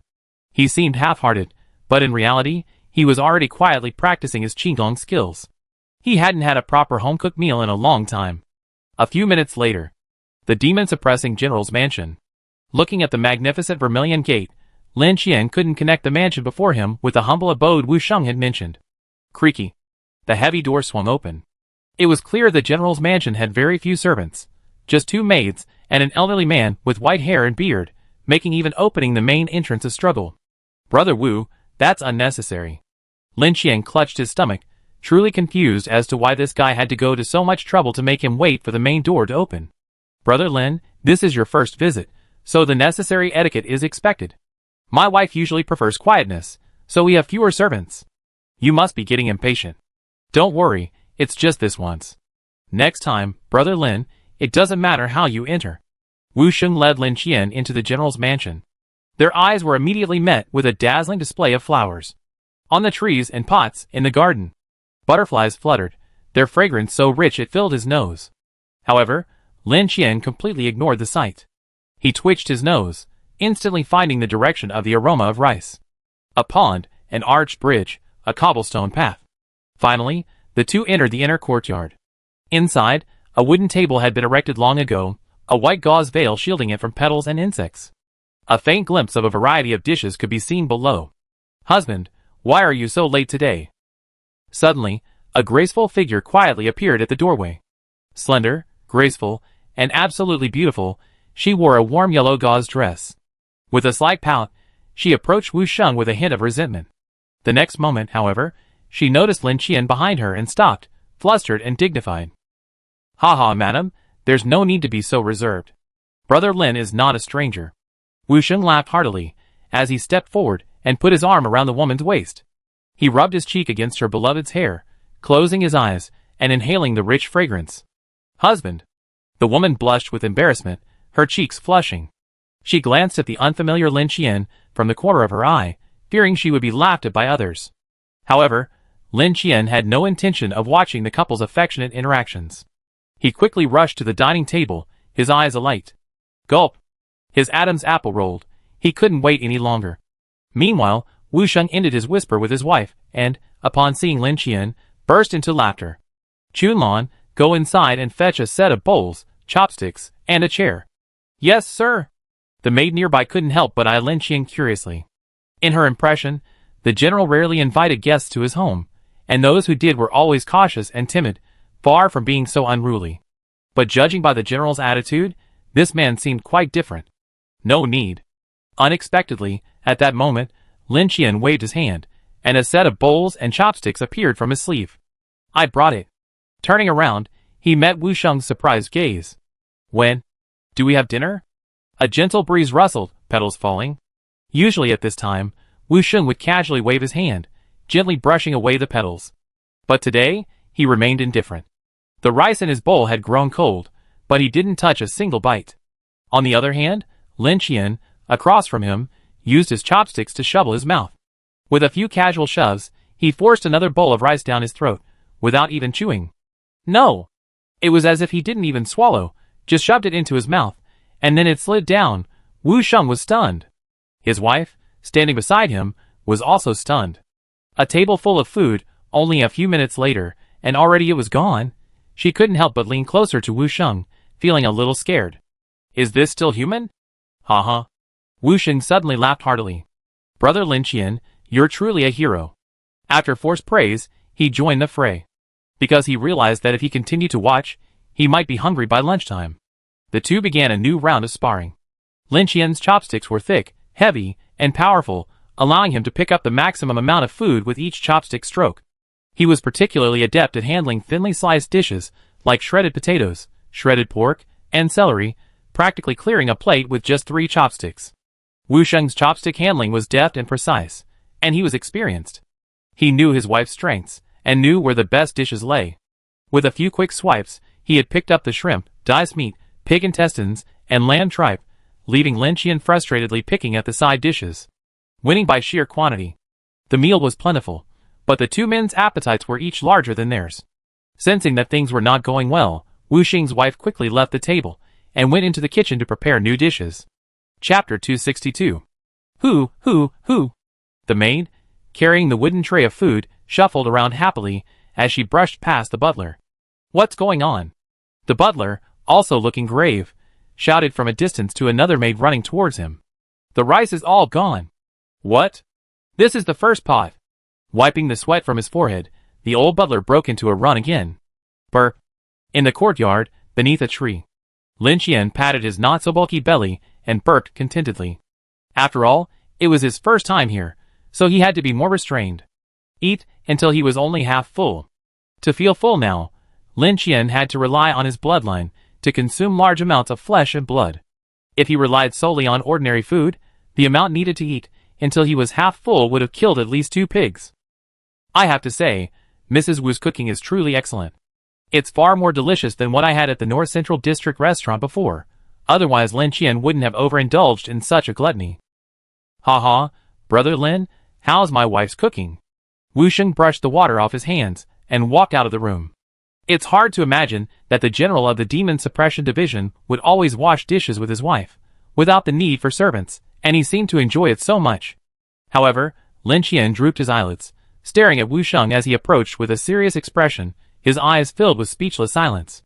Sometimes, he wished he could lower his agility stat, or have less powerful hearing. These two are quite wild. He suddenly understood why there were only 3 servants in such a large general's mansion. It was getting in the way. The belated sound of washing dishes finally rang out from the kitchen. Lin Qian naturally wouldn't embarrass himself by embarrassing others. Top-notch. He held a grass branch in his mouth and gave a sincere thumbs up. It wasn't just the taste, but more importantly, the atmosphere. This homely atmosphere brought Lin Qian an indescribable sense of reality, a sense of being still alive. The infinite building, the various dungeons, the sci-fi, the strange, the bizarre, occasionally made him doubt himself, feeling that everything was completely fake. Occasionally, he needed to calm down and experience the reality of the world. The hawking, the noise, the arguments, the fragrance of flowers, the green grass, the decay, the mountains and rivers, the gentle breeze. But being an observer was ultimately not as direct as experiencing it firsthand. Ha. Hearing Lin Qian's approval, Wu Xing laughed. Come on, let's go somewhere. Lin Qian was doubtful, but still followed Wu Xing towards the villa. Once in the villa, the atmosphere suddenly changed. Wooden dummies, stone blocks, targets, large iron balls suspended by chains, plum blossom stakes, and 18 kinds of weapons, swords, spears, halberds, axes, halberds, hooks, and forks, were all there. This is where I train on a daily basis. Wu Xing walked, introducing Lin Qian, boasting about how heavy this was, and which was made by a renowned craftsman. Though Lin Qian didn't quite understand what he was saying, seeing Wu Xing's enthusiasm, he joined in the fun. Soon, he pushed open the door to the room in the courtyard. It wasn't locked, presumably because no one usually came in. Upon entering, Lin Qian was stunned by the scene before him. The walls, the tables, the windows, the wooden slips, the paper, the cloth, everything was covered in designs and inscriptions. The painting style was simple, yet the brushwork was vigorous and powerful, remarkably vivid. This is the place I used to study martial arts. These are the new results of my recent deductions of the blood evil blade technique, which I haven't shown to anyone yet. Seeing Lin Qian's shocked expression, Wu Xing smiled with satisfaction. As you can see, I, too, am a martial arts fanatic. Ding! Skill learned, blood evil blade technique. Ding! Skill learned, blood evil blade technique. Lin Qian didn't respond, but was instead bewildered by the 2 consecutive notifications in his mind. What's going on? The same skill name, learned 3 times. Then, he noticed a change. His mind automatically recalled the blood evil blade technique, and many moves he had never used before suddenly appeared, as if he had remembered them all along. Brother Lin possesses both blood evil chi and red sun chi. He must have been to Qinghe County, and met my disappointing little disciple. Gu Xuezhen hadn't had time to explain this. Wu Xing had figured it all out based on clues. I have to say, his guess was spot on. Lin Qian nodded. Wu Xing smiled faintly. It seems Brother Lin is truly a rare martial arts prodigy, so much so that Senior was so confident in passing on his skills to you. Hearing this, Lin Qian was startled. Senior? For Wu Xing, a general of the Demon Suppression Division, to call him Senior meant he had underestimated Mr. Lu's status. Let's not talk about that. Just as he was about to ask, Wusheng changed the subject. Besides the blood evil blade technique, I have other techniques, carefully selected over the years. Each one is incredibly rare, and can be considered a truly exceptional skill. That one sentence instantly made Lin Qian forget about Master Lu, and his eyes lit up. Wait a moment, I look. It should be down here. Without waiting for Lin Qian's request, Wusheng began to search. What a kind brother. Lin Qian was deeply moved. A moment later, a slightly worn book was placed on the table. Lin Qian approached and took a look. It seemed to be a book on light martial arts. Unable to contain his anticipation, Lin Qian greeted him and began to flip through it rapidly. Swish, swish, swish. The sound of rapidly flipping pages startled Wusheng, who was searching for other martial arts. He looked up in surprise at Lin Qian, who was using the quantum reading method, a wave of questions filling his head. What are you doing? As he finished flipping through the entire book, a system notification chimed in his mind. Ding! Skill acquired. Ink shadow wondering, he closed the book, closed his eyes, and digested the sudden surge of information. Beyond anything else, the sheer volume of content alone is enough to demonstrate the immense value of this skill. Lin Qian's guess was correct. This book was indeed about Qigong. But not the kind of Qigong he imagined, capable of leaping over rooftops and walls, but rather one suitable for actual combat. Perhaps, calling it body movement would be more apt. As for the effect, Lin Qian had also seen it before. It was the same kind Wusheng had used during their previous sparring match, the kind that resembled a smudge of ink, trailing long black shadows through the air. Opening his eyes again, Lin Qian's pupils gleamed with surprise. I found a treasure. This trip has been a real haul. I previously said I was planning to get a book on high-level Qigong, and here it is. It's even surpassed expectations. The requirements for learning this technique are definitely not low, and the text is extremely obscure. However, with his spiritual attribute already maxed out, he didn't have to worry about that. Lin Qian was delighted, not just because this body movement was so powerful. It completely made up for his current shortcomings. More importantly, this thing looks awesome when used. Chapter 263. Ding! Skill learned. Vajrapalm. Ding! Skill learned. Silk twisting sword technique. Ding! Skill learned. Shocking flower raising. Ding! Skill learned. Collapsing mountain power. Demon subduing fist. Golden finger. As the system prompt sounded one after another, Lin Qian's flipping speed increased. Later, flipping through just one book wasn't enough. He placed two side by side, rapidly flipping through them with both hands. With his agility increased, his visual perception became much stronger. Even a casual glance would etch something deeply into his memory. This, however, left Wusheng, standing beside him, dumbfounded. Brother Lin? What are you doing? Swish, swish, swish. Learning martial arts. Lin Qian flipped through the pages intently, answering without even looking up. Wusheng was speechless. Is this how martial arts are learned? These dozen or so secret manuals represent the ultimate martial arts techniques he spent countless hours collecting from various factions. Even for him, mastering one would require a long period of immersion before even a sliver of progress. Wusheng is a recognized martial arts prodigy, possessing an exceptionally high level of comprehension. Otherwise, he wouldn't have been able to establish his own school, creating the bloody evil Qi technique, a unique Qi-based martial art that stands apart from other traditions. He dismissed Lin Qian as a joke and ignored her. It wasn't until Lin Qian closed the last manual, closed his eyes, and stood motionless that he couldn't help but become curious. What are you doing? Could it be that Brother Lin truly possesses a photographic memory? But that would require genuine perusal. With that speed, he's leaving after images. How could anyone possibly see clearly? After a long pause, Lin Qian opened his eyes, a gleam of light in them. Great! He let out a long sigh, a delighted smile on his face. They were all high-grade martial arts. Even with his current mental strength, even if he were to memorize them all in one breath, he couldn't help but feel a bit overwhelmed. It was worth the trip. Looking at Wusheng's puzzled expression, Lin Qian chose to prove it directly with his actions. He raised his hand and pointed a finger above his left shoulder, a barely perceptible flash of golden light. Swish! Wusheng's eyes widened. Golden finger! He exclaimed in disbelief. But his movements were not slow. Dodged to avoid the already missed attack, he slowly threw a punch at Lin Qian. Lin Qian changed his stance, meeting the punch with his palm, a flash of golden light also glittering on his palm. Vajrapalm. The fists met, separating instantly. Unconvinced, Wu Sheng stepped forward and pointed his finger as well. Swish, swish, swish. However, just as his fingers were about to touch Lin Qian's entire body floated back as if weightless, leaving behind only a long trailing black shadow like a stream of ink. Ink shadows swimming. Wu Sheng was so shocked that he lost his voice. You? He withdrew his hand, his gaze towards Lin Qian changing. What kind of monster was this? The martial arts he treasured weren't just commonplace. If they were just basic, entry-level techniques, he could have mastered them instantly like Lin Qian. But these were top-notch, unparalleled skills. Lin Qian had mastered them all in just a few moments, and performed them with impeccable skill. It didn't seem like he just learned them, but rather like he clearly spent a considerable amount of time studying them, just like himself. The trembling in his pupils gradually subsided, and Wu Sheng quickly regained his composure. He looked at Lin Qian again, his gaze hinting, I see right through you.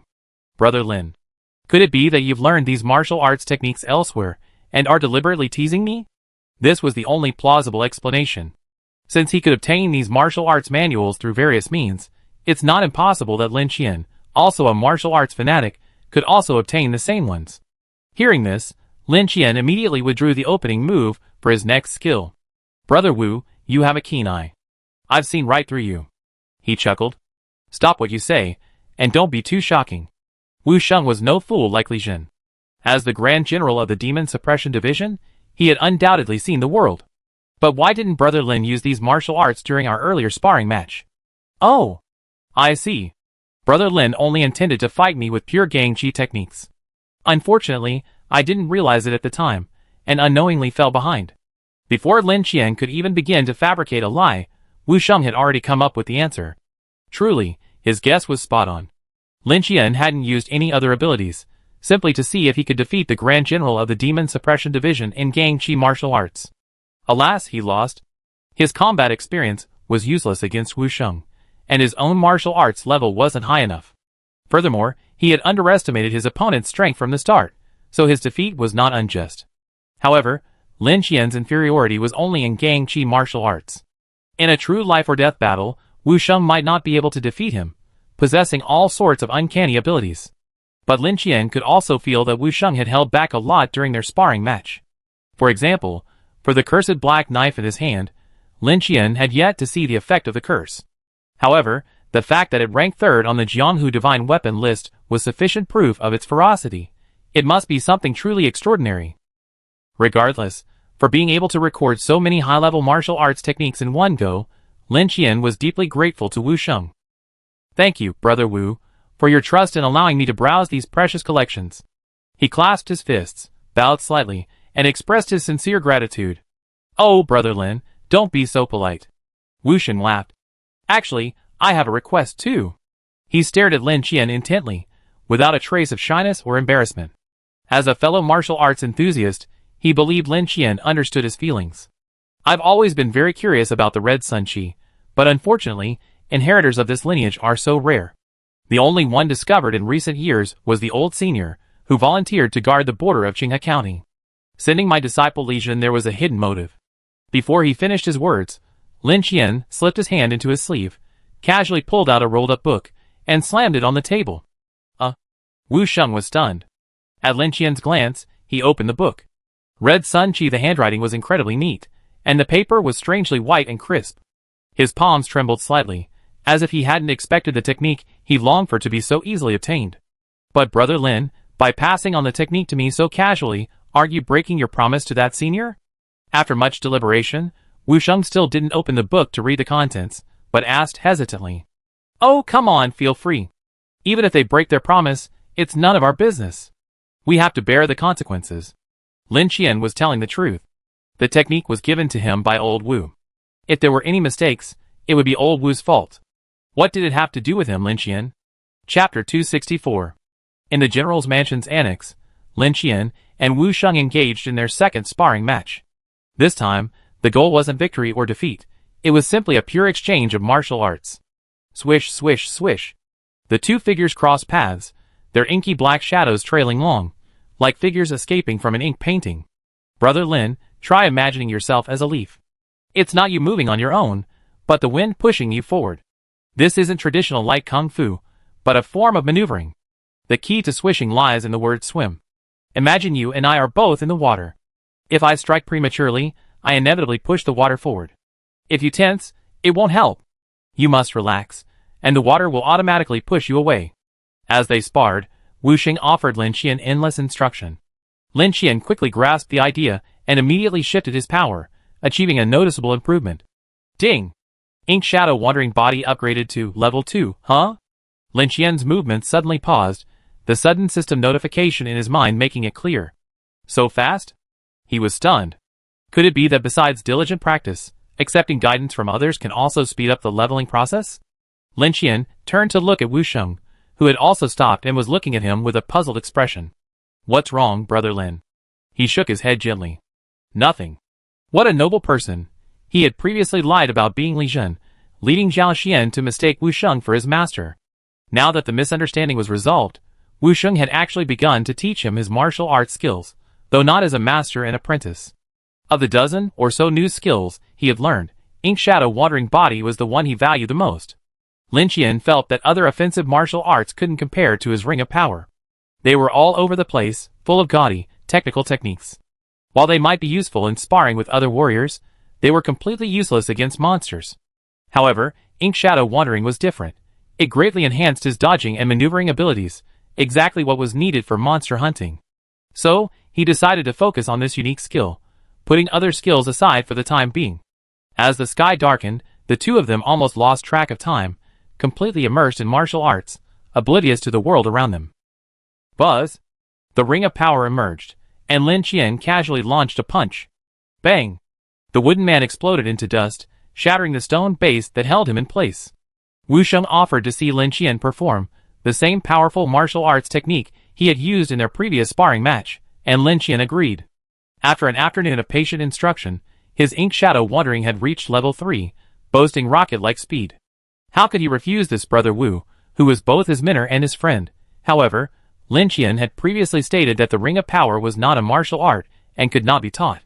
Surprisingly, Wu Sheng wasn't surprised at all. Instead, he took it for granted.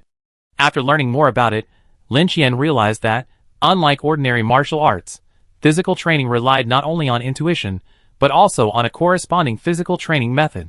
For example, the monks at the demon-subduing temple were said to have doused themselves in hot oil. He had mistaken the Ring of Power for a physical training technique. With this explanation, Lin Qian could perform it without hesitation. Looking at the broken pieces of the wooden figurine on the ground, Wu Sheng couldn't help but step forward and grab a handful. He shook his head. Brother Lin, your move is indeed powerful, but the power is too dispersed, a bit wasteful. Hearing Wu Sheng's words, Lin Qian couldn't help but raise an eyebrow. Brother Wu, what do you mean? Wu Sheng gestured. Look, this is your attack range, this wide. But the wooden man is only this wide.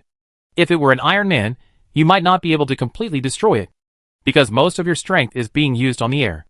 I wonder if you could try concentrating your power. Even when he was giving Lin Qian advice, Wu Sheng's eyes were blazing, and he seemed very excited. He seemed to only enjoy admiring powerful martial arts, even if they were from others, and he would be happy to improve them. Lin Qian pondered for a moment. He had never considered this. He had treated the Ring of Power like a character skill in a game, summoning it however it pleased him, without ever considering how to improve it. Wu Sheng had given him a real warning. Buzz! He raised his hand, and with a thought, the Ring of Power materialized. Lin Qian didn't rush to attack, instead concentrating intently on the twisting ring on his wrist, carefully sensing its unusual properties.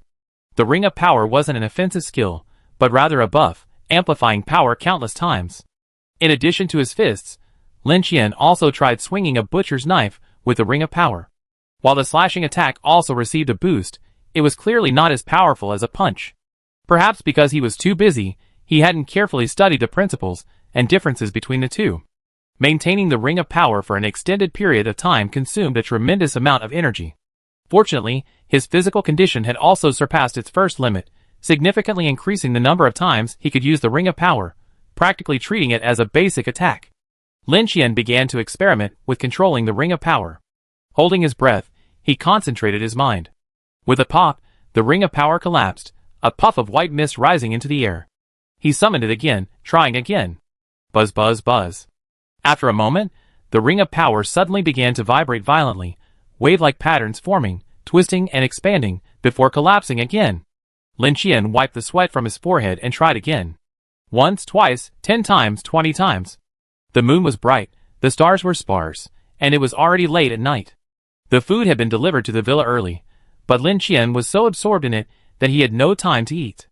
Wu Sheng did the same, and he and Lin Qian repeatedly refined their techniques, striving for perfection. Finally, buzz! A remarkably clear humming sound echoed, and a small, round ring, like a jade bracelet, emerged. Smooth, solid, translucent, and slightly whitish, it possessed none of the unstable fluctuations of ordinary power rings. The energy consumed also multiplied exponentially. Seeing this, Lin Qian and Wu Sheng both rejoiced. Brother Lin, come on! Hit this! Wu Sheng immediately unleashed his ink shadow swimming technique, swiftly arriving behind the large iron ball.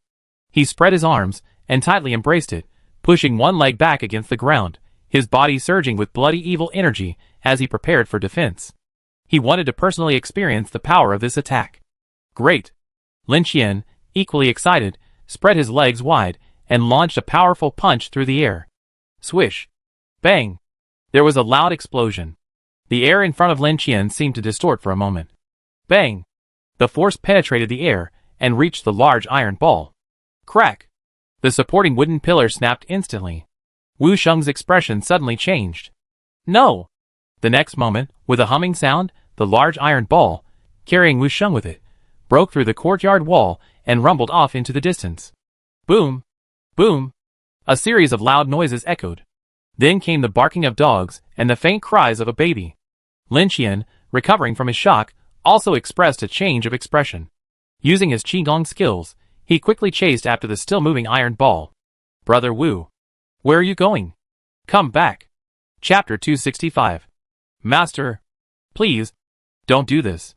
In Qingzhou City, near the general's mansion, in an official residence, a young girl, her clothes torn and tears streaming, huddled in a corner, begging for mercy. Before them, an old man, reeking of alcohol, hadn't yet completely removed his official uniform. How dare you disobey? Your father and brother serve under me, and you have a sick mother at home. How dare you disobey? The old man grinned lewdly, his yellowed teeth emitting a foul odor. He untied his belt, and was about to step forward. The girl closed her eyes, a tear falling. Hearing the threat in the other man's words, she lost all courage to resist. Just then, a deafening roar echoed. Boom! The old man sobered up a little. What's going on? Is the enemy invading? Boom! Several more loud bangs rang out, seemingly drawing closer. Someone! The old man shouted, about to send for someone to investigate, but at that moment, the wall shattered. A large, pitch-black iron ball mercilessly crushed him, leaving behind a sticky mess wrapped in his silk official robes. The girl's eyes widened as she saw a figure in black blouses swiftly pursue the iron ball. Several muffled thuds echoed from the courtyard, and the iron ball finally stopped. Following closely behind, Lin Qian's figure rushed over. After a few steps, he stepped on a sticky mass. He entered the courtyard, rubbing the soles of his shoes before giving chase. Brother Wu, are you okay? He blushed. They had indeed been careless, forgetting they were still in the city. I'm fine, only an innocent person was injured. Wu Sheng was indeed unharmed, though he glanced at the official robes scattered around him. Injured? Who? Where? Lin Qian glanced around, sniffed, and finally looked at the ground. Oh my god, this is a serious injury.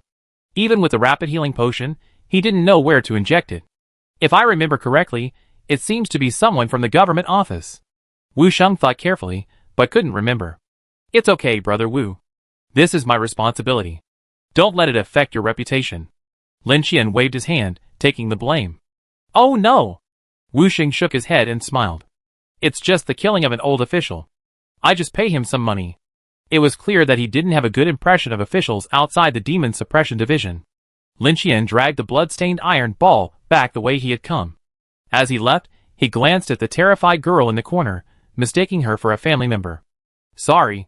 He smiled apologetically, then tossed the large iron ball aside and left, chatting and laughing with Wu Sheng and the others as if carrying a burden. After eating the cold meal, it was already early morning. The two warriors, undeterred, simply lay down on the roof, discussing martial arts experiences while gazing at the stars and falling asleep. At dawn, Lin Qian had already awakened. With his mental attributes, he shouldn't have needed to sleep at all, but inputting so much martial arts knowledge had taken a lot of energy, and the Ring of Power experiments had been incredibly exhausting, so he was indeed a little tired. He checked the timer. He only slept for less than 2 hours. With a light jump, he landed. Looking at the massive hole in the courtyard wall, which stretched all the way to the far side, Lin Qian couldn't help but scratch his head. Look at what's happened. Luckily, there was only one unlucky person. The Ring of Power had undergone a qualitative change, and Lin Qian was in a very good mood. With nothing to do, he decided to go for a stroll in the city. I had been so engrossed in martial arts yesterday that I almost forgot I was still on a mission. When he woke up and thought about it, he felt a pang of guilt. Although he had no idea what was going on, wandering around would at least make him look more competent as a guardian. Opening the panel, it was still the first stage. I wonder how many stages there are in total. Following the gap created by the iron ball, Lin Qian headed towards the city. Although it was early in the morning, the streets were already bustling with activity. Finding a seat at a random breakfast stall, he checked the signs on the wooden signboard and looked around, observing everyone's expressions. The aftermath of the Fox Fairy Temple's collapse yesterday was still reverberating. The Fox Fairy Temple was vandalized. I heard it angered the gods in heaven, and Qingzhou City is facing a catastrophe. Only those who truly believe in the Fox Fairy Goddess can be blessed and escape. Lin Qian sipped his tofu pudding as he listened to the distant whispers of several elderly women picking vegetables. His eyes narrowed slightly. He suspected someone was deliberately spreading rumors so that, even if a disaster actually occurred, the people would believe it started with the collapse of the Fox Fairy Temple. If they already knew he was the one who destroyed the Fox Fairy Temple, and if they exploited this information, they could very well turn him against the people, and directly claim he was the source of the disaster. But, Lin Qian shrugged. So what? He was just passing through on a mission, not planning to stay permanently. Reputation wasn't important. But if it was as he guessed, things would be quite complicated. Thinking of this gave Lin Qian a headache. He still preferred direct, head-on monster fighting. Things like this involving strategic planning should be left to those skilled in it. Finding a secluded corner, confirming it was deserted, Lin Qian took out his summoning card.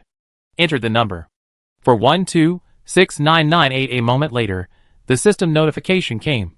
Summoning successful. A flash of white light, and Qin Liang, dressed in a suit, appeared out of thin air. Brother Qian. He raised his hand, adjusted his glasses, and greeted Lin Qian. Lin Qian looked Qin Liang up and down, his expression slightly surprised. Why are you dressed like that? Haven't you been in the dungeon? If you didn't know better, you'd think he was at work. Yesterday I was assigned a cleanup mission, which I've already completed. Today, Jiang Jinshan summoned me to the cyber dungeon to help me steal something from the company. At the mention of theft, Lin Qian's eyes lit up. Oh! What are you stealing? Qin Liang and Jiang Jinshan were both considered among the top survivors, so anything they set their sights on couldn't be bad. A newly developed, cutting-edge armor. Seeing Lin Qian's interest, Qin Liang pulled a tablet from his storage space and flipped through the video Jiang Jinshan had sent him. Lin Qian took a look and, drawn to the groundbreaking armor within, couldn't help but exclaim in admiration.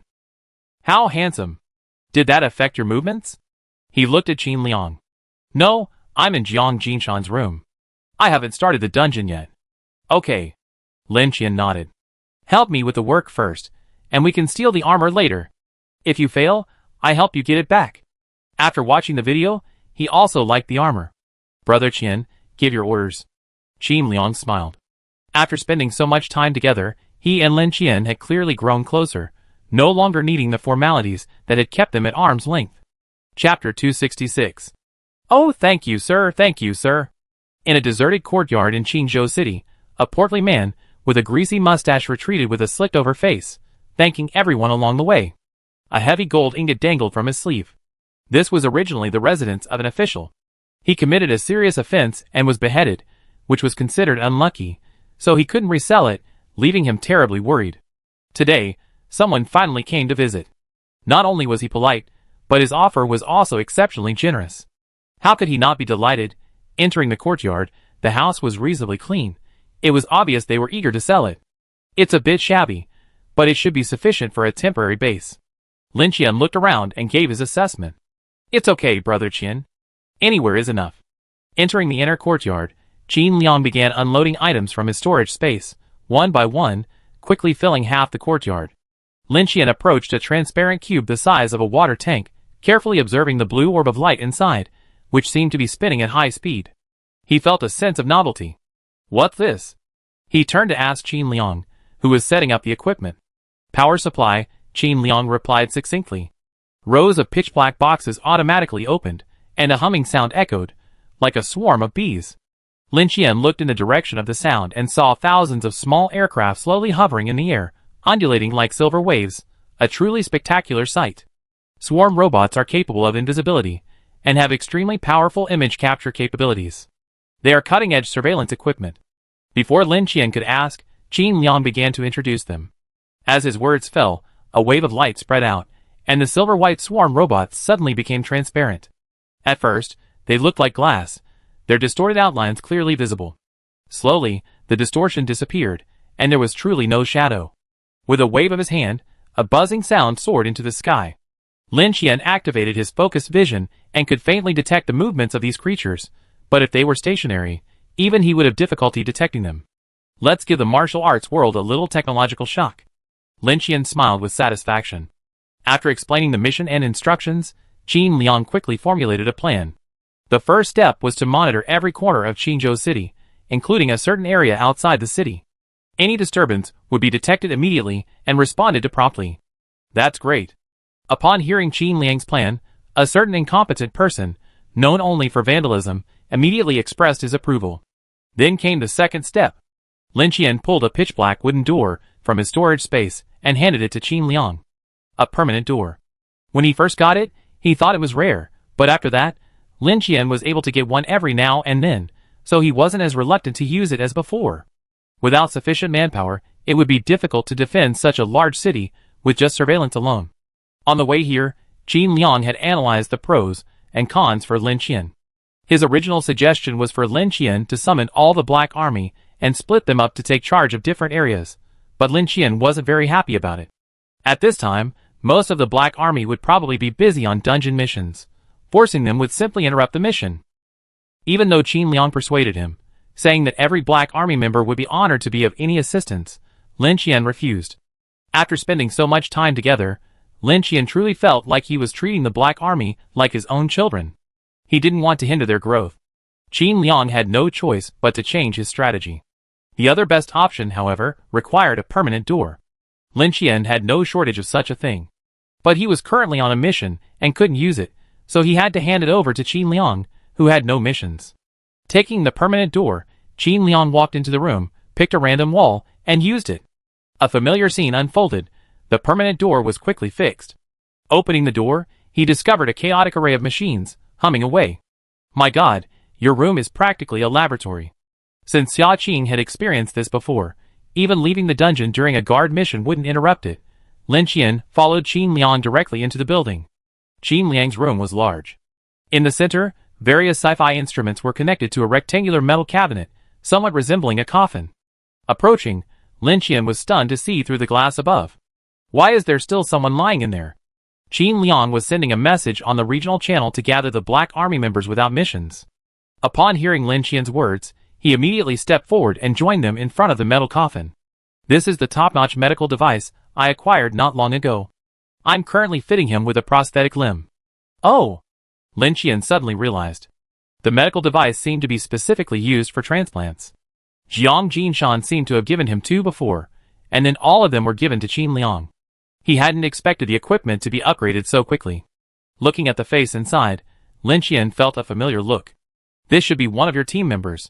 Yes. Qin Liang nodded, a hint of surprise on his face. I didn't expect Brother Qian to even remember him. He assumed Lin Qian would only be impressed by someone like Lu, someone with a strong presence.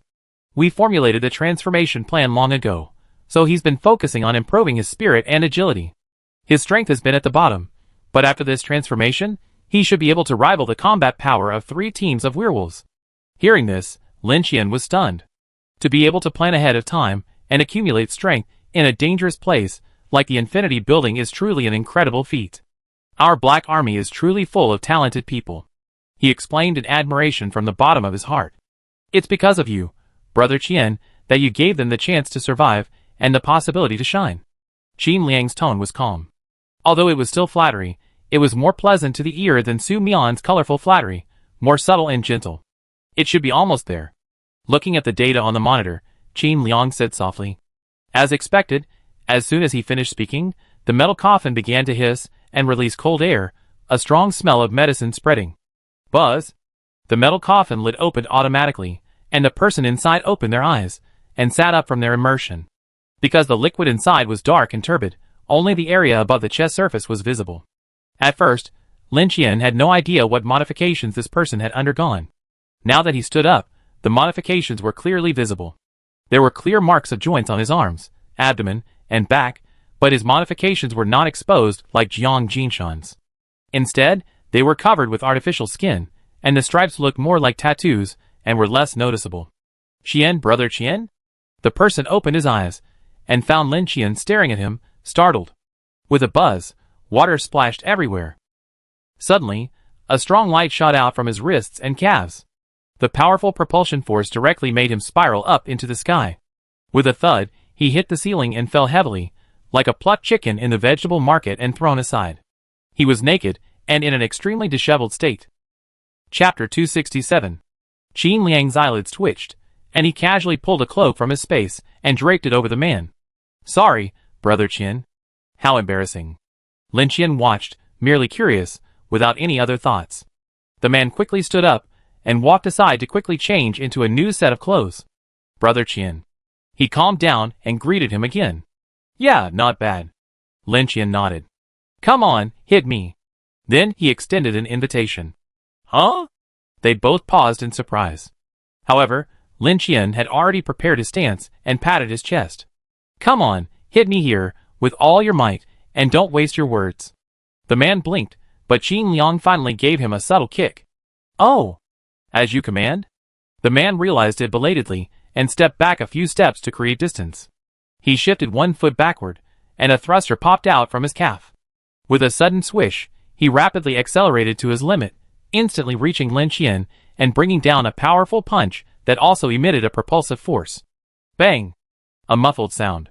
Lin Qian remained motionless. He scratched his cheek. Not bad. Should be stronger than the werewolf? Then Lin Qian shook his head again. I'm not sure. They were both so weak that it was hard to tell who was weaker. But among the survivors, they were probably already at the top. Just then, Qin Liang's gaze suddenly wandered, as if he was checking the content on the regional channel. They're here, brother Qian. Lin Qian nodded, and he stepped forward to open the door to room 998. As he opened the door, he saw the members lined up neatly. Ah Lu, and the remaining 2 members of Team 2. Besides Team 2, there were no other familiar faces. Instead, a sea of black people filled the entire corridor. They wore discarded black army gear, including uniforms Lin Qian had obtained in the quarantine zone, as well as various light armors. Each of them had a serious expression, yet their eyes shone with uncontrollable nervousness and excitement. 90% of the Black Army's non-regular members, the reserves, are all here. Brother Qian, please review them. Allah stood at the front, his voice stretched out like a rooster, until it cracked. Go away, stop with this nonsense. Lin Qian waved his hands in disdain. Stop standing at the door, let everyone in. He hadn't gone out to see, so when he said this, Lin Qian didn't notice anything. It wasn't until the sea of black people gradually filled the room that he realized something was amiss. How many people are there? Qin Liang flipped through the tablet, checking the statistics.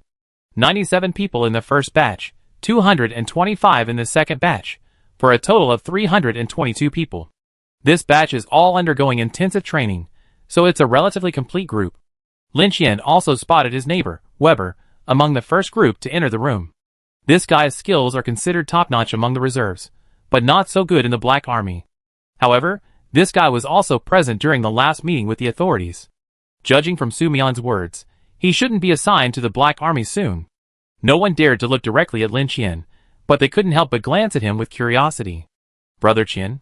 Qin Liang cast a questioning glance. Lin Qian understood and stood up, heading for the permanent gate. Qin Liang hurried forward to open it for him. As he entered first, Qin Liang waved his hand, and Allah and the others followed suit, accompanied by the reserve troops. This house is still a bit too small. Sitting on a chair in the main hall, looking at the dense crowd below, Lin Qian couldn't help but sigh. How on earth had Su Mian managed to gather so many people so quickly? And according to Qin Liang, there was more. Not only in the related areas, but the Black Army has even begun cultivating small-time leaders in the 5-digit areas. Awesome. In response, Lin Qian could only offer his most unpretentious praise. If this guy knew Brother Qian actually praised him, he'd be so happy that his tail would stick up in his pants. Qin Liang smiled. Lin Qian stood up and pocketed the communication device Qin Liang had given him. Then I leave this to you. I'd rather not get involved with the planning. He had a clear sense of self-awareness and never interfered in areas he wasn't proficient in, leaving it entirely to Qin Liang. Brother Qian, don't worry. I'm monitoring the surveillance 24/7. Not even the slightest sign of trouble will escape my notice. Qin Liang made his promise. He was a steady man, never making promises he couldn't guarantee. He knew that this was Lin Qian's dungeon, so the difficulty was definitely not comparable to the dungeons he and his group were undertaking. I believe you. Patting Qin Liang on the shoulder, Lin Qian strode out of the courtyard. That's the good thing about having a younger brother. You don't have to do everything yourself. Humming a leisurely tune, Lin Qian began to wander through Qingzhou City. The further away from the general's mansion, the worse the surrounding environment became. It seems this Qingzhou City isn't all prosperous. Walking in a corner of the city, the shouting became noticeably more vulgar. The girls in the brothels waved fragrant handkerchiefs overhead to attract customers. The hungover patrons left reluctantly, and if they bumped into shabbily dressed passers-by, they would inevitably be subjected to a barrage of curses. An old woman, carrying a basket and hawking her wares, was stopped by the brothel manager. She casually threw down a few copper coins and packed up 2 large baskets of vegetables, earning the old woman tears of gratitude. Just then, in a filthy alley nearby, a scrawny little beggar suddenly opened his eyes, glaring at the old woman with cloudy eyes. He stumbled over like a madman, stammering something incomprehensible. Plop! He stepped on something and fell headfirst in front of the old woman. When he looked up, blood oozed from his forehead. Ouch! The old woman was startled and quickly stepped back, avoiding the little beggar's grasp on her ankle. What's going on? The stench was overwhelming, and the old woman couldn't help but frown. Ah! Ah! The little beggar screamed like crazy. As he opened his mouth, he realized his tongue had been cut out.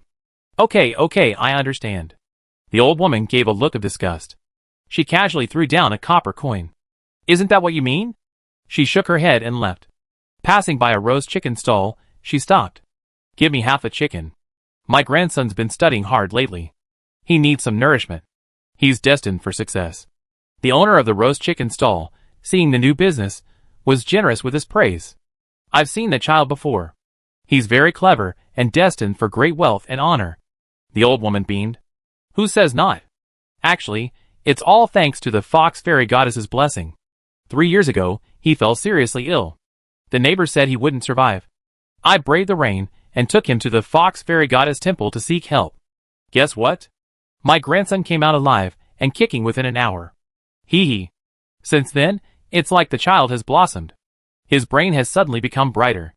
Even the teacher praises him endlessly. Uh-huh. Grandma. With a grandson like this, you can expect to enjoy a life of happiness. Chapter 268. Lin Qian paused, quickly slurping down the almond tofu in his hand before returning the bowl to the shopkeeper. He looked at the little beggar's despair, tears dripping from his bloodshot eyes. The copper coins on the ground seemed to crush his back, and he collapsed to the ground like a deflated ball. Get out! Get out of the way at the door! Just then, several burly men suddenly emerged from the brothel and, without a word, began to kick them. Lin Qian narrowed his eyes, but didn't move to stop them. Instead, he slowly raised his head and gazed toward a window on the top floor of the brothel. There, a charming and alluring woman, half her face obscured by a fan, leaned against the window, her body limp as if boneless, her eyes radiating a smile. She seemed to be enjoying some kind of spectacle, her laughter resonating like a silver bell. Chuckles. Only scenery like this can soothe my heart, which has long since grown weary from sitting here day after day. Inside the room, a man in black was sipping tea. Don't overdo things at this critical moment, the woman complained, clapping her feet as she leaned against the man's chest. I'm just bored. Besides, if I spare his life, wouldn't that be a merit? Even if Her Majesty knew, she wouldn't blame me. The man's face was stern, and he ruthlessly pushed her hand away. I've delivered the message. I must be leaving. Someone will probably come today and conduct a thorough search. Be prepared. With that, He pushed the door open and left, descending the attic and passing through the hall, richly scented with rouge. "Goodbye, Lord Chi." The madam smiled, and the servant stepped forward to lead the way. "Get out." The man snorted coldly, clearly in a bad mood. Leaving the brothel, he glanced around, finding nothing unusual, and then walked away. Someone from the Demon Suppression Division? In a corner, Lin Qian chewed rice candy, gazing thoughtfully at the man's back. No wonder. System prompts were always crucial. But he hadn't expected this infiltrator to become so ubiquitous. Even within the Demon Suppression Division, there were traitors. He didn't attack, but casually took out the communicator Qin Liang had given him, sent the man's photo, and kept close watch. Killing one or two wouldn't be much use, but if he could follow the clues and uncover a whole bunch, that would be effective. "Hello? Are you dead or alive?" Arriving in the alley, Lin Qian kicked the dying little beggar, and couldn't help but cover his nose. "Sometimes, I really hate my high agility. This stinks." It wasn't just the dirt. The main odor was the rotting wound. He casually pulled out a high-level healing potion, bent down, and injected it into the back of the little beggar's neck. 5 minutes later, he slowly regained consciousness. He looked up blankly at Lin Qian, then touched his body, as if curious why the pain had subsided. The wound on his abdomen scabbed over, and his recently broken ribs healed automatically. "You?" Lin Qian was about to ask, but the stench stung him again. Seeing a water tank in the distance, he picked up the little beggar, walked over quickly, and tossed him in. Plop! The little boy danced to his feet, looking at Lin Qian with a look of horror. "Wash yourself. I have something to ask you." Lin Qian stepped back. The water in the jar wasn't clean either. It was probably accumulated rainwater, used to flush toilets or something. But after the little beggar had gotten soaked, the stench had finally subsided. "I ask questions, and you answer with nods and shakes of the head." Lin Qian found a random step and sat down. He pulled out a plate of steaming buns and looked at the little beggar. "Gudong." The little beggar shivered with cold, but his eyes remained fixed on the buns, and he swallowed hard. "You're the grandson of the old vegetable vendor, right?" But Lin Qian's next words brought him back to his senses, and his gaze completely shifted from the buns. His eyes widened in shock, and after a full 5 seconds of silence, he finally nodded. He nodded frantically, splashing the dirty water everywhere. As expected, Lin Qian's heart sank. If that were the case, this would be trouble. On the day he became seriously ill, he was replaced. Now, his identity has been taken over by something else. This wasn't a question, but a conversation with Qin Liang. "Understood." Qin Liang's calm voice came from the other end. Putting down the communicator, Lin Qian looked at the little beggar. "You escaped, didn't you?" He had heard the conversation on the rooftop, so he already had a suspicion. The beggar suddenly took a few steps back, a little frightened. He seemed to mistake Lin Qian for his captor. "Don't worry, I'm from the Demon Suppression Division." Lin Qian chuckled, soothing the other person. "My name is Li Xin, and I'm the apprentice of General Wu Sheng of the Qingzhou Demon Suppression Division. I love to be a hero, challenging powerful demons I can't defeat, and then asking passers-by who are dressed cool, handsome, and unparalleled to rescue me." He casually pulled out a long, flat object with a delicate red tassel, and waved it at the little boy. Inscribed on it were 3 large characters, "One kick." Although it was just a brass shoehorn bought on the street in the North Central District, the little beggar, clearly illiterate, took it for a token, and his nervousness instantly eased. "Take me to that place, and I avenge you." "How?" Lin Qian drooped his eyelids as he looked at the little beggar, a formal smile on his face. Usually, this smile signified death. Of course, it wasn't necessarily a human. About 20 miles outside Qingzhou City. A cliff. Boom! The huge rock at the cave entrance collapsed, and shouts of killing shook the air from within. "Eh ha ha! Young lady! Come, let Master Li take a closer look." Bursts of maniacal laughter echoed again and again, frightening the little beggar hiding at the cave entrance, and causing him to shrink his neck. Boom! Boom! A series of loud explosions echoed, shaking the earth. "Immortal! Spare me!" a voice wailed. "Ah! The Fox Fairy Queen will not let you go," a voice cursed. For a long time, the cave fell silent. The little beggar breathed heavily, looking toward the cave entrance, blocked by the collapsed boulder. Bang! The boulder exploded. Lin Qian, dressed as a scholar, walked out slowly, spotless. Following him, another figure followed. Double swords were sheathed, and his body was covered in bright red, blood dripping from his hair. "Ha! Ta! "Paw, paw, paw." Allah seemed to have accidentally eaten hair and kept vomiting. Lin Qian was disgusted. "Just block the other exit. You insisted on coming in. Look at you, you're all dirty." Ali's face twisted. "Brother Qian. The captain told me to charge in, saying we could release a few of them so he could track them." Hearing it was Qin Liang's arrangement, Lin Qian nodded approvingly. As expected of him, he actually thought the same thing as me. Chapter 269. The Demon Suppression Division's Training Grounds. A dense mass of people lined up neatly, with 7 captains at the front, including Gu Xuezhen. Wu Sheng stood high above, looking down at everyone. His sword was too long to be hung from his waist, so he had to hold it in his hand. He wasn't surprised that the search had failed, but the lack of any leads at all was a bit outrageous. Even if no major event was imminent, every provincial capital was bound to have cases of evil spirits infiltrating. Some had even lived as ordinary citizens for decades, unnoticed by their neighbors. He had handled similar cases in his previous posts elsewhere. Is Qinzhou City really that clean? Absolutely impossible. He knew something was amiss within the Demon Suppression Division. For this reason, Wu Sheng prepared a thorough investigation. He had gathered all members of the Demon Suppression Division here for this very purpose. It was midday, the sun blazing brightly overhead. After gathering for so long, some of the less advanced members were already sweating profusely. But Wu Sheng remained silent, and no one present dared to speak. It's unbelievable that the black-robed figure wielding a sword before him had achieved his current status through sheer force. Glancing around, his cold gaze sweeping over everyone's expressions, Wu Sheng remained silent. He simply raised his hand and gently unsheathed his long sword. Swish! The pitch-black blade, as black as ink, completely devoid of luster, seemed to devour the sunlight. As he stood, sword in hand, a gentle breeze rustled, causing Wu Sheng's robes to rustle.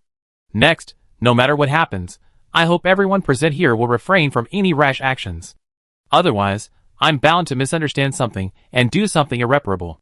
Wu Sheng spoke calmly, stepping down the steps. From now on, I leave it to you. He suddenly lowered his voice, as if speaking to someone nearby. Buzz! The black knife suddenly began to vibrate, as if responding to Wu Sheng's words with a living being. The next moment, a large amount of black mist surged from the blade. With 2 rustling sounds, 2 clouds of black mist rose into the sky, vaguely visible, the ferocious fangs of some ferocious beast.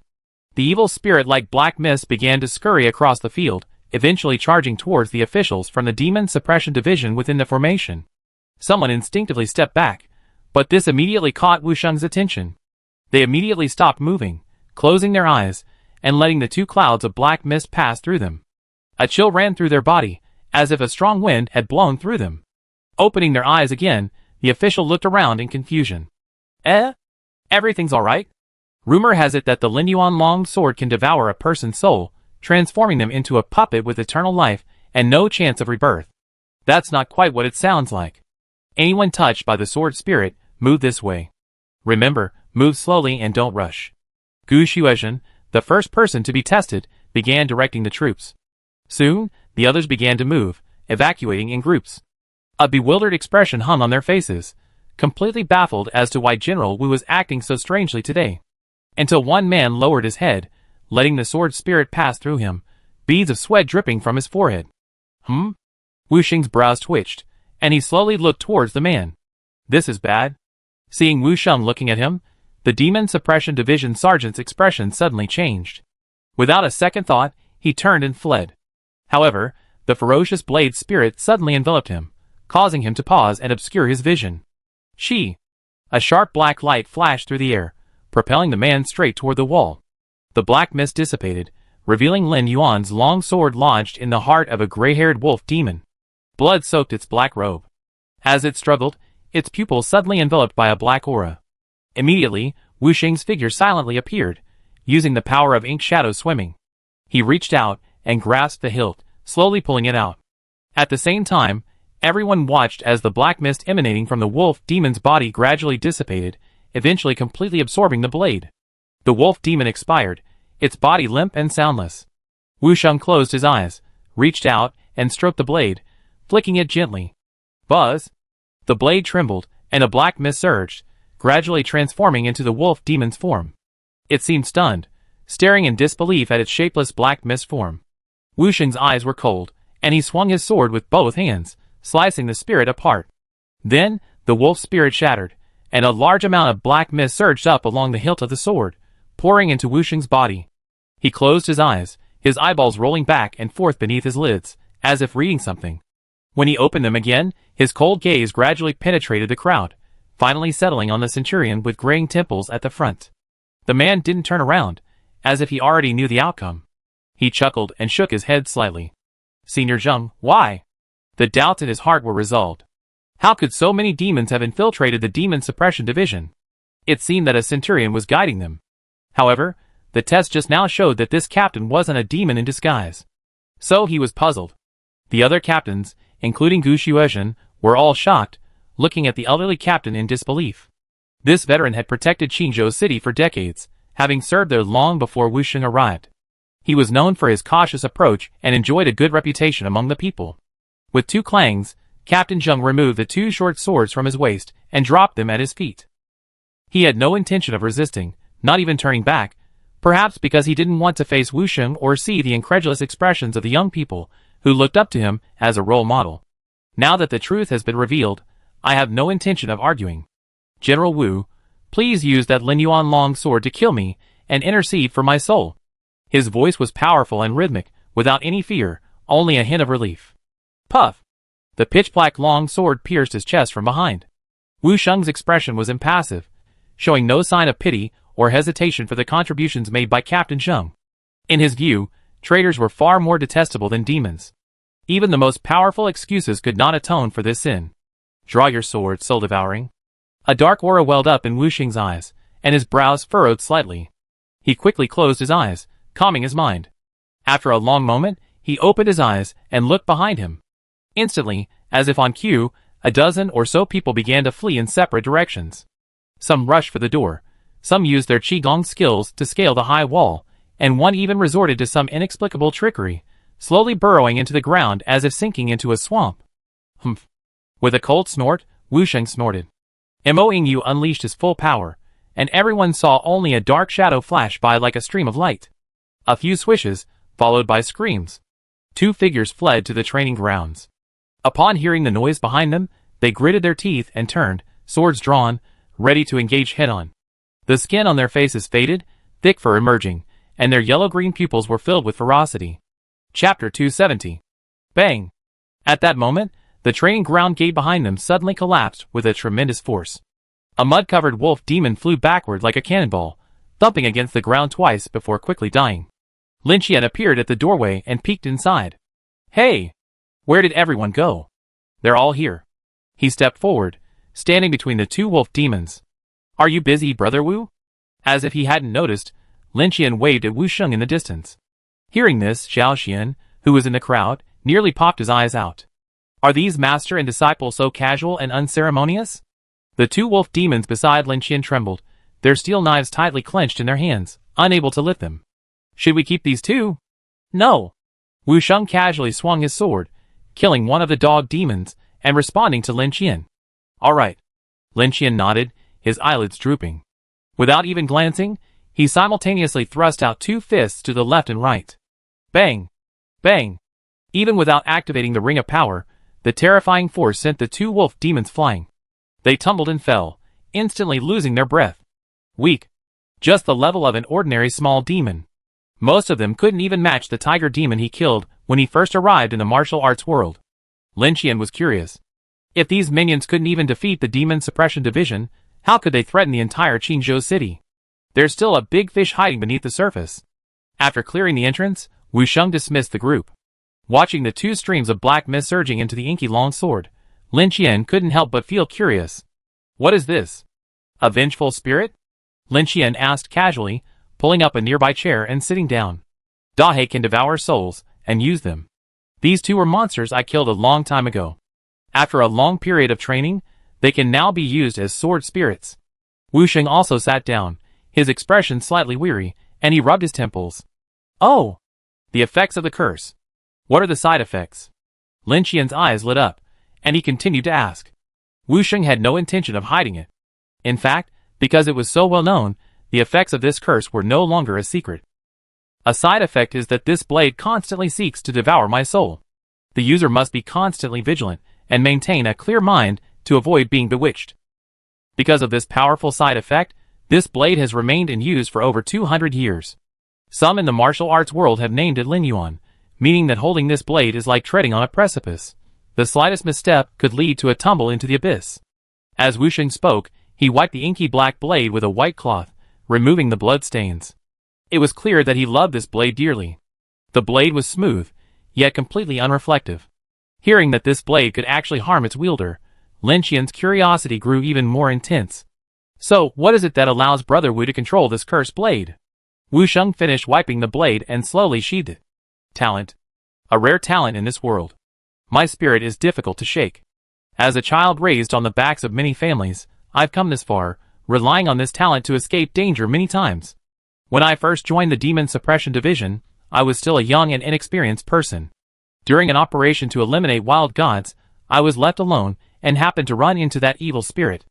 Unable to defeat the captain leading the team at the time, it attempted to possess my body and escape. However, facing a low-level warrior like me, its attempts at possession failed repeatedly, leaving it weakened and ultimately defeated by a single strike. Later, a senior said I possessed a rare talent. It's a term found only in ancient texts.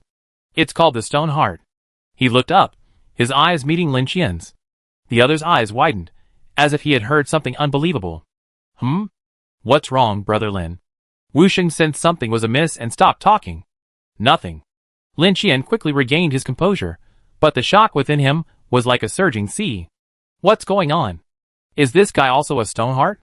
It can't be such a coincidence. And isn't Stoneheart a systematic talent classification? I first learned about it through 777 Bald Monster. Why is it even mentioned in the ancient texts of this world? Since Bald Monster recognized him as a Stoneheart at first sight, it proved that this talent wasn't unique to him, something he had long known. What he didn't expect was that the second person he encountered wasn't in the building, nor was it another survivor, but in a dungeon character. It was quite a surprise. The more he delved into the world within the gate, the more Lin Qian felt these dungeons were extraordinary. At first, he thought they were just worlds created out of thin air, like dungeons in a game, but later he discovered that each world was interconnected, and at the same time, had various connections to the infinite building. The more information he learned, the more questions he had. Lin Qian couldn't help but feel a slight irritation, wishing he could punch all the answers out. But he quickly calmed down. Why have you been getting a bit mad lately? The cursed butcher knife immediately cleared himself of suspicion. None of its positive effects were working, let alone any side effects. In Lin Qian's hands, aside from its heavier weight, it was just an ordinary weapon. Could it be the effect of the Titan's power? Lin Qian speculated, glancing at the panel. Meanwhile, Wu Sheng changed the subject. Brother Lin, you left without saying goodbye. I thought you were unhappy with me for not treating you well enough. He said this deliberately, knowing full well that Lin Qian's temper would never be like that. I have some helpers. While they're not as powerful as the Demon Suppression Division, if we spread them out, they could still be useful. As Lin Qian spoke, he pulled a thick stack of papers from his pocket. It contained dozens of vivid portraits. The paper was purchased locally, and the drawings were printed by Qin Liang. The reserves aren't the Black Army, after all. Even though Su Mian's selection standards are high, most of them still aren't even as strong as a dog, not even as strong as Li Shen. To quickly address these hidden dangers, we still need the intervention of at least a master from the Demon Suppression Division. Wu Sheng's expression shifted. He took the portraits, flipping through them one by one, his face gradually darkening. These? He glanced at Lin Qian. Lin Qian nodded. There was no need for elaboration. Both knew the truth. Wu Sheng's hands clenched visibly. These bastards. The air around them chilled, and an uncontrollable murderous intent spread. Reaching out to hold down Wu Sheng, who was about to leave immediately, Lin Qian shook his head slightly. Don't rush to kill them yet. Just have someone keep an eye on them, and stand by to see if we can uncover more. Chapter 271. Guard Mission Deadline, 14 days. In Qinzhou City, various forces were stirring undercurrents. A group of erratic individuals roamed the streets, even attracting the attention of the government. Ultimately, a secret letter from the Demon Suppression Division dissuaded the officers and soldiers from attempting to gain meritorious service. It must be said that these reservists simply weren't as effective as the Black Army. Their quality was vastly inferior in every aspect. Listening to Qin Liang's report, Lin Qian shook his head helplessly. Even the locals couldn't quite get their act together. Did people in ancient times smoke e-cigarettes? A passerby saw this and thought it was a gangster preparing a smoke trap. If he hadn't had connections, he'd have been thrown in jail. The thought infuriated him. Brother Wu, do you have any tips for cultivating my character? I've been feeling increasingly restless lately. In the general's mansion's annex, Lin Qian and Wu Sheng sat across from each other, drinking tea.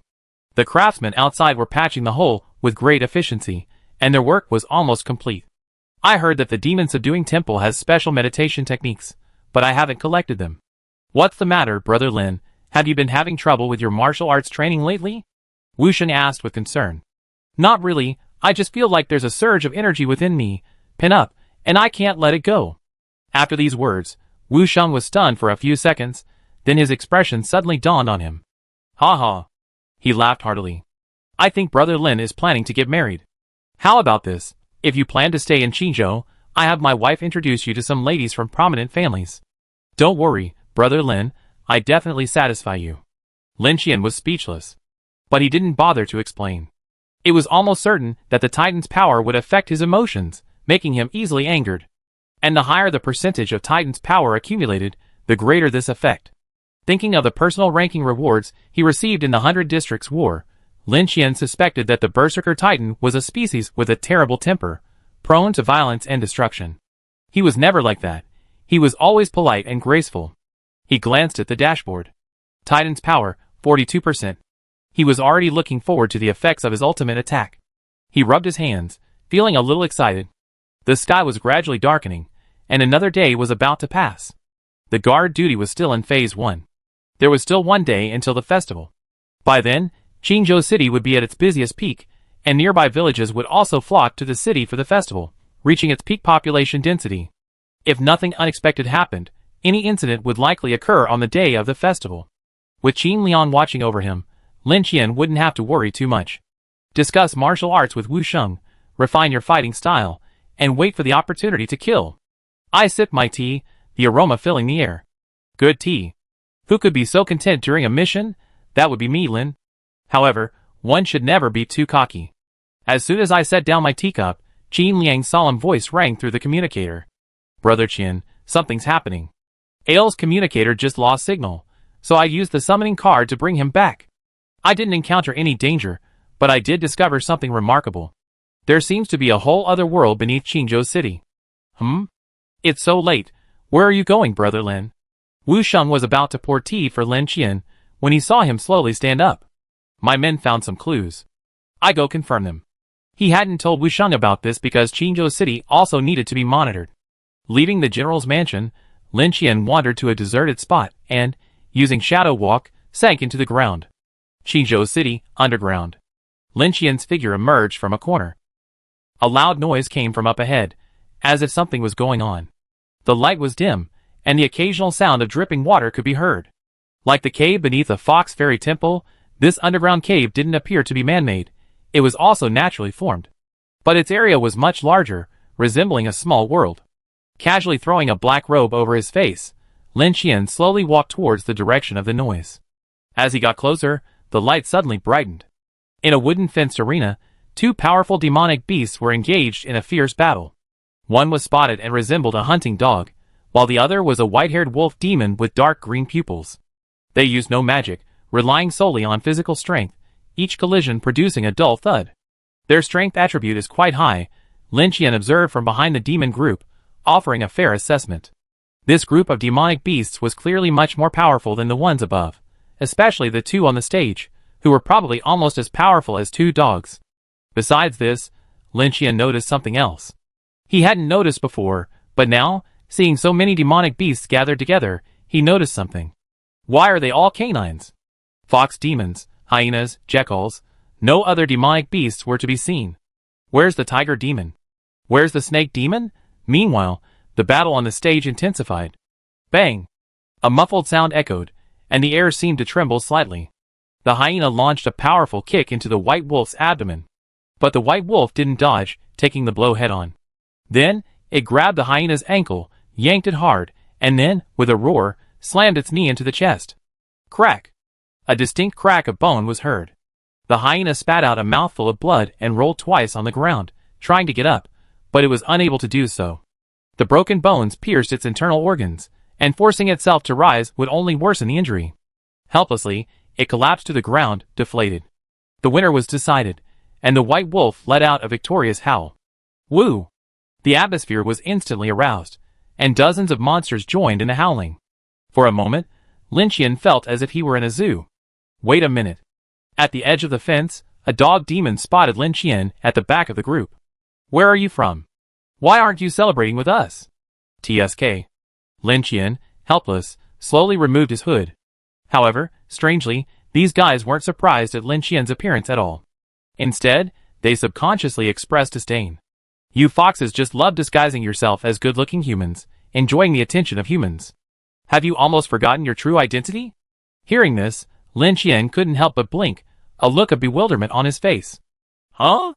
The old dog took the opportunity to flatter him, pointing at the white wolf on the stage. See? That's a real man. And with your tiny frame, I'm afraid you wouldn't be able to withstand a single blow from Master White Wolf. The dog demon, displaying his servile nature, licked the white wolf until his eyes narrowed. Forget it. He must have important matters to report to the Fox Fairy Queen. Don't let him miss out on the important matter. After all, we are different races and have different talents. Comparing him to me is a bit too much. The white wolf waved his hand in a feigned magnanimity, but glanced at Lin Qian with disdain. They seemed to have a strong aversion to the Fox clan. Fox Fairy Queen? Lin Qian narrowed his eyes, catching the key words. That Fox Fairy Queen is here? Thinking for a moment, Lin Qian smiled. How about this, I fight you. If you win, you can make any terms. If you lose, you carry me to find the Fox Fairy Queen. How about it? Chapter 272. Awoo, awoo, awoo. The cave was empty, a chaotic howl echoing over and over. Watching the two sides clashing on the ring, the surrounding dog demons seemed extremely excited. Think carefully. Across from Lin Qian, the white wolf grinned, revealing its sharp fangs. If you get hurt, your slender body, don't blame me. Lin Qian rolled up his sleeves and scanned the demon's expressions without leaving a trace. Stop talking nonsense, and come on. He could see that these demon beasts seemed very dissatisfied with the Fox clan, but they didn't dare to show it openly, as if they were afraid of something. Is it because of that fox fairy? Just as he was thinking, the white wolf in front of him had already moved. It swayed its body, somewhat like a boxing stance. The rules prohibited the use of claws and fangs, and Lin Qian had neither. The audience held their breath, anticipating the scene. The arrogant Fox clan was knocked to the ground by a single blow, covered in mud and whimpering for mercy. But, bang! A simple, unadorned straight punch. Puff! The white wolf's eyes bulged out instantly, and then its body flew backward, crashing through the fence and tumbling into the throng of onlookers. In the arena, Lin Qian took a half step forward and slowly retracted his attack. He held back, not only not using the ring of power, but even exerting only 50% of his strength. But he did use some of the power techniques of his newly learned martial arts, the demon subduing fist, with somewhat unexpected results. Not dead yet. Looking at the trapped white wolf, he felt a wave of regret. He had hoped this fellow would lead him to the Fox Fairy. Get out of the way! The crowd was roughly pushed aside. The white wolf stood up, its back arched, feigning strength. I was careless just now. Let's try again. With that, it sped towards them on all fours. Just as it was about to enter, it suddenly leaped high into the air, dropping from the sky. With a swish, it quietly extended its sharp claws, and a black aura spread. Not good. Stop it! The defeated hyena noticed something was amiss and shouted loudly. However, all the monsters were waiting to see the excitement. No one attempted to intervene. Oh! Lin Qian looked up, meeting the white wolf's eyes, which flashed with murderous intent. Is the monster so inferior? Unethical. Lin Qian rolled his eyes, abandoning the idea of using it as a mount. He took a step forward, lowering his waist. Buzz! A ring of power emerged. Demon subduing fist. Secretly activating his new skill, a faint golden light flashed. Boom! An explosive sound echoed. The white wolf's body paused in midair, then soared into the sky at an even faster speed, slamming heavily into the cave's ceiling and landing with a clang. Its limbs were twisted, its bones broken into countless pieces. Its fangs were broken, its tongue lolled out, blood streamed from its mouth and nose, its pupils dilated, and it looked as if it were dying. The entire place was silent. The demons turned, staring at Lin Qian in disbelief. He. Facing the demons, Lin Qian flexed his shoulders and smiled shyly. Look at what's happened. Up ahead is the Fox Fairy's temple. He continued deeper until he saw a cluster of red lanterns floating in the air, and then he stopped. The yellow-haired dog demon in front trembled as he introduced himself, not daring to even look at the evil spirit. The dog demon's fur was stained with blood, not his own. Lin Qian had specifically left it behind to lead the way. Otherwise, it would have long since transformed into nutrients to nourish Lin Qian's alien blood core. Well done, you've worked hard. Lin Qian reached out and patted the dog demon's shoulder. Then, with a snap, a massive bloodstream devoured it before the dog demon could react. The flesh and blood of these monsters was a great nutrient. How could Lin Qian let them go? Having devoured them all, he strode forward, heading straight for the temple shrouded in red light. Stop! As he reached the door, a female voice rang out. No entry without the Queen's secret order. A woman in white glanced over coldly, her unique aura strong. It was only after seeing it so often that Lin Qian realized that not all monsters had this aura. It seemed to be unique to fox demons. The smell of fox. Secret order, I have it. Lin Qian raised his hand and began to pretentiously search his body. The man frowned. A secret order wasn't just any object. There was definitely something wrong with this guy. As expected, the next moment, Lin Qian's robes began to surge, and he pulled out a newly formed shadow lightning spear from beneath his hand. With a swish, he shot it straight at the fox demon in human form. Contrary to expectations, the fox demon didn't panic at all. As if prepared, a furry tail quickly sprouted from its back and swept forward. But soon, her expression changed. A subtle crackling sound was heard. The shadow lightning spear's power seemed to exceed her imagination. The invisible barrier seemed like paper before it. It must be said that while Lin Qian's attack methods were limited, each one was incredibly powerful. Boom! The shadow lightning spear missed, and the fox demon moved swiftly, nimbly dodging the attack with a light leap. However, when she looked at Lin Qian again, she saw nothing. Hey! A voice came from behind her, and the fox demon's eyes suddenly sank. She turned quickly, only to see Lin Qian's long, dark figure, and his fist, raised high and surrounded by a white ring. Boom! Buzz buzz buzz.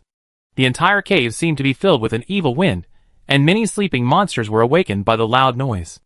They pricked up their ears, and looked towards the Fox Fairy Temple.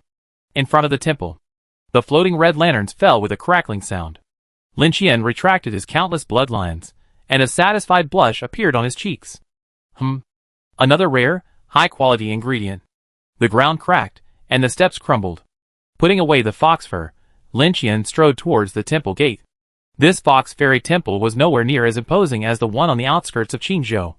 The temple gate alone was much smaller. With a bang, he kicked the door open, and amidst the cascading dust, Lin Qian stepped through it and entered. Dangling from the beams were numerous red strings, with many small bells jingling on them. Looking around, Lin Qian frowned. It didn't look like anyone was here. Where exactly was this fox fairy goddess? He followed the red string further, and until he came to a massive wooden statue.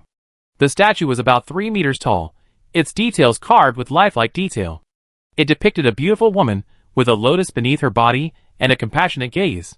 It truly had the air of a deity. Lin Qian looked up at the statue, which was staring back at him. Crack! The statue suddenly broke, and a black aura gushed out. Ah! Lin Qian was stunned, feeling a sense of déjà vu. Again? Chapter 273. Qingzhou City, General's Mansion. The moon was bright, the stars sparse, and the crickets in the garden chirped incessantly. Wu Xing tiptoed into the room, his hand showing obvious signs of being burned. He was studying the techniques for accumulating the power of the red sun qi, preparing to transform it and integrate it into his own blood demon qi.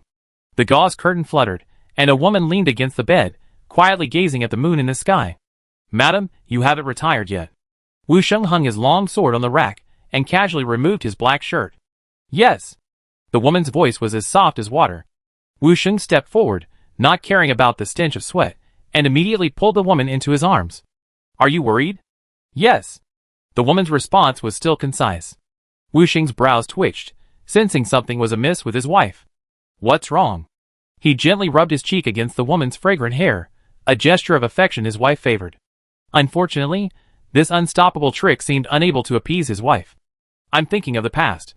The wife grasped Wu Sheng's hand, her eyes gleaming. That day, I got married, and the procession was scattered by monsters, resulting in the deaths of many. You descended from the sky, your back to me, your black robe waving like a banner. I never forget that scene.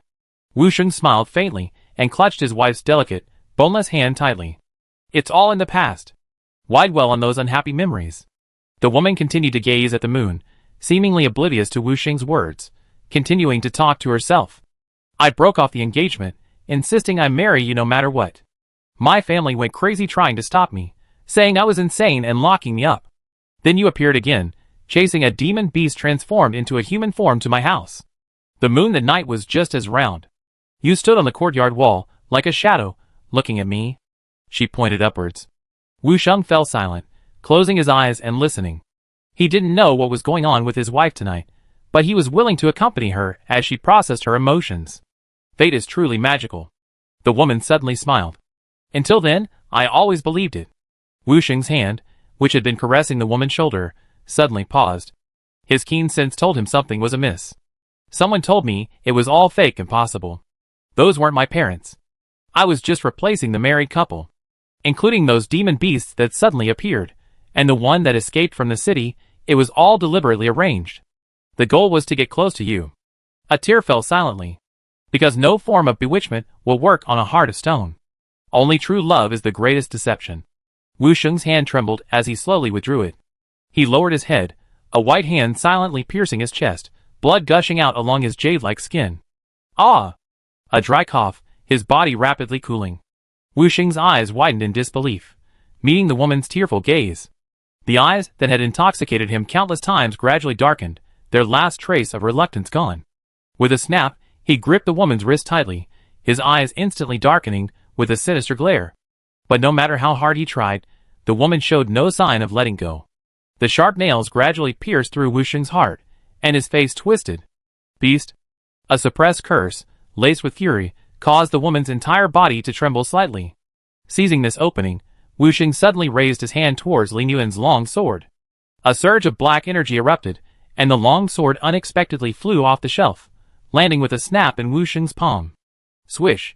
With a flick of his hand, the scabbard automatically detached. He twisted and drew the blade moving without hesitation towards the woman's neck. The woman was stunned. She seemed to have not expected Wu Sheng to be so decisive. Buzz! Just as the blade was about to fall, Wu Sheng suddenly heard a familiar buzzing sound behind him. A chill ran down his spine, and without hesitation, he changed his stance and stabbed behind him. However, he was still too slow. Bang! A muffled sound. Puff! The long sword seemed to have pierced something. Unfortunately, Wu Sheng no longer knew. His head deformed, his body thrust forward by an irresistible force. With a thud, he crashed into the woman's arms. From behind, a bloody hand, clutching a stilled heart, pierced through. Wu Sheng's eyes widened, and the veins in his face bulged as his uncontrolled energy struggled to resist. Finally, he drooped his head helplessly, resting on the woman's shoulder as if fast asleep. The next moment, a black aura surged through his body, merging completely into the Lin Yuan long blade. Master Devourer. This was the curse of the Lin Yuan long blade. After the death of each master, their soul was devoured by the blade, transforming into a blade spirit. Under the moonlight, the woman trembled, her eyes closed, tears streaming. She clutched Wu Sheng's body tightly, holding it still. Before her, a massive, burly figure stared at him silently. It was a spotted, humanoid leopard, draped in a tattered cape. Its chest muscles bulged like rock, brimming with explosive power. Almost there. The leopard looked at the woman coldly, his voice low. You're truly pathetic, lost in the lies you've woven. With a kick, the Lin Yuan longsword flew up from the ground and landed in its grasp. However, the moment they made contact, a black aura emerged from the blade, flowing down its arm into the leopard's body. His eyes wavered, and he quickly dropped the sword. Clang! The longsword fell to the ground. The leopard shook his head. No, my spiritual attributes are too low to control this sword. You, however, can try. After all, that guy's spirit is inside it now. Hearing this, the woman finally reacted. She glanced at the knife, her eyes sparkling with hope. Alas, there's no time to waste. Seeing her like this, Leopard couldn't help but grow impatient again. That guy has completely shattered our plans. If we don't start now, it'd be too late. The mention of this made Leopard frown. According to the plan, after Wu Sheng's death, his position would be temporarily taken over by the man named Zheng. By then, the Demon Suppression Division would be completely under their control, and Qingzhou City would have no chance of survival. But then, along came this unpredictable individual. Is this how a mission is done? They've been haphazardly attacking and disrupting everything. They just reveal their cards, allowing Wu Sheng to react beforehand and eliminate the traitor within the Demon Suppression Division. Then, they begin destroying the monster layers. They had no choice but to act early. Otherwise, if he continues to kill, it will be too late. Suddenly, Leopard's eyes flickered, and he flung his cape. Without warning, he swung back and attacked, sending 2 bone nails flying through the air. Swish! Bang! Sparks erupted from the corner overhead, as a honeycomb robot was pinned precisely to the eaves of the house, completely destroyed. Chapter 274. Boom! General's mansion, inner courtyard.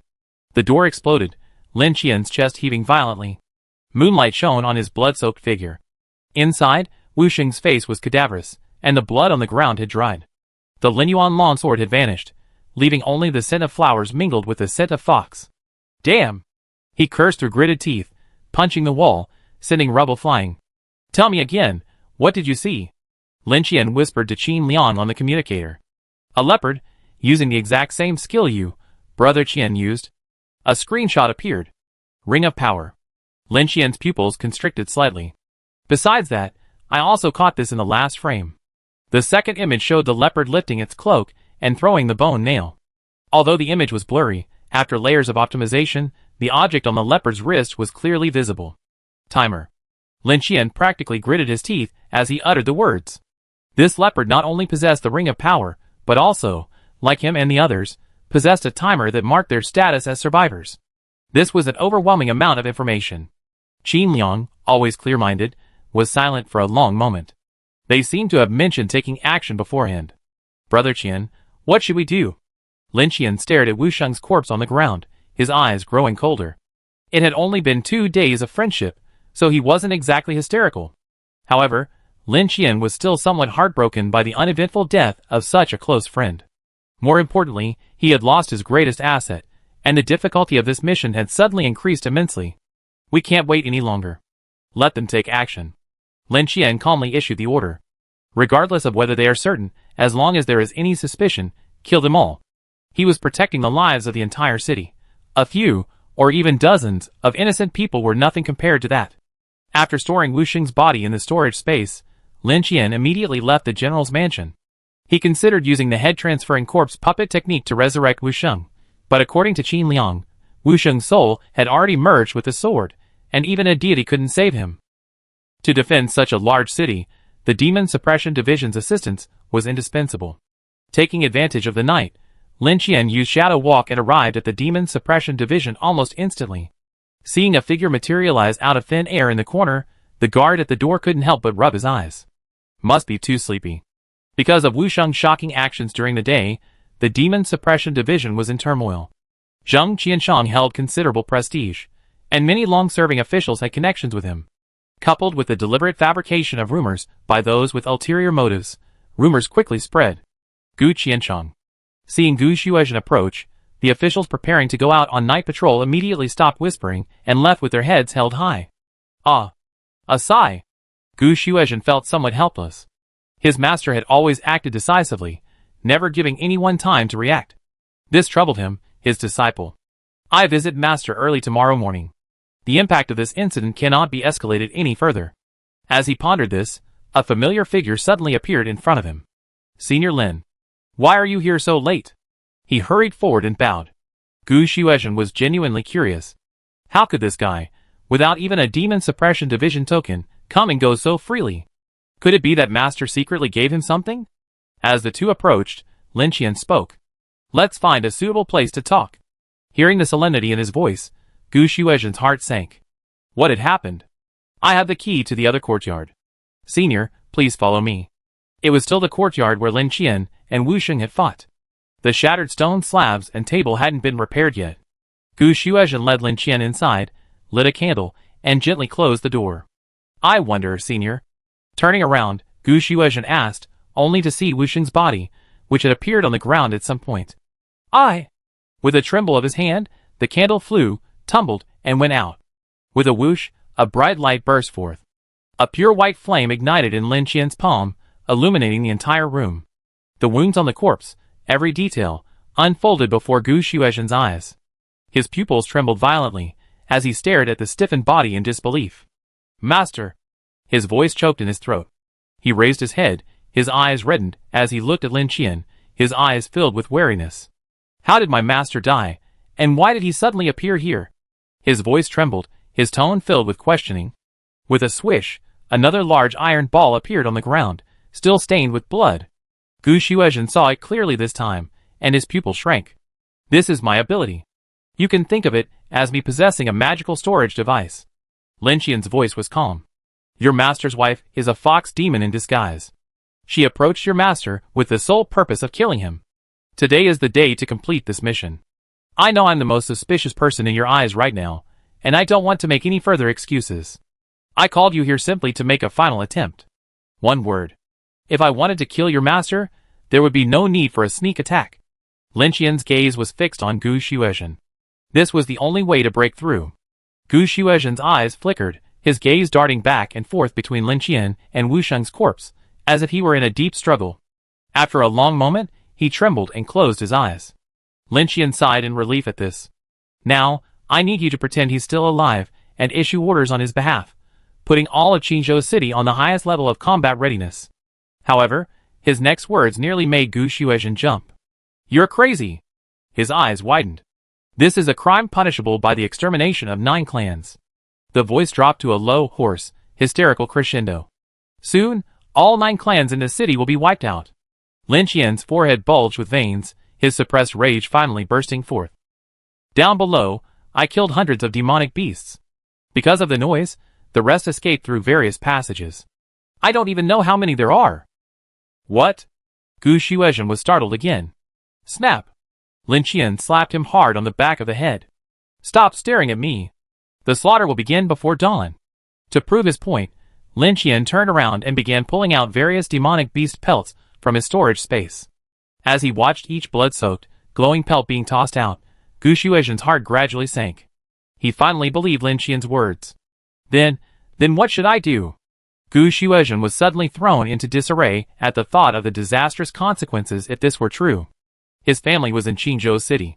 That's it, but what next? Lin Qian followed suit. But he was speaking to Qin Liang on the communicator. "Gather the remaining captains and unite our forces." Qin Liang's calm voice echoed through the communicator. Chapter 275. "You scoundrel, how long have you been without my happiness?" In a certain courtyard, a bloated woman glared at a middle-aged man with resentment. "Alas, the festival is approaching, and the Demon Suppression Division is a whirlwind of affairs. Madam, I'm truly exhausted." A centurion, having just changed into casual clothes, was about to slip into bed without a backward glance. "I don't care. You have to do it today, even if you can't." The woman grabbed him by the back of the collar and, like a ferocious wolf, began to tear his clothes off. But then, bang! There was an explosion.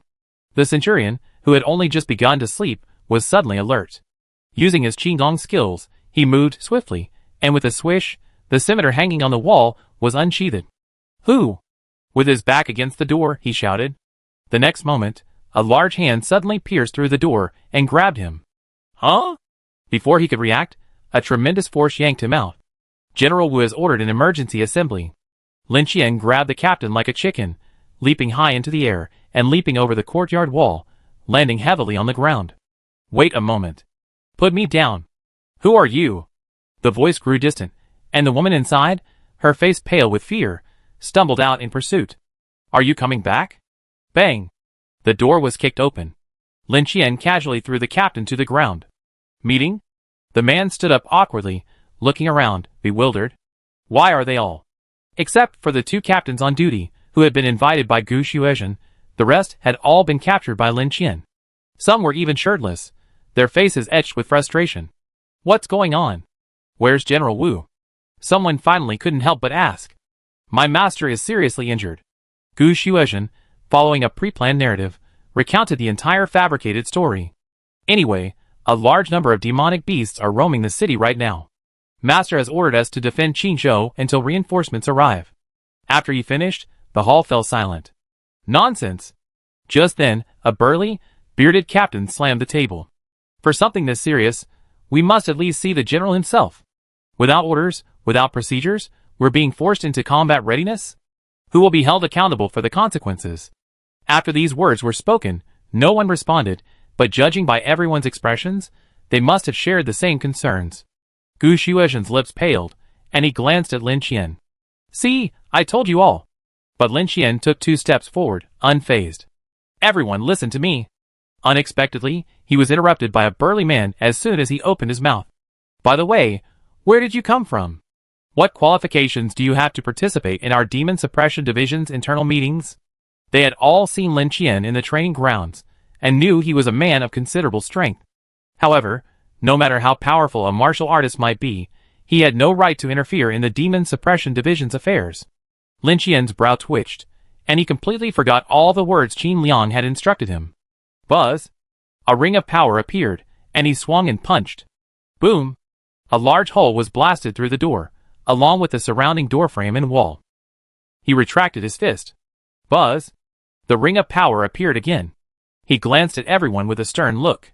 Come on, tell me, who has any questions? The room was utterly silent. Gulp! The distinct sound of swallowing saliva. The bearded man stood up and resolutely stepped through the gap where there was no door, just in time to meet the night watchman, who had gathered outside after hearing the commotion. Pass my order, gather all personnel. The shout stunned the night watchman. What are you waiting for? Lin Qian frowned and looked at the other captains. Instantly, everyone woke up and immediately ran away, using their qigong skills. Only Gu Shuozhen, with a worried look on his face, remained. Don't stand there. These people may not actually work. Go supervise them. Lin Qian, irritated, erupted in curses. Alas! Gu Shuozhen wanted to say something, but in the end, it was only a sigh. Brother Qian, the personnel are in place. Shall we begin? Qin Liang's voice came over the communicator. Begin.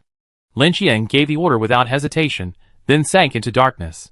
Somewhere in a brothel. Oh, sir, you're truly lucky today. It's so late. Miss Linger usually goes to bed. I don't know what's wrong with her today. She's so excited she can't sleep. On the stairs, the madam continued to ramble on about Miss Linger's virtues, her proficiency in music, chess, calligraphy, and painting, and her exceptional dancing and singing skills. Looking at the young man's wide-open smile, he must be eagerly anticipating the event. Pushing open the door, a gentle breeze rustled the veil, revealing a graceful figure nestled against the window. She gazed at the sun rising in the sky and couldn't help licking her lips. Finally, I can eat to my heart's content. But before that, a little appetizer. Turning her head with a smile, the woman's expression suddenly froze. Allah gently pulled the curved long knife from the madam's neck, letting the blood splatter across his fine silk dress, his smile radiant. Too long-winded? He offered his assessment. The next moment, Ali's figure, like a ghost, charged directly at the woman through the veil. The woman reacted with incredible speed, leaping backward and unexpectedly retreating out the top-floor window. This person was unmatched. Her dress fluttered in the wind, as vibrant as a butterfly, and a sly smile flashed in her eyes. Bang! At that moment, a sudden thunderclap echoed from the horizon. Puff! A massive, rapidly spinning bullet pierced the woman's chest from the side, its terrifying destructive force tearing a massive, bloody hole. Plop! The corpse fell helplessly, its eyes filled with resentment and shock. It twitched twice before falling silent. I've noticed that the NPCs in this dungeon are all the same. They love to put on a show and make a scene. There's no camera, so who are they showing it to? Allah then flipped over and leaped to the ground, unconcerned about anyone watching. He immediately stored the fox demon, whose true form was gradually emerging, into his storage space. Why did you kill that old woman? Was she also a target? The voice of another member of Team 2 came over the communicator. No, I'm just a little annoyed by your nagging. Allah answered honestly. Brother Ren Qian's mission is to reduce the survival rate of Qingzhou City's citizens. And you, on the other hand, have killed more casually than even the monsters. Don't you think you're becoming more and more like a villain? The man asked in a soul-searching tone. What? I'm a villain? Allah grinned. Stop that. Look at Brother Qian's skills. He's a true demon king no matter where he's at. Compared to him, I'm so kind I'm practically a jerk. Sharing direct links or source files is strictly prohibited. Chapter 276. Grandson, you're up so early to study. In a simple courtyard, An old woman was picking vegetables into her basket. She looked up and saw a little boy walk out of the room. The boy's eyes glowed with a faint green light, but the old woman's eyesight was too poor to notice. "Grandma, I see, you shouldn't go out today." The boy smiled and approached, his fangs silently growing. But just then, a whistling sound approached from afar. Swish! A flash of white light appeared, and a figure fell from the sky. The little boy was startled and quickly hid behind the old woman.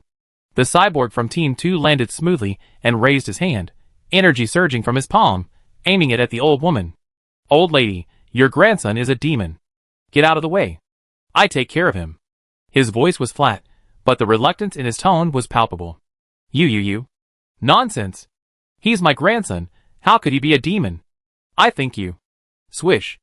A blinding flash of white light, accompanied by a flash of electric arc, blew the boy's head off and left a huge charred hole in the old woman's chest. "Sorry, we're in a hurry." With that, the cyborg soared into the sky again, trailing a long trail of white light. For these survivors, kindness is always a luxury. Boom, boom, boom. Drums roared, and the fully armed Demon Suppression Division personnel launched into action just before sunrise. Some were still half asleep, unaware of what had happened, only that they had been urgently awakened. The sun shone on Qingzhou City, reflecting a cold light off their armor. But the next moment, the sunlight abruptly vanished. The sky seemed to have been splattered with ink, and thick, dark clouds began to descend. Outside Qingzhou City, on a high platform, a woman in a red dress waved her hands and lightly pressed the ground. Suddenly, countless red rays of light shone through the ground, rapidly spreading. The red light, barely thicker than a finger, pierced through the ground, as if some luminous liquid had already penetrated. Soon, the red light intertwined, enveloping the entire Qingzhou City. It was a formation of unimaginable magnitude. In the center, what had once been a luxurious restaurant collapsed with a bang, revealing a deep pit in the ground. Within the pit, a long-established black stone altar slowly rose, and red light converged upon it, tinging the translucent obsidian material with a crimson hue. Boom! The next moment, the ground in a densely populated residential area of Qingzhou City collapsed with a bang. A swarm of demonic beasts, armed with various weapons, streamed out, spreading out like locusts. They kicked down doors, and, facing the terrified civilians, unleashed their butcher knives without hesitation. The same scene unfolded almost simultaneously in every corner. Ah! A sigh. Qin Liang shook his head slightly. Even if we're doing it as quickly as possible, the Demon Suppression Division still won't be able to make it in time. Wu Sheng's death was truly crucial. That's good. These guys have been planning for who knows how many years. This mess has forced us to start planning ahead of time. Lin Qian's voice came from the communicator. Synchronize the locations of the highest concentrations of demonic beasts to me. We do our best to save as many as we can. Lin Qian also sighed, his tone not optimistic. Brother Qian, we don't need you just yet. Qin Liang smiled faintly. On the large screen before him, each of the demonic beasts slaughtering the civilians displayed a constantly oscillating targeting frame. As the targeting frame turned red, the lock-on symbol popped up. Once all were locked, Qin Liang softly gave a command into the communicator. Fire. 3 seconds after the command was given, a sharp whistling sound suddenly emanated from hundreds of locations throughout Qingzhou City, and countless flames shot up into the sky. One after another, the small, metallic shimmering missiles rose to sufficient altitude, instantly changing direction and firing towards their respective targets. Boom! Boom!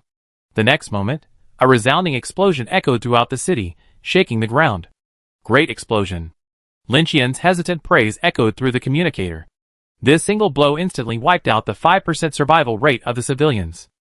Current progress, Phase 2. Remaining survival rate, 91% somewhere on a rooftop. Lin Qian clutched a red sphere. Blood pill, after ingestion and digestion, gained 5 points of strength, 3 points of constitution, and 3 points of agility. This was the reward for completing the first stage of the guard mission. Without hesitation, Lin Qian devoured the bloodline and squinted at the altar below. As the number of civilians killed in the city increased, the red glow on the altar grew more pronounced. Additionally, Lin Qian felt a familiar sensation. Above the altar, a swirling dark cloud sank deeper, seemingly poised to touch the altar soon. Within the dark cloud, Lin Qian could vaguely see countless ghosts being forcibly swept away, like drowning. This scene was remarkably similar to the scene in the 100 Districts War Dungeon, where giants devoured souls. They're gathering souls. What are they trying to do? Never mind. I didn't bother guessing. Whatever they were up to, I just destroy it. Lin Qian exerted force on his feet and leaped high into the air, already transforming into armor in midair.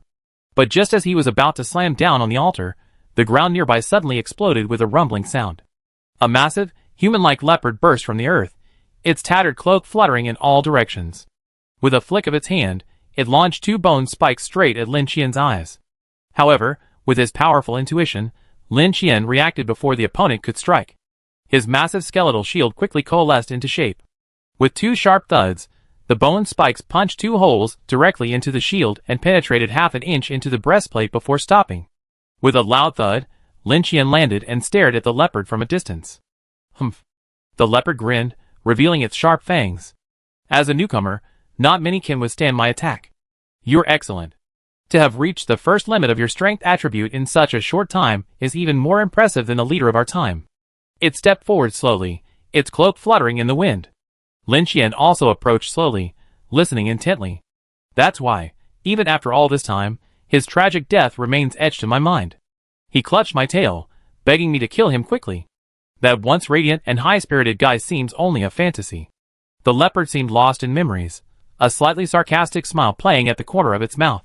I survived because I was weak, unworthy of being targeted by those guys. You should thank me. Being killed by me before the protection period ends is your best outcome. Sharing direct links or source files is strictly prohibited. Chapter 277. Honestly, Lin Qian really likes this kind of talkative opponent. Before the fight even started, he had already gathered a wealth of information. Protection period? Lin Qian frowned slightly. Hasn't the novice protection period for them already ended? The 3 daily opening times have been reduced to 1. What protection period is this guy talking about? And from what it said, someone as overly powerful as him would become a target for something after the protection period ends. What could it be? Lin Qian was incredibly curious, but unfortunately, the opponent had already stopped chattering. Its attitude was familiar to Lin Qian. It was the relaxed, casual demeanor he displayed when facing an opponent he could definitely defeat. Even knowing his strength attribute had surpassed the first limit, was he still confident of victory? Lin Qian began to grow cautious. If nothing unexpected happened, this would be the most powerful opponent he had ever faced. I wanted to listen to the leopard chatter for a while longer, but it suddenly stopped. Lin Qian looked over in confusion, only to see the leopard's figure frozen in place, motionless. Then, a familiar buzzing sound echoed from behind him. Where are you looking? Buzz? Lin Qian's eyes widened. He hadn't even sensed the other party's movements. Without turning back or hesitating, he swung his black shadow with all his might. With a rustling sound, his figure trailed a long, dark shadow, narrowly avoiding the punch. Boom! The earth trembled, and the terrifying destructive force of the Ring of Power ripped a massive hole right where Lin Qian had been standing. Judging from this, the leopard's strength was superior to Lin Qian's. However, this alone wasn't enough to scare Lin Qian. It wasn't like he hadn't fought stronger opponents before. The giant in the 100 Districts War Dungeon could unleash such power, without even using the Ring of Power. Mo Ying spun around, not gaining distance, but taking the opportunity to press down on the leopard's side. Buzz! The same Ring of Power appeared. However, the leopard's reaction was incredibly fast, and its movements were incredibly agile. With a flick of its feet, it braced itself on the ground with one hand and rolled over, avoiding Lin Qian's punch. Boom! The same large pit appeared, sending mud flying. Without a second thought, the black-backed tail lashed out horizontally. This time, the leopard couldn't dodge, so it could only block with both hands. Bang! The leopard's feet scraped against the ground, retreating several meters. It lowered its hand, casually brushing off the dust. Ouch! Pretending? Lin Qian was about to give chase when he saw the leopard in front of him stop moving again. Still coming? He sneered, spreading his hands, and the blood mist quickly spread. However, as the blood mist spread, no trace of the leopard's movement was detected within his sensory field. Looking at the leopard, which had remained motionless, it finally made a move. Quite cunning. Realizing that the other party had just been deceiving him, Lin Qian couldn't help but feel fortunate to possess the blood mist ability, otherwise, he might have been fooled. Even as the blood mist engulfed the leopard, it remained unfazed. It crossed its claws and let out a deep sigh. Then, an invisible air current enveloped its body with such force that its cloak rustled and rustled, completely blocking the blood mist from entering. Its eyes radiated a faint green light, staring intently at Lin Qian, seemingly unhindered by the blood mist. It extended its hand and gestured, signaling Lin Qian to attack. Huh? He took a deep breath, suppressing the sudden surge of unholy fire within him. He couldn't let anger affect his emotions. At this level of battle, remaining calm was crucial. He checked the panel. Giant power, 61.3% him. In the blink of an eye, the number shifted again, the decimal point jumping 3 times in a row. Giant power, 61.6%. Wait a minute. Why is it increasing so quickly? Lin Qian had been searching for ways to accelerate the accumulation of giant power. He hadn't expected, after so many attempts, to find the result so quietly at this moment. Anger? The accumulation rate had increased significantly over the past 2 days. He had previously assumed it was due to consuming the flesh of demonic beasts, but now it seemed to be linked to his own anger. Baron Titan. He suddenly realized that things like those that amplify strength attributes all seem to be somewhat related to rage. The tyrannical curse, the berserk ability, and the newly acquired berserk Titan blood all have similar effects. Perhaps the source of this series of abilities is the so-called berserk Titan. Then there's no need to rush to use it. Lin Qian had originally considered using the Titan's power directly, figuring it wouldn't be fully charged anytime soon, and he wouldn't be able to unleash a powerful attack. It would be better to activate the amplification and take down the leopard in front of him. But now, he decided to hold back and build up his rage. What's going on? The leopard seemed a little impatient. If you don't come, I'm coming. As soon as it finished speaking, the sky suddenly shifted, and a strong wind swept in, blowing away the blood mist. Lin Qian frowned, forcing the blood mist back to stop it from getting out of control. This wasn't a leopard's ability. Dust billowed as Lin Qian gazed into the distance. The well spirit in Yanshi village before could conjure fog out of thin air at night, creating the illusion of a ghostly wall. The fox fairy, who had been established in Qinzhou for many years, naturally possessed even greater abilities. The clouds in the sky, the wind, and the blood-colored formation on the ground were likely her handiwork. Lin Qian had no idea how long these monsters had been planning for today. But Qin Liang could deduce a few things from the information overheard by the honeycomb robot. Long before Wu Sheng became the garrison commander of Qinzhou, the Fox Fairy's reputation had spread. Even when Wu Sheng arrived, he was unable to contain her due to the people's obstruction. Not only was their encounter accidental, but even Wu Sheng's dispatch to Qinzhou was premeditated. The fact that they could accomplish this proved that this dungeon wasn't just infiltrated by Qinzhou city. After a brief analysis, Qin Liang felt a suffocating sense of oppression. At times like this, someone like Lin Qian, who didn't think too much, wasn't affected at all. He didn't even listen carefully to Qin Liang's speculation. Whatever you're doing, let's deal with the situation first. Without the blood mist, the leopard moved again. This time, it wasn't a feint. Lin Qian used ink shadow to dodge, but collided with the leopard, which appeared out of nowhere. Buzz! Bang! Lin Qian's counterattack was a bit slow, and he was struck hard in the chest, sending him flying backwards. However, with his agility boosted, his body control became immensely stronger. In midair, he swung out his massive black back tail, plowing the ground and changing direction. He turned ahead, just in time to meet the gaze of the leopard that had blocked his path. Ghost eyes. Blood trickled from the corners of his mouth, but that couldn't stop his brilliant smile. The next moment, a crimson light completely engulfed the leopard. Sharing direct links or source files is strictly prohibited. Chapter 278. Martial arts are more than just skills. This was especially true of the advanced martial arts Lin Qian had learned from Wu Sheng, which contained a wealth of combat experience. This made him suddenly understand that the martial arts routines seen in online videos weren't simply aesthetically pleasing. When applied in real combat, they were actually extremely flexible and adaptable. For example, this time, Lin Qian perfectly predicted the direction of the leopard's next attack and preemptively countered it. He probably wouldn't have been able to achieve this level of skill before. The ghost eye activated, a crimson light sweeping across. The leopard's body suddenly stiffened, losing control of its inertia and flung to the side. How could Lin Qian miss this opportunity?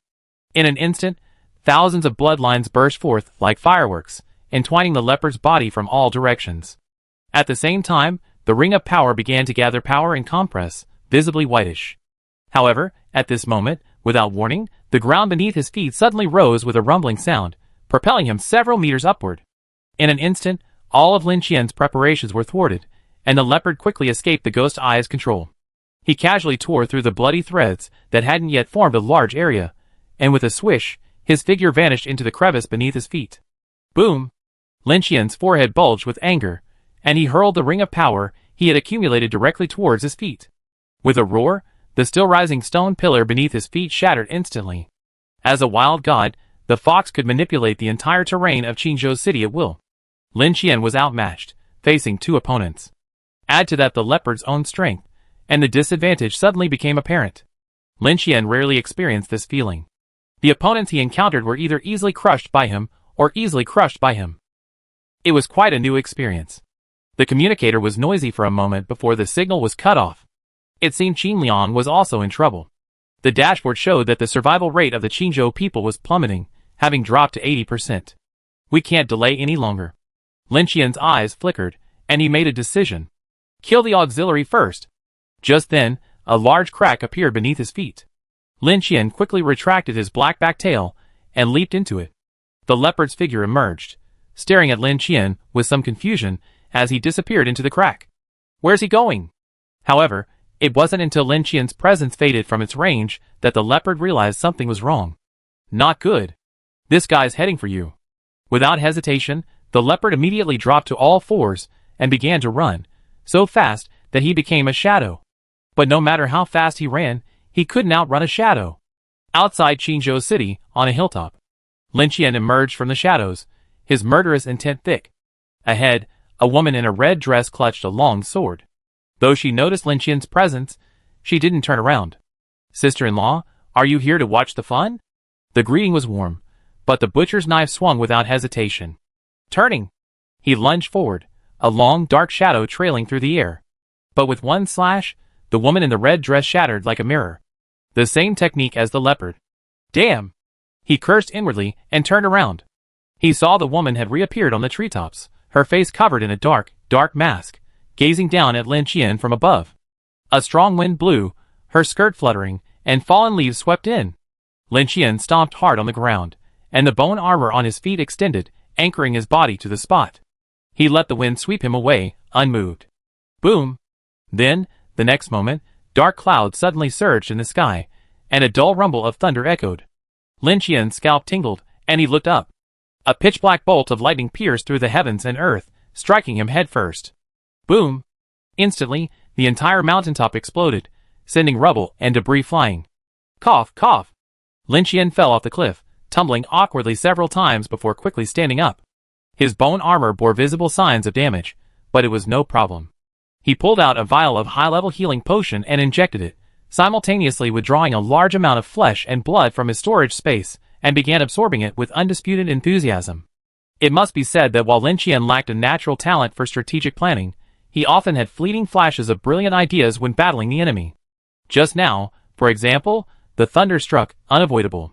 In the nick of time, he actually used his hardening ability to protect his brain and internal organs. Although he looked disheveled, he wasn't seriously injured. But he still had to pretend. He staggered, kneeling on one knee. He raised his head and glared at the woman in the red dress as she slowly walked toward the cliff. Damn it! The next moment, a strong wind whistled behind him, and the figure of a leopard appeared out of thin air, its cloak rustling as it swung down with a claw bearing a ring of power. Damn it, you! The leopard bared its fangs, its eyes filled with cruelty. Ha! Lin Qian suddenly let out a sharp laugh, spun around, and delivered another punch. Buzz! Ghost Eye launched first, followed closely by Ring of Power. In a one-on-two situation, a sneak attack had to be quick and decisive, otherwise the woman would be able to neutralize it. He didn't seek maximum damage, only effective damage. What? The leopard's vision was engulfed in crimson, and then, a powerful punch struck its nose. Bang! The air trembled, and the leopard's massive form spun and flew out like a leaf in a gust of wind. Huh? Lin Qian stood up, no sign of weakness left. Relaxing. Throughout the entire battle, he'd been the only one to take the brunt of the blow. While his health was his greatest advantage over his attack power, he couldn't keep feeling this way. Roar! Even on the other side, the leopard rubbed a single claw against the ground to steady itself. Raising its eyes, it let out a deep, furious roar. The next moment, however, it sensed something was amiss. A hissing sound and a sharp stinging sensation emanated from its nose. A closer look revealed a pool of pitch-black substance, like tar, wriggling its way into its flesh. Filth! It was startled, but it didn't panic. Instead, it immediately pulled a pitch-black scarecrow from its storage space and slapped it against its body. Puff! The scarecrow grew larger, and the filthy energy from the leopard's nose immediately shifted its target, dripping onto the scarecrow with a hissing, corrosive sound. Can this be possible? Lin Qian's eyes widened as a sound of air breaking came from behind him. Mo Ying's body moved, leaning forward only half an inch, perfectly avoiding the long sword that was slicing through Lin Yuan's neck. Turning around, Lin Qian smiled. Sister-in-law, your swordsmanship is far inferior to my brother Wu's. A flash of red light flashed in his eyes, and when he glanced at the woman, it only startled her for a moment. Then, she retreated swiftly, her feet not touching the ground, as if being pulled by an invisible hand, and easily dodged the bloody trail that entangled Lin Qian. Chapter 279. What are you looking at? Behind him, the leopard leaped high, a surge of energy surging through his body, his eyes a murderous brilliance. The ground beneath his feet suddenly turned muddy, and with only his right foot, Lin Qian's center of gravity shifted, but he managed to dodge in time. Tumbling over, he braced himself with his hands, swung his massive black-backed tail, and swept diagonally upward. The leopard was struck, but its momentum remained undiminished. A rock-like armor emerged from its body, and it fell heavily. Bang! Lin Qian was struck in the back, and he felt the powerful penetrating force of the Ring of Power. However, with his bone armor, he could withstand a few more blows. Bending his knees and bracing himself against the ground with both hands, Lin Qian roared, and a stream of blood streamed from his back, entwining the leopard. Swish, swish, swish. It was now unable to dodge, its entire body entwined with scarlet blood threads, yet it remained unmoved. The yellow-brown rock armor quickly covered its face, transforming it into a stone statue. The blood thread served no other purpose than to restrain its movements. Bang, bang. Clad in rock, the leopard's movements were no longer swift and agile. As it raised its hand, Lin Qian could feel a large number of blood threads being torn apart. The force was too great to control. Then let's fight. Lin Qian showed no fear. Instead, his eyes shone with excitement. He raised his hand, and a ring of power appeared almost simultaneously with the leopard's. Bang! Both fists clashed, landing simultaneously, neither side attempting to dodge. The bone armor on Lin Qian's face shattered, and his head jerked back. The leopard's stone armor also cracked, and blood oozed from its mouth and nose. Come again!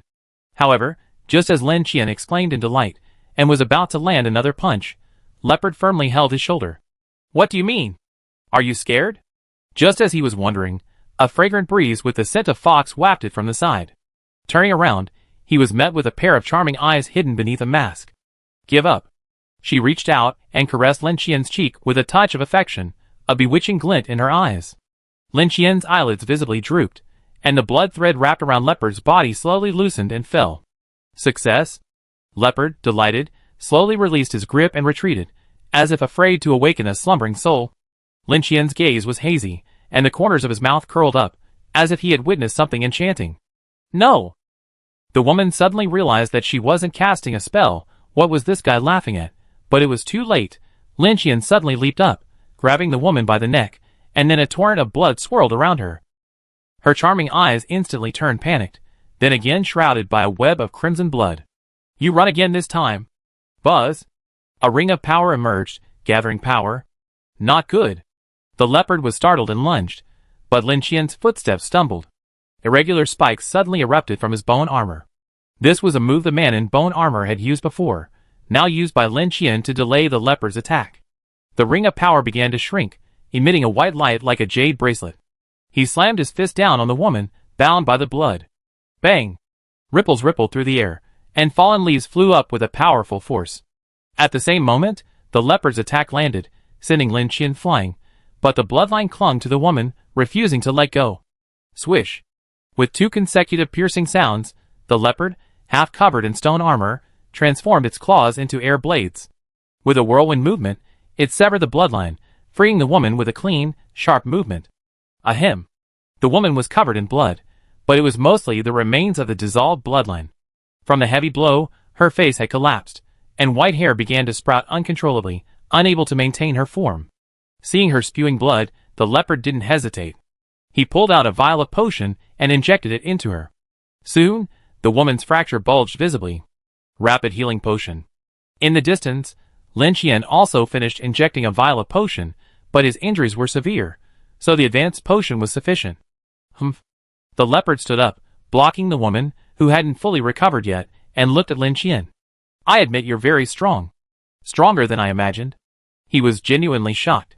He assumed that going all in on strength was the limit given Lin Qian's progress, but he hadn't expected this kid's constitution to be incredibly high, even able to keep up with his movements.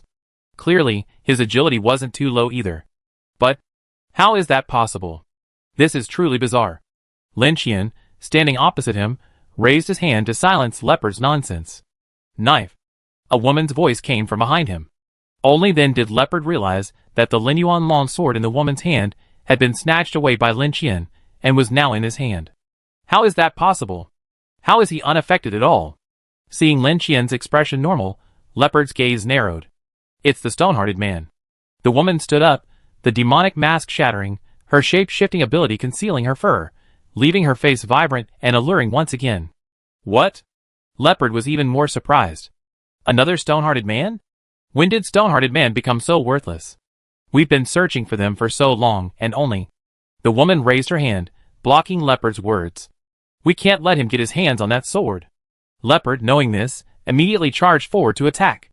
But Lin Qian, facing him, suddenly sank into darkness, unhesitatingly using Shadow Walk to flee. In just a few breaths, Lin Qian had left Qingzhou City and emerged into a narrow cave. Looking at the black sword in his hand, his eyes flickered, he removed his armor, and reached out to grasp it. As he touched the Lin Yuan long sword, item information popped up. Ding! This item cannot be stored in storage.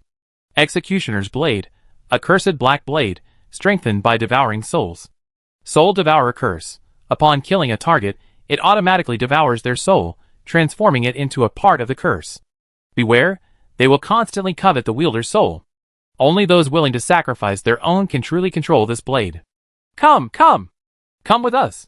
Let me go! Instantly, a cacophony of voices echoed in Lin Qian's ears. But he was no stranger to it. He had experienced the same treatment before with the cursed butcher's blade, and the screams and wails back then were even more devastating than now.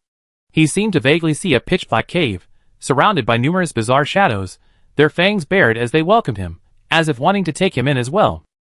Unfortunately, for Lin Qian, these noises were merely a distraction. Beyond that, they were completely ineffective. Suddenly, his sight seemed to penetrate layers of obstruction, moving forward and locating a familiar figure. The figure stood upright, the black robe transformed from shadows fluttering slightly, indistinguishable from the real person. Like a plague god, all the surrounding shadows avoided him, except for the two beasts that Lin Qian had seen before in the training grounds, nestled at his feet. Brother Wu. Chapter 280. As if hearing his call, the black shadow turned, but its face was invisible. Brother Lin? The voice was erratic, but Wu Xing's surprise was palpable. What are you doing standing there? Lin Qian was genuinely curious. He looked at the other black shadows, each one like a brothel madam greeting customers. He alone, immersed in his own world, oblivious to the outside world. My stone-heart talent lies not in my body, but in my soul. The curse seems unable to transform me. Wu Sheng's voice was also tinged with confusion, as if he were deeply lost. Brother Wu, this sword is now ownerless. Are you in control? He needed to be certain of this. I think so. Wu Sheng wasn't sure either. He turned to look at the souls hiding in the shadows, only to find that they all avoided him like the plague. That's all. I take a gamble. Lin Qian's eyes lit up. This was an idea he'd been thinking about for a long time, but whether it would work or not was a matter of trial and error. After all, the description of that thing's effects was too vague. The next moment, Lin Qian pulled a strange object from his storage space. It looked like an eyeball, twitching up and down translucent. Chaos Aura. After using it on an item, it imbues it with life. Ever since the bald monster had offered a high price for this item, Lin Qian had kept it in the most precious corner of his storage space, treating it with the utmost care. But he had never found the right time to use it. This time, he decided to take a gamble. He grabbed the swirling Chaos Aura and pressed it against the Lin Yuan long sword. Ding!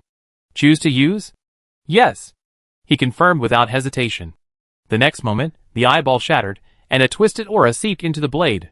Immediately afterwards, Lin Qian felt the Lin Yuan long sword in his hand come alive, wriggling like a mollusk. This strange, absurd feeling was incredibly familiar, like the scenes he'd seen in Devil Town. But soon, the blade straightened again, though strangely floating. Following this, A pitch-black sphere at the handle slowly grew larger, like blowing bubble gum, until Lin Qian was forced back, and the narrow cavern was already occupied by the black sphere. With a pop sound, the black sphere burst, spilling a large amount of ink-like liquid onto the ground. Then, as if possessed of life, it began to rapidly converge.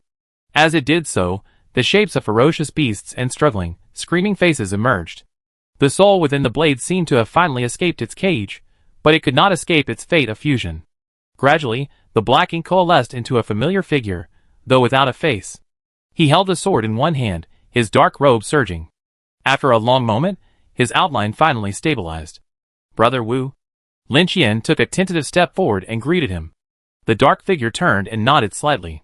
"It's done." Lin Qian's eyes flashed with surprise. "Can't talk?" he asked again. The next moment, the black shadow suddenly began to disintegrate, all of it burrowing into Lin Yuan's long sword. Then, the long sword came crashing down directly at Lin Qian. He quickly reached out and grabbed it. This time, however, Lin Qian heard no clamor, nor could he see the cursed souls. "What did you do?" Wu Sheng's voice echoed in his mind, questioning, but no longer as elusive as before. "You can still control it? How are you feeling now?" Lin Qian didn't answer Wu Sheng's question, but stared at the long knife in his hand in shock. "I'm not sure what happened, but I seem to have become one with the curse. Now, I kind of want to devour your soul." Wu Sheng's voice rang out, a hint of confusion. "Don't mess around, Brother Wu. My soul isn't tasty." Lin Qian was startled and nearly threw the knife away. "Don't worry, I can control myself." But Wu Sheng's next words quickly dispelled Lin Qian's concerns. Perhaps because of the stone-heart man, Wu Sheng wasn't controlled by the curse. Instead, he was controlling it. Lin Qian couldn't figure out the reason, and didn't bother to think about it. He was curious about how much of Wu Sheng's former combat prowess he possessed. It was a pity that time was running out. Otherwise, Lin Qian would have definitely tested him before returning to the battlefield. "Qizhou City, what's the situation now?" Before Lin Qian could speak, Wu Sheng took the initiative to ask. "The people are suffering. It's a tragic scene. Brother Wu, I need your help." Lin Qian spoke frankly. In the center of Qizhou City, at the black stone altar, dark clouds rolled in the sky, and a multitude of wailing souls swirled within. Leopard kept a vigilant eye on his surroundings, fearing Lin Qian would launch a surprise attack at any moment. The woman in the red dress, however, remained calm as she walked step by step toward the altar. At that moment, a sharp sound pierced the air. The woman turned to see a pitch-black longsword hurtling straight toward her chest. Her brows furrowed in surprise, and she didn't attempt to dodge. Instead, she waved her hand, summoning a fierce gust of wind to neutralize the attack and take the blow. But just as she was about to wield the Lin Yuan long sword, a pitch-black hand appeared on the hilt. Then, Wu Sheng's figure quickly coalesced, stepping on the woman's shoulder. From above, he raised his long sword and slashed down. The woman's eyes widened, completely unprepared for such a scene. She tried to dodge, but it was too late. However, she narrowly avoided the vitals. With a swish, blood splattered, and a scar, tearing the flesh from shoulder to chest, appeared. "What?" Nearby, the leopard, witnessing this scene, was also stunned. Realizing something was amiss, he was about to step forward when, suddenly startled, he turned, crossed his arms, and with a rumble, slid backward several meters. Lin Qian's figure emerged, the smile on his face quickly obscured by bone armor. 2 against 1? That's fair now. Come on! Lin Qian arched his back, his massive black-backed tail raised high. After the exchange, Lin Qian had a good understanding of both men's strengths. The leopard possessed the strongest strength attribute, and his agility was probably superior to his own, but his physique was clearly inferior. If they fought head-on, he would surely win. The vixen, on the other hand, specialized in mental attributes, with average strength, agility, and physique. It was only through the power of the wild god, controlling the terrain and weather, that she could offer some combat effectiveness. Lin Qian could easily defeat either of them individually. But if they teamed up, he would find it difficult. Now, Wu Sheng didn't need to win. As long as he could keep the woman captive and prevent her from distracting him from supporting the leopard, Lin Qian would be confident of victory. Roar! The leopard raged, its back arching as its body crackled with a rock armor. With a hum, a ring of power emerged. Lin Qian's lips curled, and he too summoned the ring of power. Gathering power, he transformed it into a jade bracelet, distorting the surrounding air.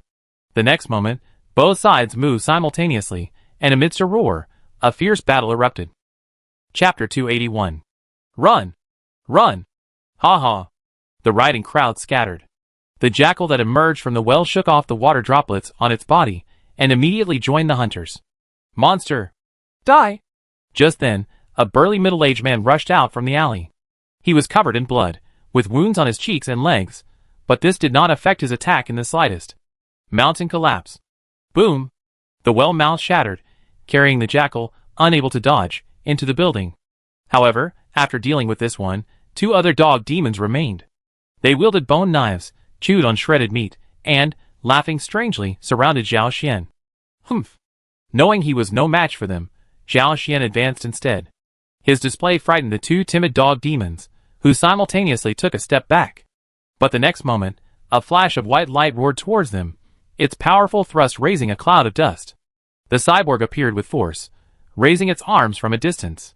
A single laser cannon fired, and with a bang, the heads of the 2 dog demons exploded simultaneously, splattering blood everywhere. Swish! Having done this, the cyborg, without pause, soared into the air, heading for support in another direction. Brothers? Hold on! In the distance, shouts of killing shook the air, mingled with the excited roars of the monsters. Where on earth did all these monsters come from? The bearded centurion slashed his steel sword left and right, fighting and retreating. Hidden underground, I've been there. Not far away, Alu, clad in divine crow armor, swung his 2 swords, leaving after images. His figure occasionally leaped into the air and landed heavily. You're not from the demon suppression division. What a beautiful swordsmanship! The bearded man cleaved the wolf-waisted beast's head with a single blow, not forgetting to praise Alu. Stop pretending to be such a master. If I'm not mistaken, you were trying to escape. Alu retorted unappreciatively. I was asking for backup. The bearded man glared and raged. Swoosh, swoosh, swoosh. Just then, a sudden whistling sound echoed from the sky. I called for fire support. Take cover.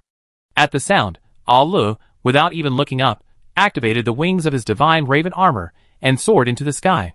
Huh? The bearded man was startled. The moment he looked up, the missile had already fallen. Boom! He was blown away, rolling several times, groaning for a long time before he stood up, shaking his head. The same scene unfolded in every corner of Qinzhou City.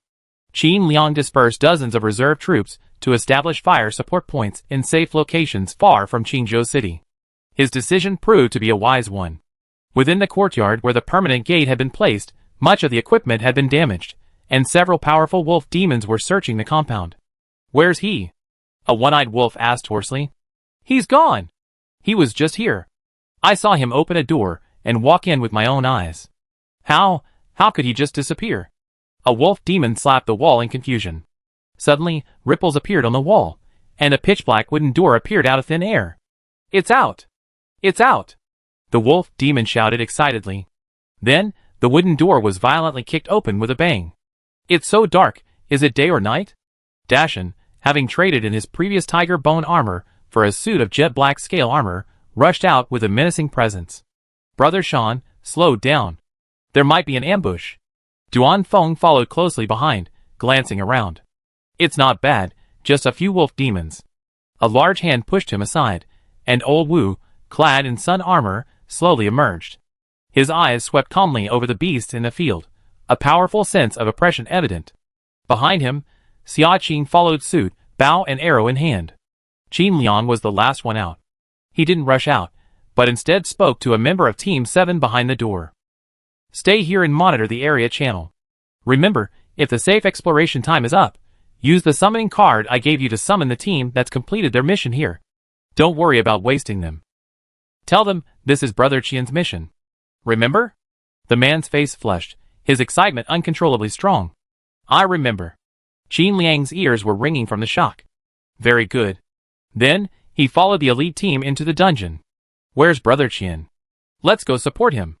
After easily dispatching the monster squad in the courtyard, Duan Feng hurriedly inquired about Qin Liang and Lin Qian's location. No, Brother Qian said, we can't participate in the battle over there. We just need to eliminate as many monsters as possible. Qin Liang shook his head and repeated Lin Qian's words. The situation was so serious, they should have summoned us right from the start. Old Wu gazed at the blazing fire in the distance and couldn't help but sigh. Brother Qian said your mission is also very important. There's no need to let him hinder your growth. Qin Liang felt helpless about this, yet also felt fortunate to follow such a powerful figure who always cared about them. Damn! We finished the mission within a few hours of entering the dungeon, and spent the rest of the time cultivating relationships with the locals. You're right. Ever since Brother Qian slaughtered me in the training space, defeating any boss seems incredibly easy now. Alright, cut the crap. Time's running out. Let's follow this route, team up, and push through. Try to make some noise, and draw the attention of the other monsters. Old Wu spoke, drawing a route with his finger on the real-time surveillance map provided by Qin Liang. And they did it. From this moment on, the elite team officially joined the battlefield. The streets were littered with corpses. Gu Xuezhen retreated, 1 foot deep, 1 foot shallow, until another trusted subordinate collapsed helplessly in a pool of blood. Weak. There were too many.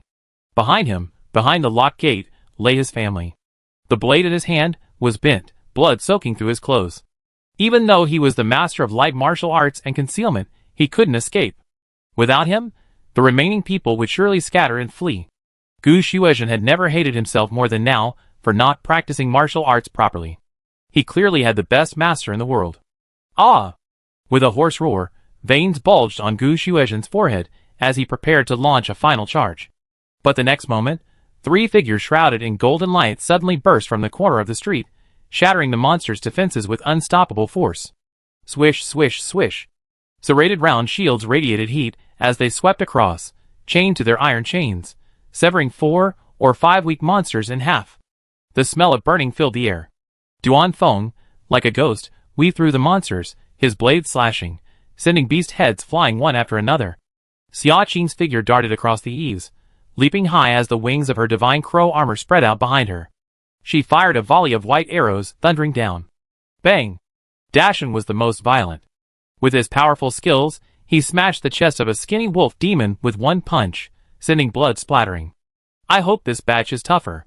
Otherwise, it would be too boring. Ha ha. Chapter 282. Boom! As the various squads of the Black Army joined the battlefield, the chaos spread across Qingzhou City, and the battle at the altar reached a fever pitch. The leopard was pushed back more than 10 meters again, its rock-armored feet scraping against the ruins. Blood flowed from its mouth and nose, and cracks covered its stone armor. Lin Qian, on the other side, didn't fare much better.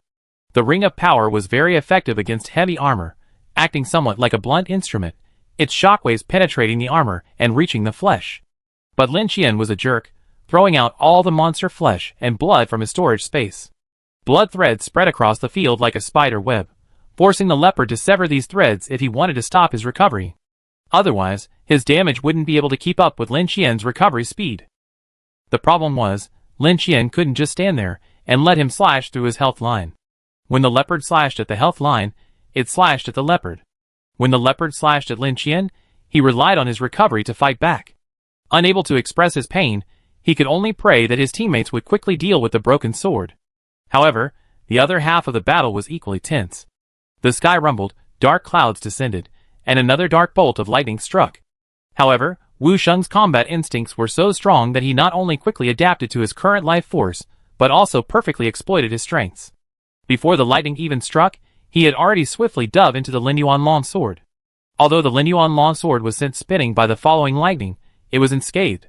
While he couldn't do anything to the woman across from him, she couldn't do anything to him either. If the woman's attention was distracted and she tried to support the leopard, Wu Sheng would suddenly strike her with a slash, leaving her in agony. This battle completely shifted the advantage, leaving them both feeling extremely frustrated. Humph, I admit it. The leopard was about to speak, but Lin Qian suddenly launched a sudden attack with a dark shadow, slamming down with a ring of power brimming with white light. What do you admit? Do I need you to admit it? Lin Qian's fight grew more and more intense. He could already roughly gauge the leopard's strength. His strength should be around 150 points, his agility probably hasn't even reached the first limit, and his physique and spirit are extremely poor. His overall stats were no match for his own. What happened to the players last season? I'm still the hunter. Bang! The air shook, and the stone armor on the leopard's chest shattered, sending a mouthful of blood spurting out. But this was just the beginning. Lin Qian pressed on, grabbing the leopard's neck and activating his ghost eye, sending a stream of blood jets simultaneously drilling into the opponent's wounds.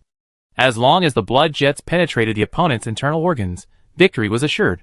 Unfortunately, a woman nearby witnessed this scene and, despite being stabbed by Wu Sheng, managed to change her terrain to save the leopard's life. "Don't hesitate," she shouted. The leopard fell into the collapsed pit. Above, Lin Qian broke through the mud, his ghostly eyes still bloodshot. "If this goes wrong, you and I will both be held responsible." The woman's hysterical voice echoed again. The leopard's pupils trembled. Facing Lin Qian's powerful fist, it suddenly seemed to make a decision. Swish! The stone armor fell off, and its movements froze. Lin Qian smashed it with a single punch, using the same technique that had left a false body behind. Leaping out of the pit, Lin Qian and the leopard in the distance exchanged glances. This time, Leopard didn't waste any words, but pulled out a card Lin Qian was very familiar with from his storage. Summoning card? The moment he recognized the card, Lin Qian felt a sense of foreboding. He used his full power to unleash Shadow Wandering, hoping to stop the opponent before he could use the card, but it was too late. If Leopard hadn't intended to fight head-on, Lin Qian would have had a hard time catching up to it, except for using Shadow Walk. Then the card in Leopard's hand vanished in a flash of white light, a sign that the opponent had agreed to the summoning. Shit! Lin Qian couldn't help but curse. And he's even calling for help? Isn't that cheating? He wanted to call for help, but then he thought again. No matter who he called, it would be difficult to withstand Leopard's attack. If only I could summon Brother Snake. Lin Qian cautiously retreated, creating distance. A ball of white light shone, and Leopard preemptively prostrated himself on the ground, adopting a respectful gesture. "Greetings, Lord Black Gold." As it finished speaking, a larger figure, clad in dark gold half-armor, slowly emerged. Its fur was glossy black, its head held high, and two long, sharp golden fangs were visible. One hand rested on its waist, its posture erect and proud. Judging from its appearance, it must be a black panther. It had its back to Lin Qian, holding something in its hand. It raised its head and slowly drank. "Ha!" It let out a long sigh of relief. "I'm surprised I received your summons. Tell me, how could such a simple task have stumped you?" The Black Panther's voice was deep and gentle, sounding calm, yet it made the panther on the ground extremely nervous. Replying to Lord Heijin. Before he could finish his words, a blinding white light erupted in the distance. Swish! A massive arrow of light shot towards the Black Panther's back. Boom! A hole was blasted into the ground, yet the Black Panther remained unscathed and motionless. It felt as if an invisible barrier protected the ground beneath its feet, leaving only the area beneath its feet intact. The Black Panther slowly turned and met Lin Qian's somewhat awkward smile. "It's alright, you guys chat. I give it a try." He stored the Dawn Bow in his storage, figuring it was only useful against shadow creatures. Otherwise, it was far less effective than the Ring of Power. "I give it to Xia Qing later." Thinking, Lin Qian condensed another shadow lightning spear. Bang! This time, the Black Panther finally moved. With a simple wave of its hand, it shattered the shadow lightning spear before it even landed. Shadow Clan skills? Little thing, you're quite surprising. Seizing this opportunity, the leopard behind him quickly added. Not only that, he's also a Stoneheart, possesses the Ring of Power, and Filth.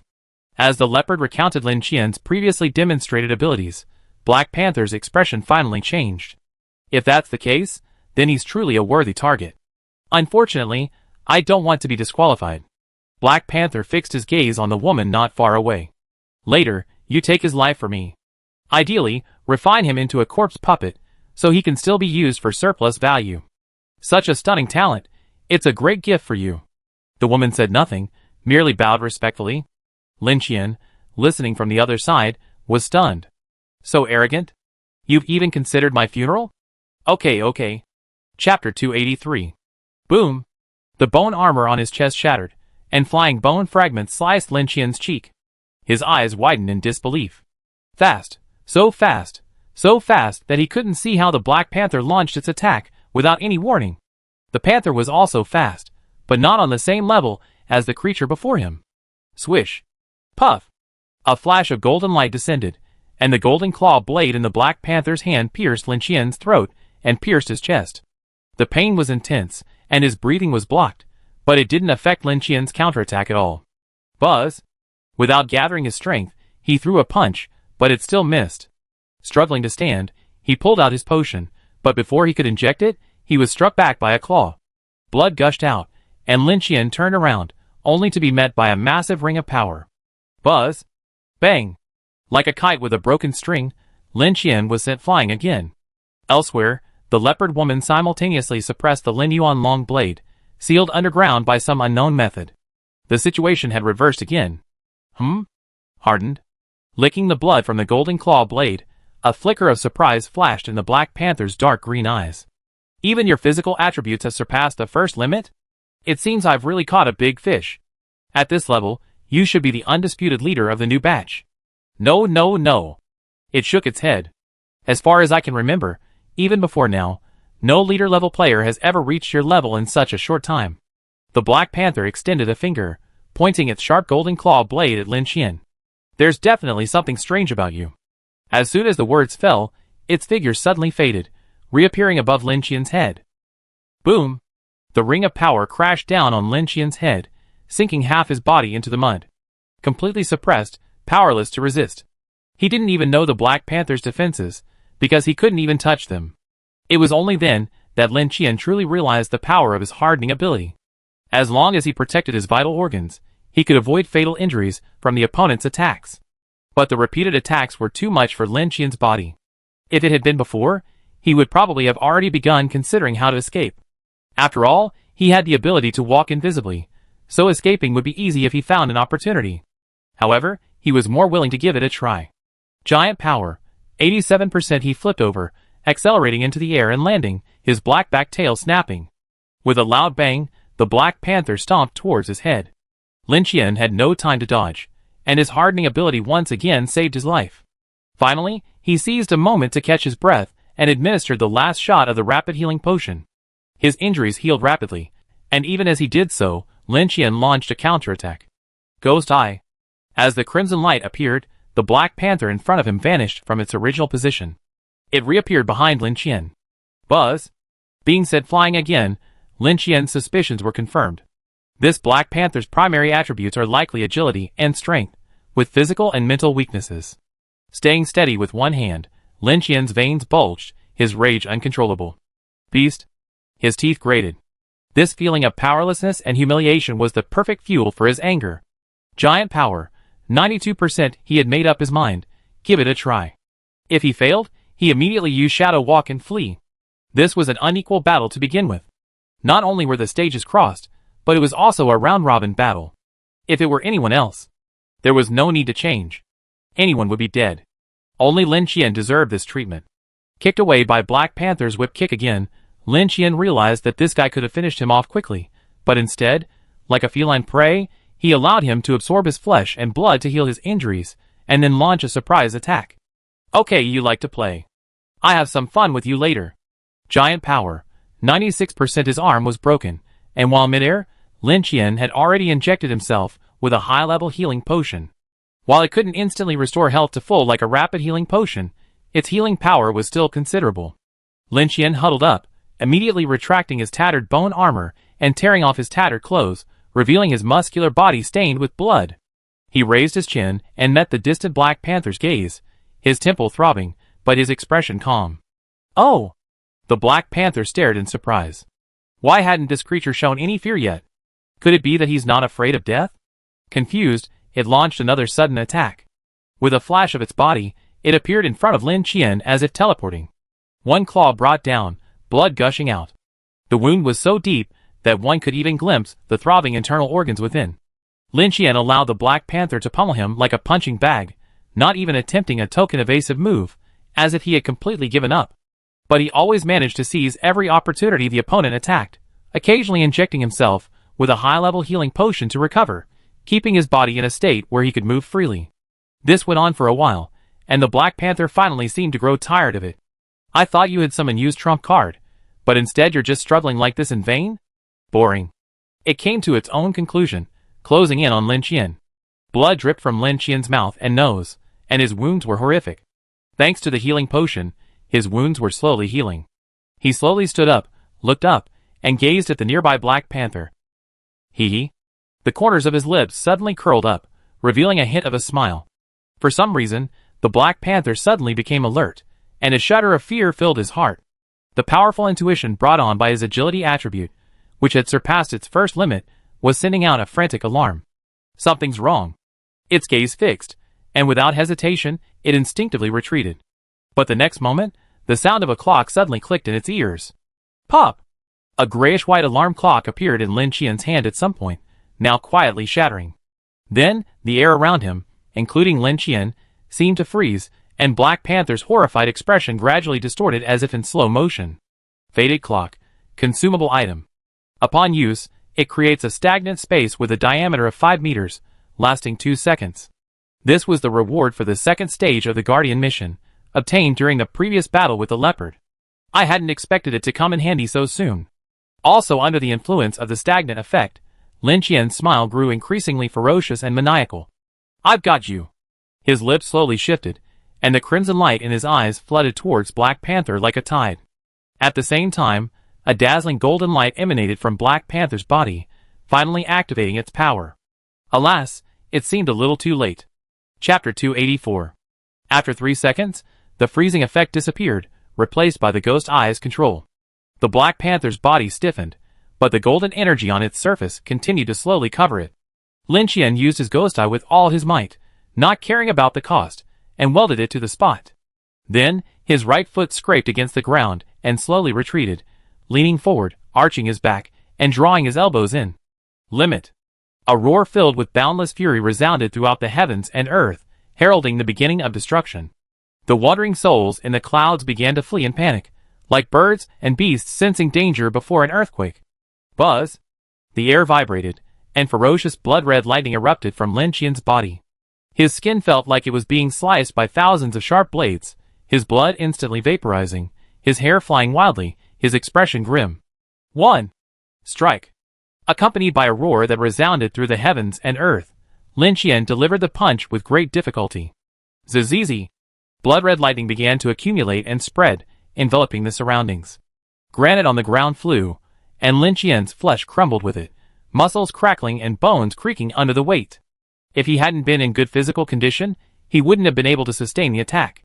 The far-reaching side effects brought equally far-reaching damage. The Black Panther's pupils were completely consumed by the blood-red lightning, and the entire world seemed to have transformed into a crimson prison of thunder, leaving no place to hide. Impossible. This is impossible. The next second, its insignificant hysteria was swallowed up by the surging blood thunder. Swish.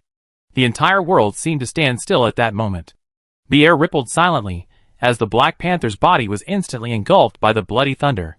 Its golden armor shattered like paper, and then its entire body began to crumble, like a shapeless ink painting, its contours wiggling unevenly. Buzz! The earth trembled. Boom! The belated roar and shockwave finally began to wreak havoc.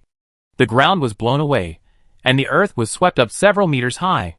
The surrounding buildings began to crumble, shattering into pieces, as if swept by a tsunami. A streak of bloody thunder shot up into the sky, and as it dissipated, it vaguely transformed into a giant figure tens of meters tall. The dark clouds shrouding Qingzhou City were forcibly torn apart, and warm red sunlight shone down. It was already sunset. Ding! Kill the abnormal intruder, and receive reward. Free attribute points *39. Ding! The system notification sounded in his mind, but Lin Qian could no longer hear the specific content. He fell to his knees, like a broken doll. Cough. A soft cough, no blood even, only a faint gasp. He hung his head, staggering, trying his best to stay standing. You killed Lord Curican. The rustling of footsteps reached the leopard's voice, which trembled uncontrollably, its tone filled with fear. That's the power of a titan. How could you have the power of a titan? We've been fighting for so long, and you... It paused, pounding its head in frustration. Kill you. If I kill you, there's still hope. They don't know what happened. The leopard mumbled incoherently, but as if grasping at a lifeline, its tone grew agitated. Maybe I even be rewarded for this. Such a terrifying leader actually died in my hands. A greedy glint flashed in the leopard's eyes. It raised its claws and slashed at Lin Qian's head. In its eyes, the other party was a candle in the wind, easily killed. But, snap! A hand gripped its wrist tightly. Lin Qian's hair was disheveled. He slowly raised his head, his unfocused eyes quickly focused, a gleam of brilliance in them. His battered body suddenly revived with vitality. A faint green light shone through the wounds, and the flesh healed so quickly that it even made a distinct rustling sound. He grasped the leopard's wrist tightly, stood up, and met his horrified gaze. His cracked cheeks quickly healed, and endless vitality surged from his body like a fountain. His hair and beard began to grow wildly, and his clothes became tattered and dirty. Soon, Lin Qian took on the appearance of a wild man, with long hair and a full beard, looking like a completely different person. Unlike the rapid healing potion, Lin Qian not only recovered from his injuries, but his energy and spirit also reached peak condition. He felt as if he had endless energy within him, eager to release it freely. Even after healing him, the mysterious life force still lingered within him, lingering for a long time. You? Leopard's eyes were bloodshot. You? In the distance, a woman, equally shocked by Lin Qian's ultimate attack, turned and ran without hesitation. Hey! Lin Qian smiled brightly, but unfortunately, his beard hid his smile. Ghost eyes. A crimson surfaced, and the leopard's shocked expression froze. It was terrified, completely forgetting to resist. Buzz! The ring of power gathering strength, and a punch landed. Bang! Blood surged. The bloodline burrowed into the wound, gradually devouring the leopard's despair. With its ghost eye ineffective, the leopard began to struggle painfully, but Lin Qian had already firmly grasped it, leaving it with nowhere to escape. Lin Qian was at full health, while the leopard was at low health. Even so, if it tried to escape, it would still be difficult to catch. In other words, he had used his resurgence trait to catch the enemy off guard, and the lingering power of his ultimate attack had already made it timid before the battle even began. Ding! Kill the abnormal intruder, and receive a reward. Free attribute points *23 with the system notification, the leopard was completely destroyed. Lin Qian retracted the bloodline, closed his eyes, and a look of joy filled his face. Excellent! After a long pause, he gave his evaluation. Then, he began searching the surroundings for the Black Panther's flesh and blood. Unfortunately, the ultimate attack was too powerful, and the Black Panther's flesh and blood seemed to have vaporized and dissipated into the world. All around was a ruin, not even a hair visible. Not rushing to chase the fox fairy, Lin Qian first came to the altar. With a powerful footstep, a black knife burst out of the earth. With a snap, it grasped it precisely. What just happened? Though buried underground, Wu Sheng could still feel the ground shaking. Wait, where are we? Weren't we in the city before? The second question was truly difficult for Lin Qian to answer. This is definitely not Qingzhou City. My Qingzhou City isn't this flat. Lin Qian didn't bother to explain. He simply found a hole and jumped in, immediately entering a shadow-walking state. Brother Wu, let's find my sister-in-law first. Chapter 285. Sister-in-law. Sister-in-law. My brother wants to see you. Just 2 questions. Why are you running? Lin Qian's voice echoed like a bell in the forest. The woman looked panicked, disheveled, her red skirt stained with fallen leaves. After leaving Qingzhou City, this wild god had lost most of its abilities, unable to soar into the heavens or into the earth, relying only on its own strength. It couldn't figure out how the other party had caught up with it, even though it had been hiding its presence all along. To this, Lin Qian could only say that the other party's concealment methods were indeed quite impressive. It's just that they didn't understand the technology very well. This is the drawback of having high mental attributes without agility. The honeycomb robot had followed without noticing, but a leopard would have noticed long ago. Whoosh! The woman dodged at the sound of a piercing blow, but was still pierced through the shoulder. Puff! The next moment, a dark shadow emerged from the hilt, revealing Wu Sheng. He drew his sword and slashed horizontally. Unlike Lin Qian's ferocious, slashing, and unrestrained fighting style, Wu Sheng's swordplay was highly visual and skillful. He was a genius in martial arts. The woman lost her resolve. After parrying 2 blows, she was chopped to the ground, tears streaming down her face as she begged for mercy. Husband! Husband! They forced me! She knelt on the ground, reaching for Wu Sheng's legs, but only managed to grab air. After so much time adapting, Wu Sheng seemed to have mastered the art of rapidly shifting between reality and illusion. He swung his sword without hesitation. With a swish, a head with a terrified expression flew up, transforming midair into the head of a white fox. Ding! Kill the unusual intruder, and receive a reward. Free attribute points *17 huh? Lin Qian, who was chasing behind, had no time to intervene. Huh? Brother Wu, you're too quick. I still have something to ask her. In his transformed form, Wu Sheng couldn't speak. He simply raised his hand and placed it on the woman's body. The next moment, a surge of black energy surged, and Lin Qian faintly heard a shrill cry. Swish! Wu Sheng dove into the blade, and the Lin Yuan long sword automatically flew towards Lin Qian. Lin Qian caught the blade, and Wu Sheng's voice immediately echoed in his mind. No need to ask. I can directly access its memories through soul devouring. Lin Qian's eyes lit up. So impressive. Adhering to the principle of not wasting anything, Lin Qian absorbed the flesh and blood of his former sister-in-law as well. However, even after he finished his work, Wu Sheng within the blade remained motionless. The blade occasionally trembled, as if two forces were clashing within it. It seemed that completely digesting the fox's soul would require some effort. Back in Qingzhou City, the slit he had torn in the sky had healed, and the dark clouds remained dense.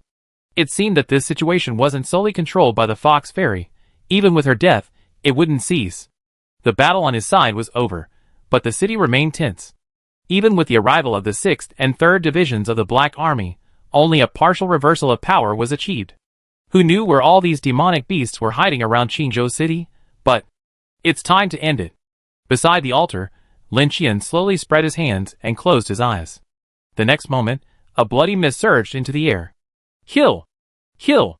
In street corners and alleys, exhausted soldiers from the Demon Suppression Division, drenched in blood, stepped on the corpses of their comrades as they advanced.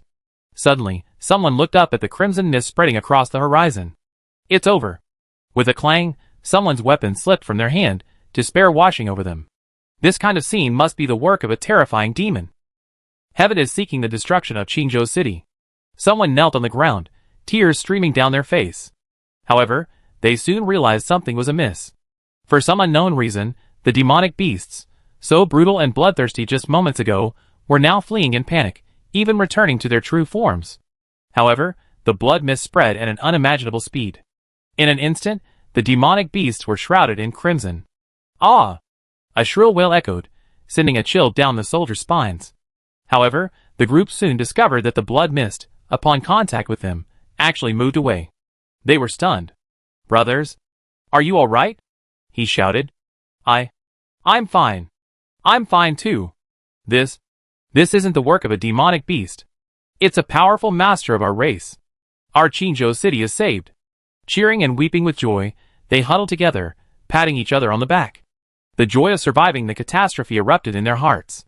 The occasional wails of the surrounding demonic beasts only added to their relief.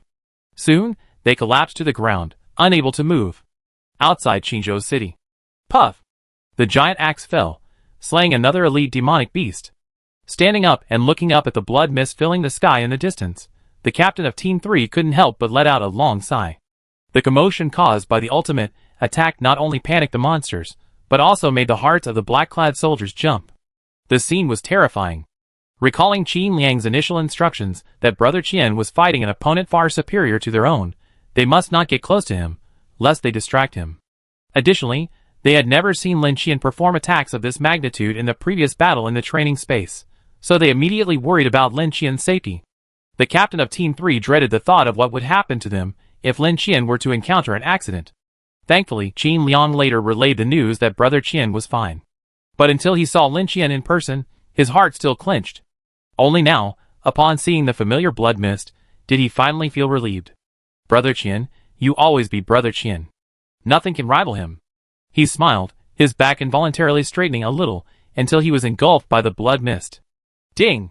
All threats eliminated. Guard mission ends early, you can return at any time. Final survival rate, 60.3%.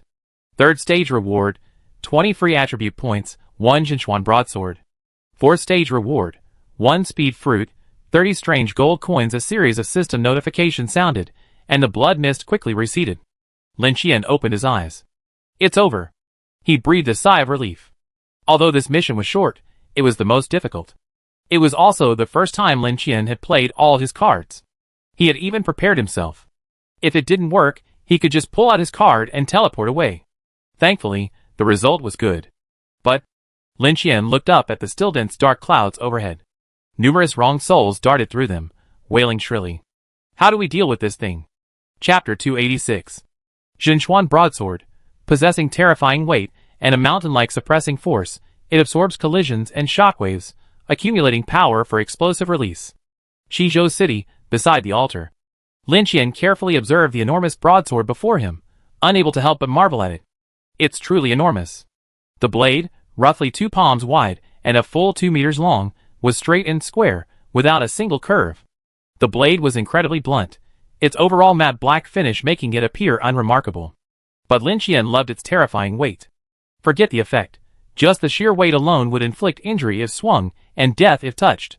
As for the effect of this accumulated impact force. Buzz! A ring of power emerged, and a punch struck down. Bang! The air vibrated, a dull sound echoing. A barely perceptible luster shone on the blade of the Jinchuan broadsword. Lifting the broadsword, Lin Qian attempted to trigger his ability. He leaned forward, spun around, and slashed horizontally. Bang! The impact was instantly unleashed, the ground ripped apart, and dirt billowed up. Tongue! The blade landed with a dull thud. This thing is huge. I need to get used to it before I can master it. Lin Qian was very pleased with the weapon's effectiveness. It just so happened that the curse of the butcher's knife had long since lost its effect on him, so he now had a better alternative. Furthermore, the Jinchuan broadsword wasn't a cursed weapon and could be stored freely, making it much more convenient. But even without the butcher's knife, Lin Qian still had to carry the Linyuan long sword. No matter how he switched back and forth, he couldn't shake off his identity as a knife carrier. Sigh.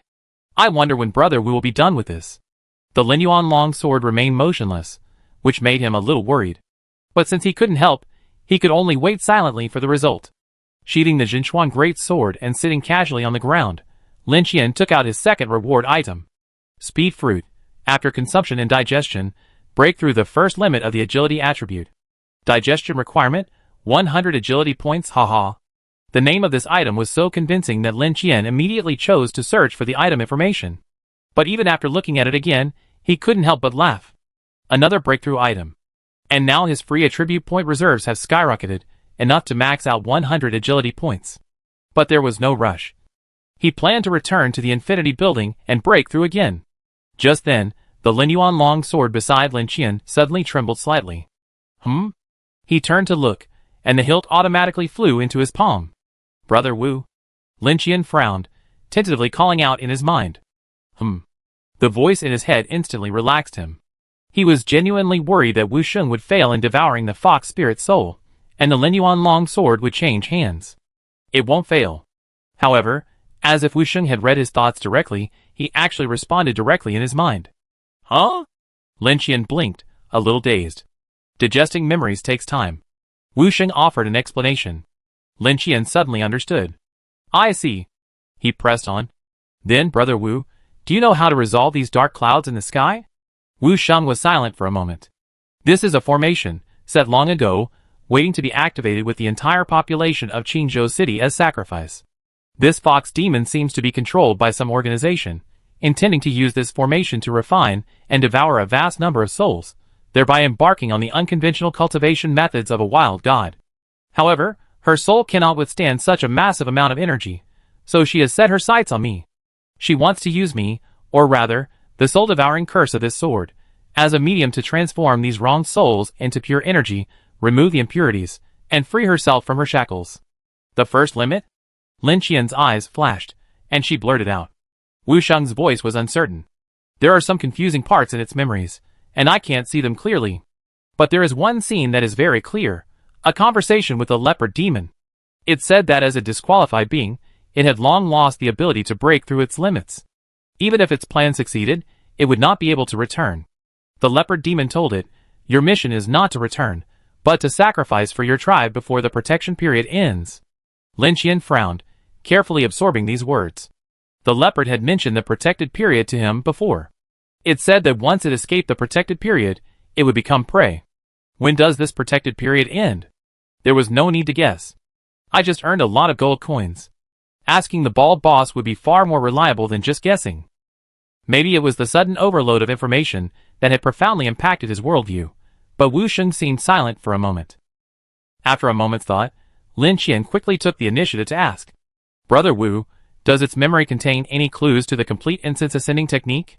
Wu Sheng's answer stirred something in his heart. Yes. Then, before Lin Qian could even utter his request, Wu Sheng, as if presciently anticipating his thoughts, emerged from the Linyuan long sword, found a random stone, and began carving bizarre symbols onto it with his sword. After a while, the carving was complete, revealing far more content than the stone tablet Lin Qian had previously obtained.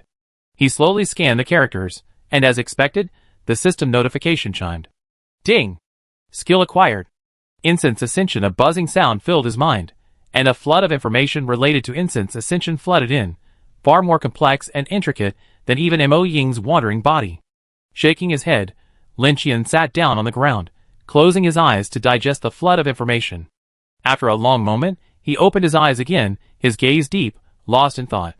Incense Ascension can indeed break through the first limit of spiritual attributes. But it requires the accumulation of layers of faith.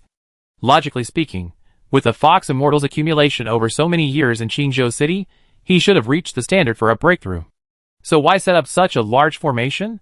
Lin Qian had a vague idea of the truth. This was most likely an experiment, and the Fox Immortal was the test subject. Sacrificed for the tribe before the end of the protection period.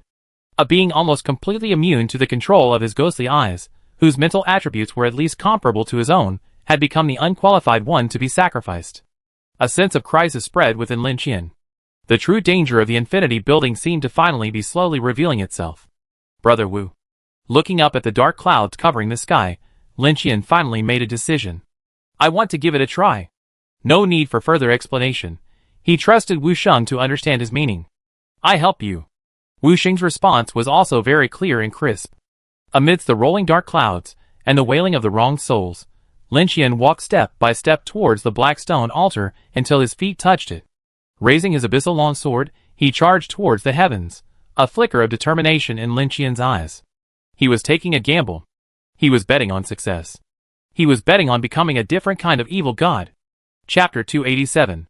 The complete incense fire deification technique is far more complex than Lin Qian had imagined. The first few levels are merely gimmicks of curses. Gradually, it begins to dispel disasters, relieve pain, transfer illnesses, and create miraculous feats. Later, it becomes the true power of a wild god, summoning wind and rain, moving mountains and rivers, and bringing dead trees back to life. But ultimately, even with such extraordinary abilities, one can only achieve them within one's own territory. Beyond their boundaries, their curse abilities are limited to their own. Even within their own territory, the Battle of Qingzhou City proved the wild gods' lack of direct combat power. They are quite capable of serving as support. But this is only a special case. In the complete incense fire deification technique, the curse category includes many puppet-making techniques. For example, the head-changing corpse puppet technique is one such technique. Through puppet making, wild gods create their own protectors. However, Qingzhou is crowded with people, and the Fox Fairy's mission requires constant monitoring of Wu Sheng. Even the Foxy set requires covering it with flowers. Raising puppets in secret would be even more easily exposed. Crucially, despite all their calculations, they hadn't anticipated the variable of Lin Qian. A leopard that had surpassed the first limit of its power, coupled with a large number of century-old demonic beasts, was more than enough to crush the Qingzhou Town Demon Division. For various reasons, the Fox Fairy abandoned the wild god's greatest source of combat power and raised puppets. In addition to corpse puppets, in later stages, there were even more advanced spirit puppets. They were made from vengeful spirits and nurtured with incense. Having never seen one before, Lin Qian had no idea of the spirit puppet's combat power. However, even ordinary vengeful spirits, in sufficient numbers, could overwhelm even a warrior with years of martial arts experience like Li Jun. It must be quite capable. Precisely because of his complete knowledge of the incense fire technique, Lin Qian could immediately discern that the spirit-gathering formation enveloping Qingzhou City was a daring experiment. Simply put, it was using the techniques used to refine spirit puppets to refine one's own spirit. If successful, the wild god would become another, alien evil deity. No longer able to summon wind and rain, no able to ward off disasters and pray for blessings, only pure combat power and the power of curses. Similarly, it was no longer restricted by territory. Logically, even if Lin Qian knew all this in advance through the input skill, he wouldn't have been able to orchestrate it. However, there was a ready meal before him. The rice was already cooked, so all he had to do was eat. Whether the rice was poisonous or not was another matter. Wu Sheng, a stone-hearted man, was crucial to their plan. Not only would his elimination render the Qingzhou Demon Suppression Division leaderless, but he also possessed the soul-devouring cursed Lin Yuan long sword. Although he didn't know how they planned to use Wu Sheng to act as their transfer point, Lin Qian didn't have to worry about that. Wu Sheng volunteered to help him. The Fox Fairy's plan called for Wu Sheng to not only use the soul-devouring curse to devour the vengeful spirits in the dark clouds, but also to shield them from some of the impact, as their spirits might not be able to withstand the immense energy. But Lin Qian didn't need to, because he, too, was a stone heart. And because the city massacre plan had failed, the number of vengeful spirits in the sky was only half of what had been planned, and that even included the souls of the dead monsters. Standing on the altar, Lin Qian looked up at the sky, slowly raised his Abyssalin's long sword, took a deep breath, and repeated the steps for refining a spirit puppet in his mind. "Come on, Brother Wu. I'm ready." His gaze became resolute. "Yes." Wu Sheng's calm response echoed in his mind. The next moment, a surge of air suddenly surged above the altar, slowly forming a vortex. Lin Qian injected the power of the incense into the altar, and the black stone altar instantly shimmered with an eerie dark red luster. The earth trembled slightly, and the vast formation hidden beneath the ground seemed to begin to operate. Black energy surged from the Lin Yuan long sword, like a lightning rod in a rainstorm. The vengeful spirits in the dark clouds began to surge uncontrollably towards the Lin Yuan long sword, erupting in a series of wailing howls and screams. The dark clouds rolled in, and countless vengeful spirits were absorbed by the Lin Yuan long sword, then injected into Lin Qian's body through the hilt. Lin Qian gritted his teeth, bracing himself for extreme pain, but when the vengeful spirits entered his body, it was like a drop in the ocean, and he felt nothing at all. Isn't this right? Lin Qian blinked, looking around bewilderedly. He felt he shouldn't be so relaxed at such a crucial moment. He closed his eyes, carefully sensing the souls that had been forced in. Then he discovered that if he listened carefully, he could hear some wailing, but it was very faint. Brother Wu. He even checked to see if Wu Sheng was secretly helping him, but it turned out not to be the case. In the final analysis, it was all the fault of the Stone Heart Man. Since Wu Sheng was considered the most crucial link in the mission, it proved that he could withstand the onslaught of resentful spirits. Although Lin Qian was also a Stone Heart Man, in addition to his natural talent, he also possessed a full 100 points in spirit attributes. The bald boss in room 777 once said that the higher the spiritual attribute, the greater the Stone Heart Man's effectiveness. As a native of the dungeon, Wu Sheng had no special abilities, so his spiritual attributes were certainly not very high. Thus, Lin Qian's Stone Heart was far stronger than Wu Sheng's. Having figured this out, Lin Qian no longer worried. He closed his eyes, carefully sensing the changes within his body. After an unknown amount of time, Lin Qian's brows furrowed. The discomfort finally emerged, a faint swelling pain. At the same time, a large amount of black energy began to emanate from Lin Qian's body. Wraiths rushed about as if trying to escape their cages, only to be dragged back into Lin Qian's body. It was very cold. It was as if his body had been stuffed into a refrigerator at full power, his joints becoming stiff. Thankfully, the remaining vitality within him began to take effect, continuing to nourish Lin Qian's body. Roar! At that moment, the outline of a leopard suddenly emerged from the black mist above his chest. It waved its claws, roaring and struggling, but it was swallowed up bit by bit, as if it were sinking into a swamp. The vengeful spirits of the Qingzhou city residents had been digested, and next came the demonic beasts. Unexpectedly, the souls of the two leopards were also absorbed by the formation and merged into Lin Qian's body. Followed by them, a ferocious wolf demon, fox demon, and dog demon followed. During this process, Lin Qian himself began to transform uncontrollably. Amidst the pervasive black air, a massive, constantly twisting and morphing arm suddenly thrust forward, as if bursting from the earth. Boom! The ground ahead collapsed, leaving a long deep claw mark. However, Lin Qian's body remained motionless, still standing there, eyes closed, a look of struggle on his face. Chapter 288. His spirit began to mutate uncontrollably. Soon, another arm, shrouded in black energy, stretched out, its elbow bent, supporting itself on the ground.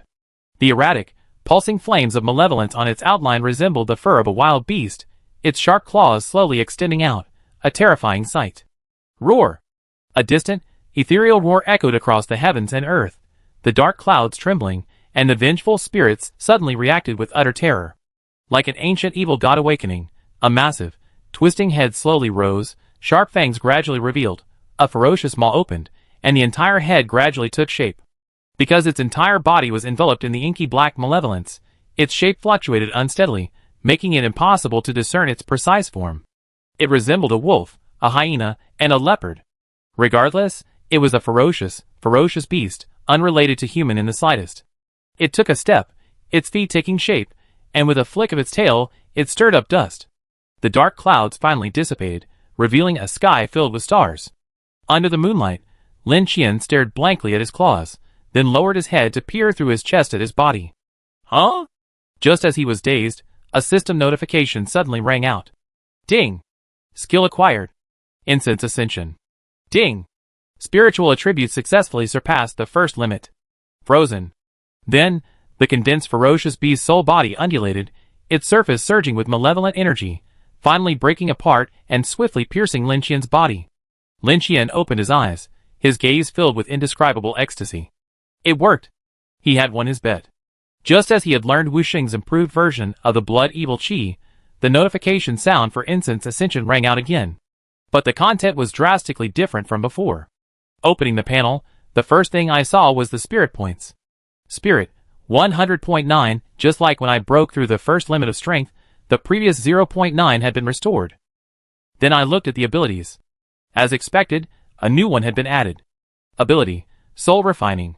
Soul Refining, use the power of incense to strengthen the soul. The description was just a simple sentence. Lin Qian frowned slightly. The power of incense?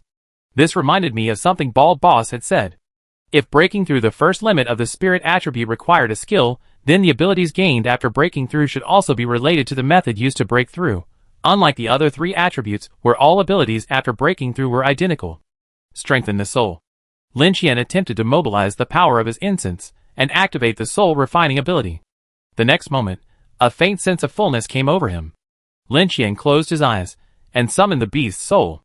I don't feel like anything's changed. He continued to increase the power, devoting all his incense energy to soul refining. Finally, it worked. Lin Qian's soul extended a hand, bringing its sharp claws close to his face. If you looked closely, you could see a faint golden glow on the claw tip. It was like a grain of sand, insignificant. Huh? So inefficient. Lin Qian's expression bitterly reflected his disappointment.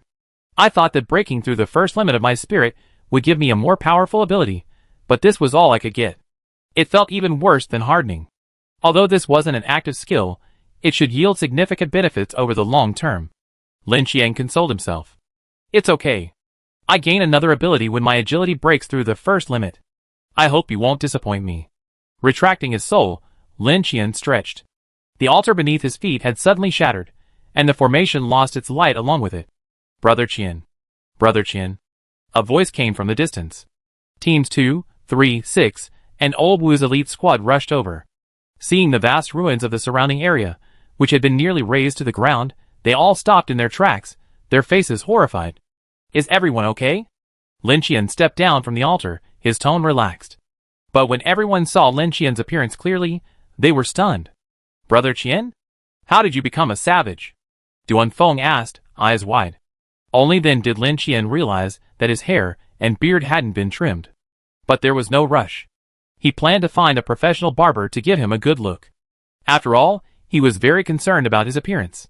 Reporting to Brother Qian, the Black Army suffered no casualties, but some in the reserves have died. Qin Liang reported calmly. The reserve's average strength was only about average among ordinary survivors, but not enough for Lin Qian's mission. Send someone to reconfirm their intentions. Those who wish to withdraw will be given some equipment to take away. Those willing to stay and fight can directly receive resources. Although Qin Liang didn't specify the exact number of casualties, it was likely not small. After this wave, many would likely give up, but those who remained would surely be elite, and could be trained in the same way Lin Qian had previously trained the Black Army. Yes. Qin Liang accepted the order. Mission complete, return. At Lin Qian's command, everyone's faces lit up with relief. They rushed over because Lin Qian's gathering of the beast's soul had made such a noise, and with their communication down, and no mission progress notifications, they thought a new enemy had appeared. Thankfully, it was a false alarm. Mumbling to himself, Lin Qian's perspective shifted rapidly. Back in his room, he first set the Linyuan long sword aside. Brother Wu, this is my place. Feel free to explore. Wu Sheng's soul quickly formed, longsword in hand, as he surveyed the surroundings. Although his expression couldn't be seen, Wu Sheng must have been deeply shocked. There was no need for further explanation. As a fellow Stoneheart, Lin Qian was confident that Wu Sheng would soon accept the reality on his own. He stepped aside and opened the control panel. Come on, prepare to ascend. Lin Qian muttered excitedly to himself, causing Wu Sheng to glance sideways. Opening the control panel, he checked the attributes. Name, Lin Qian, level 1 hunter, 50/100, strength, 135.5 plus 13.5 plus 5. Agility, 70.1 plus 3. Const, 118.4 plus 17.4 plus 3. Spirit, 100.9. Traits, Stone Heart, Abnormal Digestion, Resurgence, on cooldown. Abilities, Spirit Fire, 93%, Filth, 2%, Alien Blood, Bloodline/Ghost Blood/Blood Mist/Pure Young Blood, Shadow, Shadow Walk/Shadow Lightning Spear, Armor, Bone Armor/Crystal Armor, Giant Strength, 5.3%. Limited Attack, Ring of Strength, First Limit, Hardening, First Limit, Soul Refining, First Limit, Ghost Eye Rage, Clairvoyance. Rating, 3 attributes have surpassed the first limit, possessing giant strength and powerful vitality. Among level 1 hunters, this is a presence that anomalous invaders are extremely reluctant to face. By consuming large amounts of demonic beast flesh and blood, I gained a total of 13.5 strength and 17.4 constitution. The blood pills rewarded in the first stage provided another 5 strength, 3 constitution, and 3 agility. All 3 attributes exceeded 100, and my rating was updated. Chapter 289. Although the filth on the scapegoat was recovered, the giant's power was depleted, and the passive ability of resurrection was on cooldown. This battle was the most intense one Lin Qian had ever encountered. But equally, the rewards were unimaginably great. Remaining free attribute points *102. Killing the Black Panther yielded 39 points. Killing the Leopard yielded 23 points. The Fox Fairy yielded 17 points. The quest reward yielded 20 points. And 3 days' worth of supervisor salary yielded a total of 102 points. At the sight of this number, Lin Qian's breath caught, and his fingers trembled involuntarily. This was a level that could directly raise an attribute to its maximum limit. Taking a deep breath, Lin Qian began adding points. Without hesitation, he first added 30 points to agility, bringing it to the 100 mark. For the remaining 72 points, he considered it and, as usual, went all in. Anyway, strength and physique can be increased through food, and most of my abilities are tied to my mental attributes. Focusing on this development direction will definitely be a good idea. Buzz. When I added points to agility, it was fine. There wasn't much discomfort. But when I went all in on my mental attributes with all 72 points, Lin Qian's brain suddenly buzzed like fireworks, and it took a while to recover. This was the first time I had added points so drastically, and my head was swollen. It would probably take some time to process. But there were more important things to do right now. Lin Qian suppressed his excitement, flipped his hand, and the speed fruit appeared out of thin air. Ah! He bit into it. His whole body froze. A mask of pain appeared on his face. What the hell is this? It's like chewing a battery. He pulled his mouth back, licked his numb lips, frowned, pinched his nose, closed his eyes, and swallowed down a few mouthfuls. Gudong! Lin Qian's skin crawled with goosebumps. Soon, he felt his nerves twitching rhythmically, as if telegraphing. Ah! Lin Qian's body convulsed uncontrollably. His hands curled, his legs twitched, and he tumbled to the ground like a toad. He had calculated everything, even prepared for the pain, but he hadn't anticipated this. Next, Lin Qian unleashed an uncontrollable breakdance in his room, leaping up, rolling on the ground, and laughing and crying like crazy. Wu Sheng, watching nearby, retreated silently to a corner, not daring to move. Ding! Agility attribute successfully surpassed the first limit finally. With the system notification sound, Lin Qian's raised but finally relaxed, and he collapsed to the ground. Fortunately, he didn't choose to break through directly in the dungeon. Otherwise, he would have been utterly humiliated. Swish! With a slight exertion, he rose to his feet, as smoothly as the hands of a clock. Lin Qian looked at his body in amazement, flexing his fingers. Each of his 10 fingers seemed like separate entities, completely unaffected by each other. The difference was stark. His flexibility had increased several times, and he could control it perfectly. He eagerly opened the panel to confirm his new abilities. Agility, 100.1. Spirit, 172.9. Ability, Extreme Speed. Extreme Speed, unleash your potential, sending your body into overdrive. Lin Qian's eyes lit up. Stretching his muscles, he prepared to test the effects of this new ability. 3, 2, 1. Extreme speed. As the ability was triggered, Lin Qian's vision suddenly shifted. Everything was crystal clear. He could even vaguely make out the movement of the air. Boom! Boom! The sound of his heartbeat reverberated like a drum in his head. Beyond the distant window, the aircraft in the cyber nightscape suddenly slowed to a crawl. He could almost make out the intermittent flames of its thrusters, as if an engine malfunctioned. To confirm, he tried to approach the window, but as soon as he took a step, his body was shot out like an arrow. His eyes widened in terror, and he tried to remedy the situation, but his kick hit nothing. Bang! Crackle! Lin Qian, like a thrown sandbag, sent a flurry of objects flying. He rolled awkwardly against the window, his blood spurting out and drooping helplessly. Extreme speed mode was lifted. Who? He quickly turned over and stood up, his breathing rapid, his body clearly feeling unwell. It seemed this ability wasn't something he could use as a basic attack like the Ring of Power. It was still quite taxing on his body. He finally understood why Black Panther would pretend to be so advanced after each attack. It was probably because his body couldn't handle using it too frequently. After a moment's pause, Lin Qian felt he had enough and activated his extreme speed ability again. This time, mentally prepared and maintaining his balance, he charged in one direction. Whoosh! A shadow flashed through the air, and in an instant, Lin Qian was already on the other side of the room. Huh? He raised his hands, steadying himself, his eyes etched with excitement. Although nowhere near the speed of a Black Panther, his speed surpassed a leopard's. And he had a cheat. After replenishing his strength by taking out the demonic flesh and blood Qin Liang and the others had gathered for him, Lin Qian once again unleashed his extreme speed. This time, he employed the Light Kung technique, moving like a shadow. Swish, swish, swish. In the room, a shadowy figure twirled and shifted like a ghost. In a split second, its afterimage had already traversed the room, finally stopping in front of Wu Sheng. Woohoo! Brother Wu, am I handsome?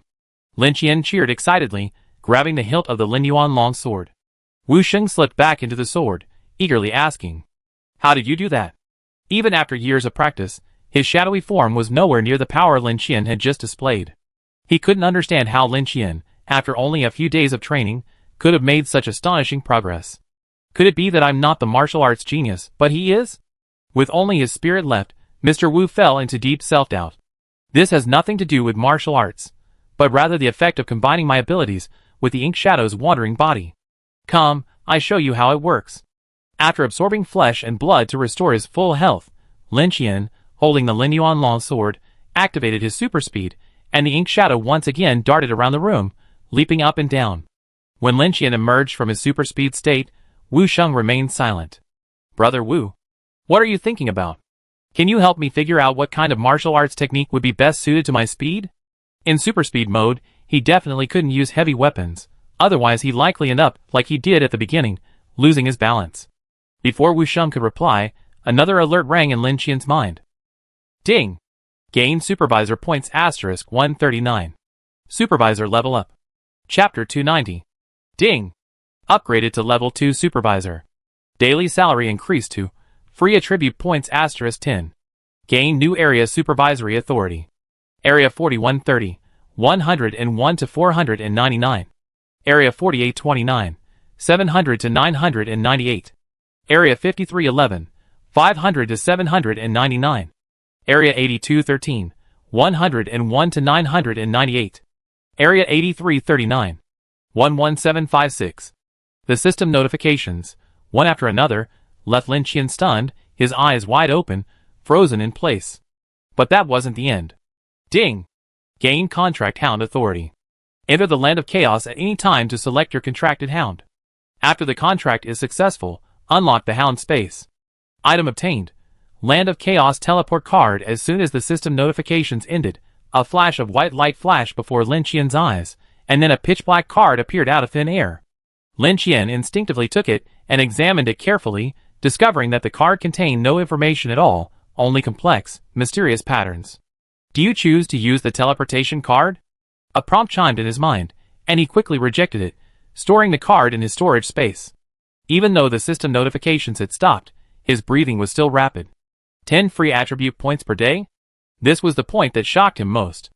I thought my salary might increase, but I didn't expect it to be tenfold. How could this be possible? I didn't have to do anything, just lie back at home, and my money would arrive promptly at 10 o'clock every day. If the other survivors knew this news, I wonder how many would be envious. In addition, he also gained a large number of regional supervisory powers. What's strange, though, is that these areas are fragmented and not at all coherent. He imagined expanding his current oversight area, but how come it's all spread to other levels? Perhaps the areas assigned to me are all empty, and areas 4126 are already full. However, every time he saw Snake Brother, he was usually in area 500, never in area 700. To this day, Lin Qian had never seen an overseer from area 700. However, since meeting that old dog, Lin Qian has gained a better understanding of the role of overseer.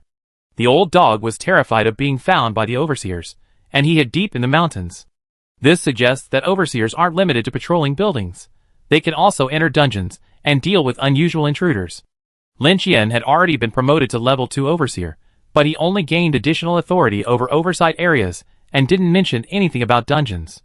It's probably because his level isn't high enough yet. He opened the dashboard and took a look at his overseer points progress. Lin Qian, level 2 supervisor, 89/1000, as expected. Not surprisingly, since salaries were increasing tenfold, the difficulty of getting promoted would likely increase by the same factor. Lin Qian wasn't surprised, but instead, his morale was high.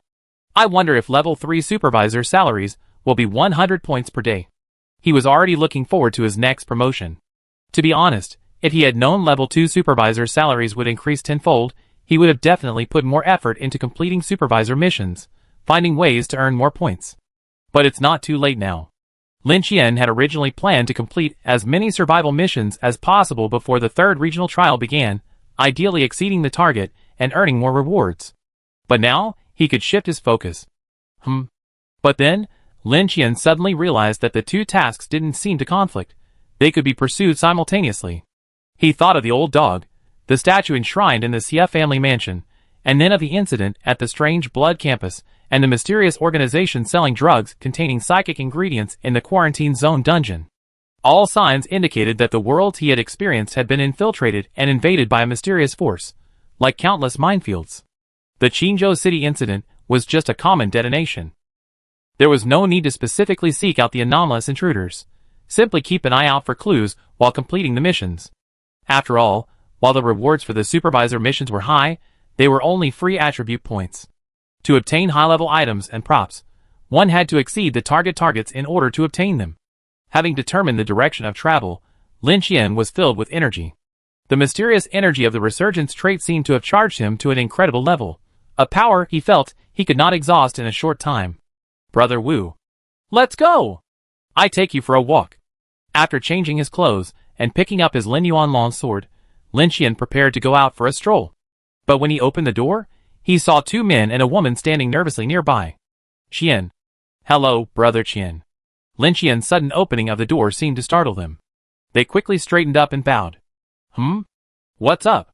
Lin Qian glanced at the three of them curiously. Captain Qin asked us to wait here while he gives you a haircut, the man in the middle said. Oh! Teacher Tony. Lin Qian suddenly realized something and stroked his lush beard. It certainly needed a trim. He hadn't expected Qin Liang to be so thoughtful, even arranging this in advance. He opened the door. Come in. A few minutes later. Thank you, Brother Qin. Thank you, Brother Qin. The three of them arrived nervously and left happily. The beginner-level attribute potion Lin Qian had casually gifted them was an expensive luxury they could only dream of. Out of the room, with a fresh hairstyle, Lin Qian regained his former handsomeness and a brighter mood. He returned to room 777 and pushed the door open. Ding-ling-ling. The brass bell behind the door rang again. The bald boss was still not behind the counter, so Lin Qian went to his usual spot to wait. Puff. Stardust flickered, but not behind the counter, but beside Lin Qian. Trying to touch me again. Lin Qian's eyes flickered, and he activated his ability without hesitation. Extreme speed. Ink shadows swim. Swish, swish. A long shadow streaked through the air, and Lin Qian retreated at the speed of light. But, click. Before he could break, he felt a familiar pressure on his back. TSK, TSK, TSK. Such rapid progress is truly astonishing. Hello, new level 2 supervisor. The bald boss's voice came from behind him. The figure in front of him didn't disappear, instead giving Lin Qian a meaningful smile. You can clone yourself? Turning to look at the bald boss behind him, Lin Qian's face was filled with disbelief. Puff! The stardust flickered again, and the two figures merged into one, appearing behind the counter. TSK, TSK, TSK? I know a lot more. You're just a kid who's just broken through the first limit in 4 attributes, and you think you can evade my detection? The bald boss crossed his arms and raised his chin in disdain. Okay, you're amazing. I give you credit. Lin Qian raised his hand, convinced.